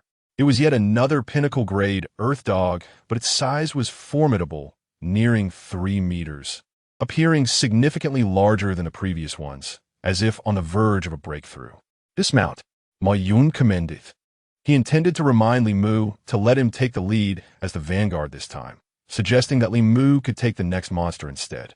However, he discovered that Li Mu had already dashed ahead, positioning himself before Ma Jun. With nimble footwork, he swiftly closed the distance to the monster in an instant. Sweeping his staff horizontally, Li Mu noted that this type of monster never evaded Ma Jun's great sword, engaging in mindless confrontation. Such monsters were perfectly suited for him. Meanwhile, Ma Jun, witnessing Li Mu's strike without any defensive maneuver, hurried to follow suit, ready to support him at any moment. Yet, what he witnessed next sent chills down his spine. The earth dog lunged at Li Mu's thorny staff. With a resounding crack, the staff effortlessly shattered the monster's jagged teeth, directly penetrating its jaw. The sheer force of the blow drove half of its head into its chest cavity, contorting its neck and exposed bones at an eerie angle. A powerful shockwave sent dust billowing outward in a circular explosion. The massive body of the dog, propelled by its own inertia, lunged towards Li Mu, only to be abruptly halted mid-air by the staff, crashing to the ground with a thud. It was an instant kill. All those who were prepared to assist, Li Mu stood frozen in place. Ma Jun, closest to the scene, nearly wrenched his back at the sight. The air fell into a heavy silence for a full 6 or 7 seconds as they gazed at the lifeless body of the earth dog sprawled on the ground. Once again, Li Mu stood unperturbed, his expression still marked by lingering astonishment. The term iron-cutting style trembled on Ma Jun's lips, for he had witnessed with utmost clarity that Li Mu had employed this very technique. Yet, he himself dared only to wield the iron-cutting style in the final moments of battle. Monsters possess an innate combat instinct. Should one initiate with the iron-cutting style, the speed of his blade would falter. The creature, sensing the ferocity of the impending strike, would swiftly evade and counterattack from the side. He had experienced this firsthand with the feral hound, which, after deftly dodging, had bitten into his thigh, instilling in him a lasting trepidation of the technique. However, Li Mu's execution of the iron-cutting style, why was it so swift? The hound had evidently sensed the intensity of Li Mu's assault and attempted to evade. It was already too late. Li Mu's iron-cutting style was astonishingly faster than his ordinary attacks, a matter of innate talent. Li Mu casually dismissed the inquiry with a nonchalant remark, whenever he found himself at a loss for an explanation or unwilling to delve into details. He conveniently attributed it to his innate talent. After all, his F-level talent was acquired at a cost. He confidently proclaimed it had mutated and evolved. What could anyone say? No one could scrutinize the specifics of his talent. The other 3 looked at him with skepticism, yet they could not pursue the matter further given his stance. Goodness. But brother, if you continue to play like this, we really cannot coordinate effectively. I feel like a burden teaming up with you, exclaimed Zhang He with a lively demeanor, dramatically tugging at his hair while expressing his exasperation at Li Mu. I hadn't anticipated it to be so resilient. Perhaps next time, forego the iron-cutting style. Li Mu shrugged.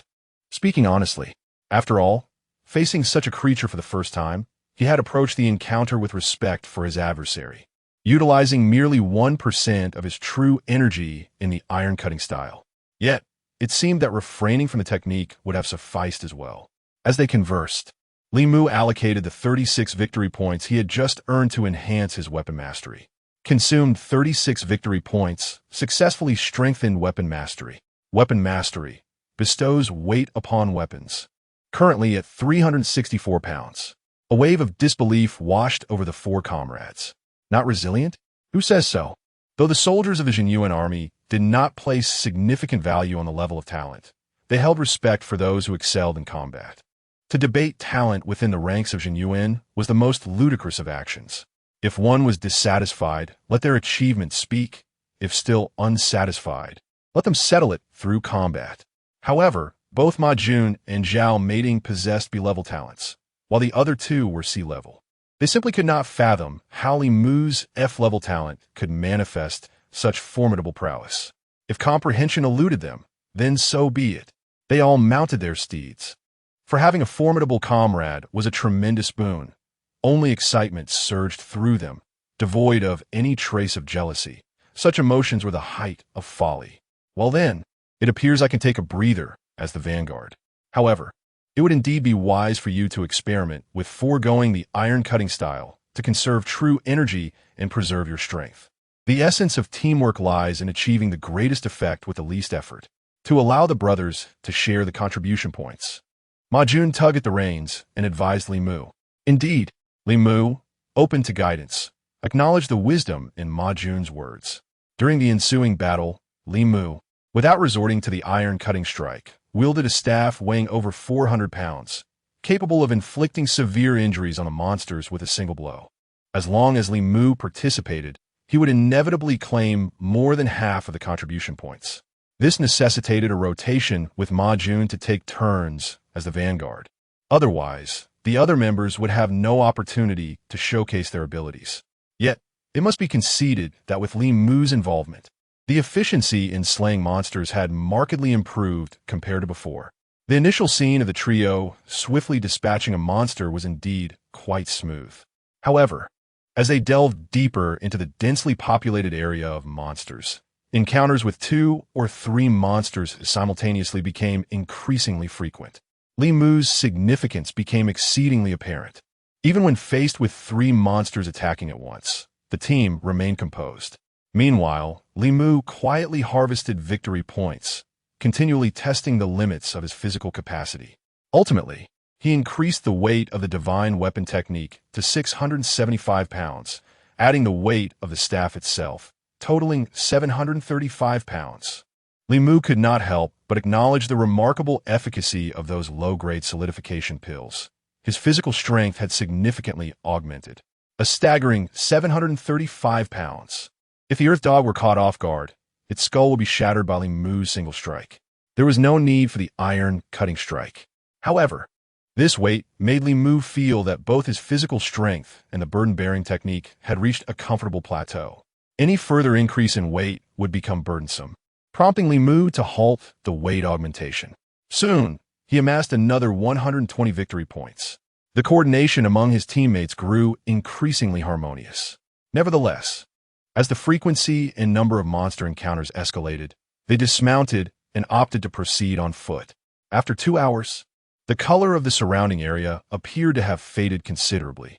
Zhao Mating glanced at the tactical map and said to Ma Jun. The others were equally pleased with their achievements today, as their performance had more than doubled compared to usual. Yes, everyone, let's stay alert. For we should be gradually departing from the territory of the Earth Dogs, Ma Jun cautioned. He had not traversed this area many times. However, before they had ventured far, Li Mu suddenly halted, perplexedly asking the others, "Wait, is it my eyesight, or as fog rolled in?" The rest of the group stopped, looking up, their expressions shifting dramatically. For in the mere seconds they paused, a thick fog had completely enveloped them. Chapter 45. The Domain of Bone Demons, alas. Ma Jun exclaimed with urgency. "Mount up, let us depart." Upon uttering these words, he summoned his steed and galloped swiftly in the direction they had previously traversed. The others promptly summoned their steeds to follow suit. Unfortunately, they had barely covered any distance when a dense fog enveloped them completely, rendering visibility non-existent. Suddenly, a terrifying roar erupted from the shadows. Ma Jun's mount seemed to be appended by some dreadful entity, letting out a piercing whinny before crashing heavily to the ground. Captain, the remaining members, forming a V-shaped formation behind him, rushed past the fallen Ma Jun, catching a glimpse of the unfolding chaos. Zhao Meiting, Song Biao, and Zhang He unhesitatingly reined in their horses. Swiftly turning around to assist, Ma Jun Li Mu also halted his steed, activating his fiery eye to survey the surroundings. Although the fiery eye could only perceive the flow of true energy, amidst the fog, it functioned like a thermal imaging device, revealing energy currents stretching for several meters, even dozens of meters away. In Li Mu's vision, Ma Jun and his companions appeared as clusters of green energy coalescing within the mist. Fortunately, the monstrous beings were similarly discernible. At that moment, A colossal shadow was relentlessly assailing the battle steed. Ma Jun's mount emitted a series of mournful whinnies, and blood soon stained the fog. Ma Jun brandished his great sword, braving the monster's claw strike with determination, and delivered a fatal blow. "Captain, mount up." Zhang, he was the first to arrive. Ma Jun, without hesitation, grasped Zhang He's hand and swung himself onto the horse. Just as Ma Jun had mounted, three monstrous figures suddenly charged forth from the periphery. These creatures had a singular focus, pouncing directly upon the three battle steeds. In a flash, they tore apart the front of the horses, toppling them to the ground in utter chaos. At this juncture, Li Mu had returned, leaping high into the air and retrieving the remote bone, smashing a monster's skull with a single strike. The remaining members swiftly dispatched the other two creatures. However, the three battle steeds lay lifeless on the ground, bleeding profusely and barely clinging to life. "Li Mu, take mating and flee. Find a secure location to activate the return stone," Ma Jun commanded without a moment's hesitation. At present, only Li Mu remained with a battle steed.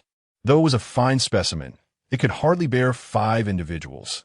Even accommodating 2 would hinder their speed. Meanwhile, the air was rife with the echoing roars of approaching monsters, driven by a bloodthirsty fervor that surged towards them. The cacophony resembled the wails of the damned, unbearably piercing, as if it could awaken the deepest fears nestled within one's soul. Li Mu glanced at the slain monsters on the ground, and then at his technological wristwatch, his expression turning pale with realization. Flight was futile. In réalité, mayun retorted nonsense. Whoever can escape should do so. There is no need for all to sacrifice needlessly here. This is an order. His voice thundered with indignation. Yet before he could finish, Li Mu unleashed an even more resounding command. "Silence. Mayun, my mérites surpassent yours. I am now taking command of the team. Everyone heed my command." Immediately assume defensive positions and move 200 meters to the east. Check the communicators, activate the recording devices, and enable the tracking systems. Execute without delay. The member with the highest merit points in the squad shall assume the role of captain. Earlier, during our conversation, he learned that Ma Jun's merit score is 35 points. Li Mu had initially wished to keep his own merit points undisclosed. However, given the urgency of the situation, engaging in pointless arguments with Ma Jun would only squander precious time. Thus, he resorted to a rather brusque approach. Although Ma Jun was filled with anger and confusion, he dared not disobey. The others, in their state of panic, quickly recognized Li Mu as their anchor and promptly followed his orders. The team formed a pentagon formation, swiftly adopting defensive stances and advancing eastward, while simultaneously checking everything Li Mu had instructed. As they moved, Li Mu explained, "This is the realm of bone spirits, a peculiar phenomenon of the abyss.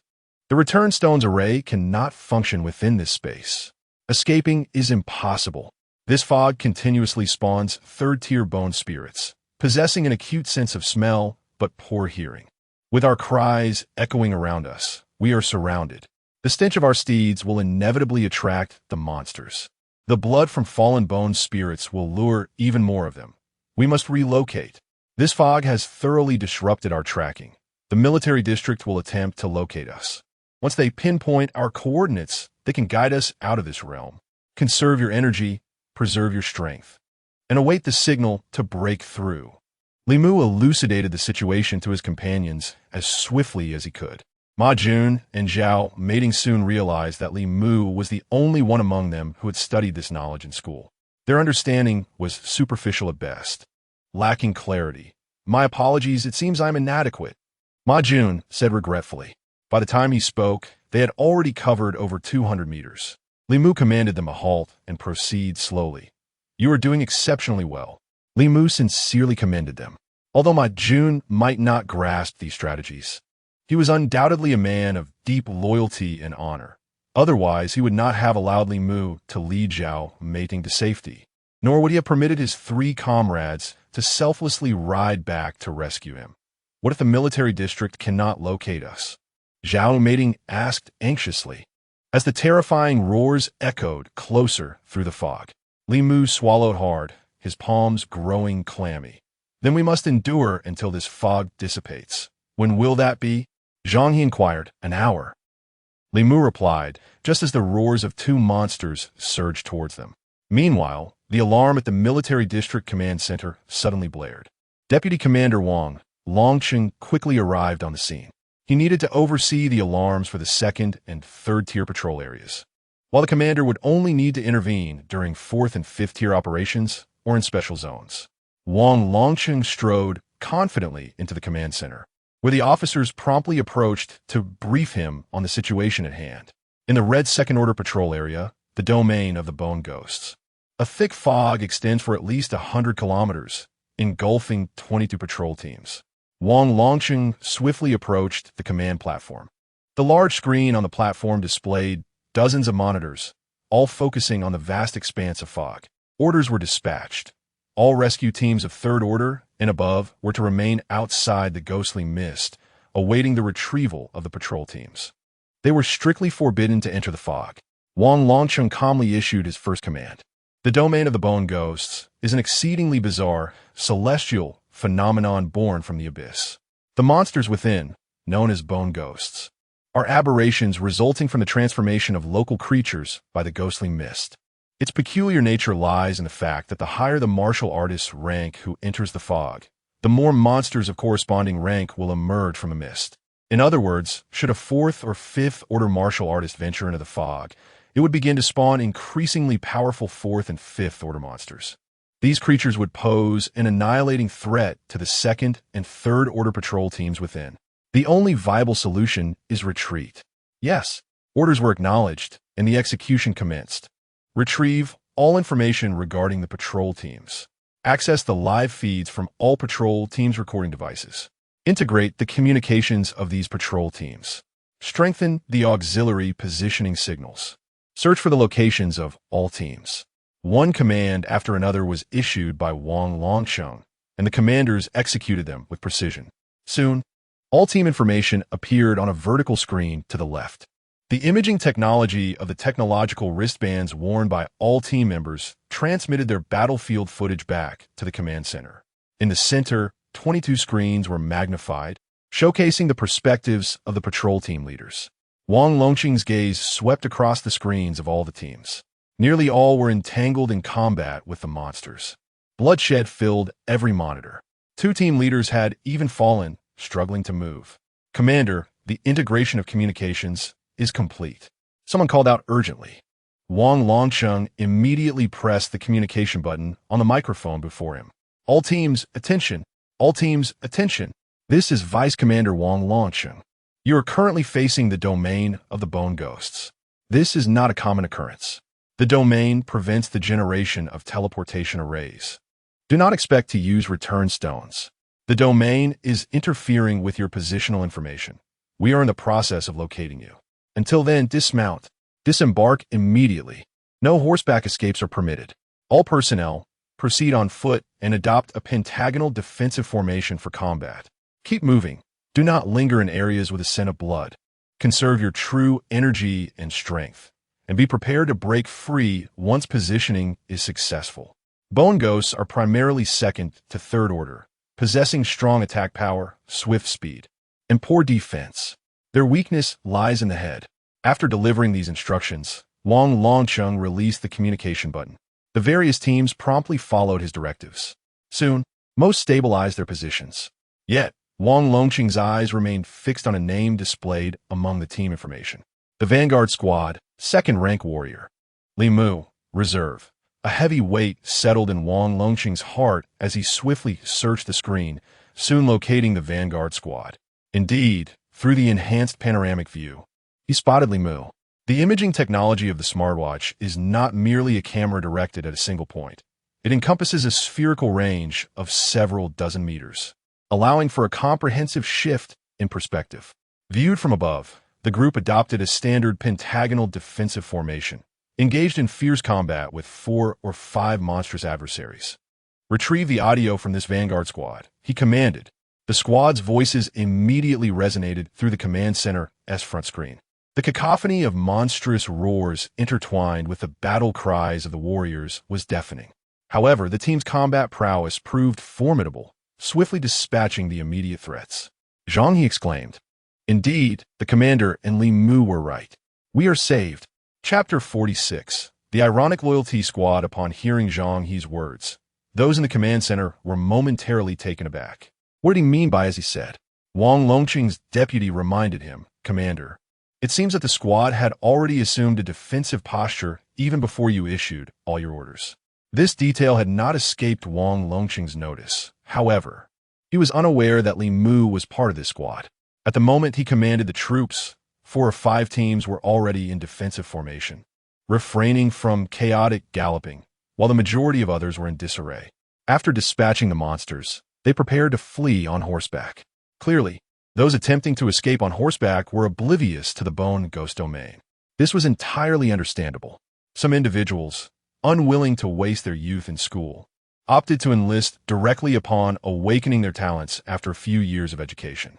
Conversely, many who lacked the financial means for schooling awakened their talents merely upon reaching the appropriate age, and those who fortuitously awakened combat abilities enlisted were essentially at a literal level of ignorance.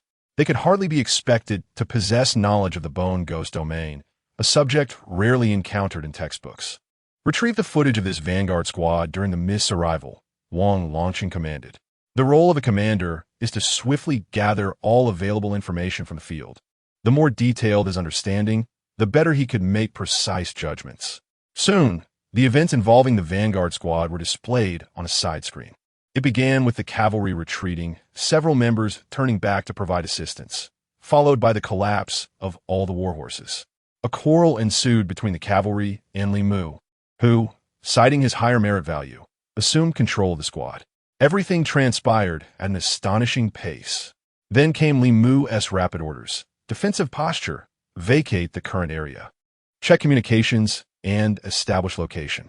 A series of commands were issued in a methodical manner. Everyone in the command center was astounded. This was nothing short of textbook-level reaction speed. It could easily serve as an educational material for special incidents within the Zhenyuan Army. But that was not the end of it. As the squad began to mobilize, Li Mu elucidated their current predicament to the team members, mirroring exactly what Wang Longqing had instructed. This was beyond mere textbook execution. This young man was a living textbook. After viewing the footage, Wang Longqing had already designated Li Mu's squad as the most reliable. He decisively shifted his attention to the other squads. Meanwhile, an instructor instructed the operator to save this footage for later submission to the documentation department, to be transformed into an educational video. Commander, we have located the first squad. An operator quickly magnified one of the squads. Wang Longqing immediately pressed the communication button, his voice reaching all the technological wristwatches of the squad members.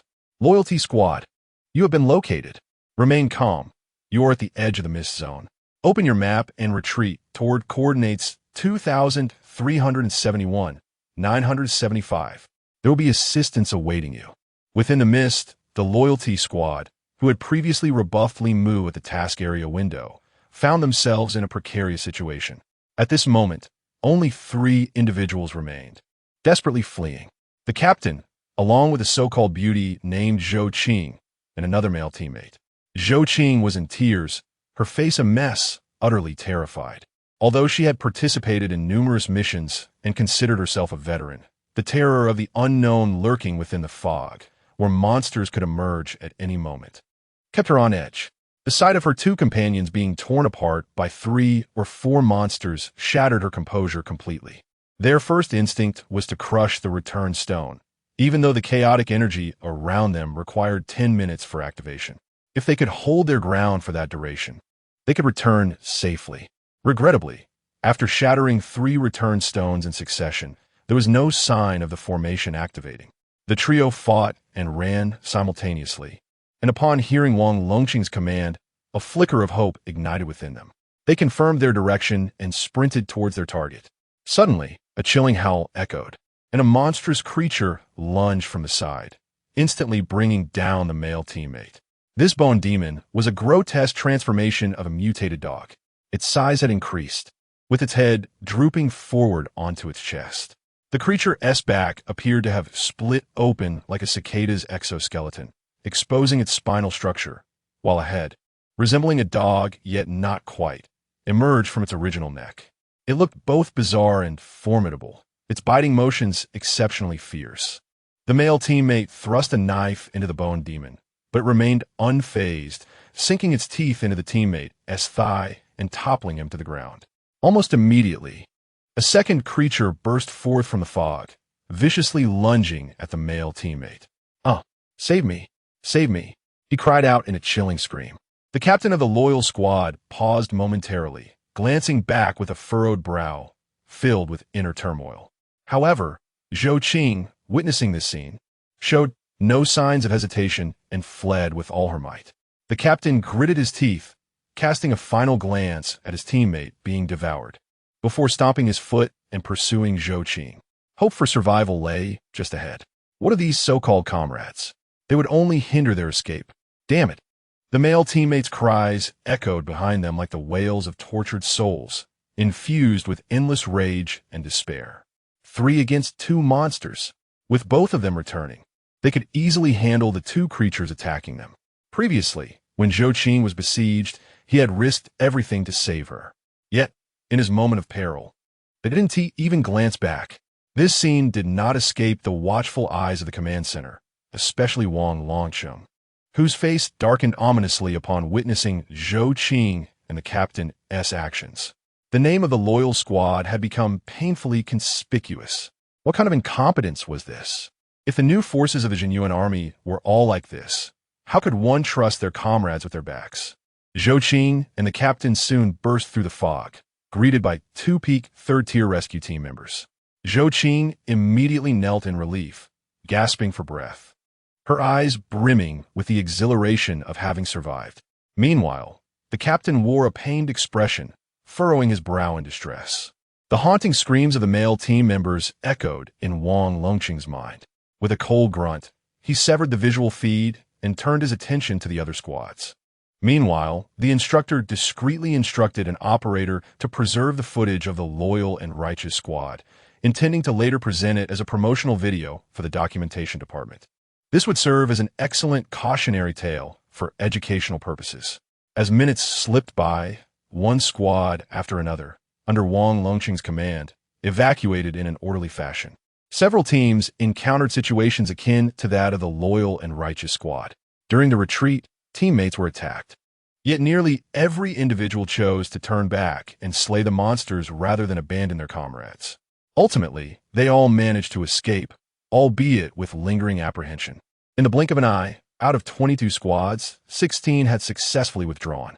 4 squads appear to have suffered complete annihilation, while 2 others remained lost in the depths of the fog, unable to ascertain their location.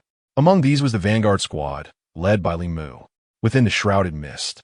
The members of the Vanguard squad were drenched in blood, having engaged in relentless slaughter for what felt like an eternity. Their minds could not afford a moment's reprieve. Just as Li Mu delivered a crushing blow with his thorny staff, shattering the skull of a skeletal demon, his watch crackled with Wang Longqing's voice.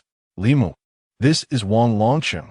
Upon hearing the voice emanate from the watch, Li Mu and his companions felt a surge of urgency. It had been over 10 minutes since Wang Longqing had issued his orders, and the renewed contact indicated that their location had been pinpointed. However, the ensuing words plunged them into despair. "You're deep within the fog, making it difficult to locate you. Find a way to move quickly in one direction." Understood. Li Mu had no other choice but to lead his team in a unified retreat. At that moment, a thunderous roar erupted from the dense fog ahead. The sound reverberated in their minds, compelling them to cover their ears. The terrifying sound waves churned the mist into a chaotic turmoil, revealing a colossal skeletal demon charging towards them, towering at nearly 6 meters tall. Chapter 47. The 72 transformations as they beheld the colossal bone demon charging toward them. Li Mu and his companions felt an overwhelming darkness envelop them. The largest bone demon they had previously encountered measured merely 4 meters. Yet this one loomed at an astonishing 6 meters. It was a 4th-tier monster. Scatter. Mayun Bilol. Confronting the onslaught of this 4th-tier bone demon head-on could result in being crushed underfoot. However, the group soon realized they seemed to be ensnared. their bodies unnaturally rigid and heavy, barely able to shift aside. Rolling away was utterly beyond their capabilities. Li Mu could only shout, "Freeze!" In an instant, the massive bone demon halted in its tracks, even the momentum of its charge seemingly dissipating. It felt as though it was not the demon's body that had been immobilized, but rather the very fabric of time and space surrounding it. Suddenly, everyone felt a lightness as they awkwardly rolled to the side. Merely half a second later, the bone demon was back in motion, thundering past them with a deafening roar. Ma Jun and the others gazed at Li Mu with astonishment. With just a single command, the beast had come to a standstill. Their bewilderment surpassed even the relief of narrowly escaping annihilation moments before. "Stop dawdling. Attack!" Li Mu commanded, snapping them back to reality. At that moment, the bone demon's claws dug deeply into the ground as it skidded to a halt, carving long furrows in its wake, dust swirling around them. Yet before they could launch their assault, the ground trembled violently. 6 or 7 smaller bone demons followed closely behind, crashing through the defenses of Li Mu's group, plunging the scene into utter chaos. "Do not disperse," Ma Jun roared, his large blade suddenly doubling in size to become a 2-meter-long broadsword. As he swung it, a fierce wind surged forth, and with one decisive strike, he cleaved a 3-meter-long bone demon in half. The others swiftly regained their footing, battling the bone demons that surrounded them. Meanwhile, Li Mu was already entangled in combat with the gigantic bone demon. As the creature's colossal claws descended upon him, a resplendent golden shield, resonating with a dragon's roar, materialized before Li Mu. A resounding thud echoed as the giant claw shattered the shield. The explosion resonated like a dragon's cry, reverberating through the heavens. The tremendous shockwave sent the bone demon staggering backward. Seizing the moment, Li Mu advanced and delivered a crushing blow to the demon's jaw. Yet, as expected of a 4th-tier monster, the bone demon retaliated with blinding speed, its jaw bursting forth with flesh, and it struck back with a vicious swipe. The claw struck Li Mu, sending him hurtling through the air, crashing to the ground with 3 gaping wounds torn into his waist and back. This marked the first time he had sustained such severe injuries in the abyss. A wave of dread washed over Li Mu. Had he not consumed 2 low-grade solidifying pills earlier, augmenting his resilience, he feared that this claw would have ripped his very organs from his body. Before he could rise, the bone demon lunged at him once more, its claw poised to strike again. Li Mu was struck with terror. The creature's speed and ferocity were astonishing, its defenses weak, but its attacks alarmingly swift. He had no time to recover and could only raise his staff to brace against the impending blow. Suddenly, Ma Jun burst forth from the shadows. His blade had long since shattered into 2 pieces, yet he hurled his body against the claw of the bone demon with tremendous force, deflecting it just enough for the claw to slam into the ground beside Li Mu, creating a massive crater. The others swiftly came to support him. No matter how menacing the small bone demon was, it could not compare to the threat posed by the colossal bone demon. Li Mu could not withstand alone. However, just as Ma Jun had pushed away the giant claw, a bone knife unexpectedly sprang forth from the side of the bone demon. It struck with blinding speed, slicing cleanly across Ma Jun's calf. With a sickening crack, both of his lower legs were severed below the knees, like a war horse that had lost its legs. He collapsed with a heavy thud, rolling some distance away. Even this rugged man let out a heart-wrenching scream. Everything transpired so swiftly and so close to Li Mu. Blood splattered directly onto his face. Damn it! Li Mu had no time to be shocked or dazed. He roared as he sprang to his feet, swinging his staff wildly at the bone demon. Zhao Meiding hurried to assess Ma Jun's condition, while Zhang He and Song Biao flanked Li Mu, attacking from 3 sides. The giant bone demon was ferocious and alarmingly swift, holding its ground against 3 attackers. Li Mu's immobilization technique had a cooldown of 1 minute. He had intended to buy time, but within that minute, both Zhang He and Song Biao were grievously injured. They were both at the peak of the 2nd tier, utterly unable to withstand the bone demon's onslaught. A single hit meant shattered bones and torn sinews. When Song Biao was flung backward, the cooldown for Li Mu's immobilization technique came to an end. His eyes turned crimson with rage. He leaped high into the air, be immobilized.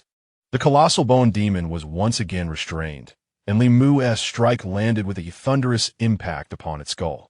The demon's head exploded like a water balloon, with its neck pierced through as well. The giant bone demon fell to the ground with a resounding crash, and the bodies of 6 or 7 small bone demons littered the ground. The group gained a fleeting moment to catch their breath. At that moment, Ma Jun's features were twisted in pain, while Zhang He lay bleeding from his head, already slipping into unconsciousness. Song Biao's leg had suffered severe trauma, rendering it shattered. Even Zhao Meiding had a broken arm, her shoulder crushed, the limp appendage hanging uselessly. Li Mu retrieved a vial of medicine from a storage ring and handed it to Zhao Meiding. He administered hemostatic agents to each of them, while he himself tightly bound the wounds of Ma Jun and the others with strips of cloth. Zhao Meiding, however, was inconsolable, having completely broken down. The grievous injuries of her companions were heart-wrenching, each of them teetering on the brink of death. The endless thick fog, each bone demon that suddenly emerged, was a lethal blow. The overwhelming sense of unknown terror left one unable to remain calm, leading to utter despair. She shook her head, crying out, "Let us go. There is no hope left. You must leave now." The 4 had lost their capacity to act. They could not survive the next wave of bone demon attacks. Li Mu still had the chance to flee. There was no need for him to accompany them to their demise. "Hurry!" Li Mu shouted sharply, startling Zhao Meiding into silence. As he secured Ma Jun's wounds, the haunting cries of the bone demons echoed once more in the vicinity, drawing ever closer. Wang Longsheng and the others clenched their fists tightly, feeling a surge of anxiety for the vanguard team. To be fair, the vanguard team was indeed formidable. Confronted by a 4th-tier bone ghost accompanied by 7 3rd-tier bone ghosts, and in such foggy conditions that greatly favored the bone ghosts, their survival was nothing short of miraculous. Their responses were nearly flawless. The only fault lay in the terrifying nature of the bone ghosts. In this mist, humans were mere prey, while the bone ghosts held an undeniable advantage as hunters. However, Wang Longsheng hesitated to issue commands to Li Mu. At this moment, he could not intervene in Li Mu's choices. Deep down, he wished for Li Mu's survival, yet he could never allow him to abandon his comrades. Although the current situation differed from that of the previous loyalty team, even if Li Mu were to forsake his teammates, it would be understandable. But soon, the answer became apparent. Li Mu pondered briefly before suddenly shedding his cloak with a swift motion. As the cloak billowed in the wind, it expanded dramatically, enveloping all 4 of his teammates. Zhao Meiding and Song Biao reached out to catch the cloak, looking at Li Mu with confusion. "Hide beneath this. Seal it tightly and mask the scent of blood." Li Mu uttered these words and said no more. He then opened his system panel. Having been on high alert without a moment's respite, Li Mu had accumulated a remarkable 912 victory points. He quickly located the spell capable of turning the tide. The 72 Transformations. Chapter 48. The Prey Becomes the Hunter. A reversal of offense and defense, Li Mu instantaneously unlocked the art of the 72 Transformations. Cost: 200 battle points. Unlocks the divine ability 72 Transformations. 72 Transformations. Transforms into various entities, acquiring their characteristics while retaining physical strength. Transformation consumes true energy continuously. The 72 transformations are not numerical divine abilities. Thus, they belong to the category of skill trees. Li Mu proceeded to unlock the first transformation. Mosquito Transformation transforms into a mosquito, lacking any special traits, unable even to draw blood. Flight speed is contingent upon true energy consumption. Fortunately, the 72 transformations surprisingly have no cooldown. He spent an additional 100 battle points to illuminate the transformation technique. Li Mu allocated the remaining 600 points entirely to the binding technique. At present, Li Mu felt that a 1-minute cooldown period was excessively lengthy. Moreover, it consumed an extraordinary amount of true energy, with each use depleting 10 of his total energy. He had utilized it twice already. Since entering the abyss, His total energy expenditure in all battles had only amounted to 30. Yet, those 2 uses of the binding technique had consumed 20. Li Mu now had just over half of his true energy remaining, and there were still 40 minutes until the fog dissipated. With 600 battle points, Li Mu illuminated 4 nodes in the binding technique skill tree. Binding technique energy consumption reduced to 5 per use. Binding technique cooldown reduced to 50 seconds. Binding technique cooldown further reduced to 40 seconds. When attacking bound enemies, inflict an additional 10 damage based on true energy strength. Li Mu operated with remarkable speed. To Zhao Meiting and the others, it seemed as though Li Mu had merely stood there for a second, lost in thought. They had come to understand why Li Mu had provided them with cloaks.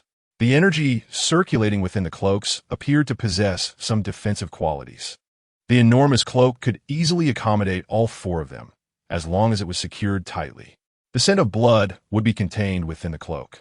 The bone spirits were particularly sensitive to the smell of human blood. As the external scent gradually dissipated, they effectively rendered themselves invisible within a small radius. Li Mu, what do you intend to do? At that moment, Wang Longcheng, visibly anxious, directed his question toward Li Mu. Li Mu's gaze swept coldly across the surroundings, activating his fiery eyes to lock onto a bone spirit charging toward him. He wiped the blood from the corner of his mouth and replied to Wang Longcheng with a single word: kill. The moment Li Mu finished speaking, he vanished with a soft poof in the terrified eyes of the onlookers. He simply disappeared into thin air. A bone spirit roared as it charged forward, striking precisely where Li Mu had stood moments before. However, the bone spirit collided with emptiness. The bewildered bone spirit shook its head and glanced around, seemingly perplexed about the whereabouts of the person who had just been there. Yet it soon detected a scent and focused its gaze on the individuals concealed beneath the cloak. Just as it was about to excitedly rush toward them, a sudden gust of malevolent wind appeared behind it. A long staff swept through the air with a sound like a whisper, seemingly materializing out of nowhere. It came crashing down upon the bone spirit. Bang! In an instant, the bone spirit's skull was shattered. Li Mu revealed his form and swiftly vanished into the mist once more. Zhao Meiting, Song Biao, and Ma Jun tightly draped their cloaks over their bodies, exposing only 3 pairs of eyes peering outward. When they witnessed Li Mu disappearing into thin air, only to reappear behind the monstrous creature and deliver a devastating blow, they were utterly shocked. What techniques did Li Mu possess? His words seemed to command reality, allowing him to vanish and reappear at will. Which institution could possibly have taught such extraordinary skills? Their bewilderment was palpable. At that moment, the command center was eerily silent. Wang Longcheng leaned on the command platform, his fierce gaze fixated on the large screen. Even he struggled to comprehend how Li Mu accomplished such feats. How could he suddenly become invisible? Such abilities were not unheard of, but certainly not within the grasp of someone of his rank. Not to mention, even as Wang Longcheng had ascended to the Xian rank, discovering such elusive and enigmatic techniques was exceedingly difficult. He questioned whether, without a spatial affinity, one could even learn such skills. How could this be possible? I have never encountered such powers before. The instructor marveled aloud. It must be a talent. His abilities have undergone a mutation. Wang Longcheng deliberately made this remark for those around him to hear. During a previous conversation, he had inquired about Li Mu's ability to use the immobilization technique, which Li Mu had also employed in their initial battle. Li Mu explained that it stemmed from a mutation of his innate talents, a claim Wang Longcheng found credible and thus accepted without reservation. Regardless of whether these abilities were indeed a result of a talent mutation, Wang Longcheng felt compelled to vouch for Li Mu. He must protect the privacy that Li Mu wished to safeguard. Following Wang Longcheng's statement, the surrounding individuals saw their doubts diminish significantly, completely engulfed in astonishment. However, this was merely the beginning. Li Mu, like a wraith, flitted within a radius of several meters around Ma Jun and his companions. The air was filled with the eerie howls of skeletal demons. Whenever a skeletal demon approached Ma Jun and his group, upon their sighting of the creature, Li Mu would invariably materialize behind it, delivering a fatal strike. With the passage of time, the scent of blood from Ma Jun's group was thoroughly concealed beneath the vast cloak. Yet the wound on Li Mu's waist continued to emit a pungent odor of blood. This led to a bizarre scene. All the skeletal demons converged towards Li Mu, only to find nothing but air, leaving them bewildered as they searched around. Upon their astonished discovery of Ma Jun and his companions, Li Mu would strike again, killing them instantly 3, 5, 10, 20. The skeletal demons appeared with increasing frequency, yet Li Mu dispatched each one with ease. Unbeknownst to anyone, every slain skeletal demon released an invisible energy that continually converged upon the cloak covering Ma Jun and the others. The silver ring on the back of the cloak gradually took on a faint crimson hue. As time flowed on, nearly half an hour passed, and the mist began to subtly thin. The individuals within the command center could hardly muster a smile. Trouble loomed as Li Mu's speed began to wane. The instructor, filled with concern, lightly thumped the table with his hand. His vital energy had been depleted, evidently due to the excessive consumption required for his invisibility. However, what he exhibited was not mere invisibility. It seemed more akin to transformation. It appeared as though he had morphed into a diminutive insect. Whispers circulated among the crowd, with some sharp-eyed observers already noting Li Mu's transformation into a flying creature. At this moment, Li Mu was indeed at the end of his strength. He had not maintained his transformation throughout. The process demanded a continuous drain of vital energy. Should he sustain the transformation indefinitely, the toll would be extraordinarily severe. Li Mu estimated that even in a fully charged state, he could only maintain the transformation for a maximum of 10 minutes before his energy would be entirely exhausted. Thus, he merely navigated through the surrounding mist, ready to utilize his keen eyesight at the slightest disturbance. Upon detecting an approaching monster, he would transform into a mosquito and launch a surprise attack from behind. He dared not remain transformed for more than 5 seconds at a time, and even his keen sight required a continuous expenditure of energy, allowing him only a fleeting second of clarity. Now, however, Li Mu's vital energy had been utterly depleted. He had returned from the thinning mist to the side of Ma Jun and the others, clearly unable to conceal himself as he had moments before. With determination, Li Mu drove his weapon deep into the ground, tore off a strip of cloth, and tightly bound the wound at his waist, adjusting his sleeves with care. Witnessing this scene, Ma Jun and the others' eyes shimmered with anguish. If Li Mu were to perish in his endeavor to protect them, they would never find solace in their lives. Li Mu. Ma Jun's voice trembled, yearning to express something. Yet, Li Mu responded with a resolute smile. 10 minutes. The mist will last no more than 10 more minutes. If it is not dispersed by then, I promise you, I will depart. The Yao Gu was Li Mu's trump card. As the mist thinned, should he truly reach his limit, he would certainly allow the Yao Gu to lead him away. Yet, he was evidently not at that juncture just yet. At this moment, he could discern a shadow swiftly advancing through the mist without even needing his keen sight. Li Mu called out before that, "Hide. Do not come out and complicate matters." With that, he brandished his weapon and delivered a sweeping strike. Earlier, Li Mu had amplified his strength using the donjon technique, combining it with the weight of his formidable weapon. This strike sent the rushing bone demon crashing to the ground. However, lacking vital energy, the blow did not deliver a fatal blow. Thus, Li Mu swiftly followed up with another strike, barely shattering the demon's skull. Almost immediately, a second bone demon charged at him. Li Mu replicated his previous method, delivering 2 strikes to dispatch it. Within the command center, a cacophony erupted. Someone incredulously queried, "Is this lad truly planning to rely solely on his physical prowess to endure these 10 minutes?" Chapter 49. The Final Guardian. The Circle of Corpse Mountains. It has been proven that their assumptions were indeed correct. Li Mu exhibited a conspicuous lack of vital energy fluctuations. He was barely sustaining the operation of the mountain-bearing technique solely through the continuous restoration of his vital energy from the essence of his dantian. Wielding the thorny rod with sheer physical strength, Wang Longqing's fists were clenched tightly, and he instructed his aide, Zhang, in a hushed tone. "You go." "Yes." Zhang acknowledged the command and strode purposefully out of the command room. The surrounding individuals were taken aback. It was evident that Wang Longqing intended for Zhang to personally prepare to assist Li Mu, ensuring that no mistakes would occur. As the commander, Wang Longsheng could not leave the command room until the battle concluded, for such an action would invite criticism. However, dispatching his aide illustrated the significance he attributed to Li Mu. The surrounding mist began to dissipate, yet the frequency of the approaching bone specters intensified. Li Mu's attacks grew increasingly feeble. What began with dispatching 2 foes with a couple of strikes had escalated to 3, then to 4, struggling to slay even one. When 2 bone specters charged simultaneously, Li Mu was at times overwhelmed, pushed down and ground into the earth.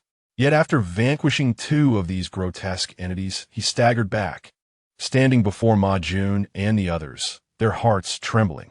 Li Mu's bloodied figure was marked with numerous wounds, his entire form soaked in what was indiscernibly either his blood or that of the monsters. Despite this, he maintained an upright posture. Ma Jun had contemplated rushing out to assist, yearning to lend a hand, yet they understood that in their current state, they would only hinder Li Mu's efforts. Song Biao and Zhao Meiting had already shattered 2 return stones in succession, hoping that the thinning fog would allow the teleportation array to activate. Alas, disappointment ensued, for within the confines of their domain, the return array remained utterly inoperative. Blood nearly saturated the ground, and the pile of bone specter corpses began to obstruct Li Mu's line of sight. He moved like a flawless war automaton, wielding his weapon with relentless determination. Initially, Li Mu could still execute the flowing cloud 3-tremor staff technique without any vital energy, maintaining the agility of the earthly steps. However, as the battle wore on, all semblance of his former prowess faded, leaving only a staggering body, swinging the staff to block and strike. At that moment, the mist had almost entirely cleared. The surrounding bone specters, akin to autumn mosquitoes, became frenzied, as if sensing their impending demise. Li Mu, having been struck in the eye by one specter, retaliated with fervor, yet staggered as he swung his staff into the void, launching several desperate strikes in rapid succession. This scene brought tears to Ma Jun and his companions, while those in the command post felt a chilling dread. Li Mu had seemingly lost consciousness. He moved as if entirely devoid of awareness, his body mechanically wielding the weapon against non-existent foes. At that critical juncture, 2 bone specters, each towering 4 meters high, soared towards him, their target unmistakably Li Mu. Zhao Meiting could no longer remain a passive observer. She was the only one whose legs could still move. With a sudden flourish, she threw aside her cloak and charged out, enveloping the defenseless Li Mu in her embrace. With her back turned to the 2 skeletal demons, a green aura of true energy rose around her, forming a protective shield. However, her energy reserves were dwindling. Even if the shield could withstand the monstrous assault, she would be left vulnerable and unable to retaliate. Song Biao and Ma Jun were also nearing their limits. They could not bear to watch Li Mu perish. Dragging their injured legs, they hastily crawled over to him, seizing their weapons. In a desperate act, Ma Jun lifted his injured calf, ripping open the freshly bandaged wound of Li Mu. Blood gushed forth anew. With a roar of defiance, he shouted, "Come at me. Come on," solely to draw the skeletal demon's attention. The command center, observing from a divine perspective, felt a collective pang in their hearts. At that moment, the essence of guardianship became strikingly clear within this small band of warriors. Just then, a figure surged forth from the distance. Swift as a shooting star, it outpaced the 2 skeletal demons from behind. Leaping high, it crashed down upon one of the demons with a thunderous impact. Astonishingly, it seized the demon's spine with bare hands, wielding it like a weapon to strike the other demon fiercely. With a resounding crack, both skeletal entities crumbled into a mushy ruin. The force of the impact carved a long trench into the ground, dirt flying and dust swirling around. Emerging from the haze was none other than Vice Officer Zhang. At that moment, the fog had completely dissipated. Li Mu seemed to sense Zhang's arrival, momentarily like a marionette severed from its strings. He dropped his weapon, collapsing into Zhao Meiting's embrace. With Zhang present, their safety was assured. Zhao Meiting, overwhelmed with emotion, wept as tears streamed down her face onto Li Mu. "You lied. You lied.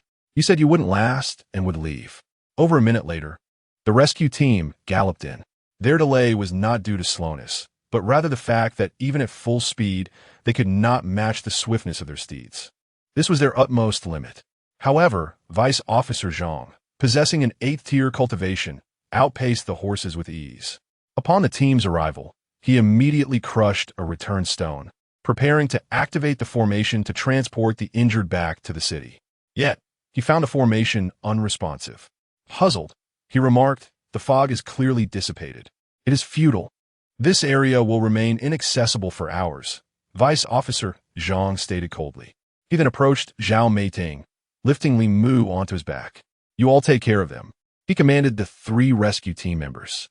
With Li Mu under his personal protection, the trio swiftly hoisted Ma Jun and the others onto their horses, ensuring to include Ma Jun's severed legs. One of the team members stepped forward to retrieve Li Mu's weapon, the thorny staff. As he reached for it, he leaned forward, ready to mount the horse with it in hand.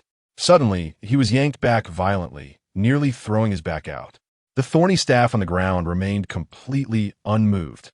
"Goodness!" This fellow instinctively cursed under his breath, then spread his legs apart, gripping the thorny staff with both hands. With a sudden exertion of strength, the veins in his arms bulged as he barely lifted the staff. "How could this thing be so heavy?" he exclaimed in shock.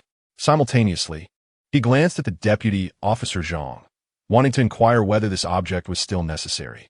For if he were to carry it, it would be utterly impossible. Even his horse could not bear it. The only ability of Li Mu that did not require significant consumption of true energy was the divine weapon technique. Li Mu could freely apply or withdraw this technique from any weapon, as long as he possessed even the slightest trace of true energy. The divine weapon technique could persist indefinitely. Before Li Mu lost consciousness, he had not retracted the technique. Thus, the thorny staff still weighed over 700 pounds. "Give it to me." Deputy Officer Zhang stepped forward to take the thorny staff. Upon grasping it, he was taken aback. Holding it with one hand and giving it a gentle swing, he found it unwieldy. Even for himself, utilizing this object as a weapon would require considerable adaptation. After all, he was an 8th-tier Huang-level warrior. Yet Li Mu casually wielded this as a weapon. No wonder this young man was as formidable as a monster. "Let us depart." Deputy Officer Zhang noticed that the others were ready. With Li Mu on his back, he prepared to leave. However, he suddenly sensed a significant surge of energy emanating from Li Mu's body. Then, with a thunderous roar, a torrent of energy erupted from within Li Mu, shooting a beam of white light straight into the sky. Joy surged among the crowd. "Has he broken through?" one rescue team member exclaimed. Another nodded in agreement, surveying the surroundings and reflecting. In such a life-or-death battle, if he were at his bottleneck, this would undoubtedly be an opportune moment for a breakthrough. This was a struggle for life itself. Everyone felt this sentiment deeply as they stood amidst a pile of corpses, providing a clear view of the surrounding sea of bodies and blood. In the command room, Wang Longsheng and others raised the camera for a clear perspective.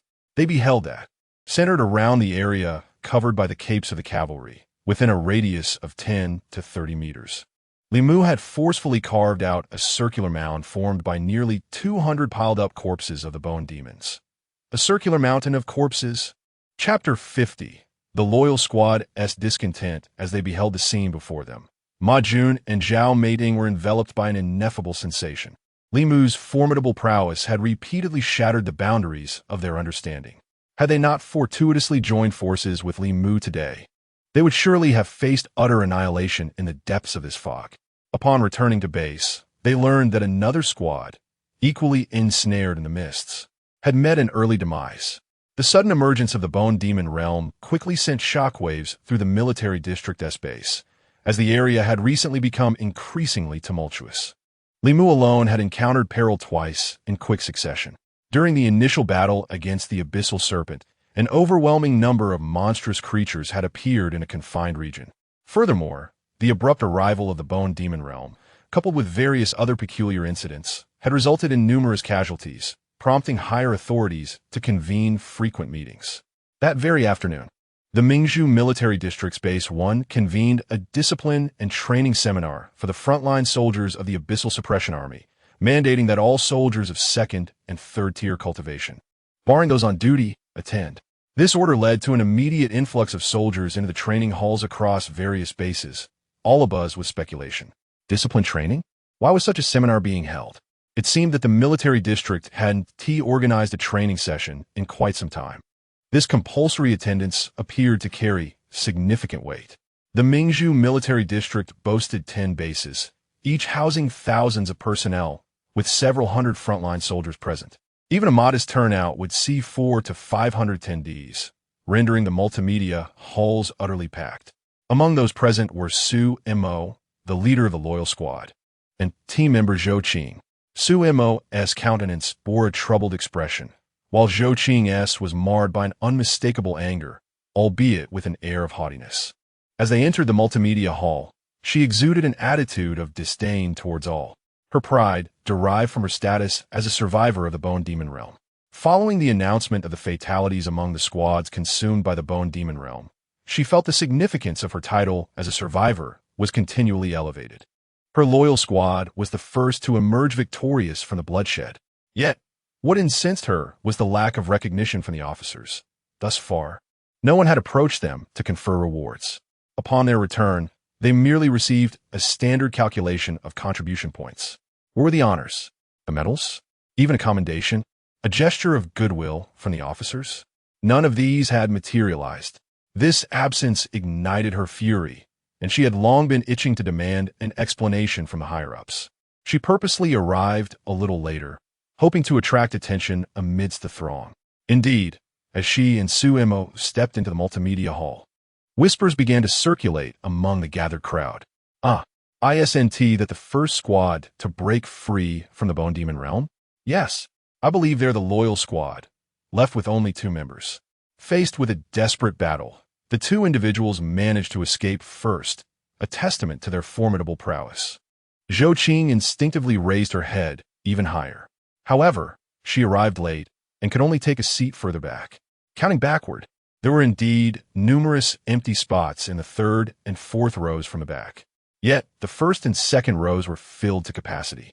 This was not merely a preference for sitting at the back. Those seats were occupied entirely by reserves, all of whom were students like Li Mu, still pursuing their studies at university. This practice had become an unspoken rule within the Zhenyuan Army. During such collective activities, it was advisable for reserves to cluster together in the corners. Should one be so oblivious as to sit among the veterans, they would surely face repercussions. Even if not physically harmed or verbally abused, a few reprimanding words would be inevitable, and a careless moment could easily lead to a beating. Such occurrences were commonplace within the military framework. Even if one were not a so-called inexperienced reserve, they were still considered a rookie. Thus, this tacit understanding had become a customary norm. Upon seeing Zhou Qing and Su Mo approach, the reserve recruits in the 3rd-to-last row hastily stood and shifted aside, albeit reluctantly. Zhou Qing, however, was invigorated by the moment. Addressing the 2 new recruits preparing to sit, she exclaimed, "Did I permit you to occupy this row? Get to the back. If there are no seats, then stand." Her reprimand served merely as an outlet for her frustration, a way to draw attention to herself as one of the first teams to emerge from the blood-soaked realm of the Bone Ghosts. Chastising a couple of rookie recruits was hardly out of the ordinary. Who would dare to object? If you do not grant me merit or elevate my status, then I shall elevate myself. The 2 reserves exchanged glances, their anger palpable, yet they remained silent and moved to the back.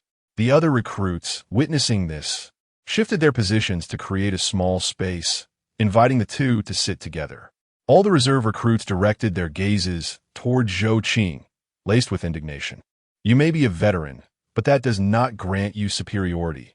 We have consciously avoided your presence. Your unwarranted cruelty is excessive." Zhou Qing, noticing this scene, felt her ire intensify. "So, you have some sense of loyalty, do you? Did I not instruct them to stand? Are my words falling on deaf ears? If you prefer to offer your seats, then let none of you sit. All of you stand." Zhou Qing's thunderous command echoed through the air. Her pent-up rage had already been directed at the 2 inept reserves, and the audacity of others to glare at her only served to heighten her fury. What right do you have to stare down a member of the first surviving squad? Su Mo, standing beside her, furrowed his brow and tugged at Zhou Qing's clothing. Many in front turned to look. So you cannot hear my words? Seeing the reluctance of those present, Zhou Qing's anger flared once more. She rose to her feet, pointing at them with wide eyes. The reserve recruits, exhaling resignedly, had no choice but to stand. No one spoke on their behalf. In this environment, they could only endure in silence. Zhou Qing, with a tinge of irritation, finally took a seat. After a brief interval of over 10 minutes, the seats were filled with the incoming soldiers. A group of officers then entered through the front gate. As the lights dimmed, the large screen at the front began to showcase a compilation of materials prepared by the command center. A commanding instructor ascended the stage and pronounced with a grave tone, "I trust that you all have heard numerous rumors regarding the Bone Demon Domain. The circumstances and challenges of the abyssal warfare have become increasingly dire. The strength of our soldiers urgently requires enhancement. However, I must emphasize that what is more crucial than augmenting our strength is the rectification of our military conduct. The Zhenyuan Army is a formidable force that can confidently entrust their backs to their comrades. In team operations, only through unity, protection, and mutual support can we repeatedly survive the terrifying battles of the abyss. Yet, there will always be some inept individuals who serve as excellent examples of what not to be. In light of today's operational footage from the Bone Demon Domain, we have compiled a video. This includes not only educational content about the Bone Demon Domain, but also extreme examples from both sides. Everyone, open your eyes wide and clearly discern the kind of person you aspire to become. Let the playback commence. Chapter 51, you mentioned earlier that you also have achievements in battle. The instructor commanded, "Play the footage." Instantly, the large screen at the front began to showcase a video. As it was a compilation promotional piece, various editing techniques were employed, featuring numerous aerial perspectives from command centers.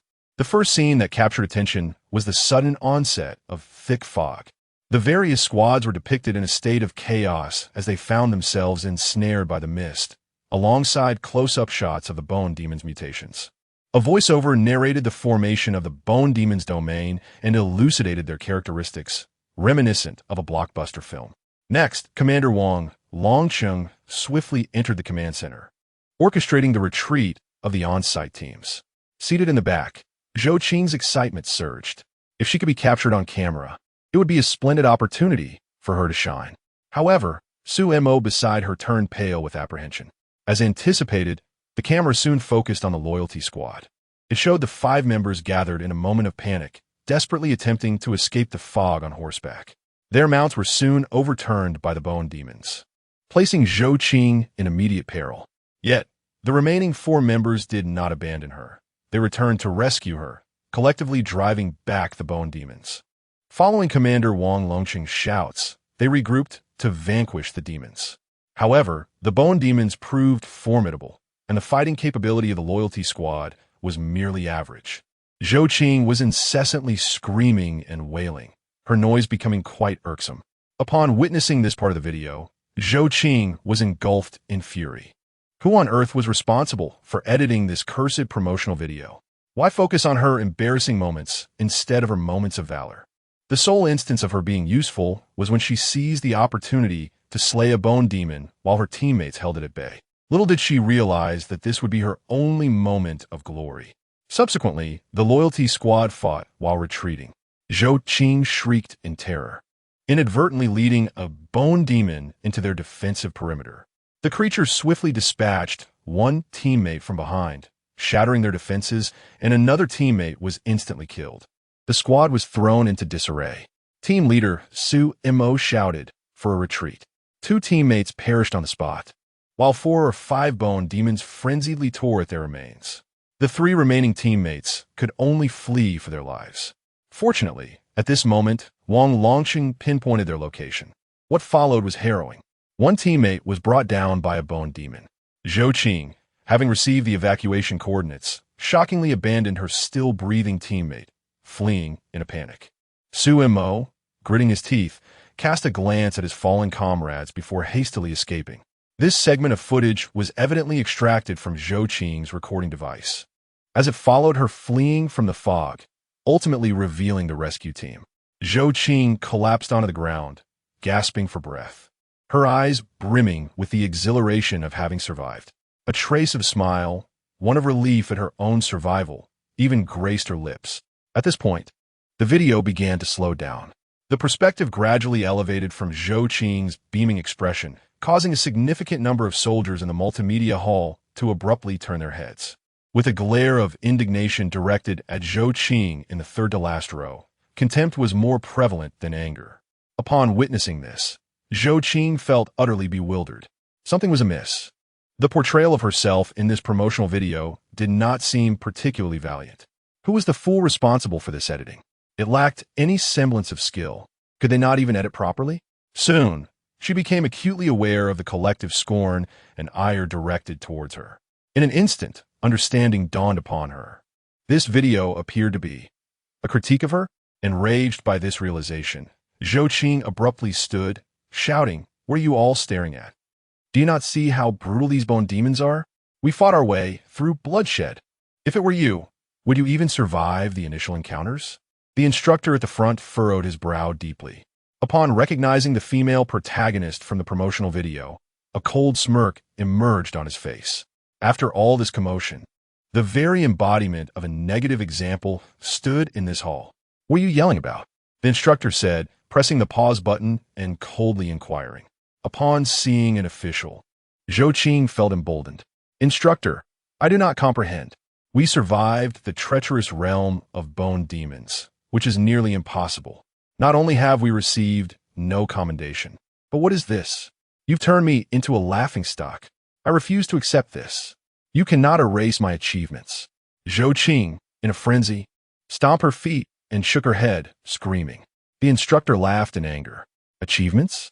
You killed 2 creatures throughout the ordeal, leading to 2 teammates' deaths and abandoning another. Assisting in the demise of 3 teammates. Your record is verifiable, is it not? This is your so-called achievement." Zhou Qing immediately pointed at the screen. "Did you not witness the ferocity of these bone demons? To have fought like this, I dare say few squads could accomplish such a feat." Her chest heaved with rage, her forehead veins bulging. Her words insulted the other squads, implying that none compared to her.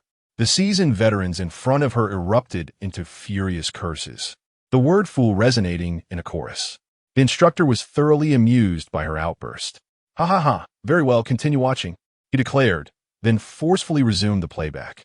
As the promotional video restarted, following several scenes of various squads retreating, it finally delved into the main narrative.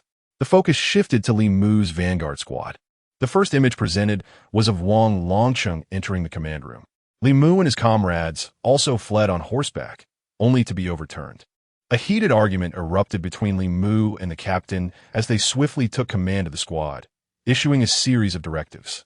They began to elucidate the nature of the bone demon realm with a level of detail that rivaled even educational material. After Li Mu finished speaking, it took over a minute for Wang Longcheng to enter the command room. Subsequently, the command center provided a close-up of the squad's information. Vanguard Squad, member Li Mu, Reserve. The words Reserve appeared, causing everyone to draw a sharp breath. They simultaneously cast their gazes toward the last 2 rows of standing reserve soldiers in the hall. These recruits exchanged bewildered glances, astonished to see reserve footage on the television. What followed was a genuine astonishment. In comparison to the previous loyal squad, the Vanguard Squad appeared almost divine. Not only did they exhibit seamless coordination, but their individual combat prowess was also formidable. Ma Jun wielded his great blade with exceptional skill. Zhang He and Song Biao danced with blades and firearms, ensuring a defense without any vulnerabilities. Zhao Meiding consistently dealt devastating blows to the bone demons with her arrows. Yet, the most terrifying of all was the reserve soldier. Ma Jun stood strong alone, but Li Mu could withstand multiple foes. With his staff in hand, any strike was certain to shatter bones and sever tendons. Without delving into the inter-squad comparisons, the disparity between the female members of the 2 teams was stark. Zhou Qing and Zhao Meiting were worlds apart. From this moment onward, the scene was electrifying. As a giant bone demon emerged, life and death battles ensued. Li Mu swiftly dispatched the large bone demon, With 4 teammates gravely injured, Li Mu draped his cloak over them. Then, with a whoosh, he vanished. Zhou Qing, pale-faced, seized the opportunity to retaliate. She stood up and shouted, "Look!" He abandoned his teammates. This is the reserve. She had already realized that this Li Mu was the very reserve soldier she had rejected in the mission zone. She was astonished by his remarkable combat skills. However, before the instructor could respond to her outburst, the nearby veterans stood up in unison, turning to glare at her. One, standing especially close, shouted vehemently, "If you utter another word and disrupt my viewing, I'll make you regret it." The onlookers, fueled by the Vanguard squad's battle, were already brimming with adrenaline, only to be interrupted by this foolish woman's shout. Many presumed that Li Mu would abandon his teammates next. Yet, Zhou Qing's words soon became a jest. As the bone demons appeared, Li Mu commenced his ghostly performance. His figure melded into the thick mist, always circling around the 4 teammates cloaked beneath his cover. Any bone demon daring to approach his companions was swiftly dispatched by Li Mu's staff. Gradually, the mist thinned, and Li Mu began to exhaust his energy, resorting to his physical prowess to withstand the monsters. Over these 10 minutes, the soldiers of the Zhenyuan Army witnessed the true essence of bloody combat. Especially in the end, Li Mu, in a trance, swung his staff at the air before him. Zhao Meiding rushed forward to embrace him. Ma Jun and Song Biao crawled out from beneath the cloak. Ma Jun tore into his own calf, shouting to attract the monsters. The background music took on a tragic tone. These scenes prompted countless Zhenyuan soldiers to rise slowly, fists clenched, standing solemnly. When they witnessed Vice Officer Zhang arrive, slaying the monsters and rescuing Li Mu and the others, the hall erupted with subdued cheers of good. Good. The final frame of the video crystallized on Li Mu soaring upward in a burst of white light. The camera slowly ascended, and, as the mist dissipated, it revealed the circular mound of corpses surrounding the hiding place of his 4 teammates, a testament to Li Mu's fierce battle. The scene is profoundly moving, depicting an individual who has gone to great lengths to safeguard their comrades. This embodies the essence of a warrior. This exemplifies true strength. As the promotional film concludes, the lights in the hall illuminate once more. The instructor casts a cold glance at Zhou Qing and inquires, "You just claimed that you too have emerged from the crucible of battle. You possess military achievements as well." Chapter 52. I thought you were impressive, but you turn out to be. At this moment, everyone in the hall turned their gaze toward Zhou Qing. After watching the video, her face had turned a ghostly white, startlingly pale. Until now, all her arrogance stemmed from her belief in her own superiority. She had not witnessed how other teams fought their way through. She thought merely surviving in the dense fog was a remarkable feat. When she saw the Vanguard team slaughtering monsters with fervor, she merely believed they had executed their defensive stances well. However, witnessing Li Mu's display of protecting his teammates was a level of prowess beyond her comprehension. The sheer carnage, a mountain of corpses and a sea of blood, with over 200 skeletal demons strewn about. How could one individual possibly achieve such a feat? In comparison to the Vanguard team, her own group's name felt like a joke. In an instant, all of Zhou Qing's confidence crumbled to dust. Yet, the angriest of all was not Zhou Qing, but the 2 rows of reserves standing behind her. Nearly all the reserve recruits were seething with rage, their eyes blazing and their chests heaving. They were livid. "Damn it. I thought you were something special, treating us like we were your subordinates." Before she could finish her outburst, a young reserve soldier slapped Zhou Qing on the temple, causing her to stagger. Another reserve soldier quickly intervened, gesturing frantically to remind him that their instructor was still present. Unexpectedly, the young man shrugged off the restraint, rolling up his sleeves. "What are you holding me back for? Let me hit her." With that command, all the reserve soldiers surged forward, fueled by their fury. They had stood there for nearly 40 minutes, all for the sake of this wretched woman's words, and without any justification. Initially, they had thought she was formidable, only to discover she was nothing but a fool. What was this feeling akin to? It was like attending a university lecture, only to have a man in a lab coat walk in and instruct everyone to sample one another's feces. You didn't understand, but complied nonetheless. Then, at the end of class, several staff members from a mental institution arrived to cart him off in an ambulance, apologizing to you all as they left. The more they thought about it, the angrier they became. The veterans present did not intervene as Zhou Qing was assaulted. Typically, they might have been at odds with these reserves, as the reserves were all young men of 18, while the oldest among the veterans were in their 20s. Yet now, they glanced anxiously at their instructor, fearing his intervention in this petty matter. If they could have, they would have gladly taken a few swings at her. Witnessing the scene, the instructor acted as if he had seen nothing at all. With a wave of his hand, he led his subordinates out through the front door. Zhou Qing had endured a harrowing hour before being sent directly to the ICU. Meanwhile, at other bases, as the promotional video was released, Li Mu's name echoed throughout half of the military district. Most importantly, Li Mu single-handedly transformed the significance of the term reserve forces. Overnight, every reserve soldier across the military districts expressed immense gratitude towards Li Mu and his ancestors. The so-called veterans regarded them with newfound respect. Some third-tier reserve soldiers even received invitations to join various small teams. They began to comprehend that, in critical moments, knowledge can indeed be a lifeline. Setting aside Li Mu's extraordinary combat prowess, his understanding of the Bone Ghost domain and his initial deployment strategy for the team undoubtedly bought them considerable time and significantly enhanced their survival rate. While not every reserve soldier possesses knowledge akin to Li Mu's, at the very least, all reserves are in school, actively learning, which is far superior to those who have never set foot in an educational institution. That night, in the command center of the Pearl Military District, Li Mu slowly opened his eyes to find Wang Longsheng poring over a book in the lounge. "Commander," Li Mu weakly attempted to sit up, but Wang Longsheng immediately set the book aside and approached him, gently pressing him back down. "Don't move. I'm Fina. I need to go home." After assessing his condition and realizing he was not severely injured, he gritted his teeth, wanting to rise again. "Rest assured, I have already called your mother. I informed her that you'll be staying here for training and will not be returning today. Although your body is unharmed, you are severely fatigued mentally and need to rest more. If you go home in this state, your mother will worry herself sick," Wang Longsheng said with a smile.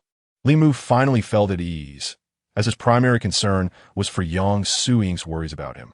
Glancing at the clock on the wall, he shyly inquired, "It's already 10 o'clock, Commander.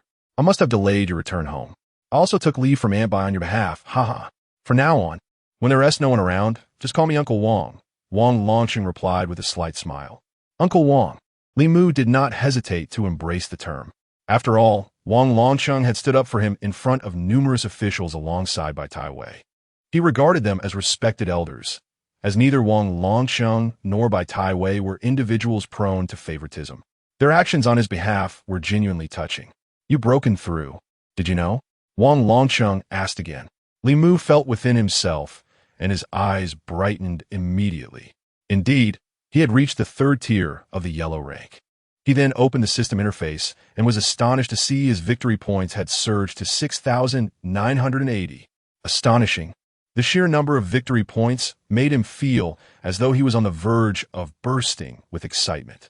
He suppressed his elation and smiled faintly. "Yes, I can feel it. Your speed of breakthrough is truly remarkable," Wang Longsheng remarked. "Anamalas talent, Li Mo chakalt." "Ha! Are you implying that you can immobilize monsters and transform into a mosquito, suddenly appearing behind a monster's head? Is all of this due to your anomalous talent?"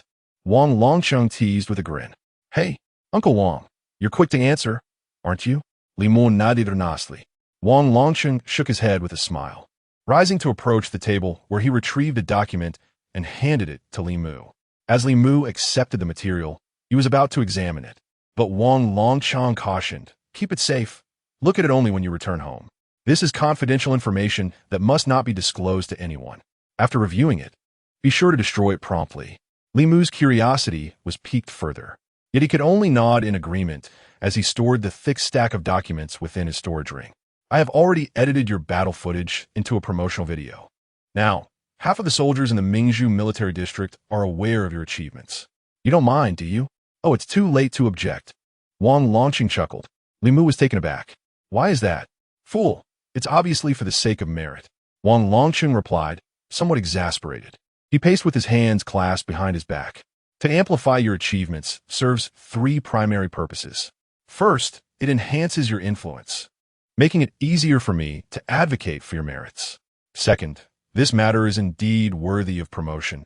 It greatly aids in the rectification of military conduct. It significantly bolsters the cohesion of the unit and has a profoundly positive impact. Additionally, it plays a remarkable role in improving the status of reserves within the military. Third, it elevates your reputation. In the military, reputation surpasses everything. Sometimes, it holds as much weight as merit itself. You may not comprehend this for now, but you will eventually. Li Mu nodded thoughtfully, realizing that these considerations had eluded him, yet Wang Longsheng had already anticipated them. After a brief conversation, Wang Longsheng suddenly posed a peculiar question. Li Mu, at that moment when you had exhausted your true energy and informed Ma Jun and the others that you would retreat if you reached your limit, you ultimately continued to fight until you lost consciousness. You did not withdraw. What was the reason for that? Wang Longsheng asked with utmost seriousness. Li Mu understood that he was seeking a response far beyond a superficial excuse like forgetting. After a moment of contemplation, Li Mu earnestly replied with 8 words. It was simply a matter of heartfelt passion. Chapter 53. Merely indulgence? Upon hearing Li Mu's response, Wang Longsheng was taken aback. This was a battle of life and death, not a leisurely gathering. The term indulgence was utterly perplexing to him. However, upon further contemplation, a subtle smile began to grace Wang Longsheng's lips. It seemed that ever since he had met Li Mu, the latter had indeed distinguished himself from other students. On the very first day of military training, he had broken the instructor's leg. In broad daylight, he had brought his former uncle from the Li family to his knees in the square. During the first battle in the abyss, he had boldly ventured into perilous territory and rushed to assist upon hearing of the monstrous tail python's emergence. He had protected his teammates until reaching the brink of mental exhaustion. These actions indicated that Li Mu acted without regard for the consequences. He seemed to act on impulse, doing as he pleased. Yet, could one truly label him as reckless? He was far from that. Li Mu's composure and caution on the battlefield were unparalleled among his peers. He concealed his trump cards deeply. If one were to summarize Li Mu, they would find it impossible to encapsulate him in mere words. The notion of indulgence, in contrast, seemed to reveal a sense of nonchalance, as if he were a celestial being incarnated in mortal form, fully experiencing the earthly realm. What a fitting description of merely indulgence. Rest well. Everything will be addressed tomorrow, Wang Longsheng concluded, refraining from disturbing Li Mu's rest as he exited the room. Li Mu was indeed fatigued, his spirit exhausted. Once Wang Longsheng left, he succumbed to a deep slumber. The following morning, Li Mu awoke early, sitting up in bed but not hastily dressing. Instead, he eagerly accessed the system. Victory points, 6,980 points. Gazing at the figure, Li Mu was nearly overwhelmed with joy. After regaining his composure, he began to contemplate how to allocate these points. Firstly, he needed to address his deficiencies in strength. After yesterday's battle, Li Mu recognized his most significant shortcoming, a stark deficiency in true qi. It was alarmingly insufficient. He was utterly lacking. His most relied upon immobilization technique was precisely the most draining on his true qi. With so little true qi, he could barely take down a few formidable bosses. In the abyss, where monsters seemed endless, this was woefully inadequate. The second glaring flaw was the scarcity of techniques. He lacked sufficient methods to turn the tide in battle. While there were many other shortcomings, these two were urgent matters requiring resolution. With this thought in mind, Li Mu resolved to act without hesitation. To resolve the issue of true qi, he needed to focus on refining his internal skills. Speaking of internal skills, Li Mu realized he had never enhanced the Wuping Tianxianju. The Wuping Tianxianju was indeed one of his innate abilities. He opened the introduction to the Wuping Tianxianju. Wuping Tianxianju deepens understanding of the cultivated method over 50 years, broadening the Danci and strengthening the meridians, allowing for more fluid execution of any technique. As he continued reading, a previously unseen option suddenly appeared. Host detected at Huang level, 3rd rank. Tianxianju can be advanced. What an astonishing revelation. It turned out that the prior limitation was due to his realm. Now that Li Mu had reached the 3rd rank, this option had finally emerged. No wonder I couldn't see this option before. It must be that my martial arts cultivation is insufficient to wield a higher grade celestial technique. The consumption required to advance the celestial technique, 1,000 victory points. It has leveled up. The common celestial technique has been upgraded. The inferior celestial technique deepens understanding of the practiced martial arts for 100 years, significantly enhances the Dan Si and meridians, allows the fusion of internal martial arts, absorbing their characteristics into the celestial technique. Currently capable of fusing 3 types of internal martial arts, which can be replaced. Li Mu's eyes widened in astonishment. Fusion of internal martial arts? Absorbing their characteristics into the celestial technique? This is rather intriguing, and Li Mu began to formulate some ideas. Since I lack true energy, why not fervently merge several techniques that increase both the quantity and recovery speed of true energy? Li Mu couldn't help but scoff at the immobilization technique, this extraordinary ability. It deducts true energy as a percentage, which means that increasing the total amount of true energy does little to alleviate the consumption of the immobilization technique. Even if one possesses vast true energy, with each use at 5, one could only perform it 20 times before exhausting all their true energy. However, in light of the terrifying effects of the immobilization technique, Li Mu could only find solace in his predicament. The first significant challenge was barely resolved. Now, to find several internal martial arts techniques. It was time to tackle the second issue. Onward. Next, let me unlock intimidation by drunkenness and see what it entails. Consume 100 victory points. Unlock intimidation by drunkenness. Intimidation by drunkenness. Drink a sip, with the aroma of alcohol wafting, creating a pressure field within a 2-meter radius, causing enemies within the field to feel diminished courage and sluggish movement, while your own courage amplifies, increasing agility by 5 for 10 minutes. A field. Li Mu's eyes initially sparkled, but he quickly recognized a flaw.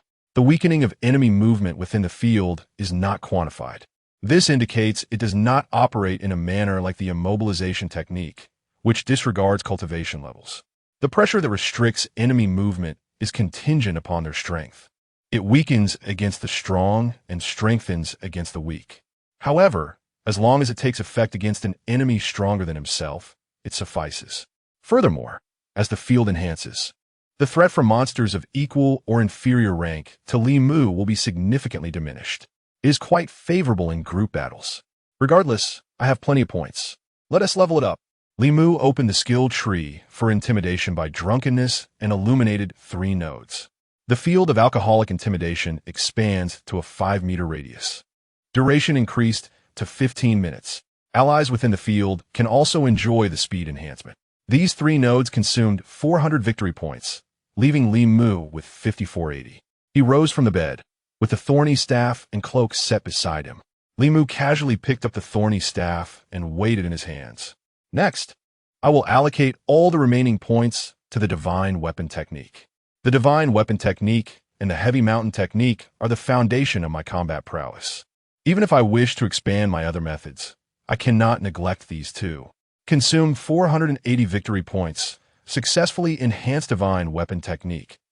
Divine weapon technique endows weight to the weapon. Currently at 1,155 pounds.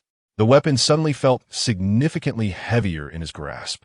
Li Mu suddenly experienced a sensation akin to being in a distant realm. In his grasp was a weight of half a ton. Reflecting on his time on Earth, he realized that even lifting 2 buckets of water up the stairs would leave him breathless, let alone 1,000 pounds. He expended 500 victory points to enhance the shoulder mountain technique. Consumed 500 victory points. Successfully reinforced shoulder mountain technique. Shoulder mountain technique increases one's strength to that of 8 tigers and 9 bulls. With this enhancement, it was likely that the technique could manage a load of 1.5 tons without further augmentation. Thus, he had 500 points remaining. Li Mu then activated the farming technique. Consumed 100 victory points. Unlocked farming technique. Farming technique creates a realm of spiritual energy where one's spirit can reside, cultivating spiritual plants and materials for personal use. Farming? A surge of enthusiasm coursed through Li Mu as he attempted to enter this realm with his spirit. Instantly, his consciousness detached from his physical form, immersing him in another space. Before him, the vista unfolded. The heavens, the sun and moon, white clouds and flying birds. It was a vibrant expanse. The ground was exceptionally level, adorned with lush green grass. However, as Li Mu ventured further, he discovered a wall of mirrors reaching towards the sky, clearly delineating a specific area. Was this a real-life version of Minecraft? Li Mu mused, wandering back and forth until he quickly identified the boundaries. The central area was not extensive, merely 10 acres. He then exited the farming technique. This technique, too, operated in a skill tree format. Li Mu spent an additional 600 victory points to illuminate 4 nodes. Farming area expanded to 20 acres. Acquired a spiritual spring. Real-life organisms can enter this realm. Farming area expanded to 40 acres. His rationale for such expenditure was his intention to cultivate medicinal herbs within this domain. The description indicated that seeds sown in the farming realm and irrigated by the spiritual spring would yield medicinal herbs of an entirely different caliber and growth rate compared to ordinary ones. The alchemical arts required a plethora of such ingredients. With 800 victory points remaining, Li Mu planned to reserve around 2,000 points as a contingency. His immediate goal was to surpass the 1-ton target of the divine armament technique. Thus, he could only unlock one more divine ability for now. He set his sights on a divine ability priced at 300 victory points. External Avatar, Chapter 54. The 18-year-old young wolf guard the technique of external manifestation, also known as the art of doppelganging. Cost, 300 victory points. External manifestation unlocked. External manifestation. Create a doppelganger to fight alongside you or perform tricks.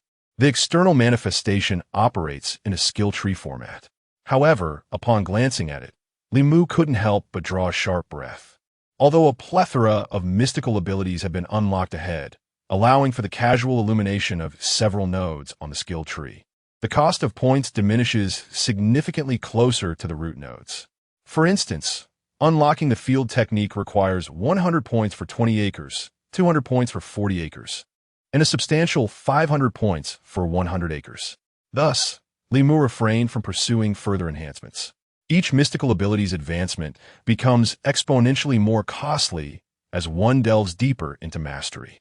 With merely a few thousand victory points in his possession, the prospect of specializing in 1 or 2 abilities suddenly appeared less affluent. Therefore, Li Mu opted to illuminate as many nodes as possible initially, adding to his repertoire of techniques. However, the external manifestation required a hefty 300 points, making it the most expensive option at present. Its current effect is to externalize a doppelganger inheriting 100 of the strength of the divine weapon technique and mountain-bearing technique, lasting for 1 minute. To be frank, this strength is commendable.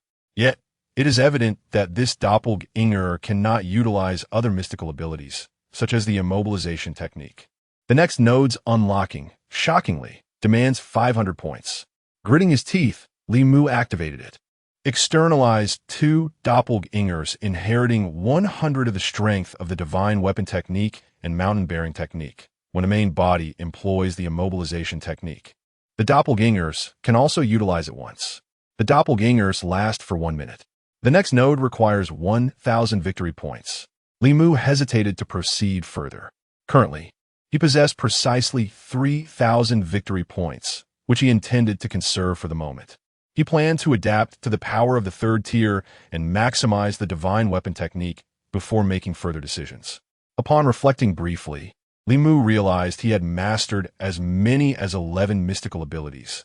Inferior celestial technique, listening in the ear, divine weapon technique, mountain-bearing technique, fire eye, golden vision, alchemy, immobilization technique, 72 transformations, borrowing strength from alcohol, field technique, external manifestation. Although most can only be considered rudimentary and not deeply profound, Li Mu felt an exhilarating sense of fulfillment. This substantial enhancement invigorated him entirely. Li Mu confidently asserted that he could best any so-called prodigy of the same stage, or even 2 at once. At this moment, A series of knocks echoed from outside the door. They have arrived. Li Mu donned his attire, stowed away the thorny flower staff and cape, and opened the lounge door to find it was Deputy Zhang.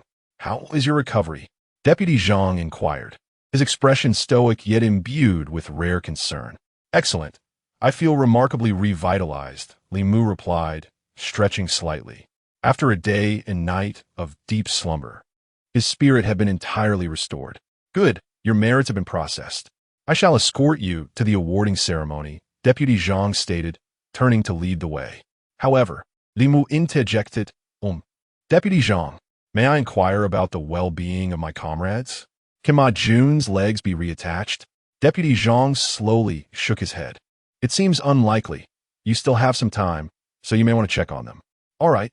When Li Mu arrived at the medical department, Zhang, he was assisting Ma Jun in walking back and forth. To Li Mu's astonishment, beneath Ma Jun's knees were two metallic prosthetic limbs. His feet retained a remarkable dexterity.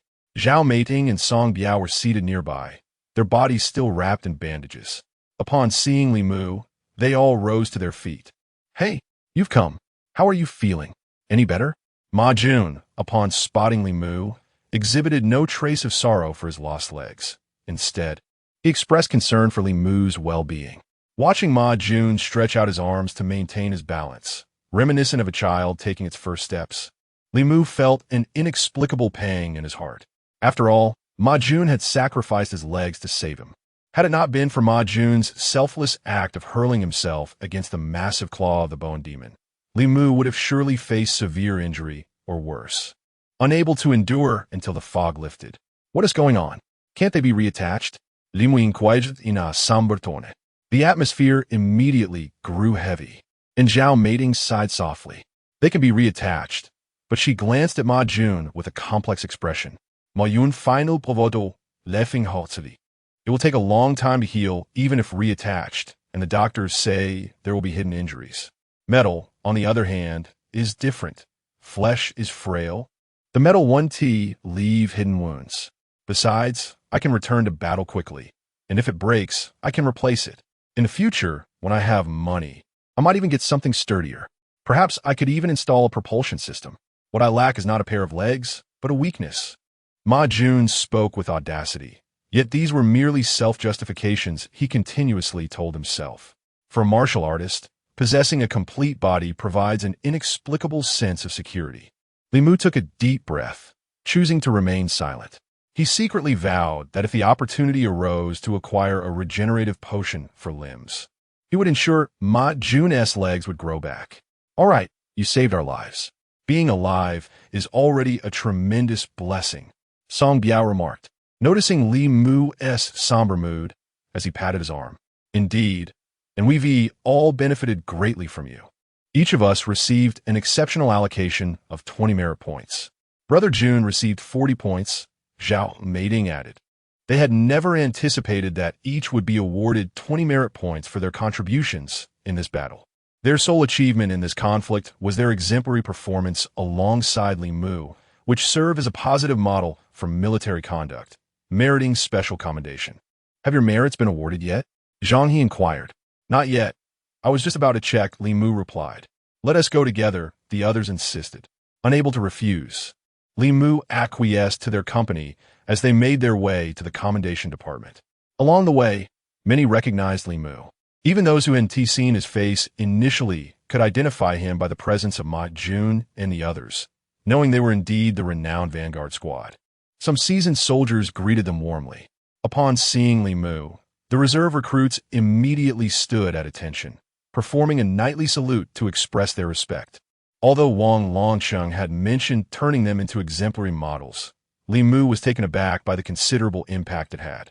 By the time they arrived at the award department, a large crowd had gathered behind them, numbering around 200.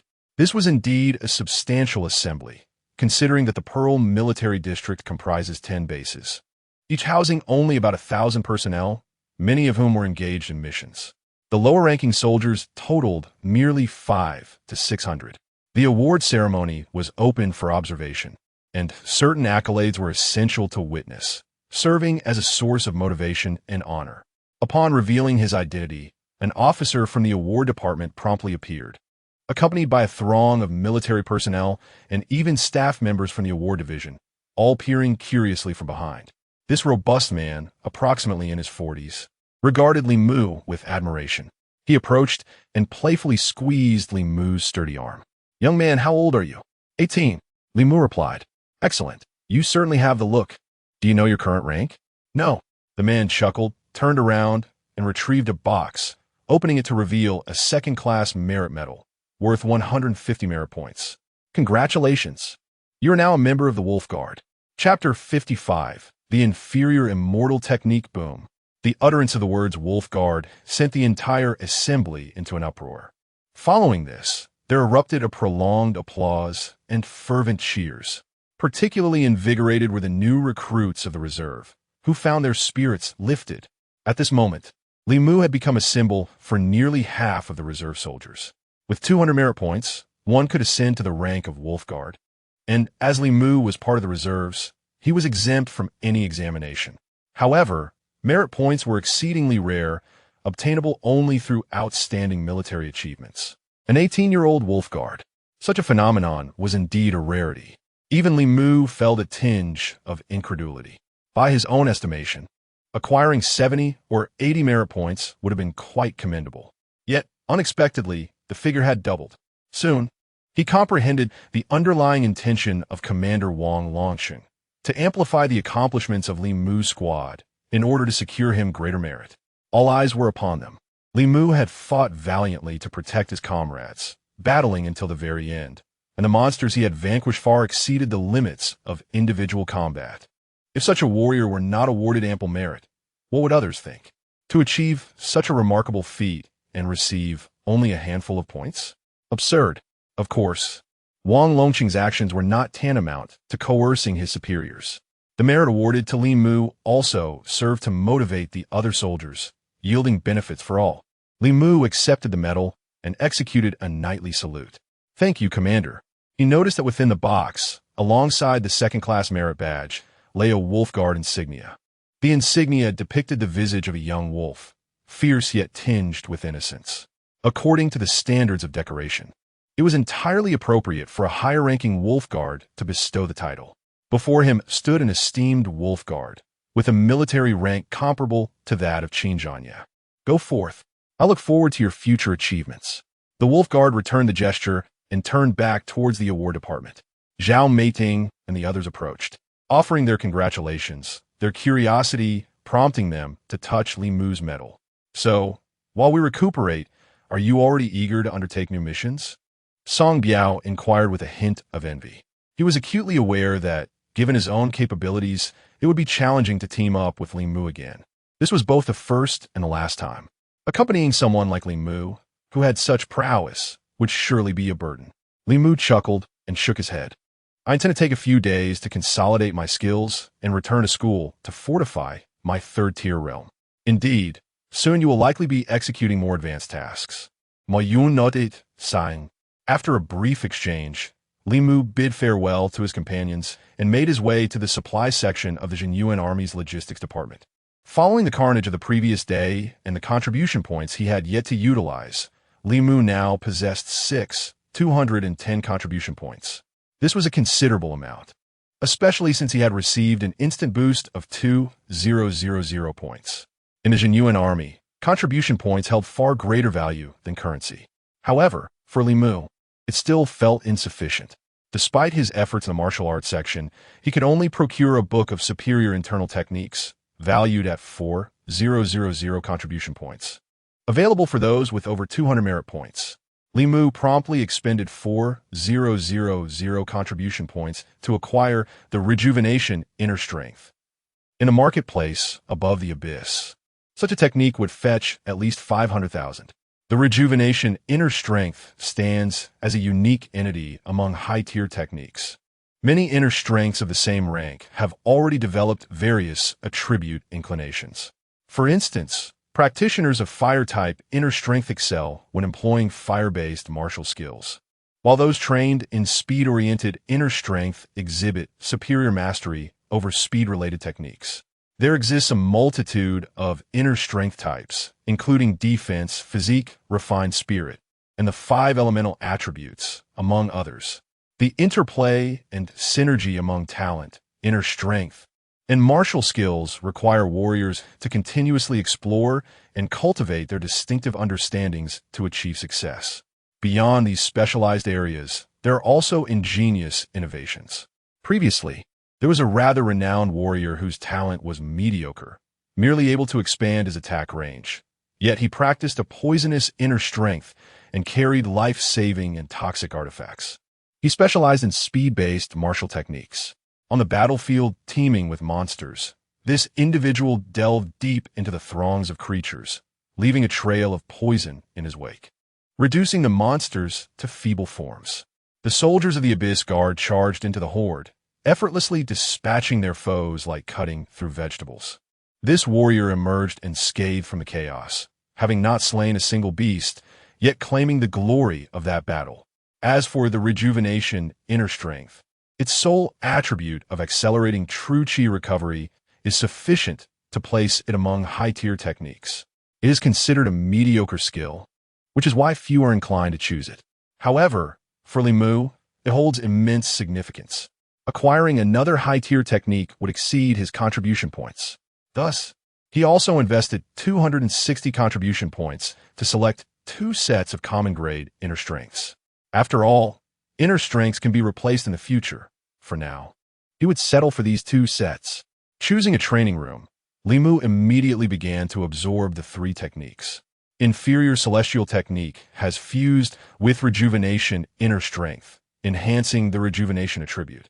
Rejuvenation significantly increases true chi recovery speed. Inferior Celestial Technique has fused with Wood Spirit Strength and Heart's Intent Technique, enhancing the Wood Spirit Tan Heart's intent attributes. Wood Spirit slightly increases the density of true chi. Heart's Intent minimally reduces the true chi consumption required for equivalent martial techniques. Current state of the Inferior Celestial Technique. Inferior Celestial Technique deepens understanding of the practice techniques by a century, significantly improving the Dan-Si and meridians. It can fuse with inner strength methodologies, absorbing their attributes into the Celestial Technique. Current attributes: Rejuvenation, with Spirit, Heart's Intent. Fused inner strengths are replaceable. Having completed the fusion of the 3 inner strengths, Li Mu stretched languidly, feeling the surging true chi within him, which indeed seemed to have intensified. Although the Wood Spirit Strength is merely a common-grade technique, the noticeable increase in true chi density indicates its significant efficacy. After all, it is an inner strength capable of supporting the growth of a formidable warrior. Yet for Li Mu, it is but a single attribute. He immediately activated the 72 transformations. Transforming into a mosquito, the true chi within him began to deplete continuously. Yet the Dan-Si commenced a vigorous operation. The body, akin to a parched sponge, began to absorb the surrounding spiritual energy, significantly replenishing its true essence. Although the rate of recovery was still far inferior to the rate of consumption, it could approximately match about 1/5 of the depletion. This was already quite formidable. Li Mu, having reverted from his transformation, felt a surge of exhilaration. The most pressing flaw had temporarily been alleviated.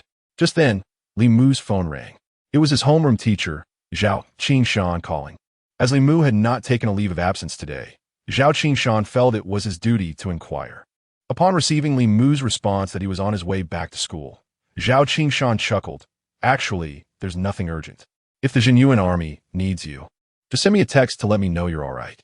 By the way, are you aware that Zhang Jiwei and Lu Chunfeng have transferred to our school? Li Mu was taken aback. Huh? Zhao Qingshan continued. It seems you weren't informed. Lu Chunfeng and Zhang Jiwei have indeed joined us. Clearly, they came here for you. If you return, you can meet them. You 3 are all exceptional talents. Maintaining a good rapport among you is an immensely powerful asset. Zhao Qingshan remarked meaningfully. The future accomplishments of these 3 individuals would undoubtedly be remarkable, and if they could establish a close-knit connection during their student years, they would surely support one another as they progressed, leading to boundless prospects. Thank you for the reminder, teacher. After their conversation, Li Mu hung up the phone. Zhang Jiwei and Lu Chunfeng had actually transferred to their school? Could it be related to the school's resource ranking issues? With this thought, Li Mu walked outside while opening the news. Indeed, the relevant articles laid bare the entire sequence of events. Heishui High School had suffered unjust rankings, becoming the subject of ridicule. Zhang Jiwei and Lu Chunfeng's consecutive transfers were a tangible display of support for Heishui High School. This action had severely weakened the morale of both Shenglong High School and Chongming High School. Particularly for Shenglong High School, the Zhang Group, backing Zhang Jiwei, was a major financial powerhouse. With his departure, they had effectively drained a significant portion of Shenglong High School's vitality. Furthermore, this move had sparked considerable doubt regarding the fairness of Heishui High School's resource rankings. After 2 days of escalating tension, the situation had become quite pronounced, urging the resource department to provide an explanation. Resource rankings could only be updated once a month following the conclusion of each school's first battle in the abyss. Any further updates would necessitate waiting until the next month or the next major inter-school competition rankings changed. Now, the resource department found itself in a precarious position. If they were to immediately alter Heishui High School's ranking, it would essentially acknowledge their mistake. Conversely, if they refrained from changing Heishui High School's ranking, the pressure would only mount. If this continued, the credibility of the resource department would plummet. Contemplating this, a smile crept onto Li Mu's lips. He was quite eager to see the expressions on the faces of the Shenglong heir and his uncle at this moment. Chapter 56, Merely Seizing a Store? A convenient task Li family banquet hall. Ever since Li Daong received a scolding from the head of the Jixiang Road branch after making a phone call, he has not had his calls answered again. Now, Li Mu has become a thorn in the side of the Li family. After expelling this so-called waste from the family, they merely needed to wait and watch how Li Mu would meet his demise. They had numerous family enterprises to manage and luxuries to enjoy. However, they did not anticipate that a mere Li Mu would disturb the peace of their household. At this moment, a lavish banquet was laid out in the hall, and the members of the Li family appeared to be awaiting someone. Li Xiaohua at the table wore an expression of impatience. "Dad, it's just a minor supervisor from the industrial and commercial department. Not long ago, he came to our house bearing gifts. Why are we even hosting a banquet for him? It's too generous of us." I assenti it. Li Mo Sikan Damkao, Li Ji, shot a disapproving glare at his son. Silence. He thought to himself, "Isn't it because of your incompetence? You ranked 31st in the first battle at the Abyss." This has completely altered many people's perceptions of the Li family. Recently, the Li family had a project in the medical industry, with the other party responsible for funding and the entire medicinal material supply chain. The Li family, on the other hand, was tasked with navigating the complex pharmaceutical approval process. When the family awakened their S-level talent, a minister and supervisor from the industrial and commercial department had personally visited, bringing substantial gifts and promising to provide significant assistance in business matters. The family understood the unique power of their lineage within Huaxia. In the political arena, if one did not have the backing of a couple of influential families during critical moments, they would be no match for their opponents. However, the Li family was caught off guard when they contacted the minister from the industrial and commercial department this time, only to be met with indifference. The minister, feigning busyness, sent a subordinate instead. The Li family had already boasted about their collaboration with a project partner, and now they had no choice but to host a banquet to entertain this supervisor. Once, the Li family had been considered a second-tier family. With the awakening of their S-level talent, they believed they could at least maintain a top-tier second-class status. Yet, they found themselves reduced to the humiliation of hosting a banquet for a mere supervisor. It was utterly vexing. All of this was the fault of that wretched Li Mu. Madame Li snorted coldly and struck her cane heavily against the ground. She understood better than anyone that it was Li Mu's actions in the square that had brought Li Daong to his knees, exposing the Li family's current predicament to the public. Had they managed to capture Li Mu and teach him a harsh lesson, they could have salvaged much of the situation, at least making it known that provoking the Li family came with consequences. But what was the outcome? Li Mu was taken away in a military vehicle, swaggering confidently before the cameras. He had inflicted harm upon them and yet emerged unscathed. What message did this convey to the outside world? The Li family has truly been ensnared by Li Mu this time. Li Xiaohao, visibly displeased, rose from his seat and declared, "If you wish for my company, so be it. I shall not demean myself." With that, he turned and strode away. Absurd. He is a distinguished individual with S-level talent. What monumental achievements await him in the future? Why should he deign to curry favor with a mere supervisor? Indeed, why should my son have to associate with an insignificant supervisor? "Do not worry, my son. Go and enjoy yourself," reassured Li Mu's second aunt, who nodded in agreement. Li Ji hesitated, longing to unleash a tirade berating his son as a failure. Yet, he refrained from uttering a word. The last remnants of dignity for the Li family rested upon him and his son. To call his son a failure would be tantamount to striking oneself in the face. Would it not? The other members of the Li family remained silent, the atmosphere palpably oppressive, particularly for Li Daong. Ever since Li Mu had bested him, he could hardly stand upright when speaking at home. He yearned to tear Li Mu apart for his audacity. Just as Li Xiaohao departed, the butler ushered in a visitor. Li Ji and Li Daong hastily rose to their feet. "Supervisor Liu, forgive our lack of proper greeting." Li Ji chuckled as he approached, offering a slight bow. Supervisor Liu wore a smile, yet his heart brimmed with dissatisfaction. "You acknowledge your oversight in welcoming me, yet you do not actually extend a proper welcome? How trivial." The minister, occupied with pressing matters, had sent me to ascertain the needs of the Li family. The implication was unmistakable. He was here as the minister's representative, and his dissatisfaction was evident. "Ah, yes, indeed. We are grateful for your visit amidst your busy schedule. Please have a seat. We have prepared food and drink for our discussion." The family urged Supervisor Liu to sit. He greeted the elderly matriarch, exchanging a few casual pleasantries. After some idle chatter, the conversation shifted to the matter at hand. Upon hearing the Li family's pharmaceutical approval requests, Supervisor Liu's expression soured. "Ah, you are aware that pharmaceutical approvals have always been exceedingly stringent. The regulations for elixirs and potions are even more rigorous. This matter will be quite challenging." As he spoke, Supervisor Liu shook his head and helped himself to a portion of food. Suddenly, he exclaimed, "Oh my, this dish is delectable. This dragon-scented fish must be quite pricey. At least 1,000, I presume?" Hearing this, Li Ji's expression changed dramatically. Supervisor Liu was subtly negotiating terms. Yet, he opened with a demand of 10 million. This was akin to robbery. They estimated that the total profit from this project in its first season would scarcely reach that amount. Li Ji chuckled nervously. "Well, actually, this fish is not that expensive. I believe it costs around 600 or 700. Supervisor Liu vigorously shook his chopsticks. "What? That cannot be. 600 or 700 is utterly impossible. It must be at least 1,200. The minister has granted me the authority to negotiate up to 10 million. I must secure a little profit for myself as well." The members of the Li family who understood the situation seethed with resentment, their teeth clenched. A mere industrial supervisor, the Li family sought his assistance. Yet he demanded such an exorbitant sum. Was the Li family's reputation truly worth so little? This was utterly outrageous. Madame Ma clenched her teeth tightly, her smile appearing rather forced. "Excellent. Supervisor Liu possesses remarkable insight. This sum is precisely 1,200,000. Supervisor Liu chuckled heartily. The Li family has acquiesced.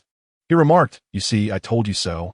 However, Madame Ma continued, "Nevertheless, we would like to ask Supervisor Liu for a small favor." Supervisor Liu set down his chopsticks. "Please do tell, madam." The other party was indeed presenting him with conditions. 1,200,000 is no trifling amount. If it were not of significant consequence, he would certainly oblige. Madame Ma inhaled deeply. There exists a blacksmith shop on Happiness Street, named Jingshi Blacksmith Shop. The proprietors are Chun Jingshi and Yang Yurong. To be candid, that ungrateful scion of the Li family, Li Mu, resides there. As far as I know, this blacksmith shop has numerous issues. I hope the industrial and commercial department can impose proper penalties. I notice Supervisor Liu has a fondness for fish. Should they be dealt with severely? I could present Supervisor Liu with a fish worth 100. Supervisor Liu's eyes sparkled. They are willing to part with $1 million for merely inspecting a shop? How effortlessly the Li family accumulates wealth. Of course, it is our duty to punish unscrupulous merchants. I shall attend to this matter immediately, Supervisor Lu declared, thumping his chest. Only then did Madame Ma exhale in relief.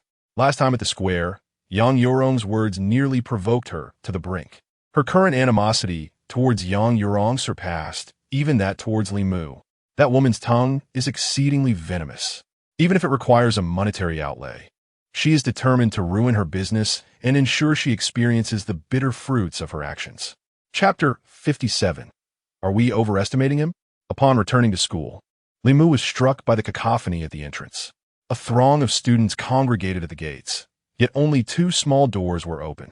A group of students from Heishui High School was meticulously checking their documents. The one responsible for maintaining order was none other than the student council president, Lin Yuya. Welcome to Heishui High School. Please do not crowd. Maintain some distance. Take out your student pages. You will be allowed in shortly, so no need to rush. Once inside, proceed to the right and follow the yellow arrows on the ground to queue at the Academic Affairs Office. Lin Yuya called out, her voice ringing clearly. Her striking visage and graceful figure immediately caught the attention of several male classmates. However, Lin Yuya soon spotted Li Mu in the crowd, her eyes brightening as she dashed over to him, a fragrant breeze following her. You finally returned. I thought you might not come today. Li Mu raised his chin towards the crowd, asking with a smile, what is going on? You missed quite a bit yesterday. Zhang Zhuwei and Lu Chanfeng have transferred here, and there are a large number of transfer students from Tanglong High School coming to our school.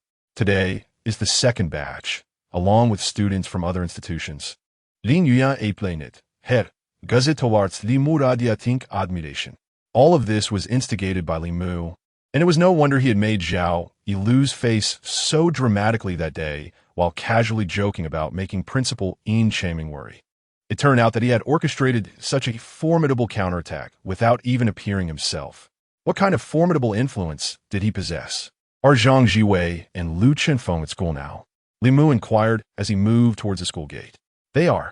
They arrived early and were asking about you this morning.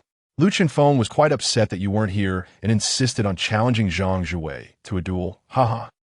Lin Yuya recalled, chuckling at the absurdity of the morning's events. She personally guided Li Mu through a side door that was not open to the public. Upon entering the school, they encountered a long line of students waiting at the Academic Affairs Office, all having come in from outside. The school was noticeably more crowded now. Heishui High School, not overly large, felt rather congested at that moment. Lin Yuya led Li Mu directly to the training arena.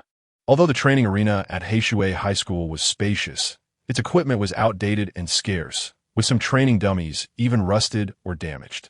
Yet, the vast open space of the arena was encircled by 2 large circles of spectators, as if a duel were taking place. The appearance of Li Mu and Lin Yuya immediately drew gasps of astonishment from the crowd. Wow, it's Li Mu, exclaimed a girl, her eyes lighting up at the sight of him. Li Mu is here.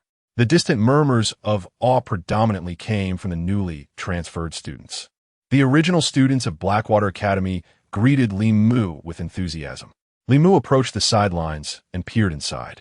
In the center stood Lu Chenfeng, his legs slightly bent, exuding an aura of strength akin to an iron tower. Surrounding him were 3 individuals, one wielding fists and feet, another brandishing a long knife, and the last handling a spear. They launched a furious assault from 3 different angles, executing martial techniques against Lu Chenfeng. Yet, a faint azure glow enveloped Lu Chenfeng, his feet firmly grounded while his upper body effortlessly deflected their strikes. Their attacks met his form as though striking solid iron, leaving no trace upon him. Lu Chenfeng's expression betrayed his irritation. How bothersome. None of you can breach my defenses. Your level of attack is hardly more than a tickle. As he spoke, with a sharp crack, he seized the descending long knife in his grasp and crushed it with a fierce grip, shattering it to pieces. Simultaneously, a surge of formidable energy erupted from him, sending the 3 assailants reeling. The intensity of his power was on an entirely different level, eliciting a chorus of screams and cheers from the onlookers. With an exasperated gesture, Lu Chenfeng pointed at Zhang Zhuwei, standing at the sidelines. Oi, spearman, let us have another round. Zhang Zhuwei, with a calm smile, nodded slightly towards Li Mu. Your awaited guest has arrived. Upon turning, Lu Chenfeng's eyes lit up as he spotted Li Mu. Li Yiguan, you finally made it. He strode confidently toward Li Mu, embodying the anticipation of a long-awaited reunion. You just transferred to our school, and already you're carelessly bestowing nicknames upon everyone. That hardly seems appropriate, Li Mu retorted, somewhat displeased. He had overheard Lu Chenfeng referring to Zhang Zhiwei as spearman and himself as Li Yiguan. What absurd nicknames. You may give me one too. I fear not. However, you won't escape today. I can sense your aura. You've actually broken through to the 3rd rank. Excellent. We are now equals, and you're unscathed. It's time for me to test you with my staff. Lu Mu had also sensed the auras of both Zhang Zhuwei and Lu Chenfeng, realizing they had recently ascended to the 3rd rank as well. Truly, they were prodigies. It seems you are determined to face my staff after all, Li Mu countered.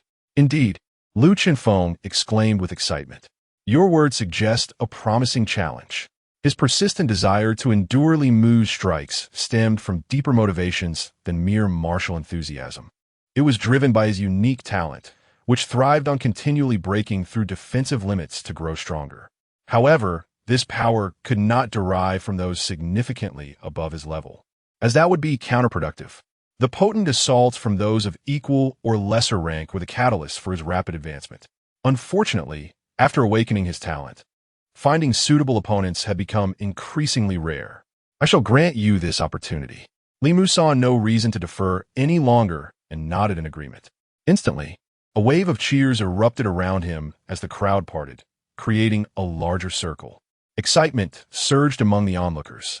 Previously, many had grown increasingly disenchanted with Lu Chenfeng, as none had managed to breach his defenses. However, with Li Mu preparing to take action, anticipation reached a fever pitch. Soon, the exhilarated Lu Chenfeng eagerly led Li Mu to the center of the arena. Go, brother Feng, shouted 5 or 6 girls from the crowd, clearly ardent admirers of Lu Chenfeng. Lin Ya, however, was not pleased. She raised her fist and yelled, Go, brother Mu. Her shout prompted other girls from Heishui High School to join in. With a defiant glare, Lin Ya eyed Lu Chenfeng's cheering squad, as if to convey, Humph, who doesn't he have admirers? Comparing the number of fans between Heishui High and Li Mu? Absurd. The girls glared back at Lin Ya, but her voice drowned out theirs. Among them stood a girl in a flowing blue dress that matched Lu Chenfeng's outfit perfectly. Upon closer inspection, her demeanor was quite charming, and her gaze toward Lu Chenfeng was filled with affection. After a few more cheers, the girls began to whisper among themselves. Brother Feng should be fine, right? This Li Mu seems quite formidable. The girl in the blue dress smiled slightly, nodding, and spoke with a cool tone. Rest assured, Brother Feng will definitely let Li Mu take a shot. It seems some are overestimating him. Her laughter echoed disdainfully, her expression laced with scorn. The students from Heishui High, overhearing her, felt a wave of discontent.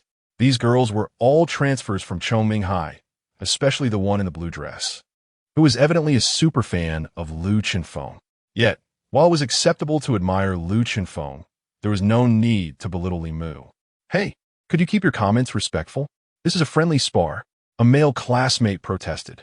The girl in the blue dress cast a dismissive glance at him, smirking, then turned her attention away, seemingly uninterested in engaging in a debate. Nevertheless, she began explaining to her companions. Li Mu was able to slay the monster-tailed python only because Zhang Zhiwei had first pierced the creature. It was the disruption of its energy that led to a significant reduction in its defenses. Unfortunately, many failed to grasp such nuances. As she spoke, she glanced knowingly at the male classmate, implying that only she comprehended the situation, while the rest were fools. I agree. I feel many are overestimating Li Mu. Brother Feng must have been momentarily confused, perhaps intimidated by his champion title, she continued. The other girls nodded in quiet agreement. The male classmate, infuriated but at a loss for words, could only turn away in frustration. At this moment, all eyes were focused on the center of the arena. Li Mu had already drawn out the Jinghua staff. Lu Chenfeng, bending his legs, remained steadfast in his stance, his arms tightly pressed against his sides as he shouted, "Come." Chapter 58. Many fail to comprehend such nuances, but Li Mu does not waste time. With a flick of his right hand, he elegantly twirls the staff while gently pointing at Lu Chenfeng's shoulder with his left. It is the left shoulder. Following this, one can observe him retracting the staff, gripping its end with his right hand, and casually swinging it towards Lu Chenfeng's left shoulder. The onlooking students are utterly bewildered. What is happening? Li Mu's body exhibits no fluctuations of true energy. This indicates that he is not utilizing any true energy at all, and this strike carries no momentum. It feels entirely like a playful gesture, merely tapping his opponent with his weapon. To exaggerate slightly, the force exerted by a teacher tapping a sleeping student with a book during class exceeds this. Even Lu Chenfeng furrows his brow, preparing to reprimand Li Mu for not taking the fight seriously. However, when the staff strikes his shoulder, he feels as though a small mountain has descended upon him. His body abruptly sinks. The blue bricks beneath his feet crack with a resounding snap, shattering completely. The scene plunges into an eerie silence. Zhang Jiwei's eyes widen with astonishment. Meanwhile, Lu Chenfeng trembles with excitement. "You underestimate me, my good fellow. To think you would not even use true energy. Come again. Show me your true abilities." Lu Chenfeng declares, pointing at Li Mu, as a brilliant azure light radiates from him. His aura surges dramatically, causing even his clothing to flutter without wind. Excellent. Li Mu's interest is piqued. He had merely been testing the waters earlier, not employing true energy, but the 8-tiger might of the Tanshan technique, combined with the weight of his 1,155-pound weapon, is beyond what an ordinary martial artist can withstand. Having not previously sparred with Lu Chenfeng, he sought to gauge his strength. To his surprise, Lu Chenfeng appears unscathed. Li Mu stretches his neck, retracts the staff, and this time, a formidable aura erupts from him. Once again, he draws the staff back, gripping its end tightly while resting the other end on the ground behind him. Then, with a powerful swing, he brings it crashing down upon Lu Chenfeng. Bang! The staff strikes Lu Chenfeng's shoulder, releasing a shockwave of energy that ripples outward, causing the onlookers' garments to flutter. The blue bricks beneath Lu Chenfeng's feet are no longer simply shattered. He leaves an imprint, with white powder erupting from the cracks. The bricks reduce to mere dust beneath his soles. "Li Mu, focus." Lu Chenfeng laughs maniacally, yanking his feet from the bricks and adjusting his stance before unleashing a furious roar. With a rip, his garments tear apart. His form expands dramatically, towering to a staggering height of 2 meters and 23 centimeters. A golden hue mingles with the azure light enveloping him, his energy surging to extraordinary levels. Even Li Mu regards him with newfound respect. That earlier strike could have shattered the skull of a third-tier monster. "Excellent," Li Mu exclaims. He rests the staff behind him, his body coiled like a taut bow, and with a thunderous whoosh, he swings the staff overhead, descending upon Lu Chenfeng with terrifying force. Following the path of the staff is a colossal illusion of the weapon, nearly 2 meters long and as thick as an arm. Zhang Jiwei's eyes gleam with excitement. Li Mu's weapon's ethereal shadow bears a striking resemblance to his own formidable armament, the golden spear and iron horse. Though not golden, its imposing presence seems palpably real. This shadow is indeed substantial. It is a manifestation of the flowing cloud's 3 shocks, the culmination of Li Mu's century-long comprehension after acquiring the inferior celestial technique. Under Li Mu's profound understanding, the flowing cloud's 3 shocks has wholly transformed into a different martial art. There is no need for accumulation. It allows for the direct conversion of the formidable power of up to 3 shocks into a single ethereal shadow. At first glance, it appears as though only a single strike is executed. In reality, the attack's intensity is a complete aggregation of the flowing cloud's 3 shocks might. Although this intensity may be slightly inferior to the iron-cutting style, it consumes significantly less vital energy than before. It is nearly equivalent to a standard attack. Thus, Li Mu has aptly renamed the flowing cloud's 3 shocks as Flowing Cloud Shadow, a name somewhat juvenile, yet fitting. Moreover, The inferior celestial technique has induced a qualitative transformation in the iron cutting style. Now, when Li Mu channels his vital energy into his staff, it generates terrifying vibrations.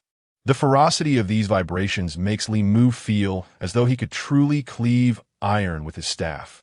He hesitates to use it against Lu Qinfeng, fully confident that Lu Qinfeng would undoubtedly be unable to withstand it. Indeed, sensing the terrifying might of the flowing cloud shadow, Lu Qinfeng abruptly raises his arms to block Li Mu's thorny staff. Simultaneously, Li Mu activates his fiery gaze, scrutinizing the flow of Lu Qinfeng's vital energy. A dazzling and blinding surge of energy erupts from beneath Lu Qinfeng's feet, shooting upwards. In an instant, it courses through his entire being. Not only does it coalesce into a brilliant light at the point of impact, but it also envelopes him in an all-encompassing protection. Boom! With a thunderous sound, Lu Qinfeng's towering figure, over 2 meters tall, is struck as if hit head-on by a truck. He skids backward, scattering bricks across the ground. With a thud, his back collides forcefully with a training dummy. The dummy, unable to register its numerical value, is instantly deformed, sliding back a considerable distance. All the students are left in shock. A long trench of shattered bricks and a cloud of dust rising throughout the room attest that what just transpired was no mere illusion. "Brother Feng," the girl in the azure dress exclaims, rushing forward. Several other girls and some concerned classmates hasten to assist. Yet amidst the dust, Lu Qinfeng's laughter resonates. "Ha ha! Ha ha!" He shakes off those around him and rises. His arms hang limply, with his right forearm evidently injured. Lu Qinfeng stumbles forward, his steps unsteady and wavering. Yet his face is alight with excitement. He slowly approaches Li Mu, extending his uninjured hand to give thumbs up. "Awesome!" The words barely escape his lips before his eyes roll back, and his massive form suddenly collapses forward. Li Mu, quick-witted, rushes to support him, relieved he did not employ the iron-cutting style. Had he combined the flowing cloud shadow with the iron-cutting style, there surely would have been dire consequences today. Lu Qinfeng has completely lost consciousness. Help him to the infirmary. He will be fine. He is not in mortal danger. Li Mu spoke to his classmates around him, and several male students immediately came forward to assist. The onlookers were rendered speechless. Was this truly not a grave matter? With a bruised forearm, he had nearly fainted. On the battlefield, he would have been at the mercy of his adversaries.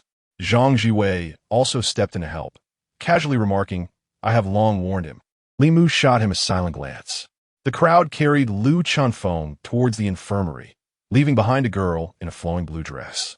She appeared anxious, yet seemed to hesitate to mingle with the other students due to her noble status, opting to wait until they exited before following. Just then, several classmates who had overheard her speaking passed by and deliberately began to discuss loudly. Fortunately, Lu Qinfeng held Li Mu in high regard and adopted the strongest defensive stance. Had he underestimated Li Mu, he might have been severely injured. You just don't get it. Did you see Zhang Jiwei nearby?" Lu Qinfeng faltered entirely because Zhang Jiwei had pierced him first. This disrupted Lu Qinfeng's energy, causing his defenses to plummet. Laughter erupted among many, who failed to grasp the finer points of this exchange. The two continued to banter, mimicking the tone of the girl in the long dress, unable to contain their laughter as they spoke. The girl's face turned ashen. She had never felt such humiliation. These students did not disrespect Lu Qinfeng. Their derision was directed at the girl in the blue dress. She had followed Lu Qinfeng to this school, but harbored disdain for Heishui High School, and even looked down upon Li Mu. To her, Lu Qinfeng was the only untouchable figure. Such a person deserved to have her illusions shattered and learn to respect others. If the opportunity arose, it would be delightful to see her also suffer at Li Mu's hands. Lu Qinfeng sustained no serious injuries, a fractured left arm. Such an injury was trivial for him. With medication, he would recover within a night. As for his fainting, it was diagnosed as an excessive release of internal energy that had momentarily disrupted his meridians. He soon regained consciousness. When Lu Qinfeng awoke, only Li Mu and Zhang Jiwei were present in the infirmary. "You proposed the competition. You're responsible for the repairs to the training ground. Li Mu jested upon seeing him awake. Lu Chenfeng sat up, noted that his arm was bandaged, and said nothing. He gestured with his chin towards Zhang Jiwei. That won't be necessary. The training ground is set to be renovated soon. Their family is footing the bill. Li Mu turned to Zhang Jiwei, puzzled. Zhang Jiwei had transferred to Heishui High School and was already supporting him. Yet, he was also contributing to the renovation of the training ground. Truly a wealthy benefactor. Zhang Jiwei casually replied, A-class. We mu nasli inquart. Do our parents have any plans to adopt a son? No. Zhang Jiwei shook his head seriously. All right, you two, stop joking around. Lu Chenfeng turned over and got out of bed, the sickbed creaking with his every movement. He pointed at Li Mu and exclaimed, You have truly invigorated me. It is almost noon. Allow me to treat you both to a meal, and let us share a drink together, shall we? Li Mu chuckled inwardly, realizing that if this were the case, he could save quite a bit on dining expenses in the future. Chapter 59. The Trade of Stolen Goods. Still in denial? The three individuals, having excelled among the top ranks, naturally formed a bond of camaraderie. Li Mu placed a call to his mother, Yang Suying, informing her of his return to solid ground. He mentioned dining with friends at noon, at the Happiness Street, within the confines of the Jinsha blacksmith shop. Yang Suying chuckled as she exchanged a few words before ending the call. Is Mu not coming back for dinner? Inquired Yang Yurong, who was preparing the meal. Yes, he has quite a few matters at hand. He mentioned dining with those two children of S-class talent. Yang Suying replied with a smile. She nodded at her brother-in-law, Chen Jinsha, who was tempering iron. Indeed, it is essential to nurture these relationships. Those two have specifically transferred to the school to support Mu. Now, the resource department is under great pressure. News of the Blackwater Academy's controversy was rampant online. Yet Yang Suying and the others were unaware that the entire incident stemmed from Li Mu's actions after he confronted Zhao Yi. As the family prepared for lunch, a sudden commotion erupted outside. The three exchanged glances and hurried through the shop, only to find two heavy-duty pickup trucks parked at the entrance, emblazoned with the words Comprehensive Business Law Enforcement. Numerous merchants nearby were hastily gathering their belongings, fearing confiscation. However, it was evident that these individuals were not there for them. A corpulent man alighted from one of the vehicles, audibly burping as he did so. He marched directly towards the Jinsha blacksmith shop, flanked by 7 or 8 individuals clad in law enforcement uniforms. Where's the owner? Come out, bellowed the rotund man. Chen Jinsha promptly approached. Hello, I am the owner. The man produced an identification card, thrusting it towards Chen Jinsha. Business inspection team. Routine check. As he spoke, the man burped again and stowed the card away. Standing close, Yang Suying detected a strong odor of alcohol. It was clear that he had just indulged in a hearty meal.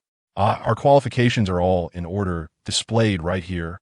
Chen Jinsha politely gestured towards the wall behind the counter, where business licenses and other documents were hung. Are you the one to determine if they're complete? The man retorted coldly, casting a disdainful glance at him. Inspect their warehouse. Several burly men surged into the shop, rummaging through the premises. The shop was spacious, filled with numerous finished weapons adorning the shelves and walls. A substantial warehouse was situated in the yard. The intruders swiftly emerged, reporting to the leader. We have discovered suspicious, high-value energy metals. They appear to be from that batch belonging to the Zhang group. Upon hearing this, Chen Jinsha and the others turned pale. Yang Yurong shouted in anger, What Zhang group? The metals in our warehouse were purchased. We possess transaction records. The leader suddenly glared and bellowed. Silence. Did I accuse you of theft? Why the excessive reaction? This batch of metal has been reported lost by the steel mill under the Zhang group. Even if you have records of purchase, they are for stolen goods. I suspect you're involved in the trafficking of stolen property. The shop will be sealed, and the metal confiscated. Do you have any objections? If you contest this, you will accompany me for an investigation. The corpulent leader spoke with his hands on his hips, his large head tilted back, exuding an air of arrogance. His words were laced with veiled threats, implying that compliance would ease the situation, but refusal would lead to their detainment. Stolen goods? You must provide evidence for such claims. Yang Suying exclaimed as she pulled her sister aside, her anger evident. Moreover, this matter should be overseen by the law enforcement authorities, not you. It was clear that the opposing party was intent on causing trouble. Yang Suing saw no reason to engage in civil discourse any longer. The leader's brows furrowed deeply as he glared at Yang Suing, who he despised for her fearlessness and legal knowledge, making her a difficult target to intimidate. Are you blind? I am from the Industrial and Commercial Administration. What do you mean I am not an enforcement officer? Speak another word of nonsense, and I will have you all arrested. The hefty leader angrily pointed at Yang Suing and her companions. His imposing demeanor indeed startled the trio. Noticing their fear, he felt a sense of pride. With his brother in charge of the Industrial and Commercial Department, he could walk through any establishment unchallenged. No restaurant or tavern had ever dared to demand payment from him. Now, I offer you a chance. If you admit that you purchased stolen goods, I will merely seal your shop and refrain from arresting you. Should you resist, the law will show no mercy, the leader declared, his threats evident upon his face. Despite his unlawful enforcement tactics, he needed them to verbally acknowledge their purchase of stolen property. With a recording device capturing this admission, the situation would be easily resolved. Otherwise, it could become quite troublesome. Do you possess the authority to arrest? Yang Suing asked coldly. The leader's fury ignited once more. This woman was his greatest obstacle in carrying out the matter today. His mention of arrests was merely a tactic to intimidate them into confessing. As a member of the Industrial and Commercial Department, he truly lacked the power to detain anyone. Should anyone resist the law, he could contact the Enforcement Division to intervene. However, if he unlawfully detained someone, it would amount to illegal confinement. If you dare utter a single word of dissent, you will soon discover whether I possess such authority. Yang Suing retorted with a cold laugh. I do not know how much you have been bribed to charge in a battle for the Li family, but have you considered that if circumstances change, you will bear the consequences? The Li family could only be charged with bribery, but what about you? The leader's expression shifted momentarily, but only for a fleeting moment. Damn it, he almost succumbed to fear from this woman. What changes could possibly occur? In the realm of regulatory enforcement, the audacity of the situation is staggering. The brother of the minister is the one overseeing the operations. If this escalates, it is you who will suffer the consequences. Is it true that you refuse to acknowledge this? The heavy-set man retorted. Yang Yurong discerned the unease in the man's demeanor. They were undoubtedly retaliating on behalf of the Li family. However, the Li family had only managed to corrupt the business administration and not the enforcement department, which is why no representatives from the latter had appeared. You need not threaten us. Our establishment is impeccably clean. Not a single piece of contraband exists here. As she spoke, Yang Yurong dashed out the door, shouting, "Everyone, come quickly. The business enforcement is framing merchants. Enforcement personnel operating under the influence. They are coercing us into admitting to trafficking stolen goods. Are there any journalists here? Everyone, take out your phones and document this." The heavy-set man, having accepted bribes from the Li family, would certainly not allow them to escape unscathed. If they were to admit to trafficking, there would be no turning back. Since the opposing party had acted unlawfully, they would escalate the matter and see if public opinion could be stirred. If you, fat man, can truly wield such power, then we shall submit. Indeed, the man's expression shifted dramatically, and he barked at several burly men. Seize these three at once. How dare you challenge the authority of the judicial department? You must be tired of living. The accusation of trafficking had been established. Arrest them and seal the shop. Instantly, the group subdued the three individuals. Chen Jinshi forcefully pushed away two of the burly men and shouted, "You are utterly lawless. Are you not afraid of exposure?" Here I am a law." The heavy-set man, clearly intoxicated, slammed the table, his voice booming. He then turned to the surrounding merchants who were capturing the scene on their phones. "Let me see who dares to continue filming." The onlookers, frightened, promptly lowered their devices. Chen Jinshi struggled valiantly, yet he did not dare to strike the enforcement officers, otherwise his rightful cause would be undermined. Outnumbered, it was not long before Chen Jinshi and his companions were completely subdued. The three were swiftly ushered into a vehicle, the doors slamming shut behind them. At that moment, one of the subordinates approached the heavy-set man with concern, asking, "Team leader, what shall we do now?" His inquiry pertained to the post-arrest arrangements. They lacked the authority to detain individuals, and their connections within the enforcement department were insufficient to facilitate a transfer. What shall we do? They defied the law and dared to provoke the enforcement personnel. Of course, we are taking them back. We will confine them in the department, in my office, and see if they confess. Chapter 60. Do you know me? With a commanding shout from the portly man, the burly figures swiftly confiscated all the cash from the counter, as well as the valuable items within the store, leaving no trace behind. However, as long as it bore a seal, this action was deemed official and entirely justifiable. It was evident that this was not their first endeavor of such a nature. Yang Yurong sat in the car, casting a glance at the shopkeeper across the street, signaling him with a subtle wink. The shopkeeper, who sold fruits and snacks, responded with a discreet blink, maintaining his composure. He had a close relationship with the Chun family, and although he hesitated to provoke the hefty man at that moment, with Chun Jiafeng and Chun Jiaqin absent, Yang Yurong intended for him to keep an eye on the children. Not long after the two vehicles departed, Chun Jiaqin and Chun Jiafeng returned, backpacks in tow, running back from school. Their institution was not far, and it was customary for them to return home for a meal. Upon arriving at their doorstep, they were momentarily taken aback, staring blankly at the sealed entrance. "Cease! Did we take a wrong turn?" Chun Jiafeng inquired, bewildered. Chun Jiaqin, anxious, rushed forward and pounded on the door. "Mom! Dad!" There was no response, and in her panic, she attempted to tear down the seal. "Don't tear it," came a sudden voice from the fruit shop across the street. The two siblings turned to see the shopkeeper standing at the half-open door, beckoning them. "Hurry, come over." They hurried into the fruit shop, where Aunt Lin pulled them inside and shut the door with a decisive thud. "Aunt Lin, what is happening? Where are my parents?" Chun Jiaqin asked urgently. "Business inspection. They just came and took your parents away, along with your aunt." Aunt Lin explained patiently. "On what grounds can they take them?" Chun Jiafeng erupted in indignation. "I'm not entirely sure, but I overheard your aunt shout something about the Li family," Aunt Lin replied. As Chun Jiaqin took out her phone to call her parents, she discovered that all their phones were turned off. Overwhelmed with worry, she began to cry uncontrollably. "What should we do? What should we do?" Her mind raced, dialing their number repeatedly. Aunt Lin, demonstrating her kindness, tried to soothe the two. "Stay calm. We must think this through.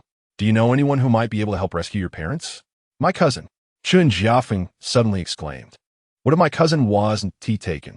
"No, he wasn't." Aunt Lin shook her head. Her eyes lit up. "Yes, your cousin is the champion of the Abyss's first battle. He must know some influential people." As Chun Jiaqin dialed the number through her tears, she declared, "My cousin will definitely not let them get away with this." Meanwhile, at the Yunding restaurant, in a luxurious yet cozy small private room, Li Mu, Zhang Jiwei, and Lu Chunfeng were enjoying drinks together. This establishment had been arranged by Zhang Jiwei, as it belonged to the Zhang family. The Zhang group was built upon three major pillars: energy and metals, pharmaceuticals, and dining. Using Lu Chunfeng's playful banter to encapsulate the essence in the depths of the abyss, they fish for the commoners, while the warriors are drawn from above, an overarching theme that none shall escape their grasp. Although the Zhang family conglomerate may not be at the pinnacle of these three realms, their mutual support keeps them firmly entrenched in the upper echelons, allowing this colossal entity to stand unyielding. The table is laden with sumptuous dishes, the prices exorbitant, and the 3 bottles of wine are a rarity seldom seen by ordinary eyes. Today, Li Mu had initially harbored the intention of savoring the wine, having activated his ability to wield alcohol as a means of influence. However, to his astonishment, a mere sip rendered him utterly flabbergasted. He had contemplated everything but failed to anticipate that this newfound prowess would not enhance his tolerance for alcohol.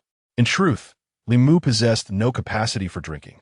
After merely 2 liang of liquor, he felt himself begin to soar into a blissful state. Yet, it must be conceded that the wine grew thicker with each passing glass.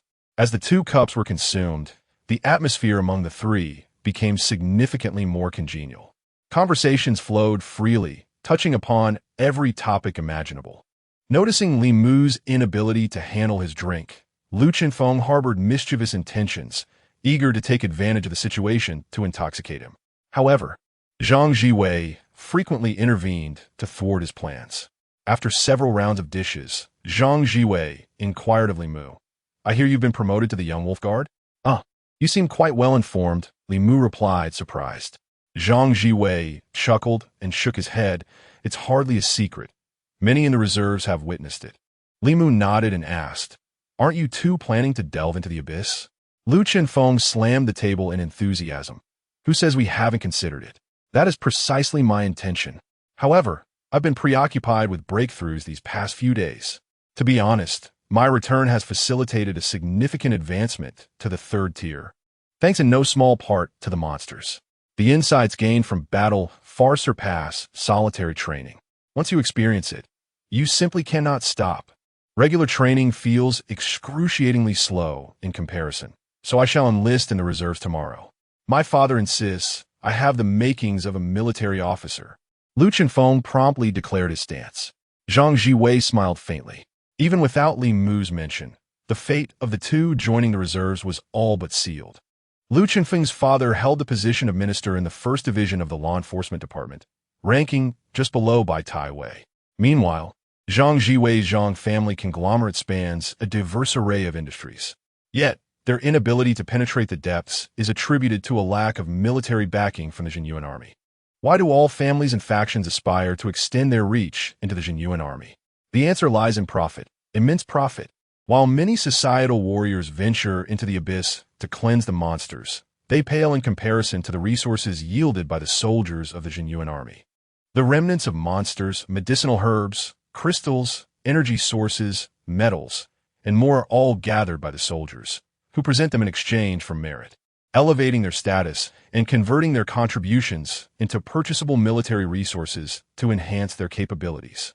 The Zhenyuan Army, in turn, develops, processes, and converts these materials into usable supplies, which are then returned to the soldiers. This intricate system harbors substantial benefits. Who engages in processing and production? Ordinary factories? Such military supplies must inevitably be handled by military enterprises. Without military enterprises, only top-tier social enterprises can engage in processing. The interests involved are enough to drive any faction to madness. To obtain processing rights with the Zhenyuan Army, or even to establish a military enterprise. Lacking military background is utterly absurd. Secondly, there is the formidable power of the military. If a family has the military backing, even if there are no extraordinary warriors within, they can still stand firm. This is because military districts are largely united, and no one dares to test their resilience. The Zhang family continues to rely on the strength of grandfather Zhang Jiwei. Relying solely on this flickering light is far from sufficient.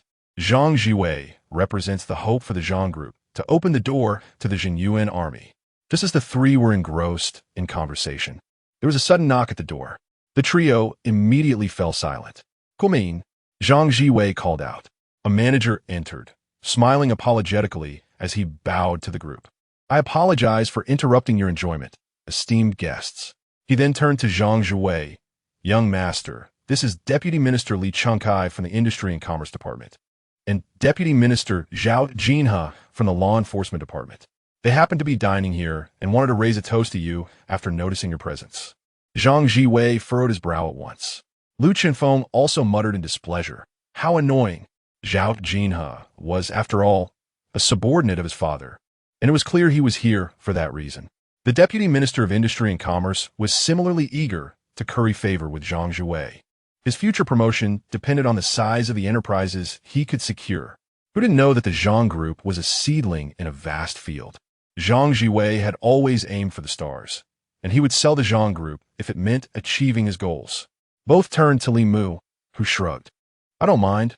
They're here to seek your favor. I can't interfere. I'll just step aside." With that, Li Mu leaned back on his chair, adopting an air of indifference. Zhang Jiwei then said, "Let them in." After all, these two were elders. Zhang Jiwei was not so arrogant as to dismiss them outright. Soon, the two middle-aged men entered, accompanied by several subordinates, all clad in administrative uniforms, indicating they belonged to other departments. Upon entering, they wore smiles of contrition.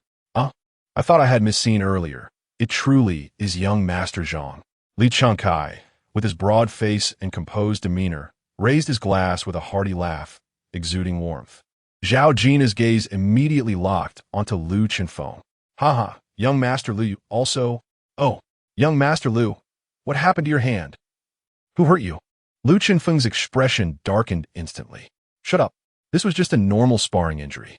Zhao Jina's face flushed, but he chuckled apologetically, not taking offense. After all, Lu Chenfeng had a reputation for such a temperament. Zhang Zhui then politely rose, smiling. I didn't realize Minister Li and Minister Zhao were here. My apologies. Which private room are you dining in? Today, the meal is on me. You are so generous, young Master Zhang. We merely came to share a drink. Li Chengkai replied with a cheerful smile. After all, there are subordinates behind him, and referring to the toast as a mere request for a drink does lend a semblance of face. The mere fact of being able to associate with the scion of the Zhang family is, in itself, a mark of prestige. This group of petty officials, such as supervisors and directors, who usually roam about with impunity, found themselves unable to interject a single word. Yet, before he could finish his statement, he noticed someone seated by the wall. Upon realizing it was Li Mu, both Li Chengkai and Zhao Jinhe were taken aback. Li Lengwei, exclaimed Li Chengkai. Oh, I sincerely apologize. My old eyes have deceived me. I failed to notice Li Lengwei. Please pardon my oversight. Li Chengkai stammered in a flurry of explanations. This reaction left Zhang Zhiwei and Lu Chenfeng utterly bewildered. Li Mu, too, was taken aback. You know me? He inquired. Li Chengsai's face broke into a broad smile. Of course I do. At the banquet hosted by Deputy Commander Wang.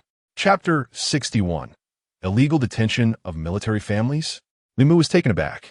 At the banquet hosted by Wang Longsheng to celebrate his breakthrough into the profound realm, numerous leaders from various departments were indeed present. However, Li Mu had no inclination to memorize each one. Zhao Jinhe quickly chimed in, yes. I was there too. To be honest, we were just discussing you at the table.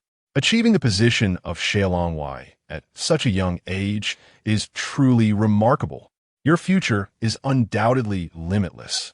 The two leaders instinctively zeroed in on the individual most advantageous to themselves upon entering, completely overlooking Li Mu. Yet, the few individuals behind them had already recognized Li Mu. Still, they thought little of it, as they were unqualified to attend Wang Longqing's banquet. But upon hearing the titles Deputy Commander Wang and Shuangwen, they were all drenched in cold sweat. Thankfully, they had refrained from casting any unfriendly glances at Li Mu earlier. Otherwise, the consequences would have been dire. I see. What a pleasure, Li Mu replied politely, reluctantly rising to acknowledge them. Today, to gather three young talents in one private room is indeed a fortunate occasion for us. Li Chengkai exclaimed with a hearty laugh. However, both he and Zhao Jinhe were internally astonished. Wang Longsheng and Bai Tiewei's attitudes towards Li Mu at the banquet were still fresh in their minds. Now, he had ascended to the position of Shuangwen at merely 18. This young man was certainly not to be trifled with. He was genuinely one of Wang Longqing's men, affiliated with the military, a newly appointed military officer, the heir of a conglomerate and the son of a police magnate, all top contenders in the Abyss's inaugural battle. Their martial prowess was indisputable. To witness these three individuals sharing a drink was to behold a small group with terrifying potential. The future power they could wield was incalculable. At that moment, Zhang Zhui and Lu Chenfeng also fully comprehended the situation. Lu Chenfeng, unable to contain his playful spirit, cheerfully addressed Zhao Jinhe. Hey, weren't you asking who inflicted this injury on me? It was him. He pointed at Li Mu while lifting his arm, wrapped in bandages. Zhao Jinhe felt as though the world had darkened before his eyes. What? Lu Chenfeng's injury was actually inflicted by Li Mu. Hadn't he just cursed? Wondering which scoundrel had done this, cold sweat immediately beaded on his forehead. The others were engulfed in shock. Lu Chenfeng was renowned for his defensive prowess as an S-grade gifted martial artist. To be injured by Li Mu to the extent of needing bandages? The legitimacy of this Shuangwen was evidently beyond doubt. Li Mu, well aware that Lu Chenfeng was merely playing tricks, bore no ill will, understanding that the latter was simply trying to curry favor. Thus, Li Mu smiled and waved his hand, indicating that it was of no consequence. Zhao Jinhai finally breathed a sigh of relief, profoundly grateful for Li Mu's magnanimity, and prepared to offer him a drink. Li Chengkai spoke a few more words, and the atmosphere grew lively. A group of people prepared to toast the three young men. Li Mu had already poured the drinks, but just then, the phone on the table rang furiously. Upon encountering his cousin Chen Jiechi, Li Mu's brow furrowed instantly. After uttering an apology, he answered the phone. The atmosphere in the room was eerily quiet. Even without the speakerphone activated, Chen Jiechi's cries were distinctly audible. "Cousin, something has happened. What is it? Speak." Li Mu promptly stepped into a corner, anxiously whispering his inquiry. "The business regulatory officials have sealed the store. They've taken Mom, Dad, and Anne away." Her anguished cry resonated clearly in the ears of Li Chengkai and Zhao Jinha. They both felt a sudden tightening at their temples. The wine glass in Li Chengkai's hand slipped, crashing onto the table. "What did you say?" Li Mu's voice turned abruptly icy. "My brother and I just returned. The store is plastered with seals. The neighbor across the street said 2 vehicles from the regulatory office arrived. They falsely accused our parents of purchasing stolen material from the Zhang group and took them all away." At that moment, Chen Jiechi found her composure. She calmly articulated the situation in a few succinct phrases. After listening, Li Mu directed his cold gaze towards Li Chengkai. Li Chengkai felt as though he were being eyed by a ravenous wolf. He, it seemed, was merely a piece of succulent meat. Li Mu asked in a deep voice, "Do you know where they've been taken?" "No," Chen Jiechi cried. "Wait for me at the fruit store." Li Mu hung up, slowly setting down the phone. The atmosphere in the room became stiflingly tense. The breaths of Li Chengkai and the others seemed to have ceased entirely. Zhang Jiwei was the first to speak. "It's impossible that we lost anything." His words were resolute. "The reputation of our security measures is paramount. Even if the Zhang group truly lost something, it will be dealt with discreetly." Li Mu understood this all too well. Without needing to think, he realized that the Li family had colluded with the regulatory authorities. However, fretting would yield no results. He must first ascertain where his mother and aunt had been taken. The most convenient source of information was none other than Li Chengkai. Even if he were not directly involved, the regulatory officials were indeed under his purview. Li Mu needed to exert pressure on him. "Minister Li, if you have any grievances against me, feel free to express them directly. There is no need to involve my family." Li Mu spoke with a smile, yet his eyes radiated a deadly intent. The intimidation through inebriation had already activated. Li Mu had consumed more than just a couple of sips. Once this intimidation took effect, even the most formidable of creatures within a 5-meter radius would feel their courage falter and their speed diminish, let alone this group of pampered leaders. Everyone in the room felt a profound sense of suffocation, beads of cold sweat pouring forth. This was not merely psychological, it was physiological. They were unaware that they were wholly mistaking the pressure of intimidation for Li Mu's murderous aura. "Li Wolfguard, I assure you, I have no connection to the arrests. But rest assured, I will handle this matter with utmost seriousness. I will provide you with a satisfactory response." Li Chengkai's voice trembled slightly as he spoke. With trembling hands, he retrieved his mobile phone from his pocket and promptly dialed a number. "I simply wish to ascertain the whereabouts of the person now," Li Mu said coldly. The foremost priority was to locate the individual and prevent any potential danger. "I understand. I understand." Li Chengkai nodded incessantly at Li Mu during the brief interval before the call connected. As soon as the line was established, Li Chengkai bellowed, "Have him check the law enforcement records immediately." However, it was evident that the hefty individual had acted outside the bounds of the law, and thus, there were no records to be found. After a prolonged silence, Li Chengkai, drenched in cold sweat, replied, "Li Langwei, there are no law enforcement records. But, rest assured, there are only 7 sub-departments in the East District. I shall check them one by one immediately." With a thunderous crash, Li Mu kicked aside the table obstructing his path and strode purposefully toward the exit, exuding an aura of lethal intent, not sparing a glance at Li Chengkai or the others. As he exited the restaurant, he dialed the number of his aide, Zhang. There was no need to alert Wang Longsheng about this matter. With his current status as a Zhenyuan officer, and with his mother having been taken captive, He possessed the authority to summon military reserve forces from the military family district. Informing Zhang was merely a means to expedite the process. Zhang Zhuwei and the others swiftly followed him outside. However, upon their emergence, they were met with the sight of Li Mu mounting his warhorse, issuing a fierce shout. The steed galloped away, leaping high and clearing several vehicles parked by the roadside, speeding down the highway. How on earth am I to explain this to Li Langwei? Li Chengkai exclaimed, stunned, as he slapped his thigh, his composure unraveling. Zhang Zhiwei admonished, "You are in charge of industrial and commercial law enforcement. Do you truly believe an explanation will suffice if an incident occurs? Immediately instruct your subordinates to conduct an inspection. Rectify the error with utmost urgency. If you delay, no one will be able to save you." After delivering his words, Zhang Zhuwei, accompanied by Lu Qinfeng, swiftly entered his vehicle, commanding the driver to accelerate. The car sped off in pursuit of Li Mu.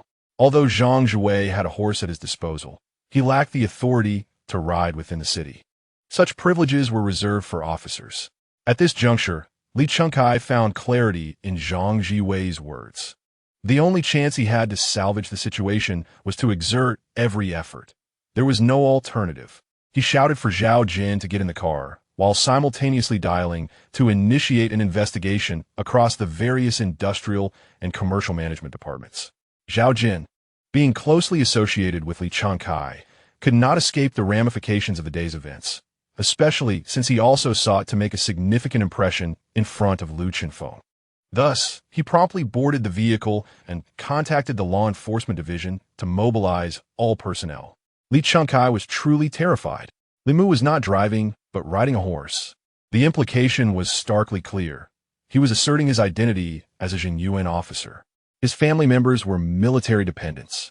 Since they had been detained in the Industrial and Commercial Management Department, this constituted an absolute illegal detention, the unlawful confinement of military dependents. It appeared that someone was about to face dire consequences today. Li Chengkai was filled with dread. Whether this calamity would befall him hinged upon his ability to handle the situation to Li Mu's satisfaction. Chapter 62. Capture. Li Mu galloped back to the blacksmith's shop atop his steed. Vice Officer Zhang was already investigating the location. The abduction had occurred here, and, upon returning, Li Mu could swiftly arrive at whichever place was next. This was a narrow street, with only 2 lanes designated for vehicles in the middle. As Li Mu raced along, he drew the attention of passers-by. Upon reaching the blacksmith shop, he discovered it was indeed plastered with seals. Suddenly, 2 figures burst forth from the fruit store. It was Chun Jiafeng and Chun Jiaqing. Cousin. Both were teary-eyed, having never encountered such an ordeal, their faces pale with fright. "Get on," Li Mu commanded, swiftly pulling them up onto the broad back of his horse. The steed, robust and strong, bore the additional weight of the 2 children without the slightest sign of strain. Seeing their cousin riding with such authority offered Chun Jiaqing and Chun Jiafeng a sense of reassurance, indicating that he had garnered some merit within the Zhenyuan Army. At that moment, Li Mu's phone rang. Vice Officer Zhang was calling. Upon answering, Zhang provided a location, the Business Administration Department on Tianxin Street, where the security team had already set out. "Excellent. Exercise caution and avoid any loss of life. Ensure the mastermind is apprehended first," Zhang cautioned. "Understood," Li Mu replied, hanging up the phone and signaling for Chun Jiafeng and Chun Jiaqing to hold on tightly as the warhorse galloped towards Tianxin Street.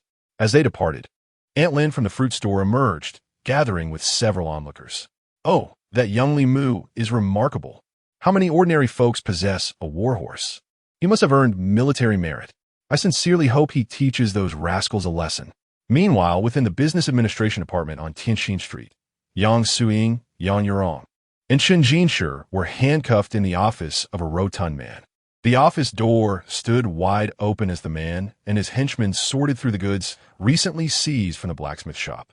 Unlike other businesses, the blacksmith trade was slow but lucrative, as it involved craftsmanship rather than mere iron sales. Each transaction could yield thousands, resulting in a collection of nearly 20,000 from the cash register. One of the subordinates eagerly presented 12,000 yuan to the rotund man, bundled together with sycophantic deference. "Haha, Team Leader Liu, this haul is quite substantial. Team leader Lu grinned with satisfaction, stowing the money in his pocket. However, one of his underlings expressed concern. Team leader, what about them? Keeping them locked up seems a bit irregular. They were not related to the supervising officer, and a sense of trepidation lingered among them. Lu sneered dismissively. What is there to fear? I will weather any storm. As the leader of the business administration, detaining a few individuals is hardly a matter of consequence. Draft a confession for me. He waved his hand and strode into the office. Soon, a subordinate returned with a drafted confession in hand. At this juncture, Lu had only one path left to tread. This compelled Yang Suiying and her companions to confess, acknowledging their involvement in the trafficking of stolen goods. As long as they inscribed their signatures on the confession, he would promptly deliver them to the authorities, thus resolving the matter seamlessly. Otherwise, he truly dared not keep them detained for long, as complications would ensue. At this moment, the trio was confined within a low pipe, unable to stand upright, forced to sit on the ground. Lu, the corpulent figure, dramatically waved the confession paper. So what is it to be? Have you made your decision? Will you admit to the crime? Spare us. We will never confess to something we did not do. I await your downfall. Yang Suiying retorted through clenched teeth. Once a daughter-in-law of the Li family, she had encountered Lu too many times during Li Qianfeng's lifetime. She had long perceived his underlying trepidation. Otherwise, he would not be so insistent on coercing their confessions. Once they admitted guilt, they would be handed over to law enforcement, and that would be the end of it. She did not believe the Li family possessed such influence to dare endanger their lives in this manner. Lu's fury escalated. The arduous nature of this endeavor was entirely due to this insufferable woman. Had it not been for her, the other two might have already succumbed to fear and confessed. Very well. Continue resisting the law. Let us see who ends up in misfortune. He turned to the two accomplices. Do you wish to share her fate, or will you strive for leniency? The choice is yours. This is your opportunity. With that, he forcefully tossed the confession paper before Yang Yurong and Chen Jinshi, attempting to intimidate them into compliance. Yang Yurong spat with force, her saliva striking the confession paper directly. I acknowledge your mother, she shouted in anger. Lu, infuriated yet amused, responded with a mocking laugh. All right, very well, he then commanded. This room is far too dim. Fetch me a large lamp. Immediately, someone rushed out to retrieve a massive spotlight. The terrifying light and heat it emitted could roast a chicken within mere moments, let alone a person. Even a formidable martial artist would not endure for long under such conditions, and crucially, it would leave no marks, making it ideal for extrajudicial punishment. At that moment, Lu's phone rang, and his expression brightened as he answered. Hello, brother, what is up? A booming voice erupted from the other end. You fool. What trouble have you caused now? Lu, perplexed, responded, Huh? I haven't done anything wrong. He was baffled, as the shop closure had been authorized by his brother. Apart from that, he had committed no other transgressions. Think carefully before I arrive. Do not do anything reckless.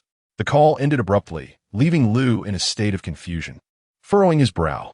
What is happening? He let out an angry belch and glared at Yang Yurong and the others. You lot, stop dawdling and sign the confession. Hurry up and get out of here. I have important matters to attend to. Yang Yurong, having overheard the recent phone call, quickly discerned a possibility. She let out a cold laugh, remarking, You fat fool, with your level of intellect, your demise is hardly unjust. No sooner had she spoken than a series of anguished screams echoed from within the building of the Business Administration Department. The cacophony of despair grew ever closer. While Lu the Fat was still in a state of mental disarray, several plainclothes security personnel rushed in. Crouch down, came a thunderous command as a kick, as solid as steel, struck him in the thigh, causing him to stagger. Bewildered, Lu was left pondering whether he was meant to crouch or kneel. The force of the kick brought him to his knees, whereupon a hand, as strong as a vice, clutched his throat, pinning him firmly to the ground. A few security personnel approached to remove the handcuffs from Yang Suiying and the others, assisting them as they descended the stairs. Everywhere they passed lay the previously defiant enforcement officers from the business administration, now writhing on the ground, clutching their stomachs in agony. The plainclothes security team, the first to arrive, was tasked with safeguarding military officers and their families, typically stationed within a military family quarters. The plainclothes unit was often deployed for operations requiring swift and stealthy action. Dressed inconspicuously, they could infiltrate without drawing attention. Liu was oblivious to the identity of these operatives until he was pinned to the ground. Bold! Bold! Who are you to dare assault public officials? Do you know who I am? He exclaimed, though his words were cut short as the plainclothes officers seized him by the hair and dragged him away. The excruciating pain prompted Liu to thrash about violently, but the more he struggled, the worse his hair endured. The security team paid no heed to whether Yang Suiying and the others were involved in the trafficking of stolen goods. That was a matter for the investigative authorities. Their orders were clear: subdue the criminals and rescue the military personnel. Chapter 63. Being honest, seeking forgiveness, Liu Fatty shouted desperately, yet upon being dragged out of the building, he was left in a state of shock. Not only was he bewildered, but his cadre of valiant subordinates bore expressions of disarray, each one of them having been beaten to a pulp. One by one, they were pulled from the edifice. Yang Suiying stood outside, perplexed by the unfolding scenario. Suddenly, Li Mu galloped in on horseback. "Dad! Mom!" Chun Jiaqing and Chun Jiafeng cried out in unison, dismounting to embrace their parents. Li Mu rushed to Yang Suiying's side. "Mom, are you all right?" he inquired, to which she hurriedly shook her head. "Rest assured, I am fine." However, Li Mu's fury surged, for he had clearly noticed the deep, purplish bruises encircling his mother and aunt's wrists. Those marks were unmistakably the result of tight handcuffs. At that moment, a dozen plainclothes officers emerged, dragging out all the injured men, including many office workers who had offered no resistance, forcing them into a corner against the wall. The office personnel, witnessing the dismal state of Liu Fatty and his associates, dared not resist. Clad in civilian attire, they mistakenly believed they were victims of a robbery. Confounded, they wondered why the robbers would take them out to the street. Liu Fatty continued to bellow, "What are you doing? This is the Ministry of Commerce. This is a government institution. How dare you assault public officials? You are utterly lawless." Just as Li Mu was about to confront him, a figure in white hurried over. It was Supervisor Liu, who had previously visited the Li household. Upon seeing Supervisor Liu, Liu Fatty immediately cried, "Brother, save me." Supervisor Liu, taken aback by the scene, quickly deduced the situation upon spotting Li Mu. It was evident that his younger brother had dealt with Yang Yurong's forge, and now Li Mu had returned with reinforcements. He had already heard from the Li family about Li Mu's acquaintance with military officers.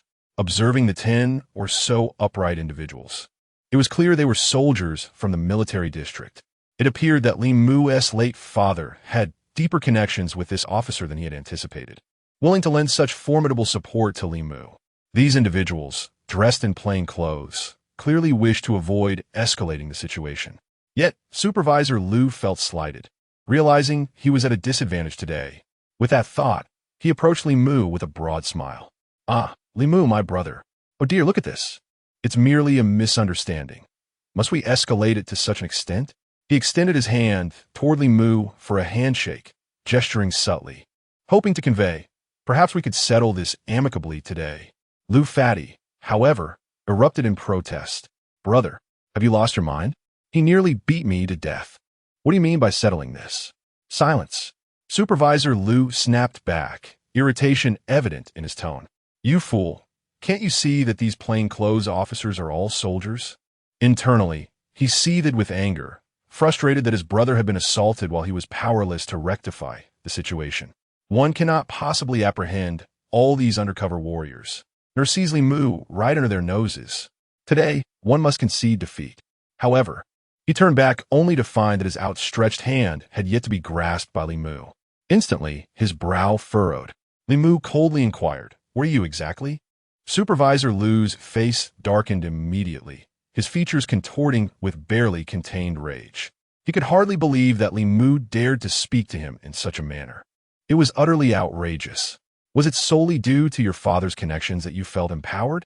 Moreover, your ties are not as solid as you presume. Otherwise, these Zhenyuan soldiers would not be acting undercover. They would boldly come to your aid. Li Mu, do not overestimate your position.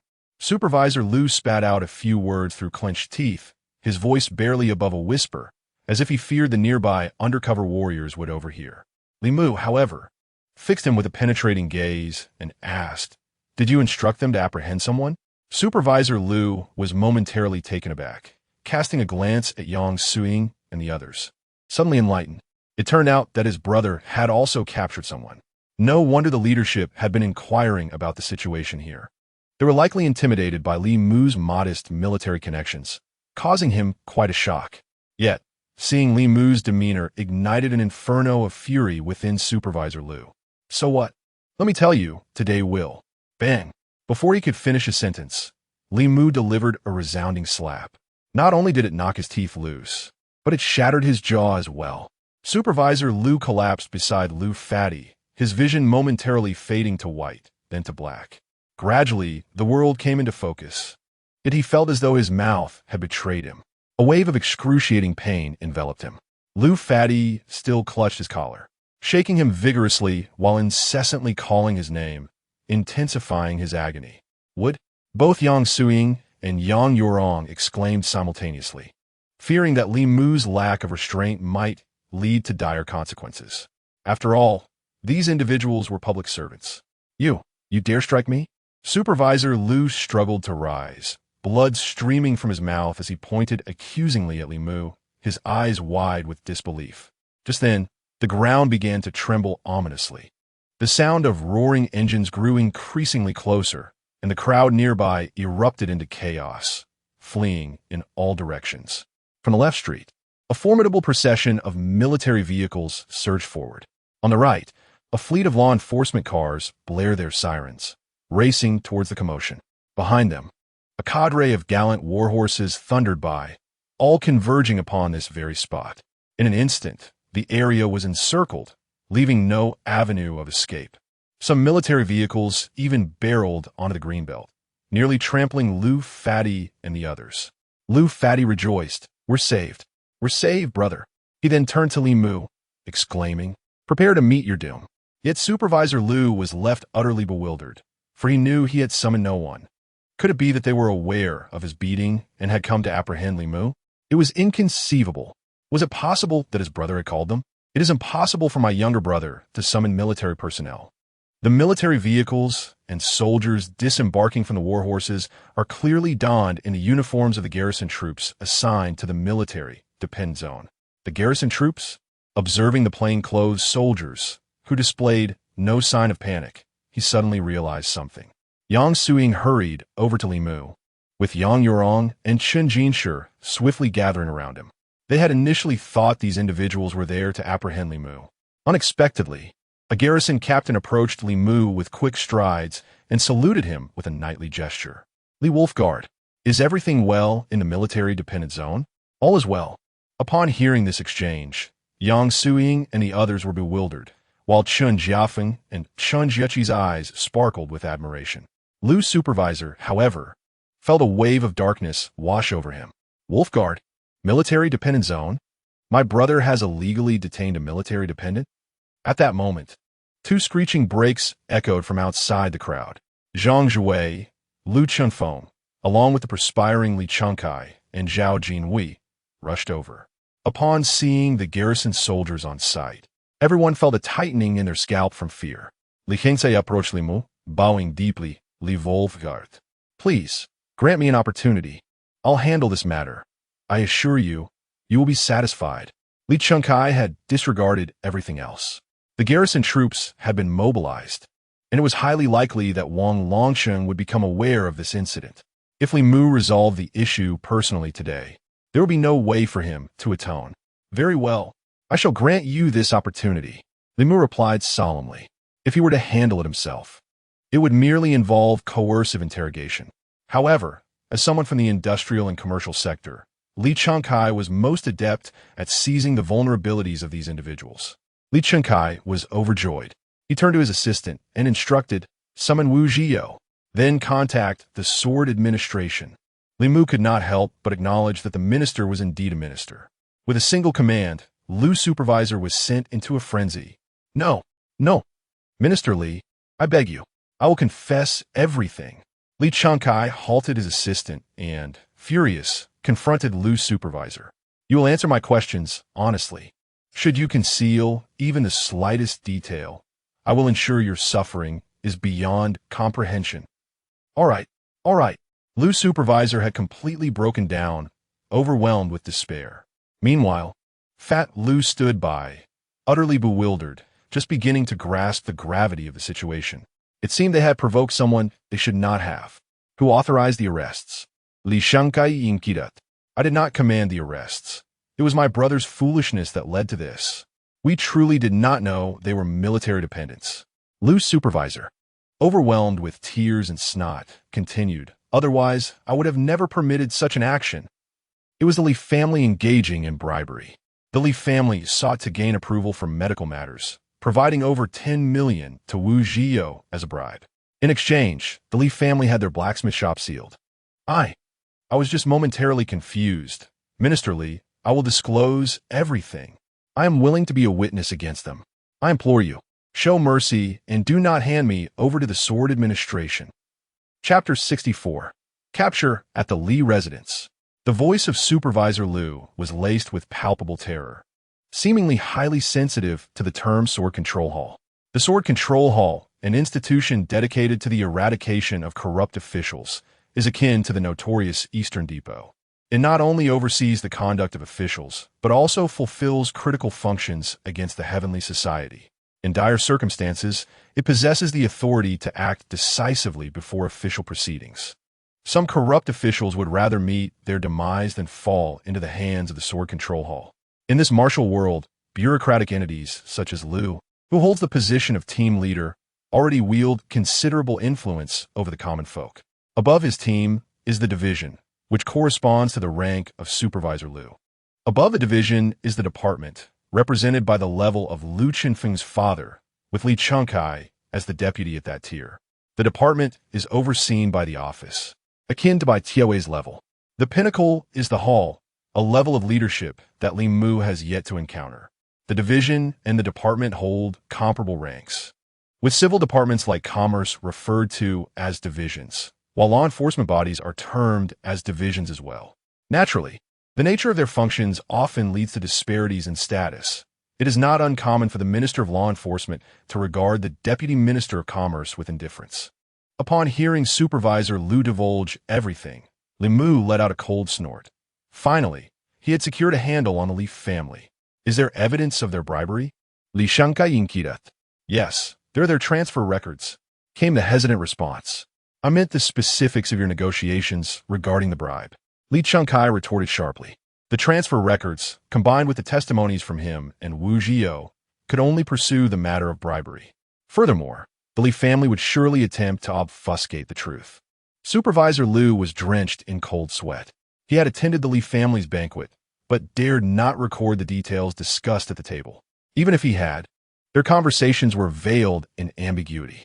Many leaders or members of influential families speak in such a manner not out of pretentiousness, but to eliminate any possibility of leaving incriminating evidence. During the banquet, he and the Li family members had not uttered a single word about bribery. They spoke of a particular fish, with the price of that fish determining the terms of the bribe. Even if recordings were produced, they would bear little weight. However, Supervisor Lu observed Li Mu's expression with growing anxiety. The latter's demeanor was cold and menacing, and he understood that today, the one in control was Li Mu. Should this ominous figure be dissatisfied, Lu knew his life would be forfeit. Li Chengkai interjected. Think carefully about who from a Li family instigated you to endanger military personnel. Suddenly, enlightenment dawned upon Supervisor Lu.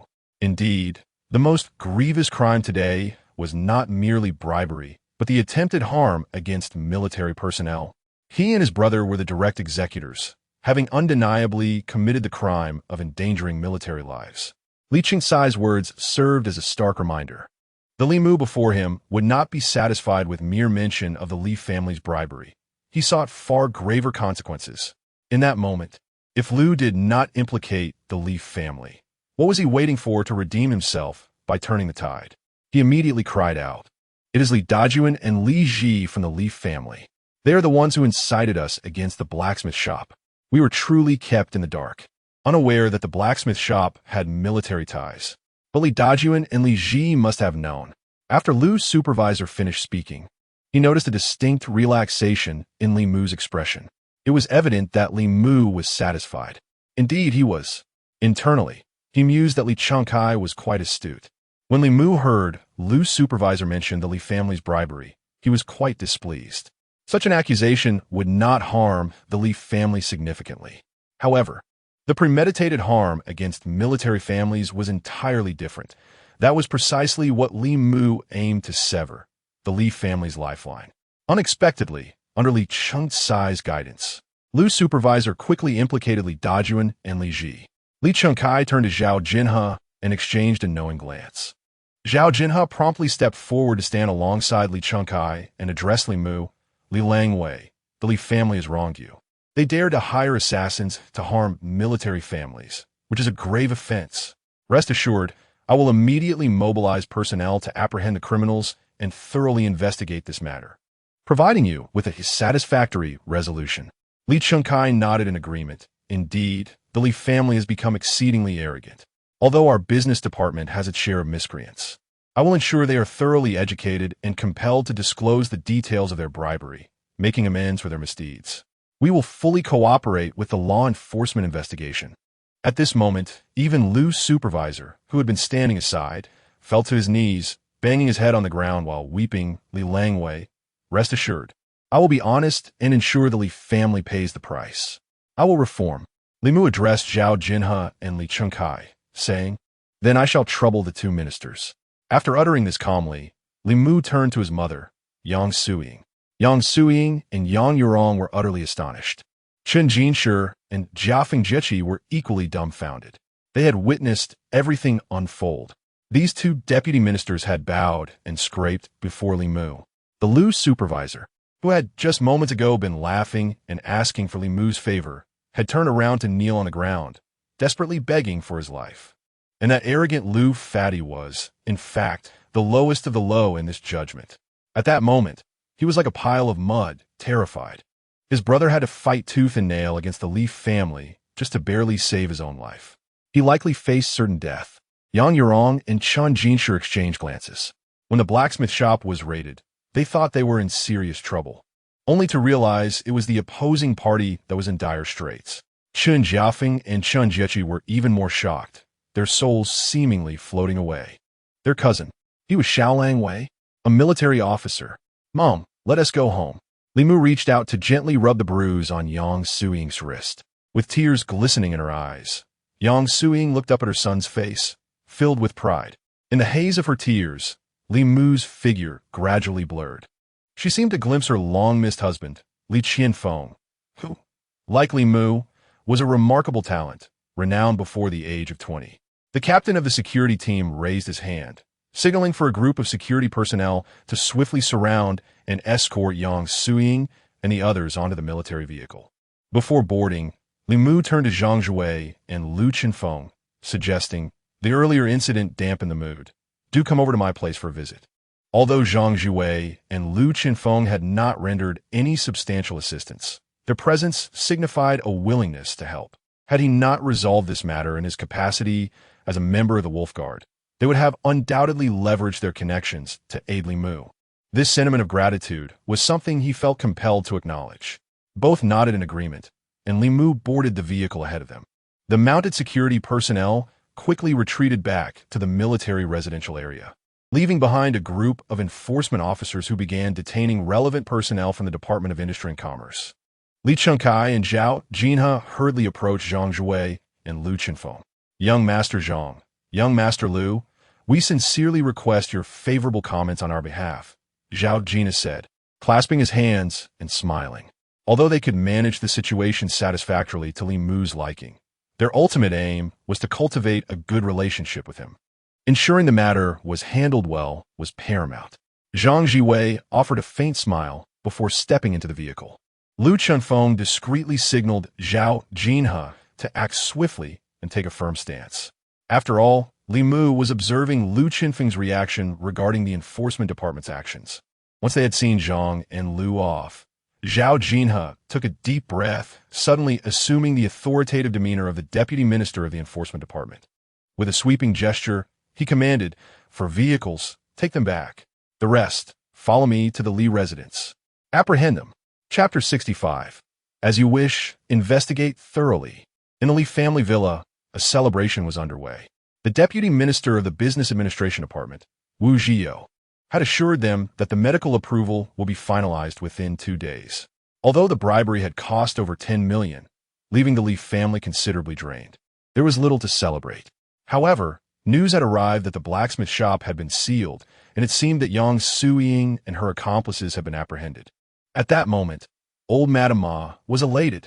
She specifically instructed that today should be celebrated heartily, as the Li family had finally gained a small victory. At the banquet, old Madame Ma raised her glass with a beaming smile, declaring, "Today is indeed a double blessing. I feel utterly content. Come, let's drink to this." The guests raised their glasses in cheerful agreement. Among them, the one who laughed the most joyfully was Li Xiaohong. She set down her cup and remarked, "That despicable Li Mu must be suffering now. How laughable for a penniless wretch to think he could rival us. Alas, I regret that I cannot personally avenge that slap." She clenched her teeth at the end of her statement. Li Xiaohai, swinging his glass casually, kicked off his shoes and propped his feet on the edge of the stool. "Fear not, I shall exact that revenge for you." Everyone turned to look at Li Xiaohai, who confidently proclaimed, "Have I not already broken through to the second rank? With Zhang Jiwei of the Holy Dragon Martial Academy gone, I am now the sole S-rank martial artist of the Academy. Their resources will undoubtedly be funneled towards me. With 20 days remaining until the city-wide elite competition, I shall surely enhance my strength significantly with these resources. Just let me not encounter Li Mu at the competition otherwise." Ha! Li Xiaohai chuckled coldly and downed his drink in one gulp. His hatred for Li Mu was palpable. Having achieved a mere 31st place with S-rank talent had turned his name into a punchline, with numerous short videos mocking his attempts to appear impressive. Even his battle against Li Mu had been edited together, starkly highlighting the disparity in their martial prowess, a fact evident to any martial artist. At that moment, Li Ji furrowed his brow and cautioned, "Confidence is commendable, but you absolutely cannot afford to fail this time. The elite competition is your opportunity to soar. In these days leading up to it, do not let me catch you in any disreputable places. Focus on your training and stand out." Aunt Tu was naturally displeased with her husband reprimanding their son. "Why are you being so harsh? S-rank talent develops later on. You know that. Give our Xiaohai time to grow. The longer he has, the more his potential will manifest. It has barely been half a month since his awakening. Why the rush? Even if he fails this elite competition, there is still the college entrance examination." Aunt Tu defended her son, which irked Li Ji, who felt an urge to scold his wife. "Still not anxious? There is no rush. Li Mu is swiftly becoming as formidable as his father. What nonsense about late-stage performance? Zhang Jiwei and Lu Chenfeng. Where is the late-stage prowess in them? Even Li Mu, with his F-grade talent, is far ahead. He even doubts whether his son, this useless one, has truly exchanged talents with Li Mu. Now, Nansheng is on the verge of its inaugural battle in the abyss. Following this, the other 2 districts will proceed. Once all 4 districts have concluded their contests, in about 10 days, the top 250 contenders from each district will engage in a peak elite competition. This will be a grand arena to showcase individual prowess. Unlike the inaugural battle, this elite competition will be entirely public and widely attended, garnering the attention of the entire city. Li Xiaohao reclined comfortably, brimming with confidence. "Rest assured, father, this time I will surely soar to great heights." Grandma nodded in satisfaction. Indeed, he is a true son of the Li family. "Magnificent." Aunt raised her cup with a smile, declaring, "To the prosperity of our Li family. Cheers." Everyone raised their glasses in unison. "Prosperity, prosperity." Suddenly, a cacophony of urgent sirens shattered the joyous atmosphere, followed by a chorus of screeching brakes. Then came the resounding thuds of car doors slamming shut. Everyone was taken aback. "What is happening? Let's go take a look." Grandmama, dissatisfied, set down her cup. As Li Daong stood up, a loud crash echoed through the air. The Li family S-door was violently flung open. Dozens of fully armed law enforcement officers stormed in, brandishing weapons with an imposing presence. They surrounded the dining table without hesitation. One officer stepped forward, and, without a word, slammed Li Daong and Li Ji down onto the table, their faces plunging into the dishes. "What are you doing? What's going on?" The entire Li family was thrown into a panic, questioning in alarm. Li Xiaohong and the younger generation rushed to intervene, shouting for the officers to release them. However, they too were swiftly pinned to the table. "Li Xiaowo Wayua Bulli. Do you know who I am? Get lost." Slap.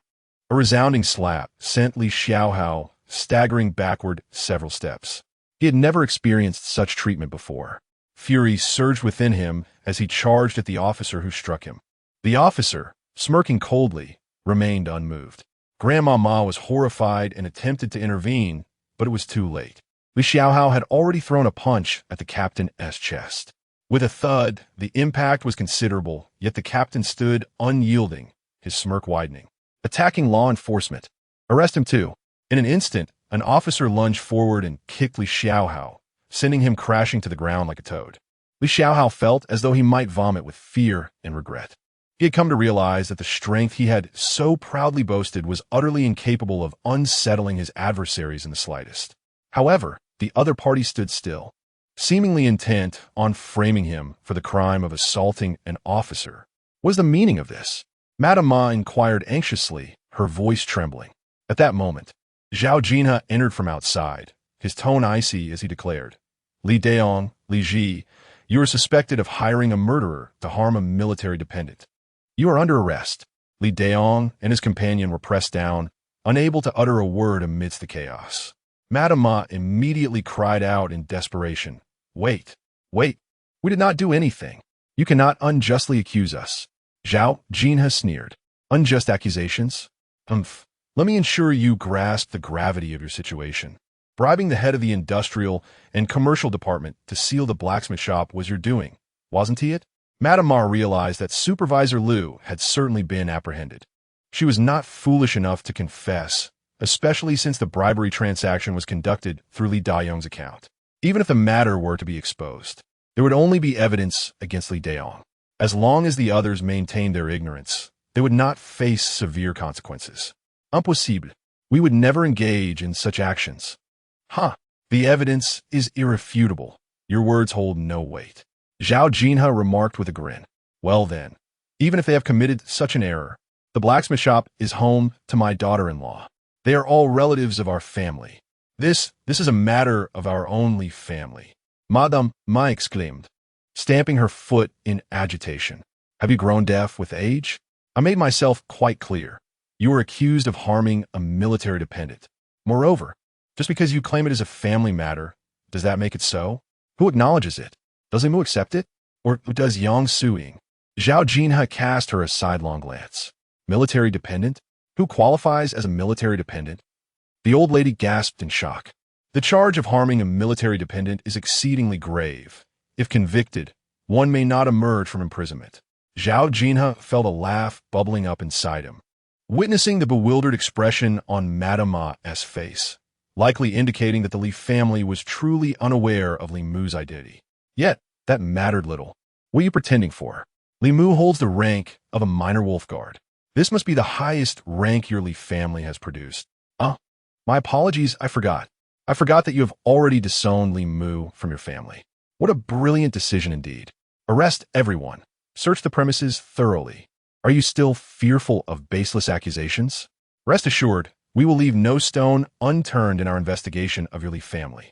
We absolutely will not close this case until everything is made clear. Chapter 66. The Gift of Growth. Zhao Jinhe's words struck Madame Ma with the force of a thunderclap. Li Mu was actually a member of the Shuangwen. When did this happen? It had only been a short while since leaving the Li family, and Li Mu had already attained the rank of Shuangwen. If this were true, Li Daong and Li Ji would be utterly doomed. Not only would they suffer, but Zhao Jinhe's implication was clear. He intended to unravel the Li family. What family does not harbor its own secrets? No family can withstand scrutiny. Now, Zhao Jinhe was leveraging the investigation into the harm against military families to target the Li family. Over 80 of the Li family's businesses had illegal records. Once an investigation commenced, everything would come to a standstill. Moreover, half of the family would be implicated, with many facing imprisonment. Though she considered herself astute and believed that she and some of the female members of her family were relatively untainted, they did not oversee the family business. If all those managing the family enterprises were apprehended, the Li family would crumble. She had never anticipated the opponent would be so ruthless. This was a direct push towards the Li family's demise. Unfortunately, lamentations were of no avail. Madame Ma and the others were forcibly dragged out of the Li residence and taken back to the enforcement department at the Zhenyuan blacksmith shop. The sight of Yang Suying and others being escorted back by military vehicles left the neighbors in a state of shock. They had surmised that Li Mu had some influence, but they had not realized the extent of his power. Zhang Jiwei and Lu Chenfeng arrived shortly thereafter. Yang Yurong and her companions expressed their gratitude to Aunt Lin across the street, then invited Zhang Jiwei to stay at the blacksmith shop for the afternoon. Particularly, after learning that Lu Chenfeng's arm had been injured by Li Mu, Yang Suying insisted on preparing a sumptuous meal as a gesture of hospitality. At the banquet, the guests were naturally most curious about how Li Mu had acquired his Shuangwen rank, primarily intrigued by the remarkable accomplishments he must have achieved in such a brief span. There was no escaping the inquiries this time. Li Mu had no choice but to recount his recent experiences, omitting, of course, the part where he lost consciousness, fearing that Yang Suying might be unable to bear it. Chen Jiaqing and Chen Jiafeng had already come to idolize Li Mu. The revelry continued until after 10 in the evening, with Zhang Jiwei and Lu Chenfeng departing in a driverless vehicle, while Chen Jinshi and Yang Yurong had indulged a bit too much. Watching her slightly inebriated mother retire to her room, Li Mu returned to his own quarters, contemplating the need to arrange housing for his mother and aunt in the military family district. Although his military rank afforded a semblance of status, his mother and aunt were not actually eligible to reside in the military family area. Merely possessing a rank was insufficient. One must hold a specific military position. Only with an official post could a family be allocated a complementary residence in the military district, with the standards and location of the accommodation corresponding to the rank held. Reflecting on this, Li Mu recalled the information Wang Longsheng had provided him the previous day. He retrieved the documents from his storage space and examined them closely, feeling a sense of confusion as he discovered they were records of a confidential investigation. The content chronicles the records of individuals who have undergone talent replacement in the past decade, amounting to a dozen or so accounts. For instance, one account details the transformation of an A-grade talent and an E-grade talent after their exchange, resulting in the E-grade talent acquiring some peculiar abilities. Another account describes a D-grade talent who, after swapping with an S-grade talent, began to manifest mutations, following an upgrade to a C-grade talent, despite being a life-related ability. The results were quite astonishing. However, after meticulously sifting through these numerous records, Li Mu found that the mutations in these individuals' talents merely introduced some unusual characteristics without significantly enhancing their abilities. Li Mu pondered the intent behind Wang Longqing's acquisition of such information. After a considerable amount of deliberation, he suddenly grasped a critical insight. Given Wang Longqing's capabilities, he could only uncover such a limited number of records, indicating that such occurrences are indeed rare. Each year, countless individuals undergo talent replacement, yet over the past decade, there have been only a handful of mutated cases, and the enhancements in their abilities are minimal. Furthermore, Li Mu had once claimed to Wang Longsheng that his immobilization and transformation techniques were a product of talent mutation. This led him to realize that Wang Longsheng intended to convey that mere verbal assertions are insufficient. Such claims may deceive the average person, but as one ascends the ranks, skepticism will inevitably arise. This implies that Wang Longsheng harbored doubts about Li Mu's fabrication, yet he was willing to safeguard him, even offering a subtle warning. To obscure any anomalies in his strength, it was imperative to construct a credible body of written evidence. Only through this could he preemptively silence any rumors. A seamless and natural transition into the label of genius was essential. Otherwise, should he someday exhibit extraordinary prowess with an unusually low F-grade talent before influential figures, and if questioned, his only response could be that it stemmed from a talent mutation. If among those influential figures existed adversaries, Who could predict whether he would be nurtured or treated as a mere guinea pig? Thus, he must transform the untraceable into something verifiable. With this thought, Li Mu broke into a cold sweat, feeling fortunate that Wang Longsheng was the first to harbor suspicions. Yet the question remained, how could he substantiate his claims? After much contemplation, Li Mu concluded that he should undergo another talent assessment to seek a plausible explanation. Coincidentally, he needed to purchase some herbal seeds the following day, allowing him to cultivate his own fortunes while also testing his talent. Having resolved this, Li Mu organized his materials, extinguished the lights, and retired for the night. The next morning, he nearly exhausted his remaining funds, acquiring a substantial assortment of herbal seeds before heading straight to the abyss. The talent testing is a highly energy-consuming national event conducted biannually, open to those 18 and older. Individuals who have already awakened their talents can undergo reevaluation without necessitating such immense energy, though it still incurs considerable costs. The Zhenyuan Army also possesses testing facilities of this nature. Upon arriving at the testing institution, Li Mu found it relatively deserted, as few awakened individuals returned for repeat assessments. Unless there are specific reasons necessitating the issuance of some form of talent certification, Li Mu made his identity clear, and the staff courteously escorted him to an observation chamber. This spacious and brightly lit room was enclosed on 3 sides by glass. At its center lay an enormous energy stone. On the side of the glass, individuals were connected to a computer. Li Langwei placed his palm upon the energy stone, infusing it with true energy. Following his instructions, Li Mu commenced the gradual infusion of true energy. Meanwhile, the 2 staff members on the glass side began to engage in conversation. An 18-year-old young wolf guard, quite impressive. One remarked, "It's a pity he possesses only an F-grade talent." He gestured with his chin towards the computer screen, displaying Li Mu's awakened talent registration. Didn't he know? He was once a young master from a prominent family. He awakened an S-grade talent, but it was later downgraded to an F. The other, with a hint of irritation, clicked to reveal the detailed information. The records indicated that Li Mu's original talent was S, later changed to F. Goodness. Is that so? The first man's eyes widened in disbelief. I told you to watch less Abyss live streams and pay more attention to societal news. The Abyss is our lifeline. We can hardly keep up with news related to life and death. Who has the time to indulge in gossip? As their idle chatter continued, the energy stone in the observation chamber suddenly began to hum and glow. However, upon witnessing the color of the energy stone, both men were rendered speechless. If Li Mu indeed possessed an F-grade talent, the energy stone should have exhibited a purple hue. Yet now, a deep azure light surged forth from the stone. Indeed, the intensity generated by the energy stone was also detected. A clear mechanical voice resonated throughout the observation chamber. Talent: Hyper Heavy Strike. Level: D-grade. Chapter 67. Pressure from the martial arts department. Upon hearing the announcement, Li Mu was utterly bewildered. He merely intended to test his abilities, to obtain a talent certificate and see if there were any opportunities available. How could it be that his talent had actually upgraded? Could it be that Wang Longsheng had manipulated the situation, deliberately fabricating a D-grade talent for him? That seemed implausible.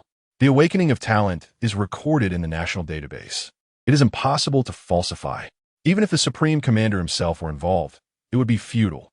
Li Mu hastily retracted his hand and delved into his consciousness to examine his talent. Indeed, the nature of his talent had transformed. Previously, it was classified as F-grade. Heavy Strike, with the characteristic of inflicting 2 of true energy strength as damage upon attack. For a long time, this talent effect had been largely overlooked. Some might consider a percentage-based damage boost impressive, but its true value would only become apparent in later stages.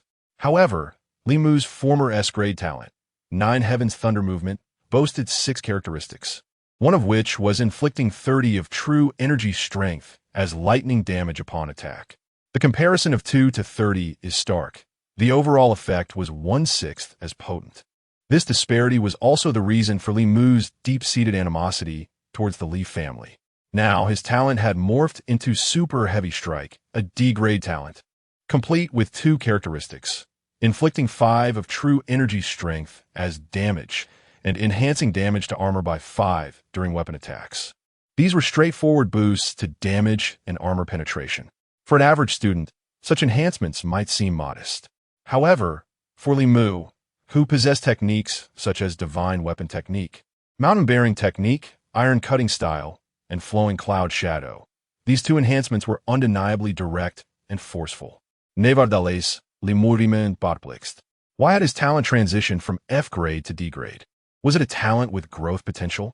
Just as he was lost in contemplation, the system suddenly emitted a prompt. For each level increase in the Heavenly Immortal Technique, the talent advances by 2 levels.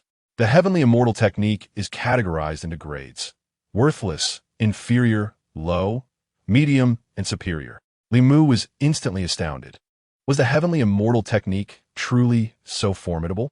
It could actually alter one's innate talent. Realizing this, he chastised himself for his earlier ignorance. Even the inferior grade of the Heavenly Immortal Technique could convert any 3 internal martial arts of this world into nourishment. If it were truly upgraded to the superior grade, transforming a talent would be a trivial matter. This was likely some form of self-correction by the system, ensuring that his vast array of divine abilities was more coherent within this high martial arts world. Li Mu calculated quietly. Worthless was F, inferior was D, low would be B, medium S, and superior would be SSS. Astonishing.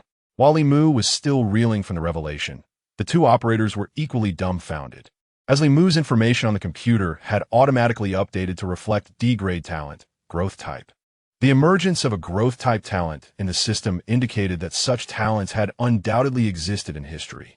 However, the specifics of how many had appeared and who they were remained beyond their knowledge. The 2 promptly reported the situation according to protocol, while Li Mu immediately dialed Wang Longqing's number.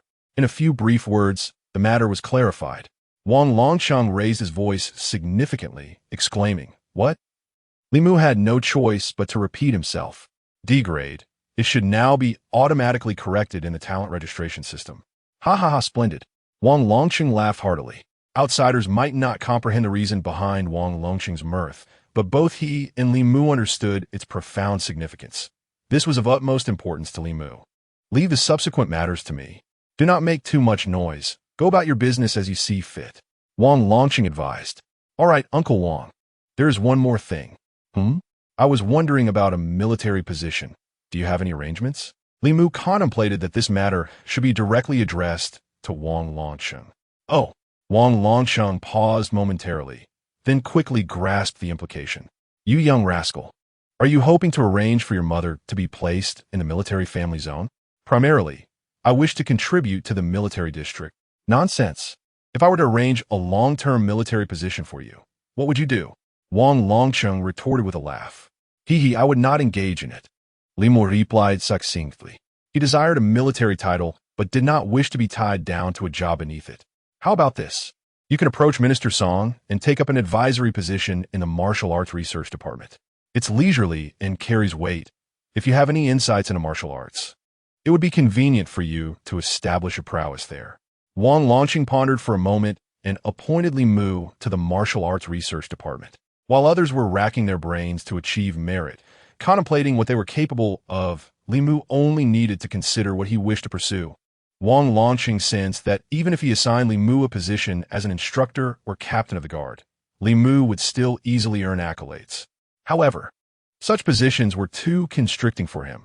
Li Mu would never accept them. Excellent. Li Mu concluded the call and hurried to report to the Martial Arts Research Department.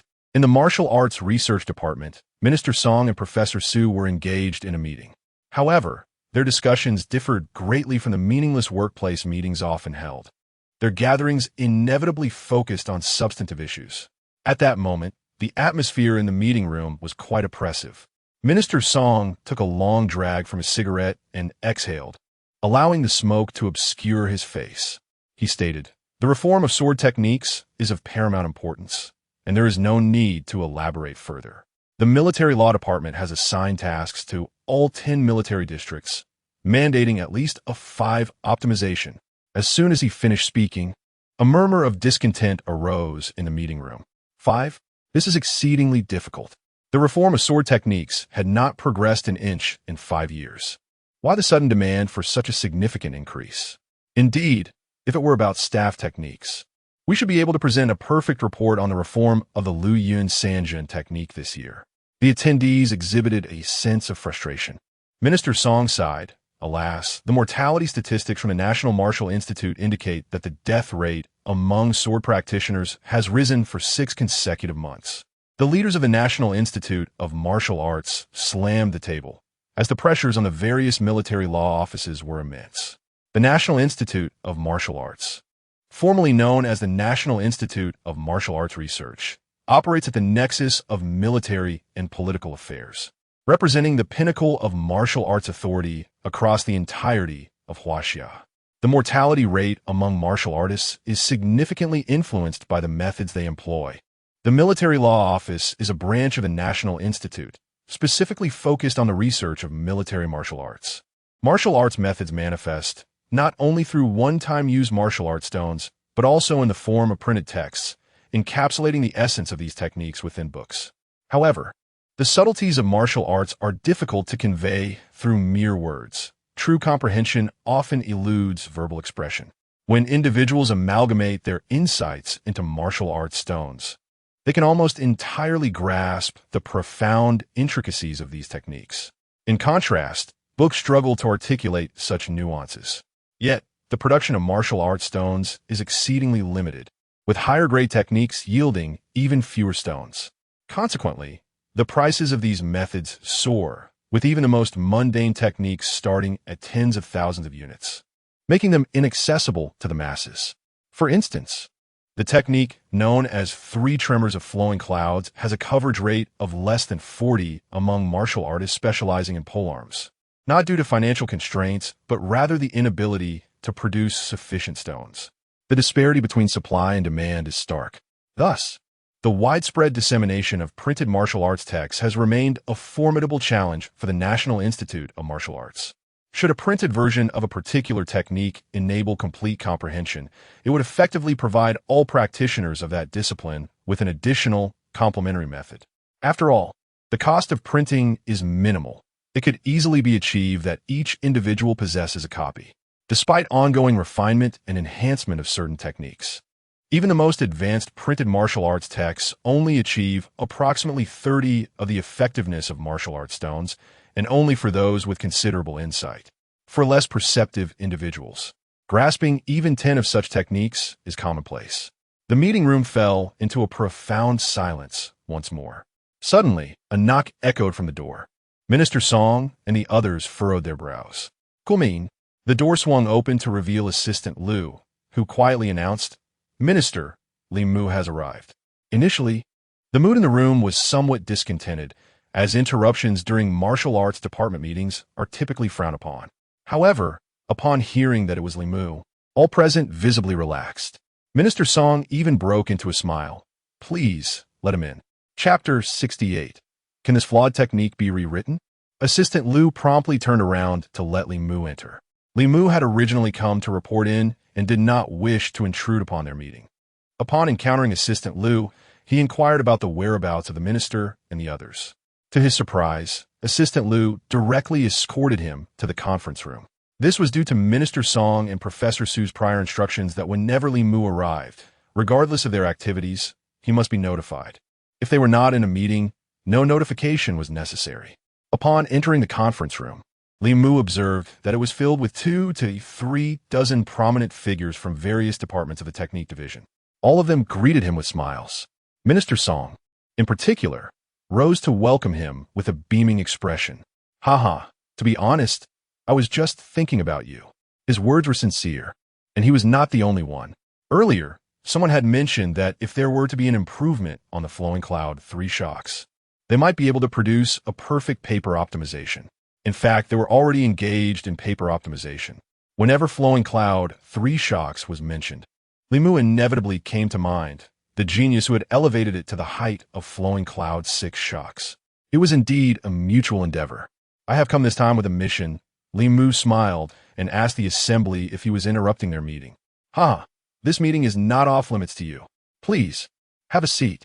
Professor Su chuckled as he pulled a chair beside him, indicating for Li Mu to sit down. Assistant Lu marveled. It truly is Li Mu. I've never seen Professor Su take such a liking to anyone. Not everyone has the privilege of sitting beside him. After a few polite refusals, Li Mu took a seat. Minister Song inquired, "You mentioned a mission. What kind of mission is it?" "I was sent by Deputy Commander Wang to report to the Technique Division as an advisor and to inquire if we are in need of personnel," Li Mu replied. "Indeed. Of course, we are in need. While others may not be, I specifically need you," Minister Song exclaimed, bursting into laughter. Professor Su was equally delighted. They had previously attempted to persuade Li Mu over drinks, but he had declined. Little did they expect that Wang Longcheng had managed to convince him. The prospect of him taking a position in the Technique Division was a stroke of luck. All the other department heads were equally thrilled, expressing their warm welcomes. "Ha! We will discuss your employment later. Let us first conclude this meeting," Minister Song declared with evident joy, giving Li Mu a hearty pat on the shoulder. Li Mu nodded obediently and sat beside them, listening attentively. "Since you arrived late, allow me to fill you in on the content of the meeting." Minister Song explained the paper optimization task to Li Mu, ensuring he grasped the significance of it all. He clarified the military district's relationship, mentioning that the order had been issued by the military law office at the Beishan border. The Beishan border encompasses 3 cities, collectively known as the Northern 3 Cities. They were currently in Tai's host city, with the larger Linyuan city and the even larger Shueqi city nearby. The military law office was located within Shueqi city, overseeing the technique departments across the 10 military districts of the 3 cities. Within the city, various esteemed martial arts institutions exist. Presently, Li Mu finds himself in the Pearl Military District, which ranks last among the 10 military districts. Consequently, the pressure from the commander-in-chief is considerable. It is hoped that through this opportunity, a commendable recognition can be obtained from the Northern Military Law Department, thereby enhancing the presence of the Pearl Military District. Li Mu attentively listened to these remarks, observing the reactions of those around him. He then spoke, "Minister Song, esteemed leaders as a newly appointed advisor. I am unfamiliar with the operations of the Martial Arts Department and even less acquainted with certain confidential data. May I pose a question from an outsider's perspective?" Professor Su chuckled and replied, "No problem. Speak your mind. If there's something unclear, just ask." His demeanor suggested a reassuring presence, as if to say, "How about your back? Feel free to explore." Li Mu included. "I would like to understand the level of difficulty associated with the 5 optimization mandated from above for our department."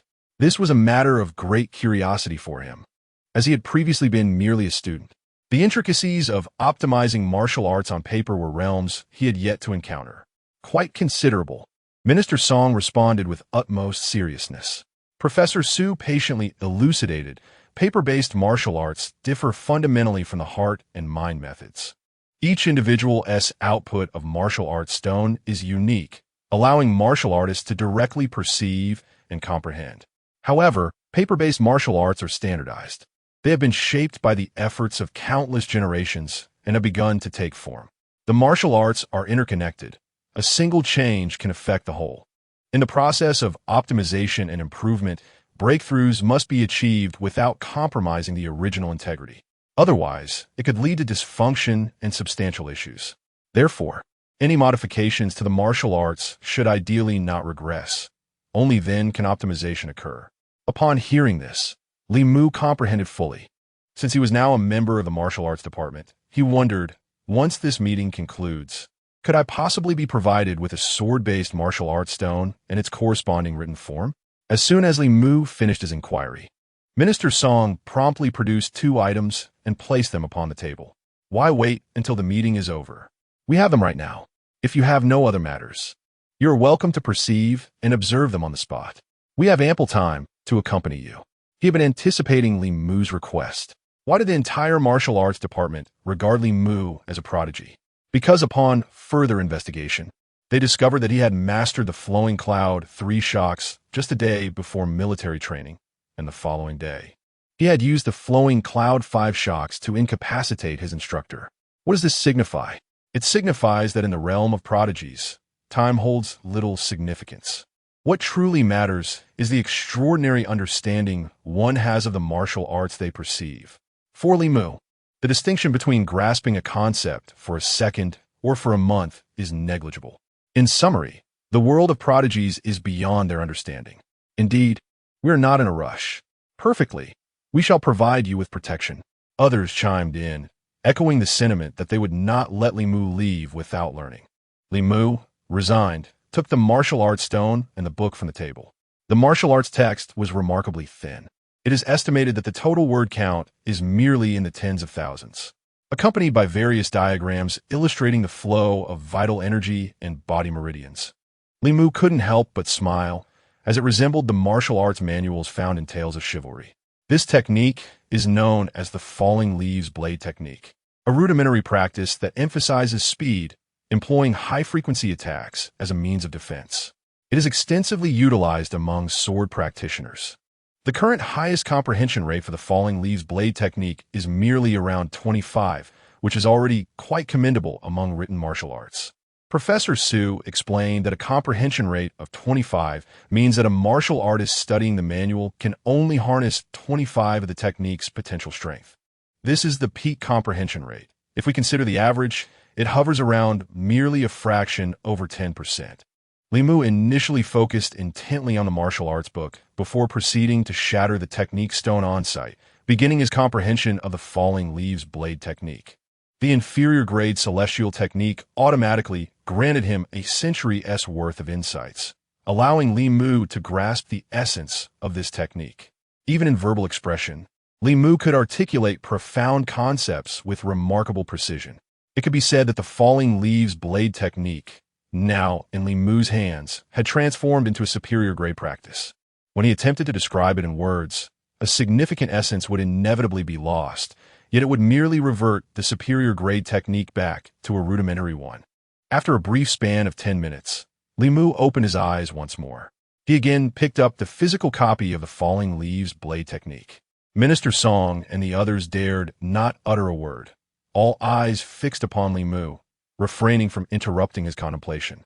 Li Mu leafed through the falling leaves blade technique for a while, his brow furrowed in deep thought. He then raised his head to inquire of Minister Song. Must the optimization of the falling leaves blade technique be based on this current version? Minister Song and the others appeared somewhat bewildered, pondering the meaning of his question. Li Mu smirked and turned 2 pages of the manual, saying, "What I mean is, can we discard this trivial matter and compose an entirely new version?" Chapter 69, Preparation for Viewing a Property. Encountering misfortune upon finishing his remarks, a profound silence enveloped the room, leaving everyone breathless. After a considerable pause, Minister Song inquired, "Do you possess any unique insights?" "I cannot claim to have profound revelations," Li Mu replied, "merely a sensation that the current written methods feel rather awkward, diverging from my comprehension. Therefore, I find myself unable to amend them based on this foundation. Would it be permissible for me to compose my own leaf blade technique?" Li Mu refrained from elaborating, simply indicating his distinct understanding. "Certainly, that is absolutely permissible," Minister Song exclaimed, his delight palpable. The others, equally intrigued, could hardly contain their curiosity. The genius's thought processes indeed set him apart, manifesting a novel comprehension almost immediately upon realization. It was evident that Li Mu harbored disdain for the existing written methods, even contemplating their complete overhaul, suggesting he must possess an even more profound approach. As for the extent of this potential, it would only be revealed once Li Mu completed his work. With the meeting concluded, Li Mu was formally integrated into the techniques department, appointed as a senior consultant for major techniques research, a position even loftier than many managerial roles. His monthly salary amounted to 100,000, complemented by 70,000 from his 2 medals, with additional bonuses of 50,000 for second-class merit and 20,000 for third-class merit. His rank within the Lesser Wolf Guard exceeded that of many supervisors, and coupled with his influence in the techniques department, it was imperative he held a higher status. Otherwise, Wang Longsheng would never acquiesce. After finalizing his employment, Li Mu returned to the blacksmith shop, where he grasped a blade and began to practice the leaf blade technique. 3 days elapsed, during which Li Mu did not solely focus on the leaf blade technique and writing methods. He utilized this time to fully acclimate to the third-tier intensity. augmenting the maximum weight of his divine weaponry to 455 pounds. Including the inherent weight of the Jinghua rod, Li Mu's weapon now weighed an impressive 505 pounds. Having 700 remaining victory points, Li Mu first allocated some to alchemy, unlocking 2 elixirs, the superior body solidification pill and the inferior sea-filling pill. The superior body solidification pill is an advanced version of the body solidification pill, boasting remarkable effects. However, the required medicinal materials are exorbitantly costly, with 2 ingredients entirely unavailable on the market, leaving Li Mu with only herbal seeds. He cultivated 3 varieties of herbs within the fertile field technique. The inferior sea-filling pill serves to expand the dantians, augmenting the volume of true energy. These 2 recipes consumed 700 points. Subsequently, Li Mu illuminated a new divine power, Copperhead Iron Arm, priced at 200 points. The description reads, "The body instantly hardens as if forged from gold and stone, enhancing defense by 50 times for a duration of 1 second." Li Mu then expended 800 points to sequentially illuminate 3 nodes on the skill tree. Duration increased by 1 second, defense enhanced by 100 times, and enemies suffer 30 of their attacks' rebound force upon striking. The subsequent techniques were temporarily deemed unnecessary, as the required victory points for illumination were excessively high. Thus, Li Mu allocated all of his remaining 1,000 points to Whispering Insight. The enhancement was successful, and Whispering Insight allowed him to conceal divine weapons within the ear's secret space, enabling him to comprehend and cultivate ceaselessly, with a training speed of 46 of the normal rate. This percentage was equivalent to dedicating half of a day to cultivation. Li Mu could distinctly perceive the formidable pace of his training, experiencing significant improvements daily. It was akin to having never completed his homework after school, yet receiving commendations from the teacher the following morning for outstanding work. This sense of effortless advancement weighed heavily on Li Mu's conscience, yet was undeniably exhilarating. On the 3rd morning, Li Mu pushed open the courtyard door and stretched languidly. Inside, Chen Jinshi was tinkering with iron ingots, while Yang Suiying and Yang Yurong busied themselves with breakfast. Chen Jieqi and Chen Jiafeng, still bleary-eyed, were practicing in the courtyard, each wielding a crude sword blank, clanging merrily as their spirits lifted with each strike. These 2, lacking innate talent, had chosen their weapons based on personal preference. Initially wielding long spears out of admiration for Li Mu, they later switched to staffs. However, after Li Mu completed the Falling Leaves sword technique the previous day, he had them practice tirelessly for an entire day and night. The duo was quite obedient, willingly serving as Li Mu's test subjects, practicing both at school and at home. This morning, they diligently resumed their training. Li Mu observed them for a moment, nodding in quiet approval. Although the 2 lacked talent, their comprehension was commendable, and they executed the Falling Leaves sword technique with decent form. "Stop!" Li Mu called out to them. "What is it, cousin?" they inquired. "Jiafeng, come here." Li Mu summoned Chen Jiafeng and whispered into his ear for about a minute. Chen Jiafeng's eyes brightened with understanding, while Chen Jieqi, curious yet unable to hear their exchange, watched intently. "All right, continue," Li Mu commanded, allowing them to resume their sparring. This time, employing the same Falling Leaves sword technique, Chen Jiafeng, who had previously been at a disadvantage, suddenly reversed the situation and began to dominate Chen Jieqi. Chen Jieqi, dissatisfied, pouted and complained, "Cousin, how biased you are. You teach him secrets, but not me." Li Mu chuckled heartily. He was merely testing whether verbal guidance could complement the written technique. The method evidently proved effective, at least in swiftly addressing the practitioner's comprehension deficiencies regarding the technique. Li Mu hastily offered some guidance to Chen Jieqi as well. Yang Suiying chimed in, "All right, enough sparring. Let us have breakfast." "Sure," Li Mu responded cheerfully, and the 2 joined him at the dining table. At the table, Li Mu remarked, "Uncle, you should close the door soon. Join us to view the housing in the military district." He had arranged to take his mother and aunt to see the houses in the military district that day. Chen Jinshi scratched his head awkwardly. "Actually, I wanted to mention this too. If you 2 are moving into the military district, our family will also go. Will that be a bother to you? Deep down, they certainly yearned to reside in the military family district. It was not mere vanity. Living there would elevate their social standing.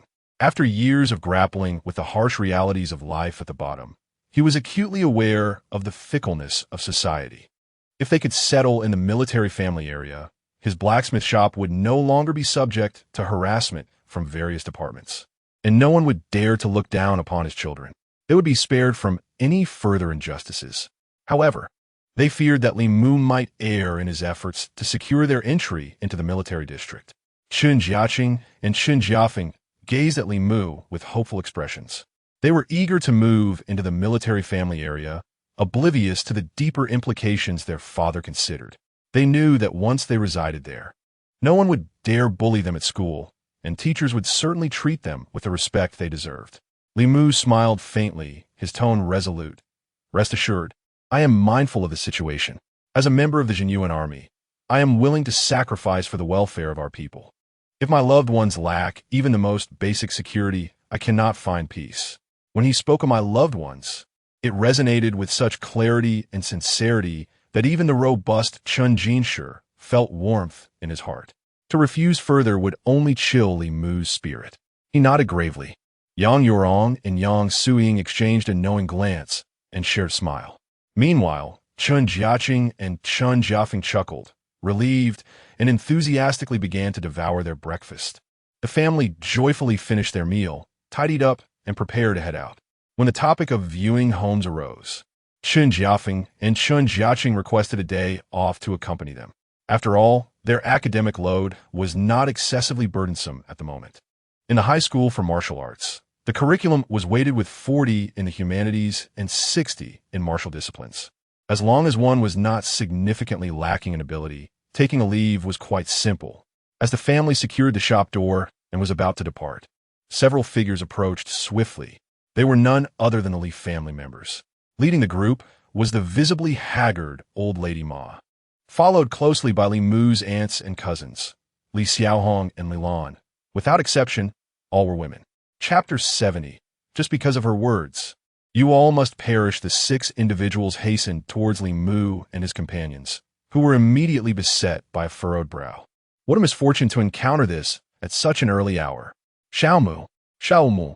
The voice of old Madame Ma was somewhat hoarse, evidently afflicted by the recent turmoil. The entire Li family was now in utter disarray. The relatively untainted female relatives had been reluctantly released, yet those involved in the family business, entangled in illegality, were subjected to investigation. Should they confess, a sentence was inevitable. Particularly concerning were Li Daong and Li Ji, accused of attempted harm against military dependents. With the relentless assertions from Supervisor Liu and others, the charges were almost certain, with a minimum sentence of 20 years. Li Xiaohua, having assaulted a police officer, emerged grievously injured after being brutally beaten, and his medical expenses alone had amounted to hundreds of thousands. In these past few days, old Madame Ma had exhausted her savings in a desperate bid to navigate this crisis, spending money as if it were water, yet she could not touch the true decision-makers. The Li family was now bereft of both personnel and resources, having lost all business ventures. One a third-rate family, they were now thoroughly incapacitated. This situation instilled in old Madame Ma a profound sense of helplessness. In her contemplation, she resolved to seek out Li Mu. She had to concede that all of this stemmed from Li Mu's influence.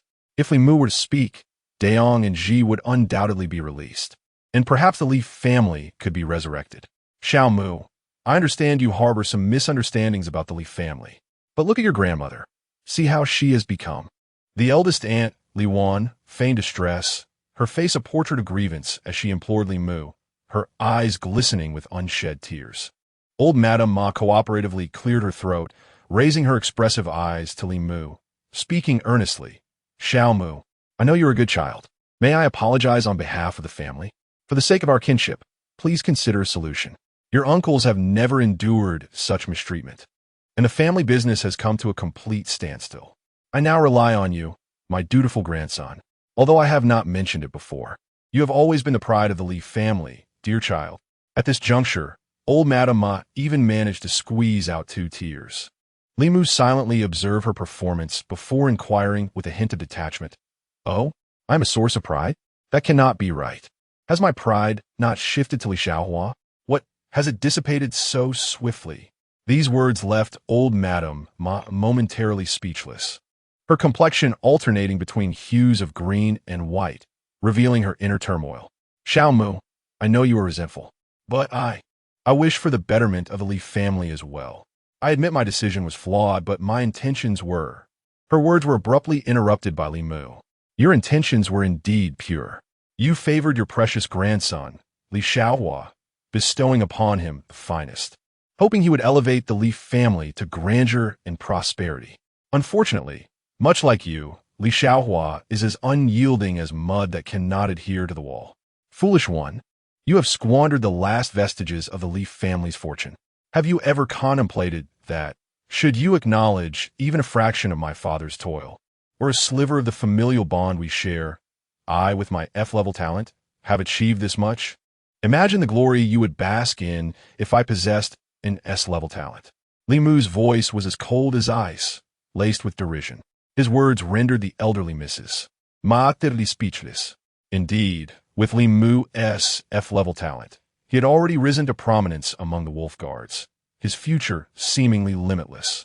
What if he were still endowed with S-level talent? Even if one were indifferent to him, even if one merely sought to exploit him for personal gain, with the bond of blood and kinship he harbored, he could have already elevated the Li family to unprecedented heights. How could it have come to this for oneself? Beside her, the second aunt could hardly endure the disparagement directed at her son. What did you just say? Do you have no conscience? Do you even grasp the meaning of familial ties? You've brought ruin upon our family. Are you not considering atonement for your actions? Li Mu shot her a frigid glance. To be honest, there was a fleeting moment when I felt a twinge of affection. I even contemplated sparing you all, but your words have filled me with such distaste and fury. Therefore, I find myself disinclined to assist you. Apologies, but I am rather volatile in nature. Turning back to Mrs. Ma, Li Mu added, remember, it is not that I refuse to help. It is all the doing of your second daughter-in-law. Just because she uttered a single ill-chosen word, it has soured my mood. Thus, your entire family shall continue to bear the consequences. With that, Li Mu's smile faded, and he no longer cast a glance at the others as he strode out. Yang Suying did not spare Mrs. Ma a single glance throughout. It was not that she and her son were cold-hearted. On that rainy night, Yang Suying had felt acutely the peril of her son's life hanging by a thread. The Li family showed no regard for blood ties, seeking to take their lives. Why should they demean themselves further? Yang Yurong had initially planned to exchange barbs with Li Mu, but soon realized her efforts were unnecessary. Her nephew had inherited her sharp tongue to great effect. Mrs. Ma stood as if struck by lightning, paralyzed in place. She did not dare to obstruct Li Mu and the others as they departed, nor did the others venture to speak. Though their eyes blazed with fury towards Li Mu, they were too intimidated to utter a word. The second aunt's face turned ashen. Li Mu's earlier remarks were clearly aimed at her. She silently gritted her teeth. The first time she felt her son was a disappointment. With an S-level talent already in hand, why could he not surpass Li Mu? If only he were stronger than Li Mu, her mother would not have to endure such indignities. Li Mu and his companions hailed 2 cars and headed straight for the military family district, the Zhenyuan military housing area. Located a dozen kilometers outside the blacksmith's shop, a dedicated elevated road provided swift access, allowing them to reach their destination in under 10 minutes. The military family district had its own security team. After Li Mu presented his credentials, the guards granted him passage. This was the first time Yang Yurong's family had entered the military family district. Upon arriving at this location, one could immediately sense the pressure, with guards stationed every 10 steps and sentries every 5. Yang Yurong discreetly cautioned Chen Jiafeng and Chen Jiaqing, advising them not to speak out of turn or glance around indiscriminately. She was concerned they might cause trouble. Li Mu smiled silently, refraining from undermining his aunt's authority. Exercising caution was indeed prudent. Meanwhile, at the entrance of the military dependence zone, 2 figures stood. A middle-aged woman, dressed in a sharp and professional attire designated for the property management of the military area, was accompanied by a youthful girl, around 18 or 19 years old. The girl also wore the property uniform, but it was evident that she was merely an intern. She was reasonably attractive and had a commendable figure. Having stood there alongside the woman for quite some time, she impatiently inquired, "Aunt, is it really necessary for us to wait here? This feels rather demeaning." "Silence," the middle-aged woman gently reprimanded. "Zhenyuan, how many times have I told you not to speak recklessly in this setting? It is already against the rules for me to bring you here. Do you realize that Li Mu became a Shuangwen at the age of 18? A true prodigy. I brought you along to familiarize you with him. If there is a chance, perhaps a connection could blossom, possibly leading to a romantic relationship. You must conduct yourself well and refrain from speaking out of turn." Zhenyuan pursed her lips, choosing to remain silent. The middle-aged woman sighed, aware of her niece's rebellious nature. Recently, she had managed to secure her niece a position at the military property management. As her niece encountered more influential figures, her expectations had escalated, leaving her feeling somewhat aloof. Although the woman was not particularly worried about her niece finding a partner, the news of hosting Li Mu had changed things. After reviewing Li Mu's profile, she recognized him as a true young talent, and even with her broad perspective, she found it challenging to imagine finding another young man of such caliber. If she could successfully bring her niece and him together, her niece's future would be secured. After a brief wait, a group finally entered through the door, prompting the middle-aged woman to promptly approach them. Enthusiastically extending her hand, she greeted, "Hello, Shuangwen. I am Zhong, the manager of the military dependence property. I will be your host for today's property viewing." "Hello, Manager Zhong," Li Mu responded with a smile, shaking her hand and subsequently introducing his family members. Zhong was quite amiable, engaging in light conversation with Yang Suing and the others, effectively bridging the gap. She then led them further inside. Initially, Li Mu cast a glance at the girl behind Zhong. Noticing she was not introduced, he assumed she was merely an intern observing the etiquette of hosting. Consequently, he diverted his attention. This, however, provoked a sense of irritation in Zhenyuan. At first sight, she had felt a flicker of attraction towards Li Mu, who possessed a striking appearance and an impressive demeanor, exuding a certain mature charm despite being a year her junior. Yet his casual glance at her was devoid of any admiration, and thereafter he seemed completely uninterested in her presence. This deeply provoked Zhenyuan. She harbored a profound disdain